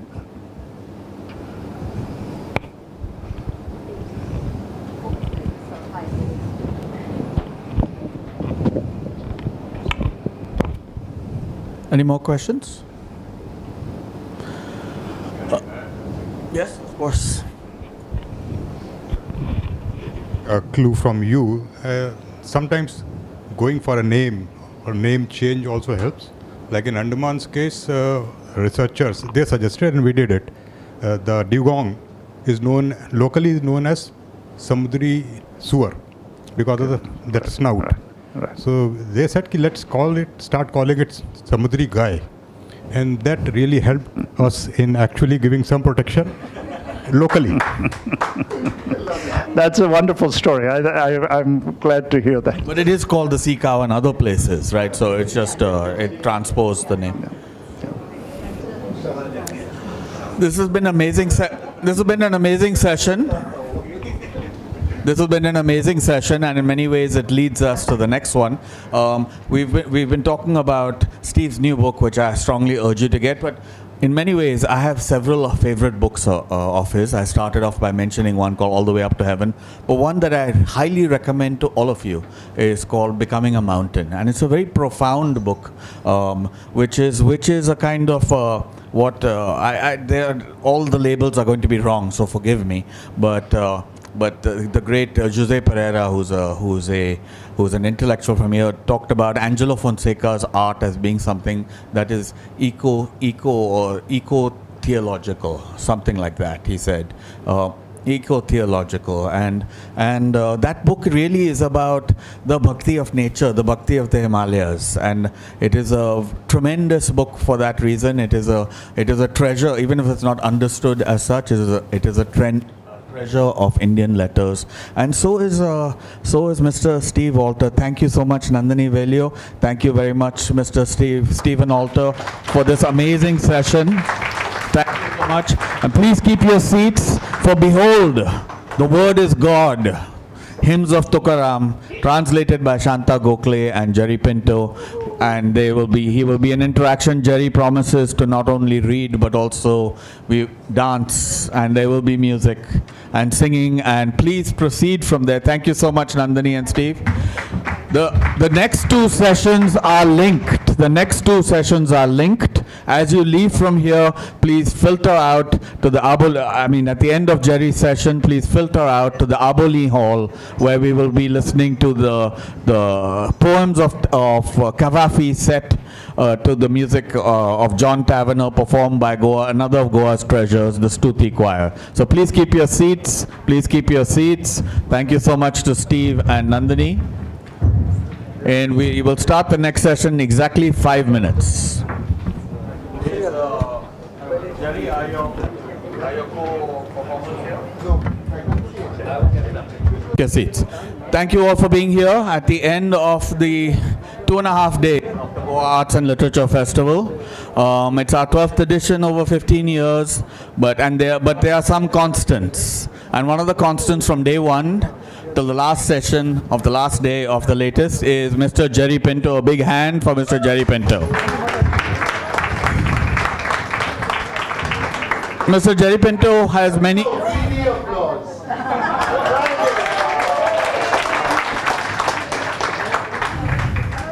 Mr. Jerry Pinto has many voices. We've heard several of them at this festival. In the last 24 hours alone, yesterday he read 2 stunning poems. I urge you, one of the things, thanks to live streaming and thanks to YouTube, you'll be able to see these things. Unfortunately, you won't get the sense of the atmosphere. But today we had yesterday he read out 2 amazing poems in 2 totally different registers. This morning we had a most animated and fabulous session, which is also on YouTube. I urge you to check it out, where he read from his translations from Nara and Survey. And today we are ending in a kind of a reverential note. This is a time to count our blessings. This is a time to remember all the things that we're connected to. This is a time to celebrate being one. The previous session was with Steve Alter, where we talked about the natural world, and really Alter's work in a very profound way. I can say this because he's not in the room, but it's a deep devotion to the Himalayas, a deep devotion to India. He is really he may speak with an American accent, but that is a true Deshbhakt nobody's been able to. He was, in Becoming a Mountain, he recounts how he was viciously beaten up in his house by someone who came in and mercilessly attacked him and his wife. But nobody can chase him away from those mountains. Dev Bhumi. He belongs to those Himalayas, and no man alive possibly has walked as broadly as he has. So the Bhakti of the Mountains, and now in anticipation of our final event, which is going to be a devotion to the words of Kavafi actually, with the Stuti choir. I would urge you, as this session ends, to go directly, that's how it's been scheduled. We're going to walk directly across to hear the Stuti choir. This is something very deeply rooted to Goa. I'm so grateful to Preeta Sadesai and Shakuntala Bharne for helping us launch in a very Goan way, in the best way possible, one of the treasures of Indian literature, of Indian thought, if you ask me. Behold, the Word is God, the hymns of Tukaram, translated by Shanta Gokhale and Jerry Pinto. Jerry, the mic is yours. Thank you for everything.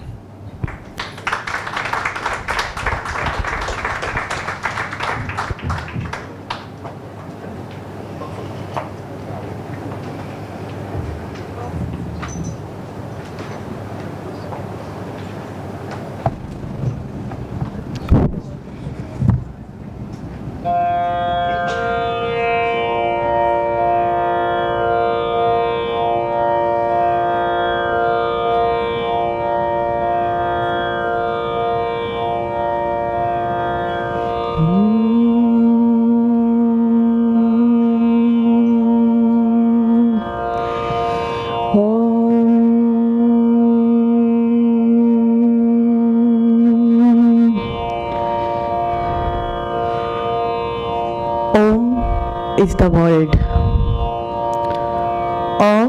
U and Ma makes Omkara. The creator is Brahma, survivor Vishnu and Mahesh.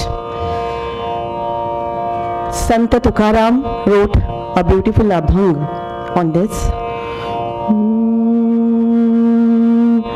Omkara Pradhana रूप गणेशाचे ओंकार प्रधान रूप गणेशाचे हे तिन्ही देवांचे जन्मस्थान हे तिन्ही देवांचे जन्मस्थान ओंकार प्रधान रूप गणेशाचे अकार तो ब्रह्मा उकार तो विष्णु अकार तो ब्रह्मा उकार तो विष्णु मकार महेश जानिएला ओंकार प्रधान रूप गणेशाचे ऐसे तुम्ही देवा जेथुनी उत्पन्न तो हा गजानन माय बाप ओंकार प्रधान रूप गणेशाचे तुका म्हणे ऐसी आहे वेदवाणी तुका म्हणे ऐसी आहे वेदवाणी पहावी पुराणे व्यासाची ओंकार प्रधान रूप गणेशाचे हे तिन्ही देवांचे जन्मस्थान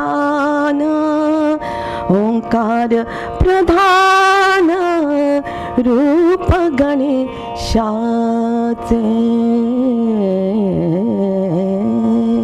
Thank you.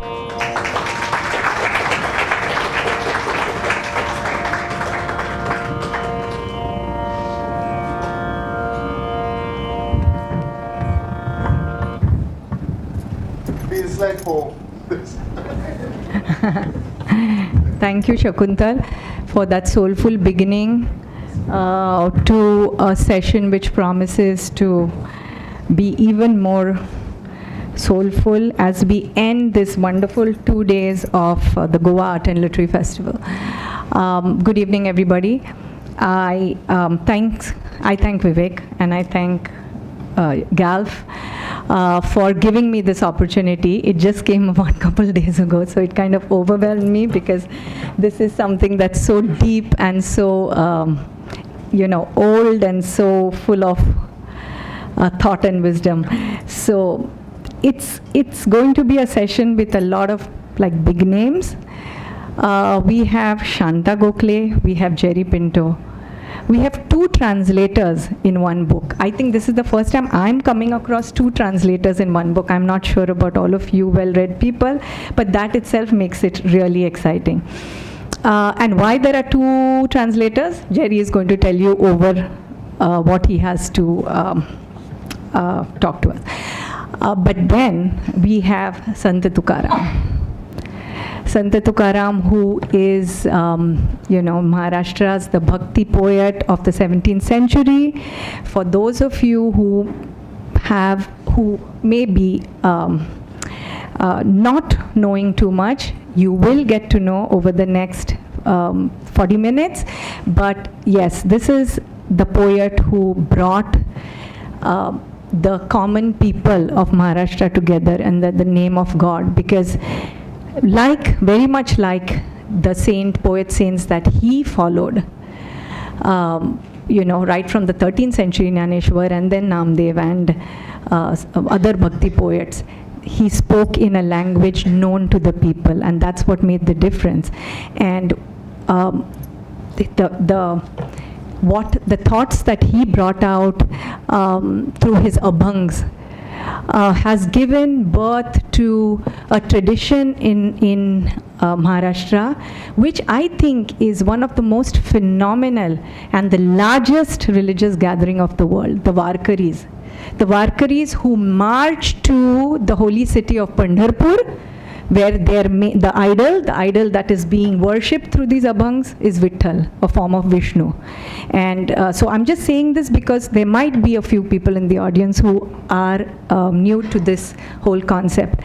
And they walk from different villages across, literally over 10 to 15 days. This is on the 11th day, Ekadashi of Ashad, which is in the monsoon. So through the green, the verdant landscape, the plateaus and the hills of Maharashtra, they are coming with, singing these abhangs in tune.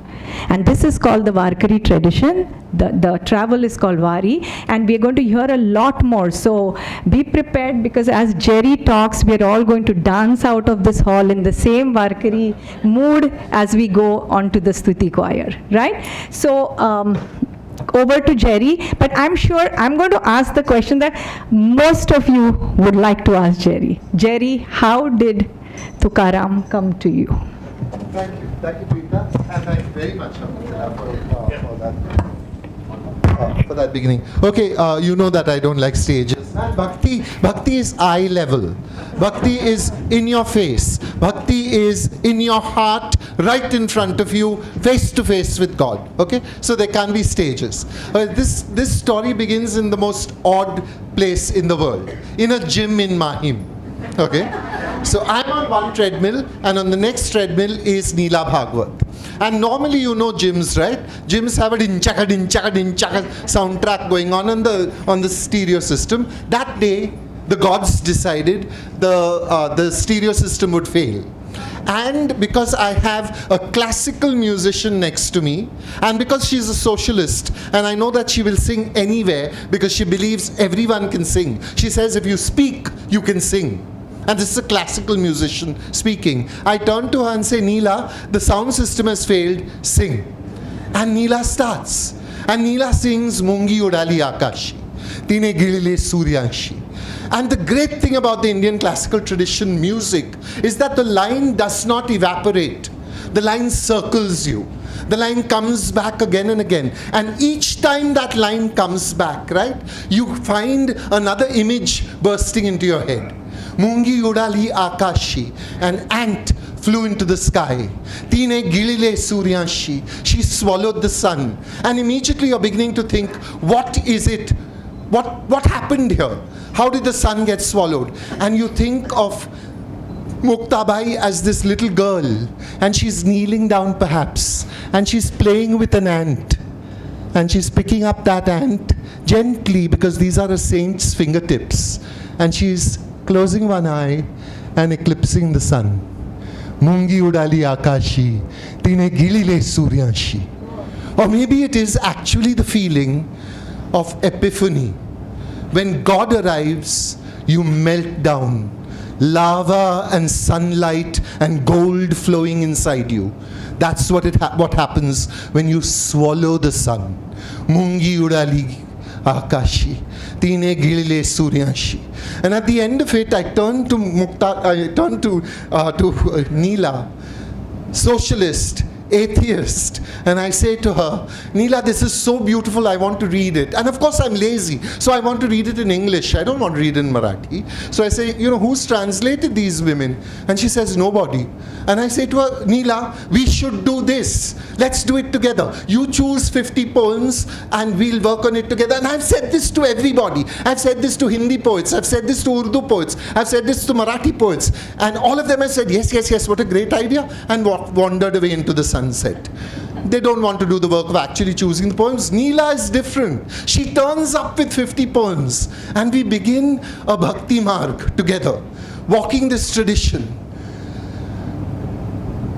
First came joy, and on the morrow, hard on her heels, a visit from sorrow. Just as we settled down to grieving, sorrow announced that she was leaving. Joy and sorrow, what's the difference? Both are sisters, born of ignorance. Muktai tells Sangya, self-born the soul, standing like a banyan, erect and whole. I so loved doing this. And then suddenly I flashed back to a moment when when I started wanting to write poetry, right? I wanted very much. I wanted the life experiences of a poet. I wanted Maud Gonne to reject me. I wanted to see a dead body of a young man in a field in Flanders and write like Wilfred Owen. And I had none of those experiences, and I had no idea that I could write out of my experience, that could be poetry. But when I started to, I began to imagine, I read somewhere that Auden or Spender, one of those white boys, had said that every poet should have thousands of lines of poetry in his head. And of course I had studied poems in school, so I set myself this target. I would walk from Nariman Point by the sea, because it's the sea.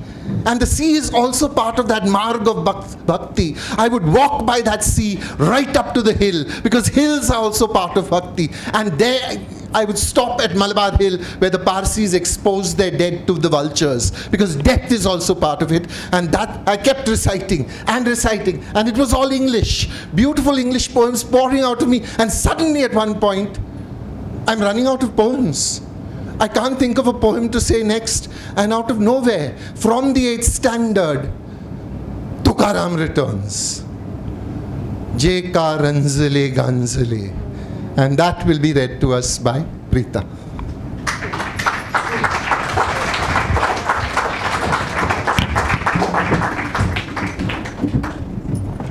So, as you can see, this is going to be a high octane session. So. Be prepared.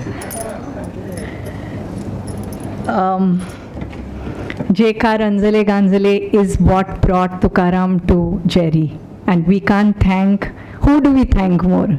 Sant Tukaram, or do we thank Jerry for bringing us all together on this platform? So let's start with some music, because this is, for me personally, these are the verses that come to my mind in this soulful voice of Pandit Bhimsen Joshi. And I mean, there is no parallel to that, and what you feel when you hear that. But this is going to be a similar evening, and over to Shakuntala, who's going to say it as in the original.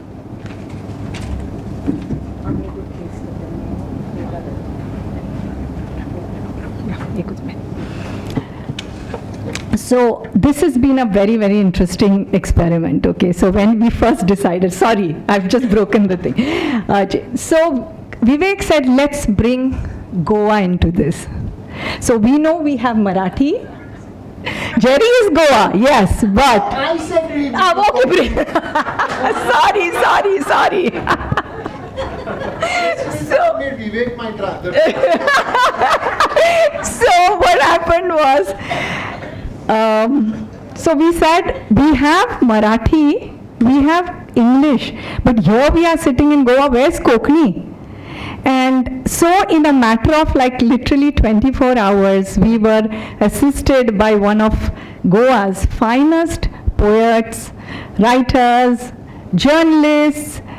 But unfortunately, he couldn't be here because he was sitting in Bombay. And when we said, Shailen, you have to do this for us, you have to do this for Galf, he said, I cannot say no. I can't be there. He would have been in my place and probably making this much more interesting. But he sent us these. So we just sent him the verses from the book, and in no time we had some of the most wonderful Konkani translations to the verse. So what Shakuntala is going to do now is she's going to sing for you in Konkani, her Shailen's translations in Konkani. So those of you who have heard Jekar Anjale Ganjale in Marathi, I'm sure it's going to be at the back of your mind. But for those who haven't, enjoy this, and we'll go through 3 languages in the next few minutes. Yes, I'm adding to Preeta's language, the way she expressed Goa and Goan music. And Goan music has got a different flavor, and this song has got a little painful side, little happiness, a little different type of sensation, I must say, and for which I have added the pure Goan music to that, and a little bit of Ravindra Sangeet.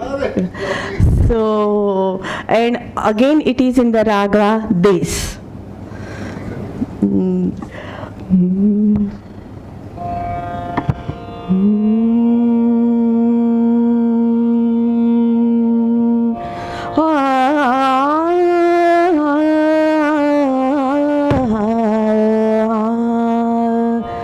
जय आसा दुखेस्त पीडेस्त जे आसा दुखेस्त पीडेस्त तांकां जो मानता आपले जे आसा दुखेस्त पीडेस्त तांकां जो मानता आपले वळखुचो तो मनीस बरो म्हणून वळखुचो तो मनीस बरो म्हणून पळोवचो देव ताजे भितर पळोवचो देव ताजे भितर जे आसा दुखीस पिडेस तांकां जो मानता आपले वळखुचो तो मनीस बरो म्हणून भायर भितर माव लोणी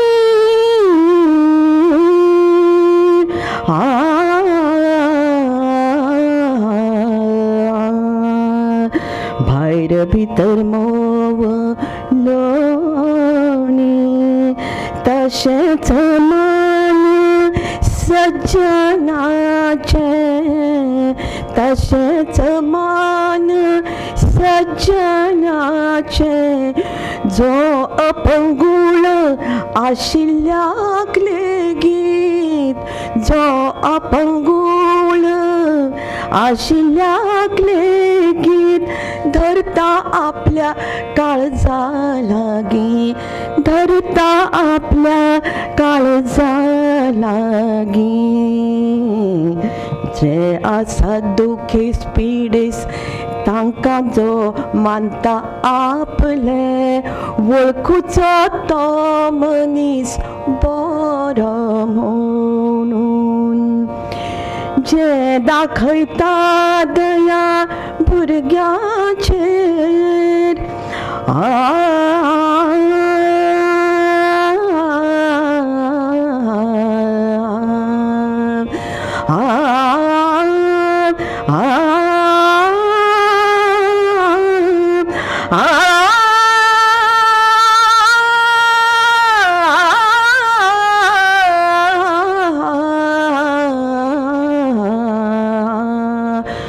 जो दाखयता दया भुरग्याचेर, जो दाखयता दया भुरग्याचेर, तेच परीत साकर आनी वावराड्याचेर, तेच परीत साकर आनी वावराड्याचेर.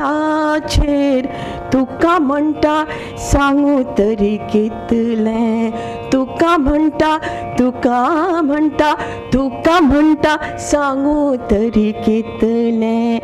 तोच आसता खंय रूप भगवंताचें, तोच आसता खंय रूप भगवंताचें. जे आसात दुखेस्त पिडेस्त, जे आसात दुखेस्त पिडेस्त, तांकां जो मानता आपलें, वळखुचो तोच मनीस बरो म्हणून. पळोवचो देव ताजे भितर, पळोवचो देव ताजे भितर, पळोवचो देव ताजे भितर. जो आसता दुखेस्त, जो आसता पिडेस्त, तांकां जो मानता आपलें, वळखुचो तो मनीस बरो म्हणून, बरो म्हणून, बरो म्हणून, बरो म्हणून. Thank you.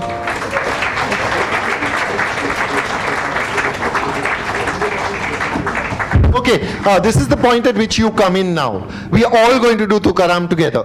She's going to recite a line, you're going to repeat it after her. It does not matter if you don't understand it.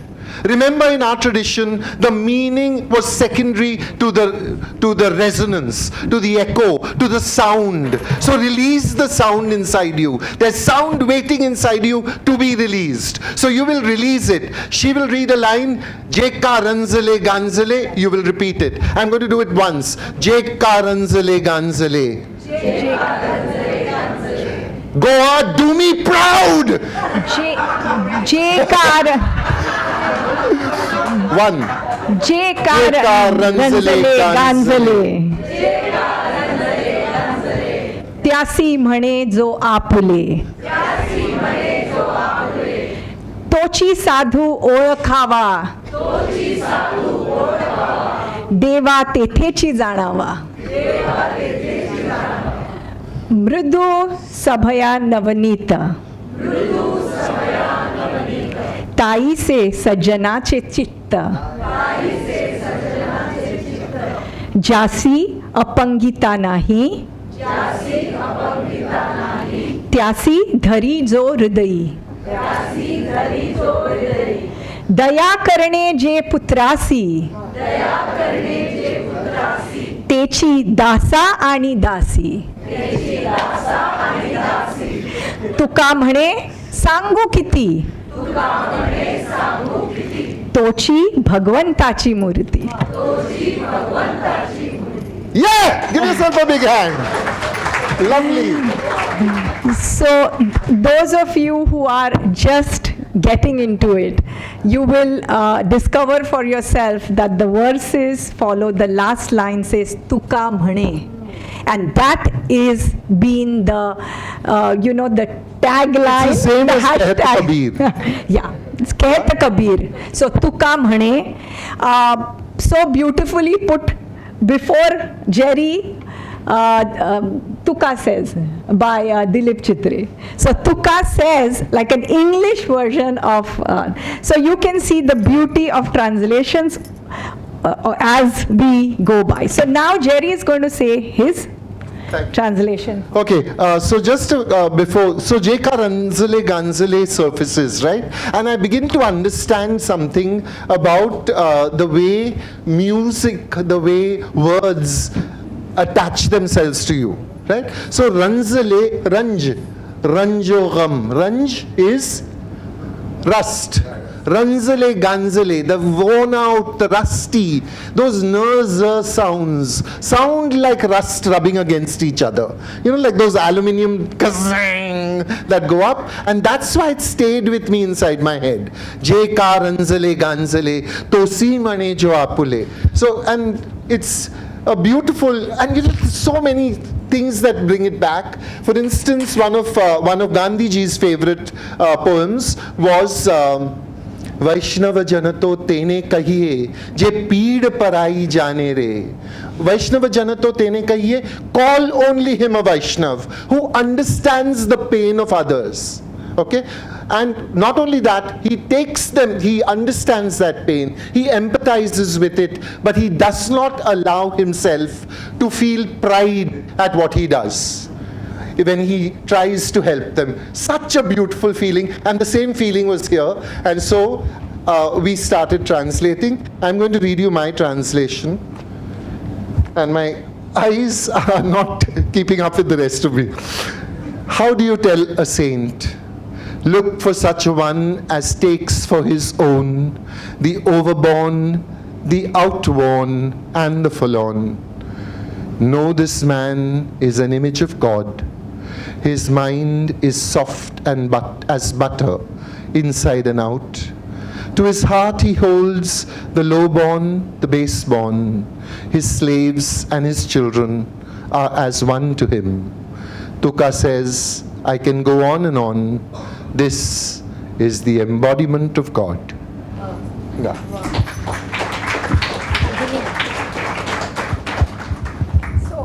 So as we said, this is an interesting evening because we have two translators, and we will also read for you Shanta Gokhale. So just a word about Shanta Gokhale before I actually read it out. Shanta Gokhale, as you... Prita mane sangu kiti, tochi shantatachi murti. So Shanta Gokhale, again, bilingual writer, theatre critic, books she awarded, and you know, one of those well-respected writers and literateurs of Maharashtra. So she and Jerry have shared a very close friendship, but after reading her translation, I'm just going to say from what I picked up from the book that Shanta's claims that her approach to the translation where she remained close to the original. But Jerry thought a little differently, and we are going to hear from him how come they had two translators. He himself thought it was a collaboration, but somewhere they realized it was not. They were two translators, right? So this is Shanta for you. He who says, these are mine, of those in torment and pain, recognize him. He is a saint. Recognize God's presence there. Much like butter, the virtuous man is soft in every part, clasping closest to his heart the neglected, the outcast. His love makes no difference between son and servant. Says Tuka, why say more? He is the divine incarnate. Wow. So Jerry is going to tell us how there were two translators. Okay, so fundamentally, on Instagram I call myself Mahim Ka Jerry, and because when I started out my journey, I found Mahim small and constricting. I remember once I was 8 years old and someone had opened a tank, a little water tank, you know. So I went to peek into the water tank, and then I was going home, 3 more minutes, 4 more minutes, and by then someone had called up my father and said, your son is doing dangerous things like peeking into open water tanks, please look after him. And I thought, it's like Big Brother is watching me everywhere in this little Mahim, and so I decided that I would, when I got into college, I would go as far as possible from Mahim before I fell into the sea. And so I went to Elphinstone College, where I met transformative souls like Amruta and other people. And But over the years, I began to realize that Mahim was drawing me back.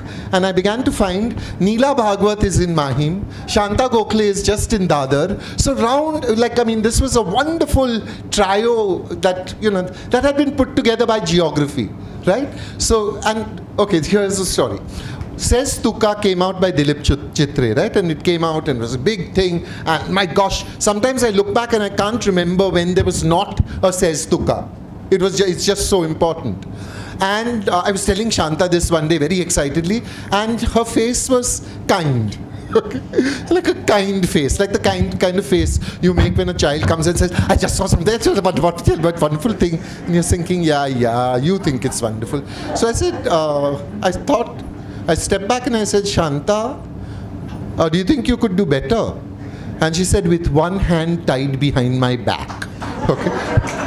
So I thought, oh man, serious cojones. Like, look at that, right? It was great.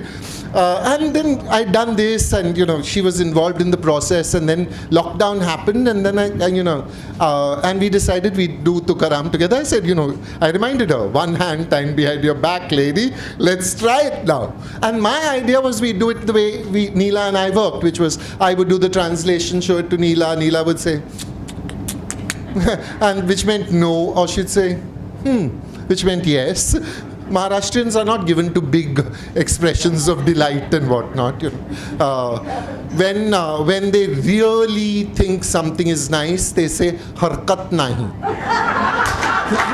That's like whoa. Okay. Even the story of Vithala is a very Maharashtrian story. So who is Vithala? Vithala is Vishnu. But why is he called Vithala? Why isn't he called Vishnu?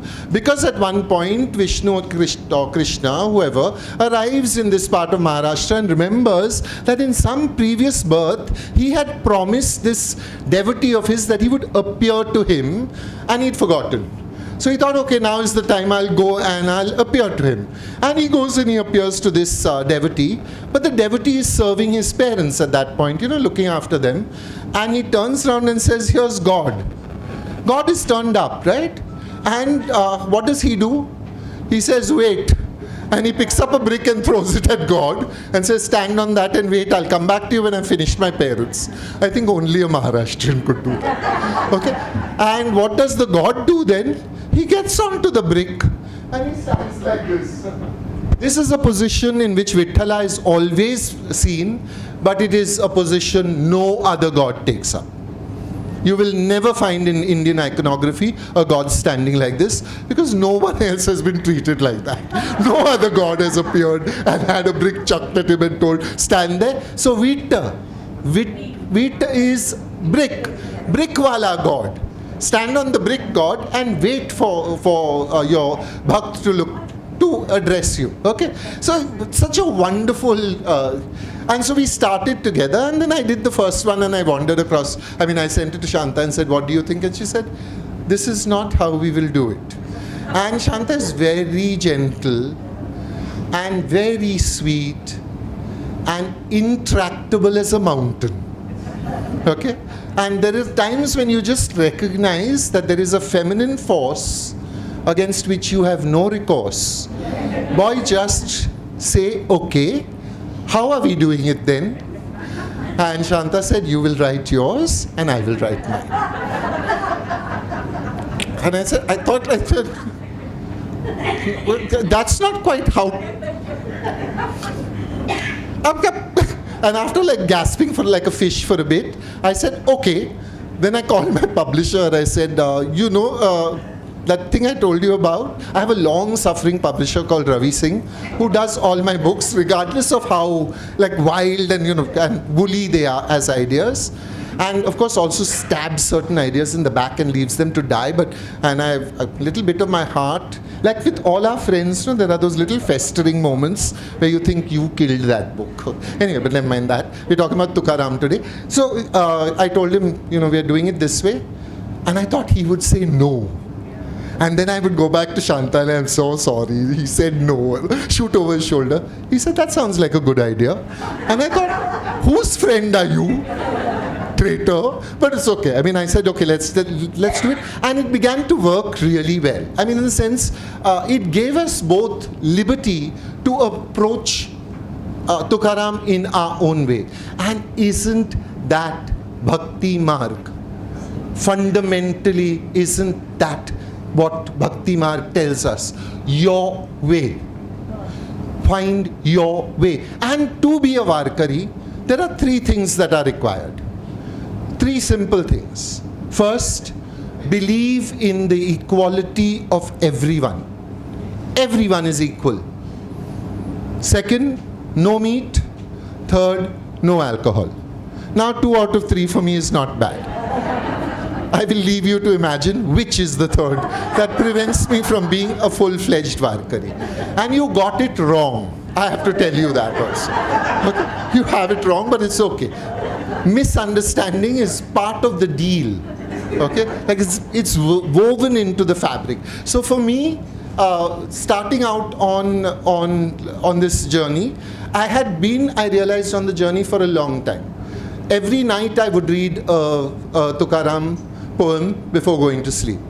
Okay, sometimes I'd read it aloud to my long-suffering sister, who has suffered through many, sort of iterations of things being read out to her and half asleep. But I enjoyed it. And then finally we came to this process and then we realized we'd have to write 2 translators' introductions, because there are 2 separate translations and 2 separate marks by which she was steeped in Tukaram.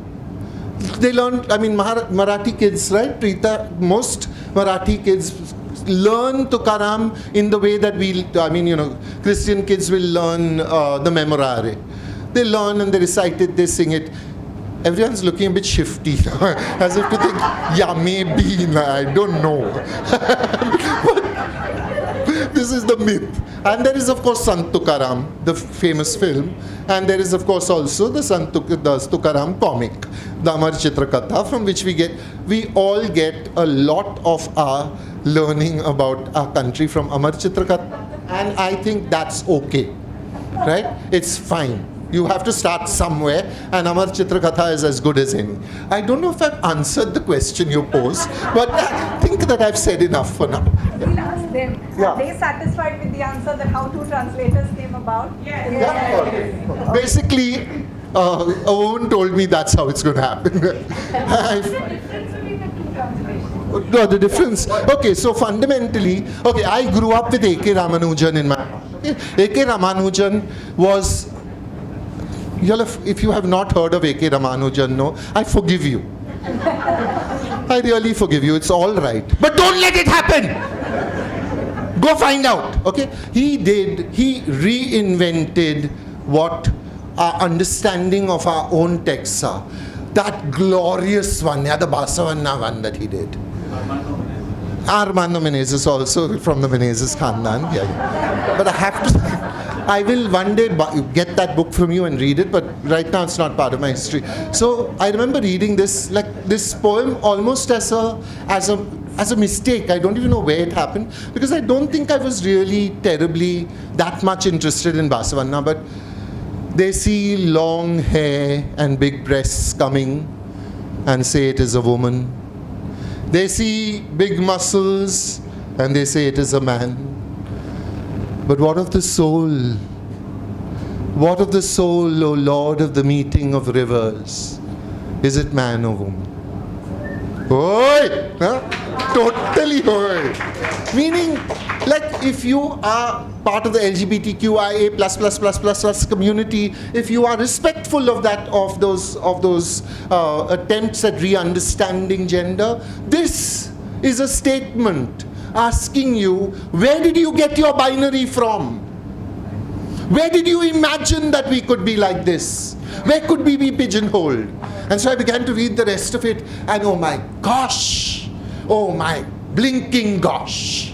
Okay? Because there are moments when the poets address their God with rage. In my And Who Swallowed the Sun, there is a moment when Zani says, to her God, when your body is dragged, your dead body is dragged through the market, I will spit on it. And then there is another one where she says, Khande rai atula mari na bakra. And what she's saying is, I will give you a ram, just kill my man. And when you're done with that, take my father-in-law. And then kill my mother-in-law. And that pesky brother-in-law. And my sister-in-law. And then you and I, alone in the night. How rich and lovely is this relationship, right? So to understand how one could have a 360-degree relationship with God, okay, you have only to go to the Bhakti poets. Sohirabai, she says, God came and I fed him Panchamrut and he belched his satisfaction over me. God belches over you. Okay.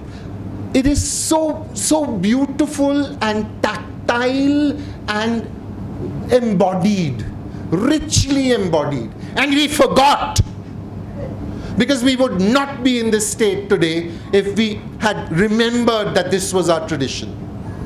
That this all-encompassing way of looking at the world was something that we invented, that Bhakti invented and gave us. And Tukaram was part of that movement. Tukaram was part of this movement that said, do you need a priest? Do you need a temple? Do you need anything other than the name? Tell me what you need. So beautiful. How can you not have read Ramanujan and not have read Jerry Pinto?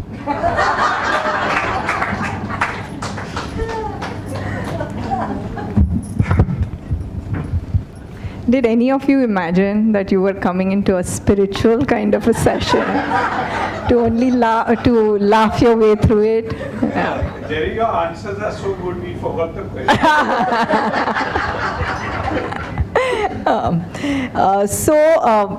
As I myself went through the verses and then a bit of recollection, and something that has always struck me when I've heard these verses is that God is addressed as the mother.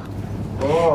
So though you have Vithala, which is Vishnu and which is the male form of God, the saint poets address them as their mother. And one of the most beautiful word in Marathi is Mauli. So obviously we know of Ma, which is as beautiful, but Mauli is a word that you use in you hear in the Bhakti the lingo. So here we have this beautiful thing where I will read it in Marathi, and then we will go through the two English translations, and then Shakuntala with her beautiful voice is going to say the Kokni, and from there Jerry takes you into another realm of this thing before we close up and move to Stuti, right? So, yeah. So all this in 10 minutes.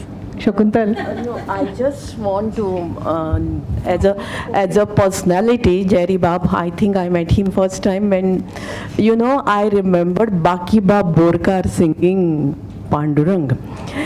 Peace inside, inner peace. Vadeyal tadi lai maka pul tadi pai jai sukh thandai Panduranga. Kai banchelena, kai gheu chelena, kai banchelena, kai gheu chelena, sukh dukh pisay Panduranga, Panduranga, Panduranga. I see that Pandurang inside him, so I just felt like singing. Thank you. That is Vittal. Thank you, Shakuntala. That was such a beautiful addition to what we were about. Okay, so let us read Tu Majhi Mauli, Tu Majhi Sauli. Tu Majhi Mauli, Tu Majhi Sauli, Pahato Vatuli Pandurange. Tu Maza Ekala Vadila Dhakula, Tu Maza Apula Soera Jiva. तुका म्हणे जीवा तुझपाशी असे, तुका म्हणे जीवा तुझपाशी असे, तुझ्यानी ओसा सर्व दिशा. You are my mother, you are my father. Panduranga, you are the shade in which I rest. You are the one I wait for. You, Panduranga, friend, revered elder and younger brother, your family. Tuka says, my life is with you. The rest means nothing. So I just want to finish that Ramanujan thought that for me, when I was making my way to Tukaram, the assisting voice was Ramanujan's. And it was a moment, this is one of those moments that I so deeply regret. I was walking down the road in South Bombay, and Gieve Patel was walking up to me, another great poet and painter and playwright. Gieve Patel was walking up to me with a strange man next to him. And I said, hi Gieve. And he said, oh Jerry, this is A.K. Ramanujan, and we are going to see Nissim Ezekiel. Three poets like that, okay? And what is my response? I said, oh, wonderful. Mr. Ramanujan, I'm a great admirer. And I went away. I should have just dropped whatever I was doing and gone after them and said, can I just be a fly on the wall just to listen to you talk? Of course, they might have been discussing chai and where to go for biscuit and anything. But still, three of them, and I refused. And this is, for me, is a definition again of the Bhakti Marg, that every moment is an opportunity that is lost if you do not live it fully, right? If you do not just fundamentally witness yourself in that moment, just stay there witnessing the mad dance of your ego, okay? That's, I think, that's for me what all this is about. Tu maji mauli, tu maji sauli, of course. But me maji mauli, me maji sauli as well. Thank you, Jerry. Now Shantas. You are my mother, you are my shelter. Pandurang, I wait in longing for you. Brother of mine, older and younger. You are the beloved keen of my soul. Says Tuka, my life is with you alone. Beside you, all else is barren. Yeah. And now if you sing, everybody on your feet. Come. This is the moment when we start dancing. So now we have Come, Preeta, down here. Yeah. 5 minutes and we're out. So before we dance out, let me just thank. Because we're going to be dancing out, and Jerry has told us, let's be in the moment. That is, for us, this is a drop of bhakti over ourselves. Put